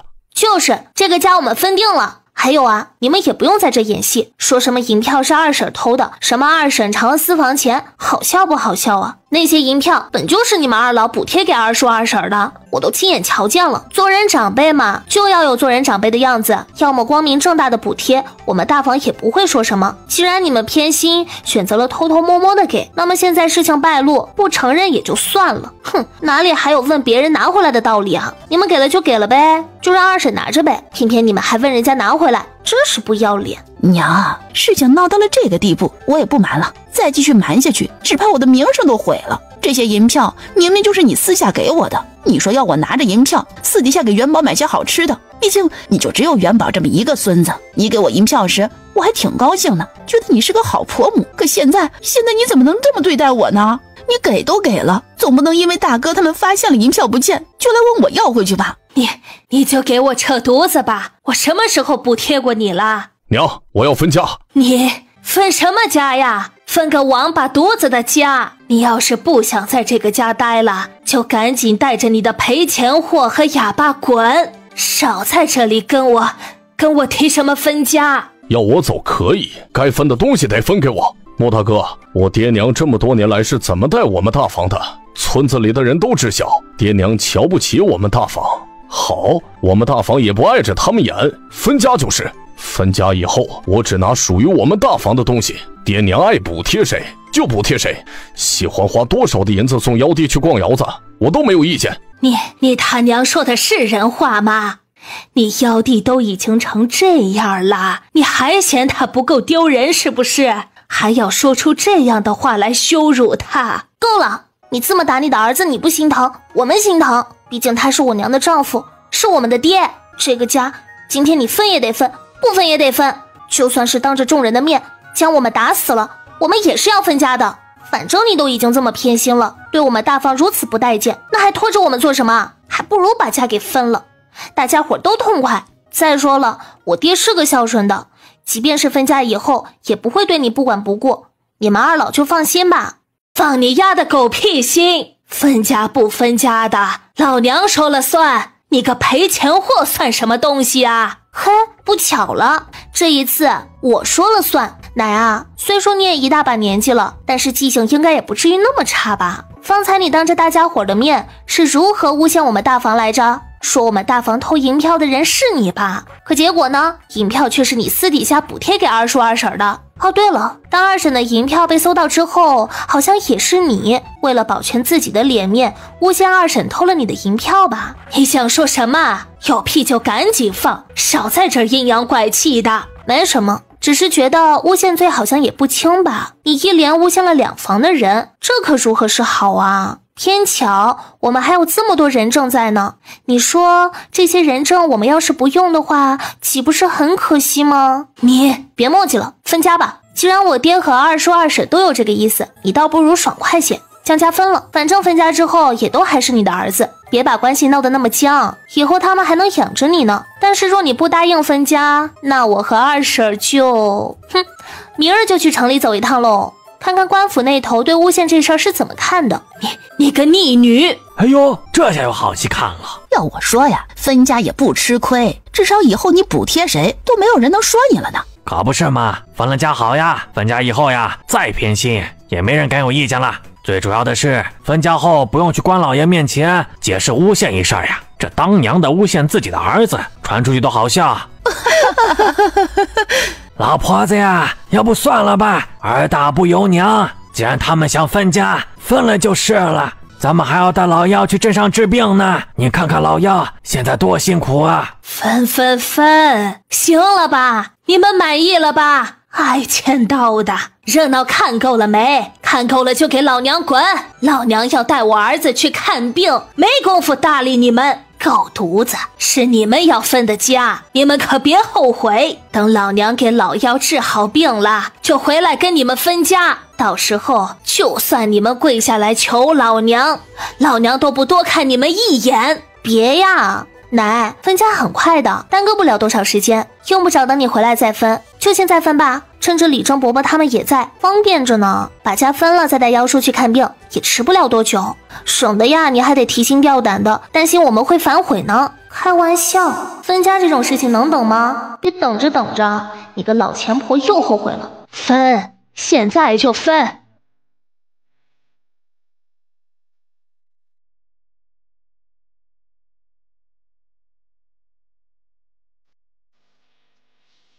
爹，你说你也这么大个人了，以后吃东西能不能注意一些？你以为你还小啊？是个孩子啊，喝个汤都能把衣服给喝成这样脏。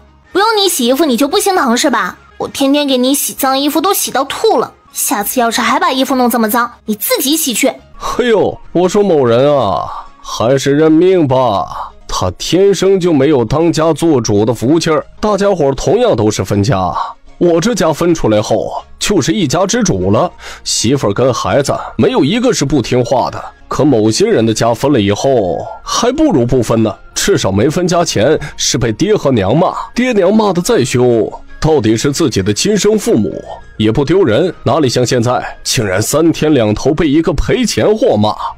这赔钱货还是他自己的种嘞，他自己无所谓，我在这替他臊得慌。你就知足吧你！你以为每个男人都像你一样有福气啊？能娶到我这样的好的媳妇儿，再生个像芬芳和元宝那样争气的一儿半女啊？得了吧，有些人啊，连儿子都没有呢。许天宝听了，气不打一处来，他捡起一旁的小板凳就朝许六月劈去。好在许六月早有准备，闪身躲开。你他娘的骂够了没有？一天到晚嘴巴没停过，究竟你是爹还是我是爹？老子生你养你，让你洗个衣裳怎么了？一个赔钱货也敢在老子面前这么嚣张！以前老子懒得教训你，你就以为老子怕了你？你信不信老子改天不忍了，直接把你卖到高兰院去？说吧，用力挥着扫把要往许六月身上打。许六月正巧亮到许天宝的衣裳，立即拿着他的衣裳就迎了上去，像一张渔网似的将扫把罩住。我不是你爹，但我是你祖宗，你长本事了是吧？又想打我了是吧？我之前跟你说过的话你都忘记了吗？在我面前逞能扮威风，你也不看看自己是个什么东西。这个家是怎么分的？你手里哪来那么多银子？要不是因为有我帮你撑着，你这些日子能吃香喝辣吗？才喝了几天的马尿就忘记自己德行了。没分家之前我都敢对你挥柴刀，怎么分家之后我还会怕你吗？腿脚不利索就好好坐着等吃就行，偏要来讨打找事儿干，你说你贱不贱？这衣裳我只洗一次，现在既然被你的扫把弄脏了，那么你就自己搞定，休想再让我们娘仨给你当奴婢，够你使唤！你这个逆女！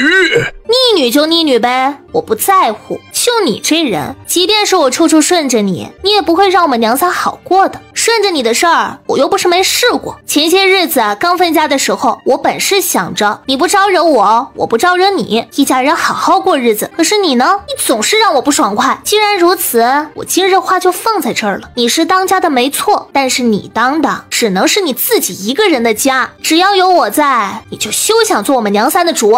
雅娘和许招娣就这么站在一旁，看着许六月跟许天宝作对。说实话，他们心里不太理解许六月的做法。死赔钱货，还挺狠心。小小年纪不学好，光知道打男人这地儿，看来他是存了心思不让老子生儿子了。老子现在分家了，有屋子，有田地，有银钱，凭什么不能有儿子？哼，我忍着你，是因为想着你及笄后能给我带来一笔银钱，但这不代表着你能爬到你老子的头上。许六月，既然你这么不识好歹，给脸不要脸，就休怪我没得耐心等你及笄。许天宝带着满肚子的气儿，一瘸一拐的在路上走着，脑子里想的都是如何将许六月给卖掉。许天宝想的正美呢，突然被一阵哭声给吸引了去。放眼一瞧，只见不远处的路边坐着一个穿着粉色衣裳的漂亮姑娘。哎呦，这谁家的姑娘啊？怎么坐在路边哭了？妹子，你这是怎么了？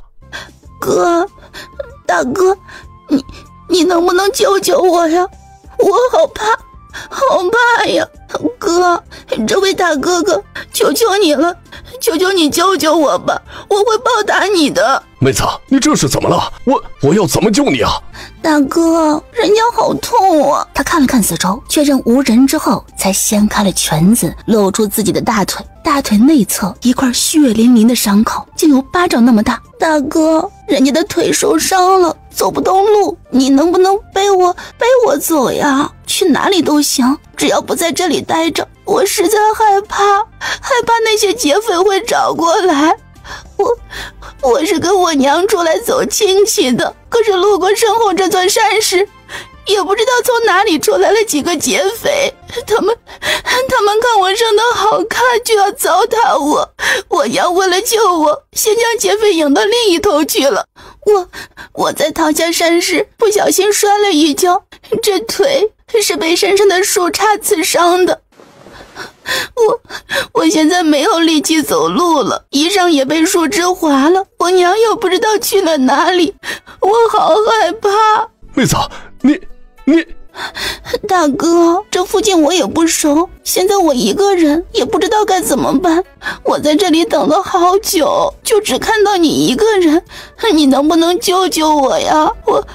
我求求你了，我实在不想被那些劫匪抓到，而且我一个人在这里真的好害怕呀！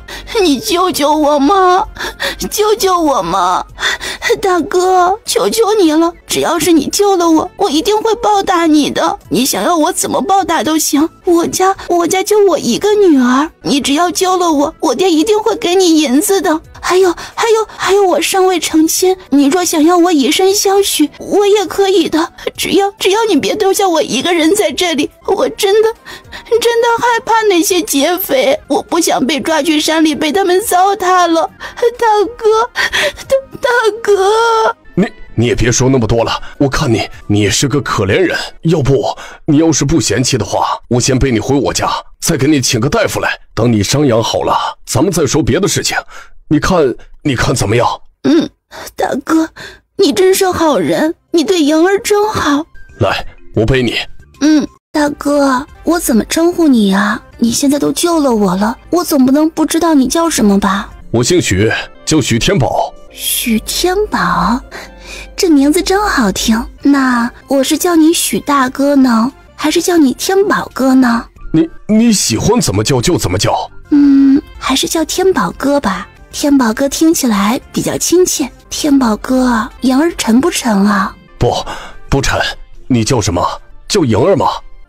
我叫金莹儿。我娘生我那一天，我家的后院里都是萤火虫，可漂亮了。我爹看到以后就给我取名叫莹儿，说是我长大以后会跟萤火虫一样，就算在黑夜里也能闪光发亮。嘿嘿，你爹你娘很疼你吧？那是当然了，我爹我娘就我一个孩子，不疼我疼谁啊？就你一个孩子？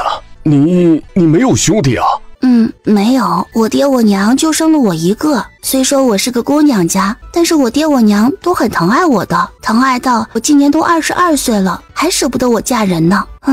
也不是舍不得吧，主要是我爹娘太宠着我了，所以总是听我的意思。从我及笄到现在，也有不少人上门提亲，可那些人都是为了我家的钱，心思根本不单纯。我对那些有坏心思的人一点都喜欢不起来，所以就不愿意嫁。我爹我娘见我不愿意，也曾不逼我，这一拖就拖到了现在。这次我娘带我去走亲戚，就是为了给我物色一门好亲事，可谁知，也不知道我娘现在怎么样了。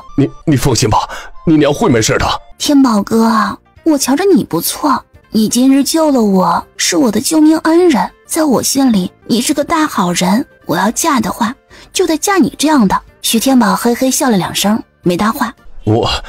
我这里简陋，比不得你家，你别嫌弃啊。天宝哥，你别这么说，你救了我，我高兴还来不及呢。你要不要喝水啊？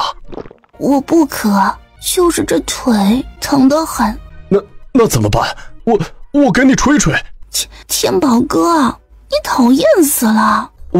我天宝哥，你救了我，是我的救命恩人，我说过我会报答你的，更何况你是个好人，我也欣赏你呢，就算你让我以身相许，我也愿意。可是人家现在受着伤呢，你光是吹吹哪里能好啊？怎么着都得给人家去请个大夫吧。那是我糊涂了，我还是去给你请个大夫吧。罢了，花点钱就花点钱吧，指不定这一捡还能捡回来一个新媳妇呢。天宝哥，等等。怎么了？你去请大夫不能没有银子。简言儿说着，便当着许天宝的面，直接将手伸入了自己的领口，从里衣处掏出了一锭银子。好在我藏钱藏得浅，这才没被抢，也没弄丢。你拿着这银子去请大夫吧，快去快回，愣着做什么呀？快去给人家请大夫呀！哎呀，快去啊！人家真的是痛死了吗？好，我这就去，立马去。当真让我捡回来了一个宝贝不成？这人生得好看，自有一股风流韵味不说，光是出一次手就如此阔绰，我辛辛苦苦分个家，到头来也只得了个10两银子。结果人家姑娘手一掏，便是1锭5两的银元宝，当真是同人不同命啊！要自己上药呀？那得多疼啊！人家怕疼的。天宝哥，你帮我上药好不好吗？人家怕下不了手。好，我给你上药，我给你上，乖啊！郑大夫到底是过来人，还有什么不明白的呢？是徐老大让我过来的。许天宝请了郑大夫来家里，难不成是因为今日6月打他时下手太重了？要不要去看看呢？哎呦，疼吗？天宝哥，你力气小一点啊！哎呀，天宝哥，你怎么回事嘛？痒死我了！雅娘最后思考了片刻，又默默退回了水井旁。他下意识就想去寻许6月，可张望了一会儿，才想起许6月不在家中，只好作罢。这个死婆娘，让她去买块肉，买到棺材里去了，还不回来做饭，是想让老子动手吗？雅娘听言，不敢耽搁，连忙往院子里跑去。进了院子后，只将剩下的3文钱又交到了许天宝手里。雅娘指了指手里的5花肉，做了个5的手势，又指了指红糖，伸出2根手指。快做饭，想饿死老子吗？你去给我冲点红糖水进来。你是上午没被我打怕是吧？要不要再打你一次？你是腿瘸了，又不是断了手，想喝红糖水自己不会冲吗？我得帮我娘做饭。哟，做饭呢？切，我说你们娘仨心也是够大的呀。虽说我大哥算不得什么好男人，可怎么样他也是你们家的大老爷们不是？人家都带着外头的女人回屋子里睡了，你们竟然还有心思在这里做晚饭？哼，要是我呀，我恐怕连吃都吃不下呀。你怎么回事啊？这个时辰才回来，以往可没这么晚啊，害得我想做个晚饭吃，还生怕饭菜冷了呢。分家时就分了那1亩的破地，怎么铲个草好像一辈子都铲不完一样。早就铲完了嘞。回来时经过了杂货铺，瞧见大伙围在一起说笑，热闹得很，没忍住就去听了一耳朵。不晓得媳妇儿孩子在家里等你吃饭啊，有那闲工夫去听别人的事儿？呵呵，那必须得听啊！别人的事情不听就算了，咱们自家大哥的事儿怎么能不听呢？嘿嘿，你猜猜我今天听到什么故事了？我哪里知道你听了什么呀？嘿，还能有什么？说咱们大哥走桃花运呗。据说呀，大哥带回来了一个比狐狸还要妖媚的姑娘，就关在屋子里头呢。哎呦，我没听错吧？说的是谁啊？是咱家大哥吗？就咱大哥这样的还能走桃花运？这话谁说的？我都待在家里1天了，也没听到什么动静啊。嗨，别人那么一说，咱们这么一听，谁知道真假呢？这事有还是没有，只有大哥他们心里头清楚啊。天宝哥，你快进来陪我嘛！屋子里还真有女人。屋子里还真有女人啊？几个意思啊？屋子里藏女人了？天宝哥，我伤口又疼了。徐六月这下不能忍了，他猛然僵起身，以许天宝反应不过来的速度冲到了门口，将房门踢开。啊！天宝哥！许六月，你给老子滚开！莹儿，别怕，有我在，这死丫头不敢对你乱来。她是谁？为什么会躺在你和我娘的床上？抱得那么紧是几个意思？孤男寡女的，也不怕名声臭吗？你从哪来的？哪家的姑娘？怎么就这么不知廉耻？你抱着我爹的手干嘛？你知不知道他是有媳妇有孩子的人？我天宝哥，他是谁啊？人家好害怕。天宝哥，哼，不错嘛，叫的倒是挺亲热的，可见关系非同一般呢。许天宝，你还是不是东西啊？人家姑娘不知道我是谁就算了，你呢？你难不成忘记自己已经成亲了？你媳妇儿都跟你10几年了，给你生了2个闺女了，这么多年在许家没有功劳也有苦劳吧？你悄咪咪带回来一个女人，把她藏在屋子里就算了，还当着我的面抱在一起，你眼里还有没有这个家？你做这些不要脸的事情之前，有想过我娘吗？有想过我妹妹吗？你给老子出去！这是老子的屋，老子没让你进来，你就老老实实的给老子滚出去！怎么耍威风呢？你觉得我这么嚷嚷让你丢人了？哼，你好歹是个男人，自己都干出来这么不要脸的事儿，还怕我说呀？我说你可以啊，人家是金屋藏娇，你是狗窝都能藏娇呢，你藏就藏吧，还让我们娘3给你们做饭。我倒是说呢，你怎么突然就这么大方，又是买肉又是买红糖的？原来是想让我娘当你的使唤丫鬟，给里头这个女人补身子呢？你这个人怎么这样说话的？未免也太难听了。我不是个傻子，你说的那些话我都听明白了。但是我才不管你是天宝哥的谁，也不管他有没有成亲，我只知道天宝哥他是好人，他救了我，我不允许你这样说他。你给我闭嘴！这是在我家，你没资格插话。该闭嘴的人是你，这里是老子的家，老子说了算。你要是不乐意，老子明天就给你寻个婆家。好一对狗男女，真是够有你们的。行啊，既然你们那么惺惺相惜，那就成全你们。不过许天宝，你别忘了我之前说过的话，在这里谁也别想做我们娘3的主。你既选择了这个女人，以后就不要再来碰我娘了，我娘嫌脏。这都什么人啊？我从小到大都没有受过这种委屈。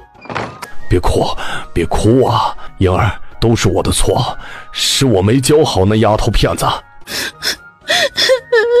我说里头的那位，你是手断了还是脚断了？就算是为了讨好许天宝这个瘸腿的，那也不用犯一样的毛病吧？明明是来当小妾的，摆什么谱啊？吃喝拉撒都要人伺候，难不成当自己是千金小姐呢？我走还不行吗？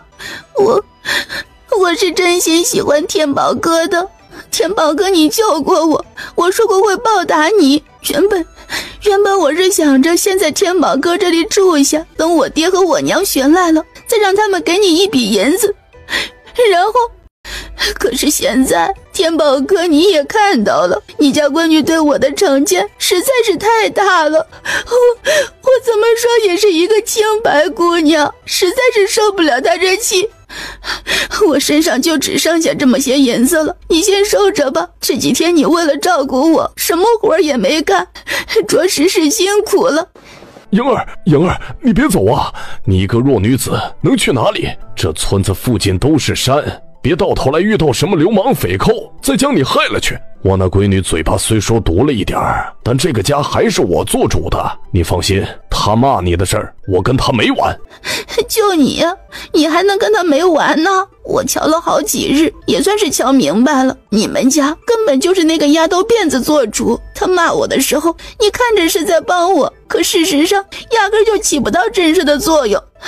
像我金莹儿从小就是家中的心肝宝贝儿，何时受过这样的委屈啊？你是我的救命恩人也没错，我也承认我喜欢你，哪怕我知道你有媳妇儿有孩子，还是喜欢你。但我好歹也是清白人家的姑娘，哪里容得他这样羞辱？说我是个小妾，凭什么呀？莫说我不是天毛哥你的小妾，即便是，他也不能这么落我的面子呀。一个姑娘家连长辈都不知道尊敬，以后长大了还能了得？要是在我家，我就把他给卖了。卖！莹儿，你放心，这死丫头片子这么欺负你，我一定会给你一个交代。50两银子呀，那可真是不少呢。说实话，我一直以为独角山那一对母子穷得掉渣，没想到出手竟那么大方。就是嘛，50两都够我用到进棺材的那一天了。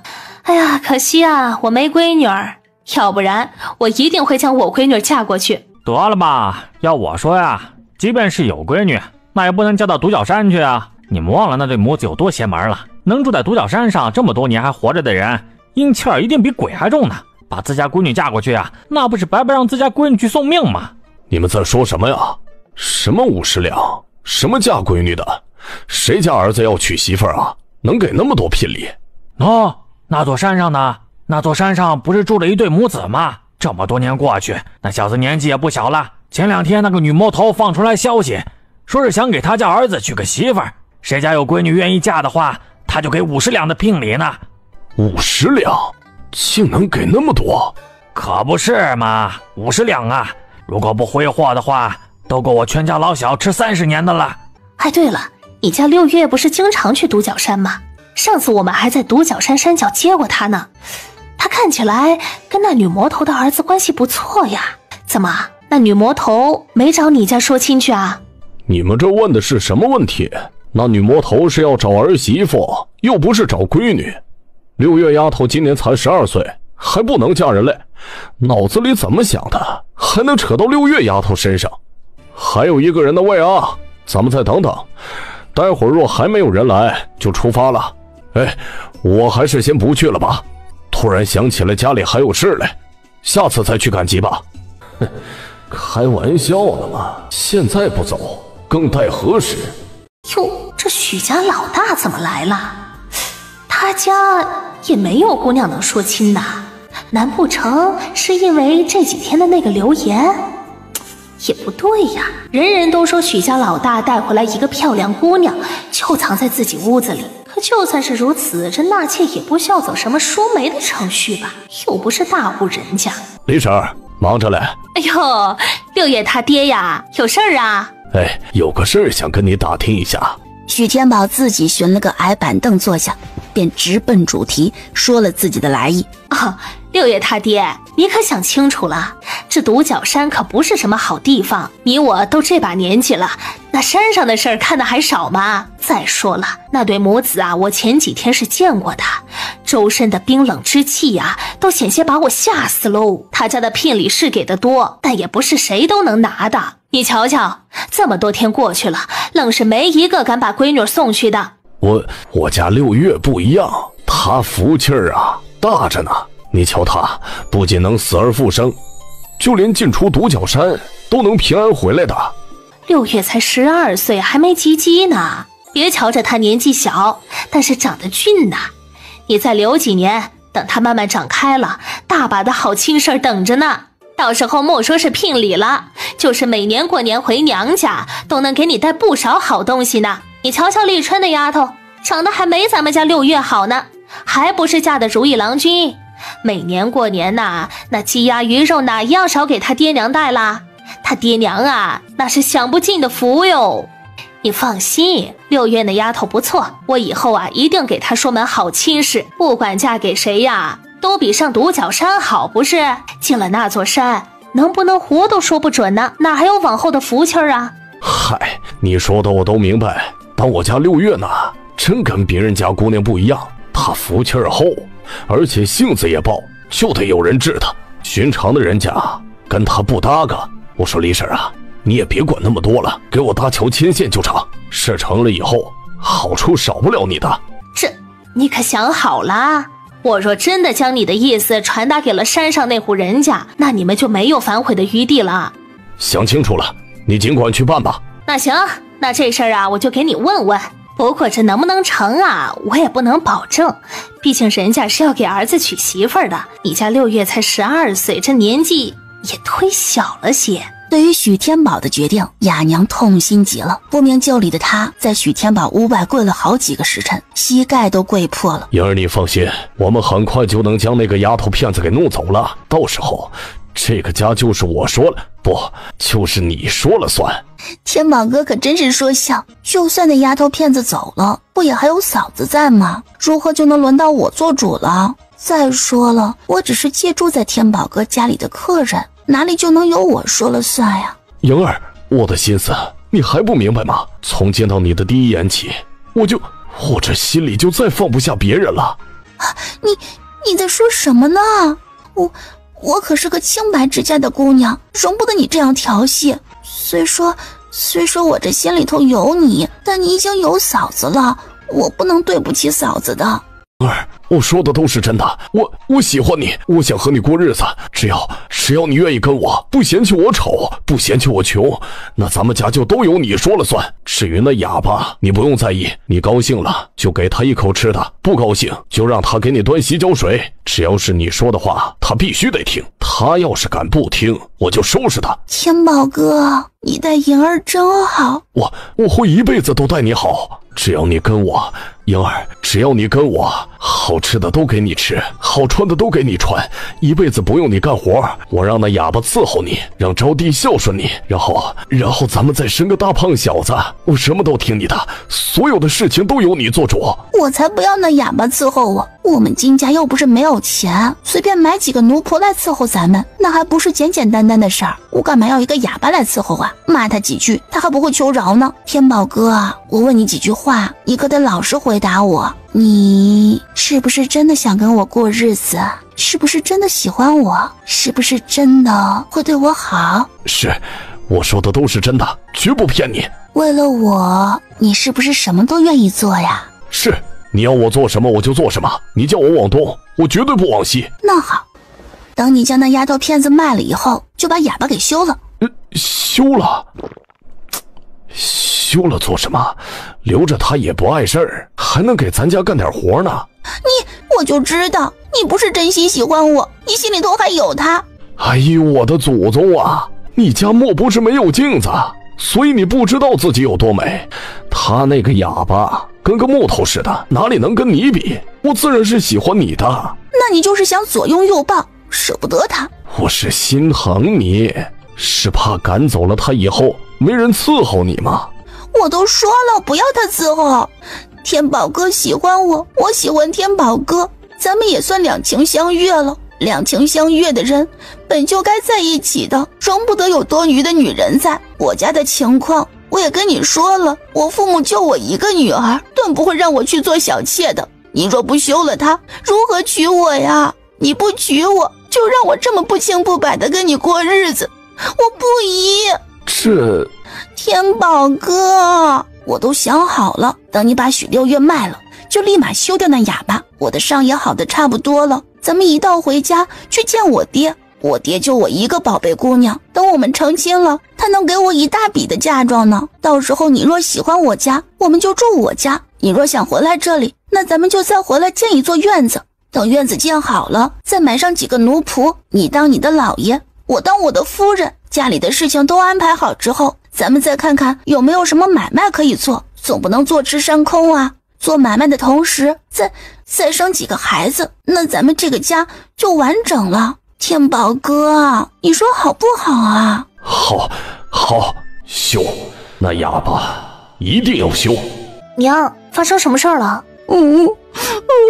哑娘哭得梨花带雨，呜呜呀呀的，指了指许天宝的屋子，又指了指许六月，拼命摇头。许六月实在不懂哑语，便扶着哑娘回屋。我当是什么事儿呢？不就是要卖我吗？让他卖，我还怕他不卖呢。娘，莫担心，许天宝想做什么就让他做好了。你相信我，我们的好日子马上就要来了。只要求要人吧，没说要其他的吧？什么陪嫁之类的没说吧？没说，人家只要人，而且今天天黑之前，你必须将人呐给送到山脚下去。那没问题，这件事情交给我来办。来，李婶啊，辛苦你了，给你点辛苦费。你，哎呦，不用啦，不是我说话难听啊，这桩亲事儿啊，本也算不得什么好亲事儿。你这辛苦费呀，我就不拿了，只盼着以后不管发生什么事情，你莫怪我就行了。我倒是希望六月能过得好，可万一真的出了什么事儿，我可不负责啊。几个意思啊？50两就把我给卖了？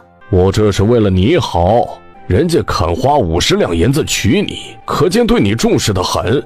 等你过门以后，一定能过好日子。我去你的祖宗！这么好的日子，怎么不见你去过？哼，实在不行，让你屋子里那个狐狸精去过也成。偏要我去，我才12岁。什么狐狸精不狐狸精的，你别瞎说。怎么自己做出来的事情还不敢认了？你别以为我不知道你在想什么，这么早就想把我弄走，还不是怕我在家挡了你的路吗？怕我不给你面子，怕我跟屋子里那个女人作对。我说许天宝啊，你也真是够不要脸的，你这样子做对得起我们娘三吗？我还有3年就及笄了，你连这3年都不肯等，为了那个女人，你真是什么事情都做得出来。是我不要脸，行了吧？你是老子生，是老子养的，老子现在就是把你卖了，你能怎么样？别老想着拿那把柴刀来吓唬老子，你有种的话就直接砍过来，当着那么多人的面你把你爹杀了试试，老子倒要看看你不想过日子了，你娘和你妹妹要不要过日子？哼，反正银票老子是收了，天黑之前你自己给老子走去独角山。独角山那户人家是个什么路数，全村的人都知道，你要是敢逃走，惹怒了独角山的人，那咱们村子里若是遭遇了什么不测，这责任你来背。六月啊，你就认命吧。你爹既然都把你卖了，你就当是自己另寻活路，待会儿呀乖乖去你婆家跟你夫君过日子。就是啊，可别闹腾啊，反正老许家待你也不好，卖了就卖了吧。你把我卖了可以，那我娘呢？我娘怎么办？我妹妹怎么办？你是不是想着把我卖了之后，家里再没有人能吃得了你了？我不在家，你就可以随意欺负我娘，欺负我妹妹了。我警告你，你休想！我呸！就你娘的哑巴，老子现在还瞧不上呢。只见许天宝转身回屋，看好了，这可是一封休书。从现在起，你那哑巴娘已经被我休了，再不是我许家的媳妇儿。是休书没错，末端不仅有许天宝的签名，还有他的画押。哼，看来这金莹儿的本事还是挺大的。究竟还是不是人，还有没有心呢？我娘跟了你10几年，为你生了2个女儿，今天你不仅将她的亲生闺女给卖了，还要休弃她，你真不是个东西。你娘跟了我10几年，你以为她愿意啊？要不是因为她被卖到我们许家，指不定还是别人的媳妇呢。我当年花了银子买她，是为了让她给我生儿子的。10几年过去了，她连一个后都没给我留，一个不会生儿子的女人，我留着做什么？休了干净。儿子，你就知道儿子，女儿就不是你的骨肉了吗？别忘了，今日就是因为你有女儿，才有了手里那50两的银票。罢了，我既已瞧出你是个什么东西，也不再对你有所期盼。你要休我娘，要卖我去独角山，行，反正你都已经做得那么绝了，不妨再绝点，我和我妹妹要跟着我娘的，你休了我娘，就要和我们姐妹断绝关系。你要真是有种，咱们就去请李正来，然后当着全村人的面把断绝关系书给签了。从此，不仅我娘和你们许家没有任何关系，就连我和招娣也再也不是你们许家孩子。你休想！不管你怎么说，你的哑巴娘我已经休了，她不想走也得走。至于你嫁出去的女儿泼出去的水，以后回不回来我都没意见。可是许招娣，她必须得给老子留下。许天宝，你是卖女儿卖上瘾了吧？怎么，瞧见我值50两，就开始舍不得我妹妹了？想着等我妹妹长大之后再卖个好价钱？你胡说什么呢？我胡说？我是不是胡说？各位叔婶的心里恐怕也是门清呢。整个万福村，许家最是重男轻女，生了个儿子就是快宝，生了个女儿不是赔钱货就是贱蹄子，整的就像你家有皇位要继承一样。我娘先后生下我和招娣时，你们许家人是什么脸色？你忘了？别人可没忘。这么多年来，你们许家人又是怎么对待我们娘三的？大家伙也都看在眼里，我们娘三在你们许家没有一个人能过上好日子。现如今你把我娘休了，把我卖了，却独独要留下我妹妹一个人。你告诉我，若不是因为想留着她卖钱，又是为了什么？难不成是为了让她伺候你屋子里那个狐狸精吗？许六月，你给老子住嘴！你都已经是个外嫁女了，就少在这里跟老子犟。老子休自己的婆娘，留自己的闺女，关你屁事儿！老子就2个女儿，你恨我恨得跟什么似的？怎么，我还不能留个小棉袄在身边啊？我也恨你。我要跟我娘走，哪怕去讨饭也不会留在你家里。你休想让我留下来伺候狐狸精！你个小兔崽子，看老子不打死你！大的骂金颖儿狐狸精就算了，这小的也不省心。许天马抡起拳头就要过来捉许招娣。你就这么肯定我是外嫁女了吗？别忘了，我还没上独角山呢。你想做什么？别人的聘礼我已经收了，你要是敢逃，害了我们全村的人，那我们做鬼都不会放过你。哼，收聘礼的是你，与我何干？就算独角山那户人家真的来找村子里的麻烦，那也是你造的孽。我是从我娘的肚子里出来的，没有我娘，你一个人也生不出我。所以那50两的银票，理应是你跟我娘一人一半。我看在你给了我娘休书，让我娘能够彻底离开你这种人渣的份上，没问你要那25两银子，你就该偷着笑了。怎么，连我妹妹你还想留着？既然如此，那咱们就该好好算一笔账了。女儿是你们2个人一起生的，现如今你们过不下去了，那女儿一人一个，你要么把卖我得来的50两银票都给我娘，招娣留给你，要么就让招娣跟我们走，你留着银钱。不可能，银子是我的，女儿也是我的，那就没什么好说的了。我都是死过一次的人了，还有什么是怕的呢？大不了我今日就先把你和那狐狸精给宰了，然后再让我娘拿着家里的银钱带上妹妹跑。我一个人以命抵命，不仅能让我娘和我妹妹过上好日子，还能除掉你这个人渣，何乐而不为呢？哦，还不止呢，我以命抵命之后，独角山那户人家丢了银子却没了媳妇儿，该怎么办呢？你说他们会不会将许家人都屠杀干净，以泄心头之恨？你个歹毒的！断绝关系书，你签还是不签？我只最后问你一次，你若不签，那我可就动手了。你签，天宝哥，把断绝关系书签了，以后咱们还会有自己的孩子。听到了没？那狐狸精也不愿意养别人的孩子呢。你要真想娶人家，给人家一个名分，你就干脆和我们断绝关系，拖拖拉拉的，算几个意思啊？不知道的还以为你就是想骗骗小姑娘，对人家不真心呢。天宝哥，他们娘仨和我，你只能选一个。选你，这3个人哪里比得上你喽？我现在就亲自去请李正来，把他们娘仨给我逐出许家族谱。李正很快就来了，随着李正一起来的还有村子里比较有威严的几个老人。又给长辈们添麻烦了。说罢便简要交代了一下事情的经过，要求在李正和几位爷爷的见证下将断绝关系书给签了。你们知道断绝关系书签了以后是什么后果吗？李正伯伯，我们姐妹2人不会后悔的。许家老大呀，你可是认真的，这事情不能开玩笑。签吧。行吧，既然你们已经决定好了，那我就将这事儿给你们办了。李正话不多说，签字书写了3份断绝关系书，又将断绝关系书交到几位德高望重的爷爷手里过了目，这才招呼许天宝和许六月他们过来签字。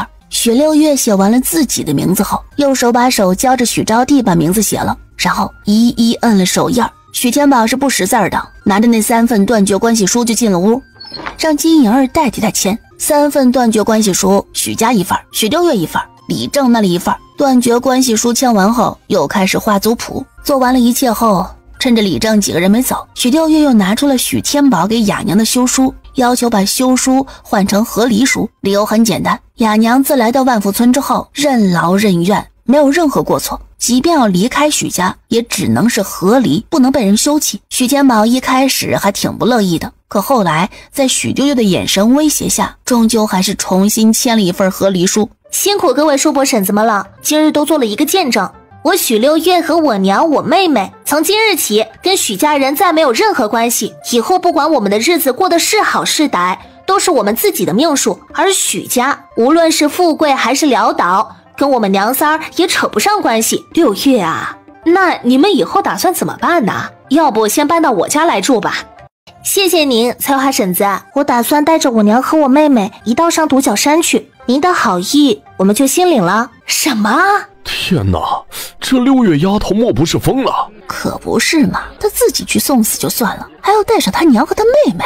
这莫不是受了这么大的刺激，脑子出问题了吧？六月啊，你菜花婶子，您莫多想，我这个人呢，有的是福气呢。您看我哪一次去独角山不曾平安回来？哼，再说了，人家可是花了50两的聘礼来娶我的，这么大方的人家少见呢。我不过是多带了2张嘴上去罢了，我夫家不会嫌弃的。娘，招娣，我们赶紧收拾收拾自己的东西，回家去吧。离开许家时，3人如释重负，没有半分不舍。他们从人群中穿过，朝着独角山的方向走去。众人为了瞧热闹，也都纷纷跟在他们身后。就送到这儿吧，李正伯伯还有爷爷们，今日辛苦你们了，多谢你们为我做主。翠花婶子，你不用担心，得空我和我娘会下山来寻你玩耍的。多谢各位叔伯婶子了，能来送我们一程。都回去吧，我们也得上山了。众人可不敢再往前走了，只是愣愣地站在原地，目送着许六月3人离开，直到3人的影子消失在众人眼前。唉，倒是可惜了。六月这丫头啊，命是真苦，以前懦弱的像是小鸡崽似的，天天挨打受骂的，后来好不容易硬气点了，还以为能过得好点呢，谁知道啊，竟是这般的惨。唉，可不是嘛，要我说呀，那许天宝真不是东西。你说这闺女就算是要卖，也该卖到别处去啊，卖到这座山里算几个意思嘛？谁说不是呢？就算卖到勾栏院里，也比卖到独角山上强啊！至少这勾栏院里能活命不是？唉，雅娘也是惨呀，被卖到许家10几年，任劳任怨的，最后竟落得这个下场。谁知道雅娘上辈子是造了什么孽呀？自己被卖，闺女儿也被卖。可怜的六月哟，没人疼没人爱的小聋子，才活了12年就……唉，算了，都是人家的命数，我们在这里说再多也帮不上什么忙。要我看啊，徐家老大的心思恐怕都在那个狐狸精身上呢。以后每逢清明，咱们就给他们娘仨上炷香，烧点纸钱吧，也算相识一场了。就这么办吧。婶子，我们来啦。怎么那么早啊？不是说好了日落时分让鱼儿去接你们的吗？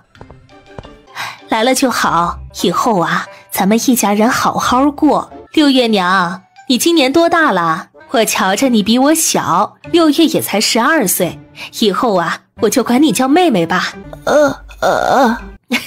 没事儿，你慢慢来，我能看得懂手势。你就是招娣啦，当时六月救我时，你也在一旁，对不对？婶子好，婶子的伤好了吗？托你们的福，都好了。宗鱼哥哥呢？娘耶，宗鱼呢？快出来带我去打猎。莫找了，他不在家，他一大早啊就被我打发到镇上去了。有些东西上次漏了买，还得去置办一番。来，别杵着，看看你们的房间，可喜欢？以前的鱼儿啊，喜欢自己待在屋子里看书，不爱热闹。可自从失忆之后啊，这些书都没再翻过了。你就住鱼儿隔壁的这个屋子吧，那2间屋子安排给你娘和招娣怎么样？都听婶子安排。为什么还是叫婶子呀？不是该叫娘吗？娘，我回来了。你笑什么？不是说好了要给我当媳妇儿了吗？既然你是我媳妇儿，那为什么还管我娘叫婶子呢？鱼儿，这么大个人了，哪里还有那么多的为什么啊？还不赶紧跟六月他娘问好。岳母大人好，小姨子好。宗瑜这家伙搞什么鬼啊？装失忆就装失忆嘛，也不用装成一个傻子吧。再说了，他什么样子，难道我雪六月还不知道？难不成是为了报复我上次撩他？好了，招呼打完了，还不赶紧将东西放下？挂着那么多东西还飞来飞去的，也不怕把东西弄掉了？我去帮帮他吧。妹妹啊，这就是我那儿子，你别看着他现在这样，其实人很聪明的。他呀是因为之前出了个意外，暂时失忆了，所以言行举止呢就像个孩子一样。不过你放心，鱼儿只是失忆而已，他不傻，他会疼人，也懂得照顾自己。以后啊，也一定会照顾好你和六月的。雅娘呜呜呀呀打着手势，指了指宗瑜和六月，又指了指自己，表示她很感谢宗母和宗瑜，并且对宗瑜这个女婿也很满意，让宗母莫多心。咱们去打猎吧。你觉得我们今天还能离开家吗？我腿是好的，你呢？难道你腿残了，走不了路了？好端端的，为什么不能离开啊？你不妨看看堂屋那头，这猪蹄今日做不做？要不要砍了它？他们在干嘛？没干什么，只是在等着我们拜堂成亲罢了。拜堂成亲？随他们去吧，他们高兴就好。什么叫随意啊？成亲可是大事儿，不能那么随便的。再说了，他们高兴了有什么用啊？得你和我高兴，日子又不是他们过。你要是真的失忆了，没办法有自己的主见，我也就当真随他们去了。拿你当夫君也好，当弟弟也罢，总归是圆了你母亲的意思，照顾着你。可你明明是个正常人，能自己决定自己的人生大事儿。既然如此，我就不能入戏太深。为何？你那么大个人了，怎么能问出这样天真的话呢？婚姻大事儿必须得你情我愿，我可不能仗着你在母亲面前装失忆扮小孩就占你便宜，别到时候两个人闹别扭了，你还说是我耍了手段，让你不得不听从你母亲的安排。占便宜耍手段，真想敲开这丫头的脑袋，看看她的脑子里在想什么。我和我母亲一样，都是倔性子，我母亲认定的人谁也无法改变，而我不愿意做的事情谁都逼不了我，不管我是失忆还是没失忆。啊？难不成终于受不了我的撩，对我动心了？娘啊，一定是！哎呀，我这脑袋平日里聪明得很，怎么一对上宗瑜总有几分迟钝？所以呢，如果你和婶子两个人都犯倔的话，谁输谁赢？到底谁赢啊？问你话呢。我以为我的心甘情愿已经很明显了。什么？我问你输赢的事情呢，你说什么情什么愿呢？别闹，你不必担心我和我母亲谁输谁赢，至少在娶你这件事上，我和我母亲达成了一致。我的意思是说，我母亲喜欢你，我和我母亲一样。煮不煮？要不要砍？你说说你，都这么大个人了，脸红个什么劲儿啊？还是个大男人呢，喜欢我就直说嘛，我又不笑话你，干嘛还拐弯抹角的？你放心吧，看在你这么喜欢我的份上，待会儿拜堂时我会配合的。就当我这颗碧玉白菜被猪给拱了，你母亲和你谁都没赢，但是我赢了。娘，婶子，需不需要我帮忙？你一边歇着吧，咱们家人口虽不多，可这成亲的习俗还是懂的，哪有让你这个新媳妇儿动手的道理啊？六月啊，我就鱼儿这么一个儿子，所以在临终之前，我想亲眼看着你们拜堂成亲。不过你放心，你还没及笄呢，今日只拜堂不洞房。我之前与你说过的话还作数，今日的所作所为没有半点逼你的意思，完全是我自己自私，想亲眼看着儿子成家，有个人照顾。我是鱼儿的母亲，我对他最了解不过，他呀心里头是喜欢你的。你别瞧着鱼儿现在像个孩子一样，说起话来没个正经，可正是因为如此，才更显他的真心呐。我没提前与你说拜堂的事儿，是我不对，我与你道歉。只是这件事情，我也是昨日夜里才决定的。除了圆我的心愿外，也还有旁的考量。一来呢，是想让你母亲和妹妹知道你是我们宗瑜名正言顺的妻子，他们身为你的亲人，住在这里理所应当。二来也是为了让鱼儿更有责任感，让她明白该如何保护你、照顾你。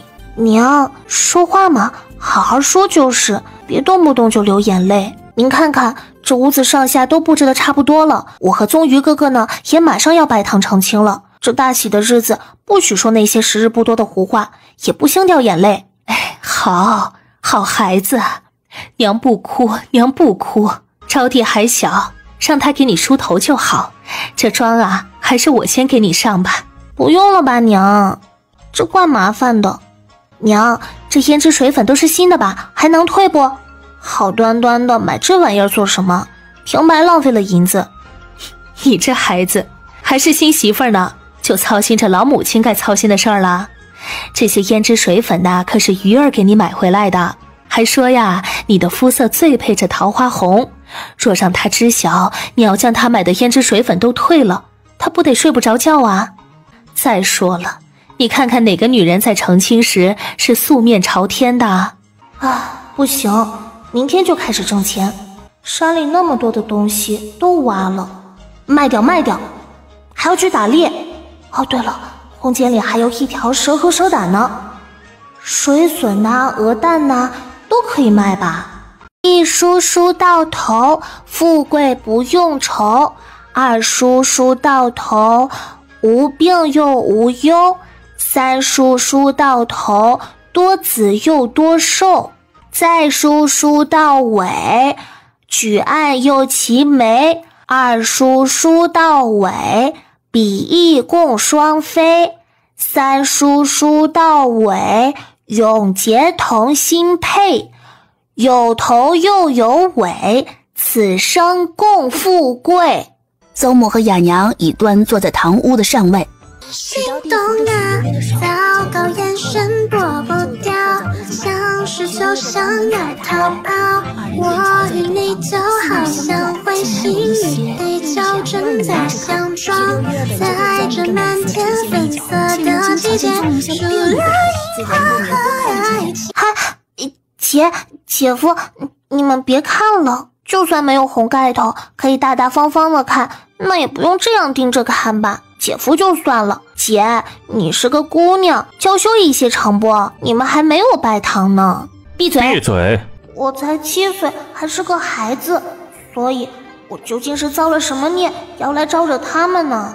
一拜天地，二拜高堂，夫妻对拜，敬茶。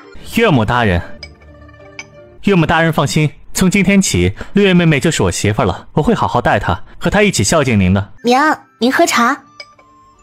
这个镯子啊，是我们家的传家之宝，如今你已是鱼儿的媳妇儿了，这镯子我就交到你手上了。娘，好了，时辰也不早了，咱们还没吃晚饭呢，你莫要有压力，鱼儿会是个好夫君的。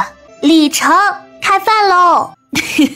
许六月只是看了看那桌满汉全席，再看看自己手腕上的金镯子，这宗家该不会很有钱吧？快吃吧。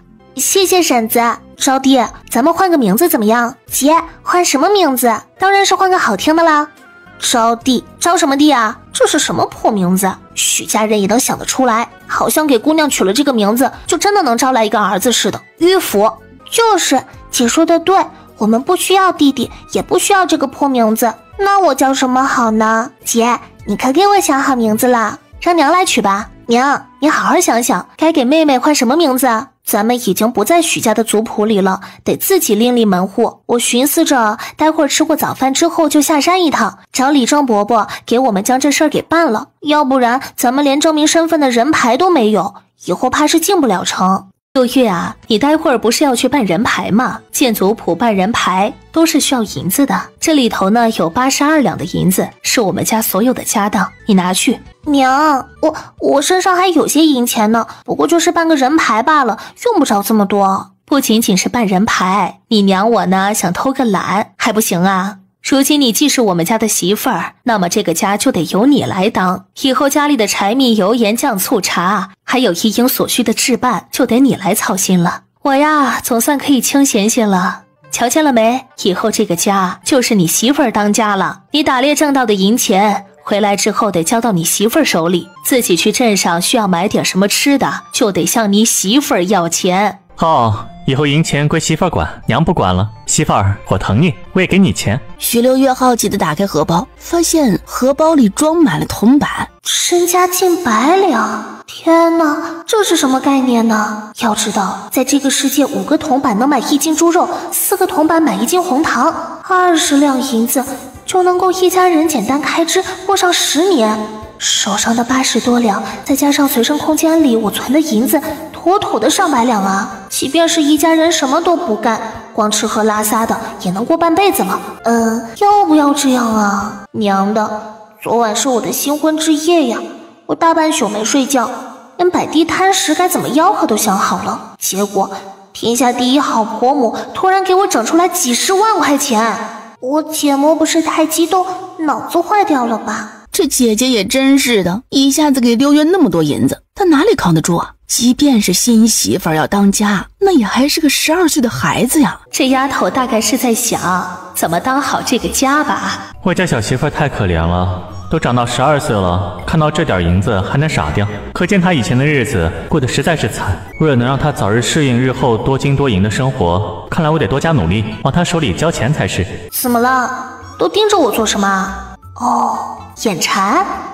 来，我这个人最孝顺了，我当家呢一定得当得好好的，不能让咱们家里人吃苦。所以呢，咱们人活一世，身上不能没有银子，就先给2个娘1人1两银子防身吧。来，姐疼你，手里有钱，想吃糖吃肉都可以，你自己去买。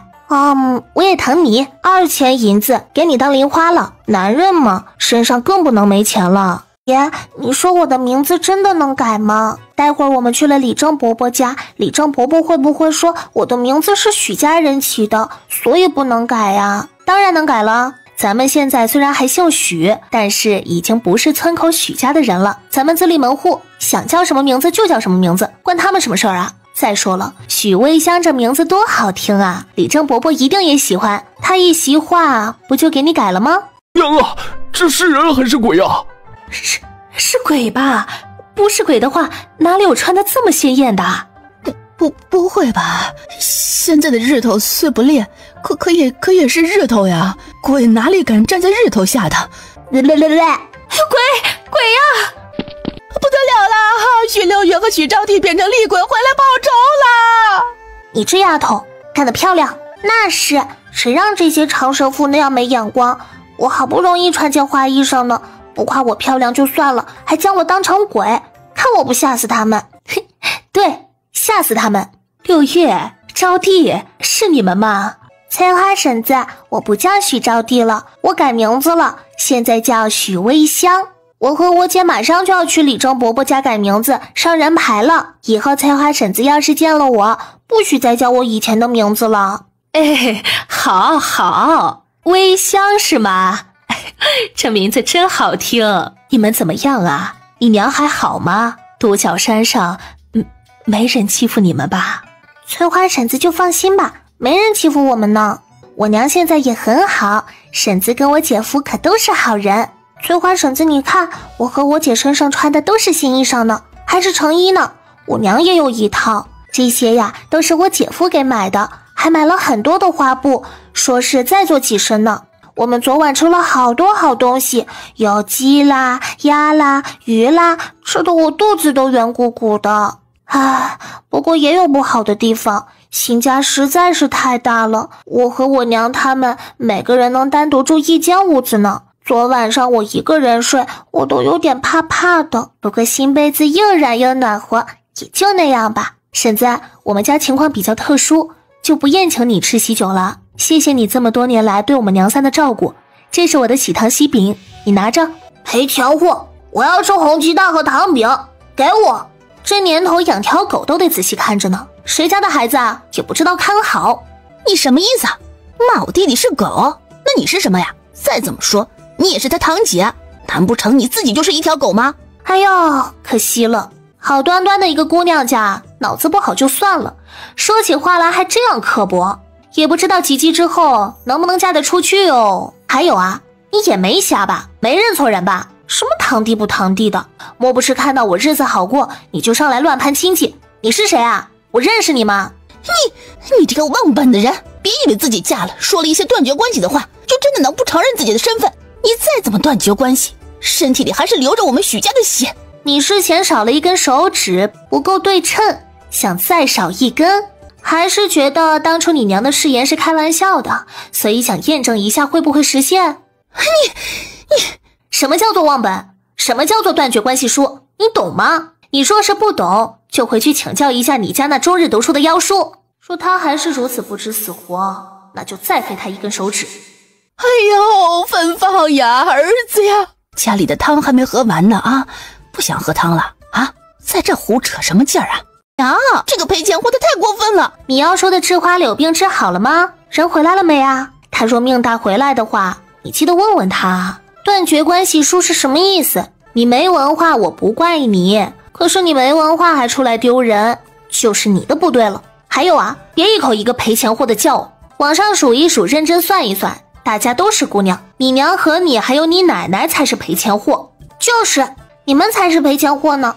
我姐出嫁时，我姐夫可是给了50两聘金的，才一嫁到那头，不仅有首饰有新衣裳，还直接当家了呢。今天早晨出门的时候，我姐夫和婶子都把身上的银钱交给我姐了，让我姐以后当家做主。听到了没？这可是我姐给我的零花钱，我姐夫和婶子一点意见都没有。你说我姐是赔钱货？行啊，日子还长着呢，我倒是要看看你出嫁的时候能有几两的聘金。你什么你啊？等到你什么时候能有50两零1个铜板的聘金，能带着母亲和弟弟一起出嫁，还能立马当家时，再来说自己不是赔钱货吧？赔钱货！气死我了！娘，这两姐妹气死我了！哎，你气就气嘛，喊什么呀？你家就在后头呢，又不远。你要是气得不行啦，自己回家找根绳子上吊呗，在这儿喊什么？我这好不容易才好的耳朵，又给你喊聋了。六月，你耳朵好啦，真的好啦，能听见啦？好了呀，不仅能听见了，还能听得很清楚呢。哎，我这个人呐，就是有福气儿，没办法，不像某些人，没文化、没本事、没长相、没气量、没脑子。天哪，这什么都没有，岂不是一无是处吗？哎，这样的人呐，我连多看一眼都恶心，生怕拉低了我的智商。还好我现在住山上，离得远，就是辛苦翠花婶子你们了，得住她家隔壁。婶子，我们走啦，还得去李正家呢。哎，你们说这许招娣说的话是真的还是假的呀？才嫁过去就当家，日子那么好过呀？可不是嘛，谁家的新媳妇儿不得受婆母蹉跎几年？一嫁过去就当家，这也太少见了。哎呀，蹉跎几年都是少的，大多数都是等婆母入土以后才能当家的。他许六月何德何能啊？昨日才上山呢，上山时孤零零的也没来接，今天说当家就当家了，假的吧？我看不像假的，你们没瞧见吗？许招娣的手里都能有银钱了。哎，要说这许六月呀，也真是有福气儿。咱们看着他被打被骂，看着他被装进棺材，又看着他被卖，人人都觉得他是去送死。可最后呢，人家不仅穿新衣当新家，就连聋了几年的耳朵都好了。哎呦，还真是如许招娣所说，这哪里是赔钱货呀？这分明就是聚宝盆嘛！我要是能生出这样的聚宝盆，让我生上10个8个闺女，我也愿意。也不知许家的人后悔了没？哎，我听说呀，那个狐狸精昨夜连夜就跑了，许天宝到现在还缓不过神呢。李正伯伯，李正伯伯好呀。石六月和招娣呀，你们怎么来了？昨天夜里没事儿吧？没事儿，我们好着呢。劳烦李正伯伯挂心了。李正伯伯，我们今天过来是来办理人牌的。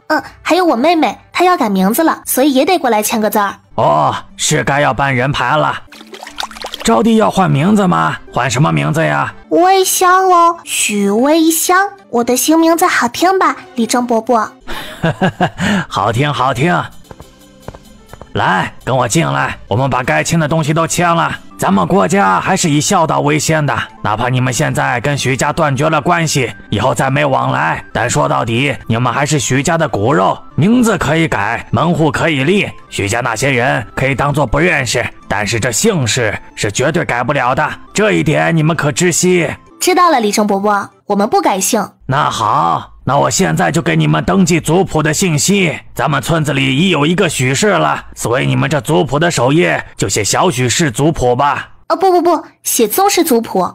宗氏族谱？你这是？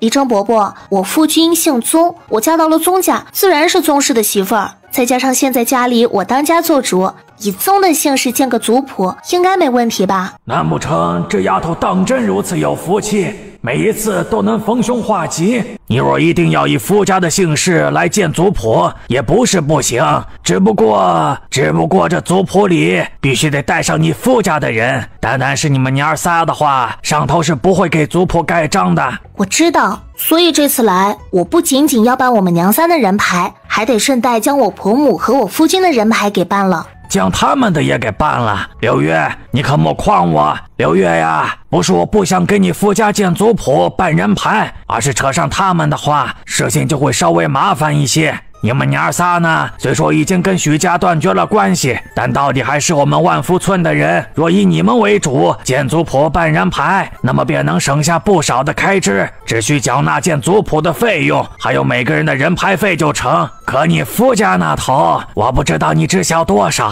他们从20年前踏入独角山开始，便从未见过族谱，从未办过人牌，更未上缴过赋税。所以啊，从严格意义上来说，他们算不得是咱们万福村的人。若你要以夫家的名义来建族谱，那么就得先给你婆母和你夫君缴纳入村费。缴纳了入村费以后呢，他们就是我们万福村的人了。只有本村的人才可以开门立户，建立族谱。咱们万福村在镇上虽不是顶好的村子，但在几年前也总算是脱离了贫困村的行列。外来人要想入住本村，那入村费可不便宜，按照人头一个得花费3000银子，再加上建族谱得花上1000，办理人牌每人20文，5个人算起来又是1000，前后你就得花将近1两的银子，不划算嘞。倒不如就光上你们娘仨的得了，一共160文钱就能搞定了。反正你夫家前20年都没上过人牌，上头的人也不敢管，你何必再多此一举，给他们办这东西呢？看来这古代跟现代也差不多啊，不管办什么事情都得有依据，本地人是本地人，外地人是外地人，迁移户口有迁移户口的要求，办理业务呢也都是要收工本费的，可不是随随便便写几个字儿盖几个章那么简单。不瞒李正伯伯，我婆母和我夫君这20年来没有办理人牌，并非是有意的，而是我婆母一个人带着孩子，性子又孤僻，不知晓咱们万福村的规矩。也就是今日早饭过后，我要下山办人牌时说了一嘴，问到他们族谱的事儿，他们才知晓有这规矩呢。我婆母以前也是有人牌的，只是因为年月太长，不小心将人牌弄丢了。这次听我说要办人牌，便要求我把他们母子2人的一起办了，以后入城或是做什么事情时也方便。原来如此。我在想什么呢？寻我做什么？还是莫要寻我了。这能在独角山上生活20年的人，我可不想见。刘月呀，我方才仔细想了想，倒还有另外一个法子，可以给你省点钱。你呀，可以以你或你娘的名义来建一个族谱，然后再让你夫君以上门女婿的身份带着你婆母迁到你的族谱里，这样子下来至少省半两的银子。倒是个好主意，不过李正伯伯的好意6月心领了，今日下山婆母也是给足了银子的，还是以宗字为姓氏，建一个族谱吧。我到底是嫁过去的，实在没有让夫家入我族谱的道理。这也是，人家家里花大价钱娶个媳妇儿，最后却弄得像入赘一样，算什么道理？行吧，就按你说的办。这里是8000银子，李正伯伯你数数。行了，还数什么？难不成连2个孩子我都信不过吗？离开李正家之前，许六月没有忘记给他家一份红鸡蛋和糖饼。李正笑呵呵接下，说了好一些吉祥话，譬如希望许六月快快长大，早生贵子，夫妻恩爱，生活美满等等。李正伯伯，你都会说让我快快长大了，说明我还小呢。你对一个小孩说早生贵子这样的话，真的合适吗？你丢我衣服做什么？快给我捡起来！我凭什么要给你捡？今天在这里遇到你就够晦气的了。你说你这个人怎么回事啊？我惹不起你还躲不起你吗？以前早晨来洗衣裳，你在也就罢了，为了避开你，我特地换作下午来。你倒好，也跟着下午来。我看呐，你是阴魂不散吧？我不过是来洗个衣裳而已，还得避开你吗？这条河坝又不是你家的，为何你来的时候我就不能来？再说了，我又不会吃了你。河坝那么宽，你在一头我在一头，也没碍着谁，谁也没碍着谁。哼，莫锦绣，你可别开玩笑了。你自己是个什么东西，你心里头不清楚啊？别以为有个当理政的爹，你就是千金小姐，人人都得让着你了。一个中元节前夕出生的人，克父克母克朋友，我跟你同时在河坝里洗衣裳，你不怕我还怕呢。别哪天我也被你给克了，怎么死的都不知道。你知道你为什么没有朋友吗？因为没有人跟你交朋友。你知道你为什么今年都16岁了，还没有人上门说亲吗？因为没人敢娶一个灾星。别以为大人们都夸你性子好，你就是大什么龟什么秀了。哼，那不过是大家伙看在你有一个理政爹爹的份上，给你理政爹爹面子呢。要不然为什么人人都夸你性子好脾气好，却总是离你远远的？怎么，你没话说了？没话说，赶紧给我捡起衣裳滚蛋吧！别在这里给人寻晦气了。一个连自己亲生母亲都克死了的人，也不怕再克死别人。还有啊，我明年可就及笄了，要是因为沾上了你的晦气儿，让我说不上好亲事儿，我绝对不会放过你。你在这等我。哟，这是谁啊？小小年纪尖酸刻薄，也不怕以后嫁不出去。救命！救命！别叫了，再叫我真的弄死你！你方才不是说锦绣是个灾星，谁见了都晦气吗？那我告诉你，我许六月比他还灾星呢。我天天出入独角山，这身后指不定跟着无数鬼魂。你再多喊2声试试，我保证我身上的鬼魂立马就来跟你索命，拉你去做替死鬼。我的娘啊！我今天是走的什么运啊？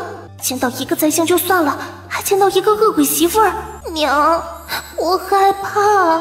不叫了是吧？既然不叫了，那我就给你上一课，让你知道自己是个什么货色，别整日想着欺负旁人。你方才说锦绣什么来着？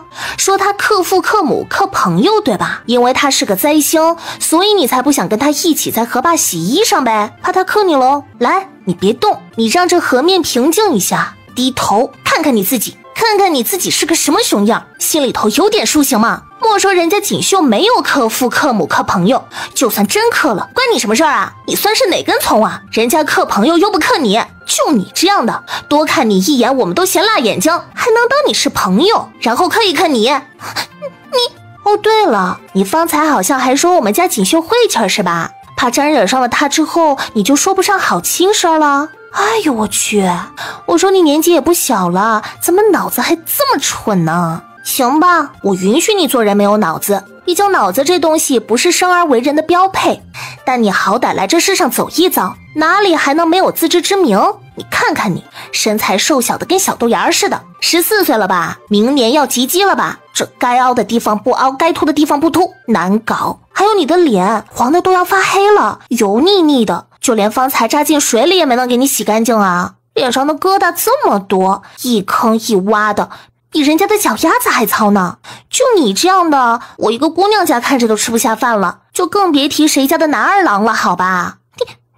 你什么意思啊？你再羞辱我的话，信不信我打死你？哼，打我呀，来呀，我怕你啊，来嘛，你动我一下试试嘛。你不要太过分了，别以为自己嫁了个恶鬼就了不起，我就是想打你，一定要你哭着求饶。我哪里过分了？这不是给你上课吗？是你自己说要打我的。哎呦，还要叫我打哭哟，要让我求饶。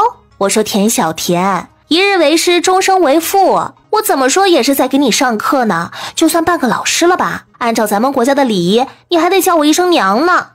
不过你别叫啊，你想认我做娘，我还不想认你这个闺女呢，我可生不出你这样的丑女儿来。我什么意思呢？花那么多口舌点评了你一番，其实啊，就是为了告诉你，你以后嫁不嫁得出去还是个问题呢，哪里还谈得上亲事好坏啊？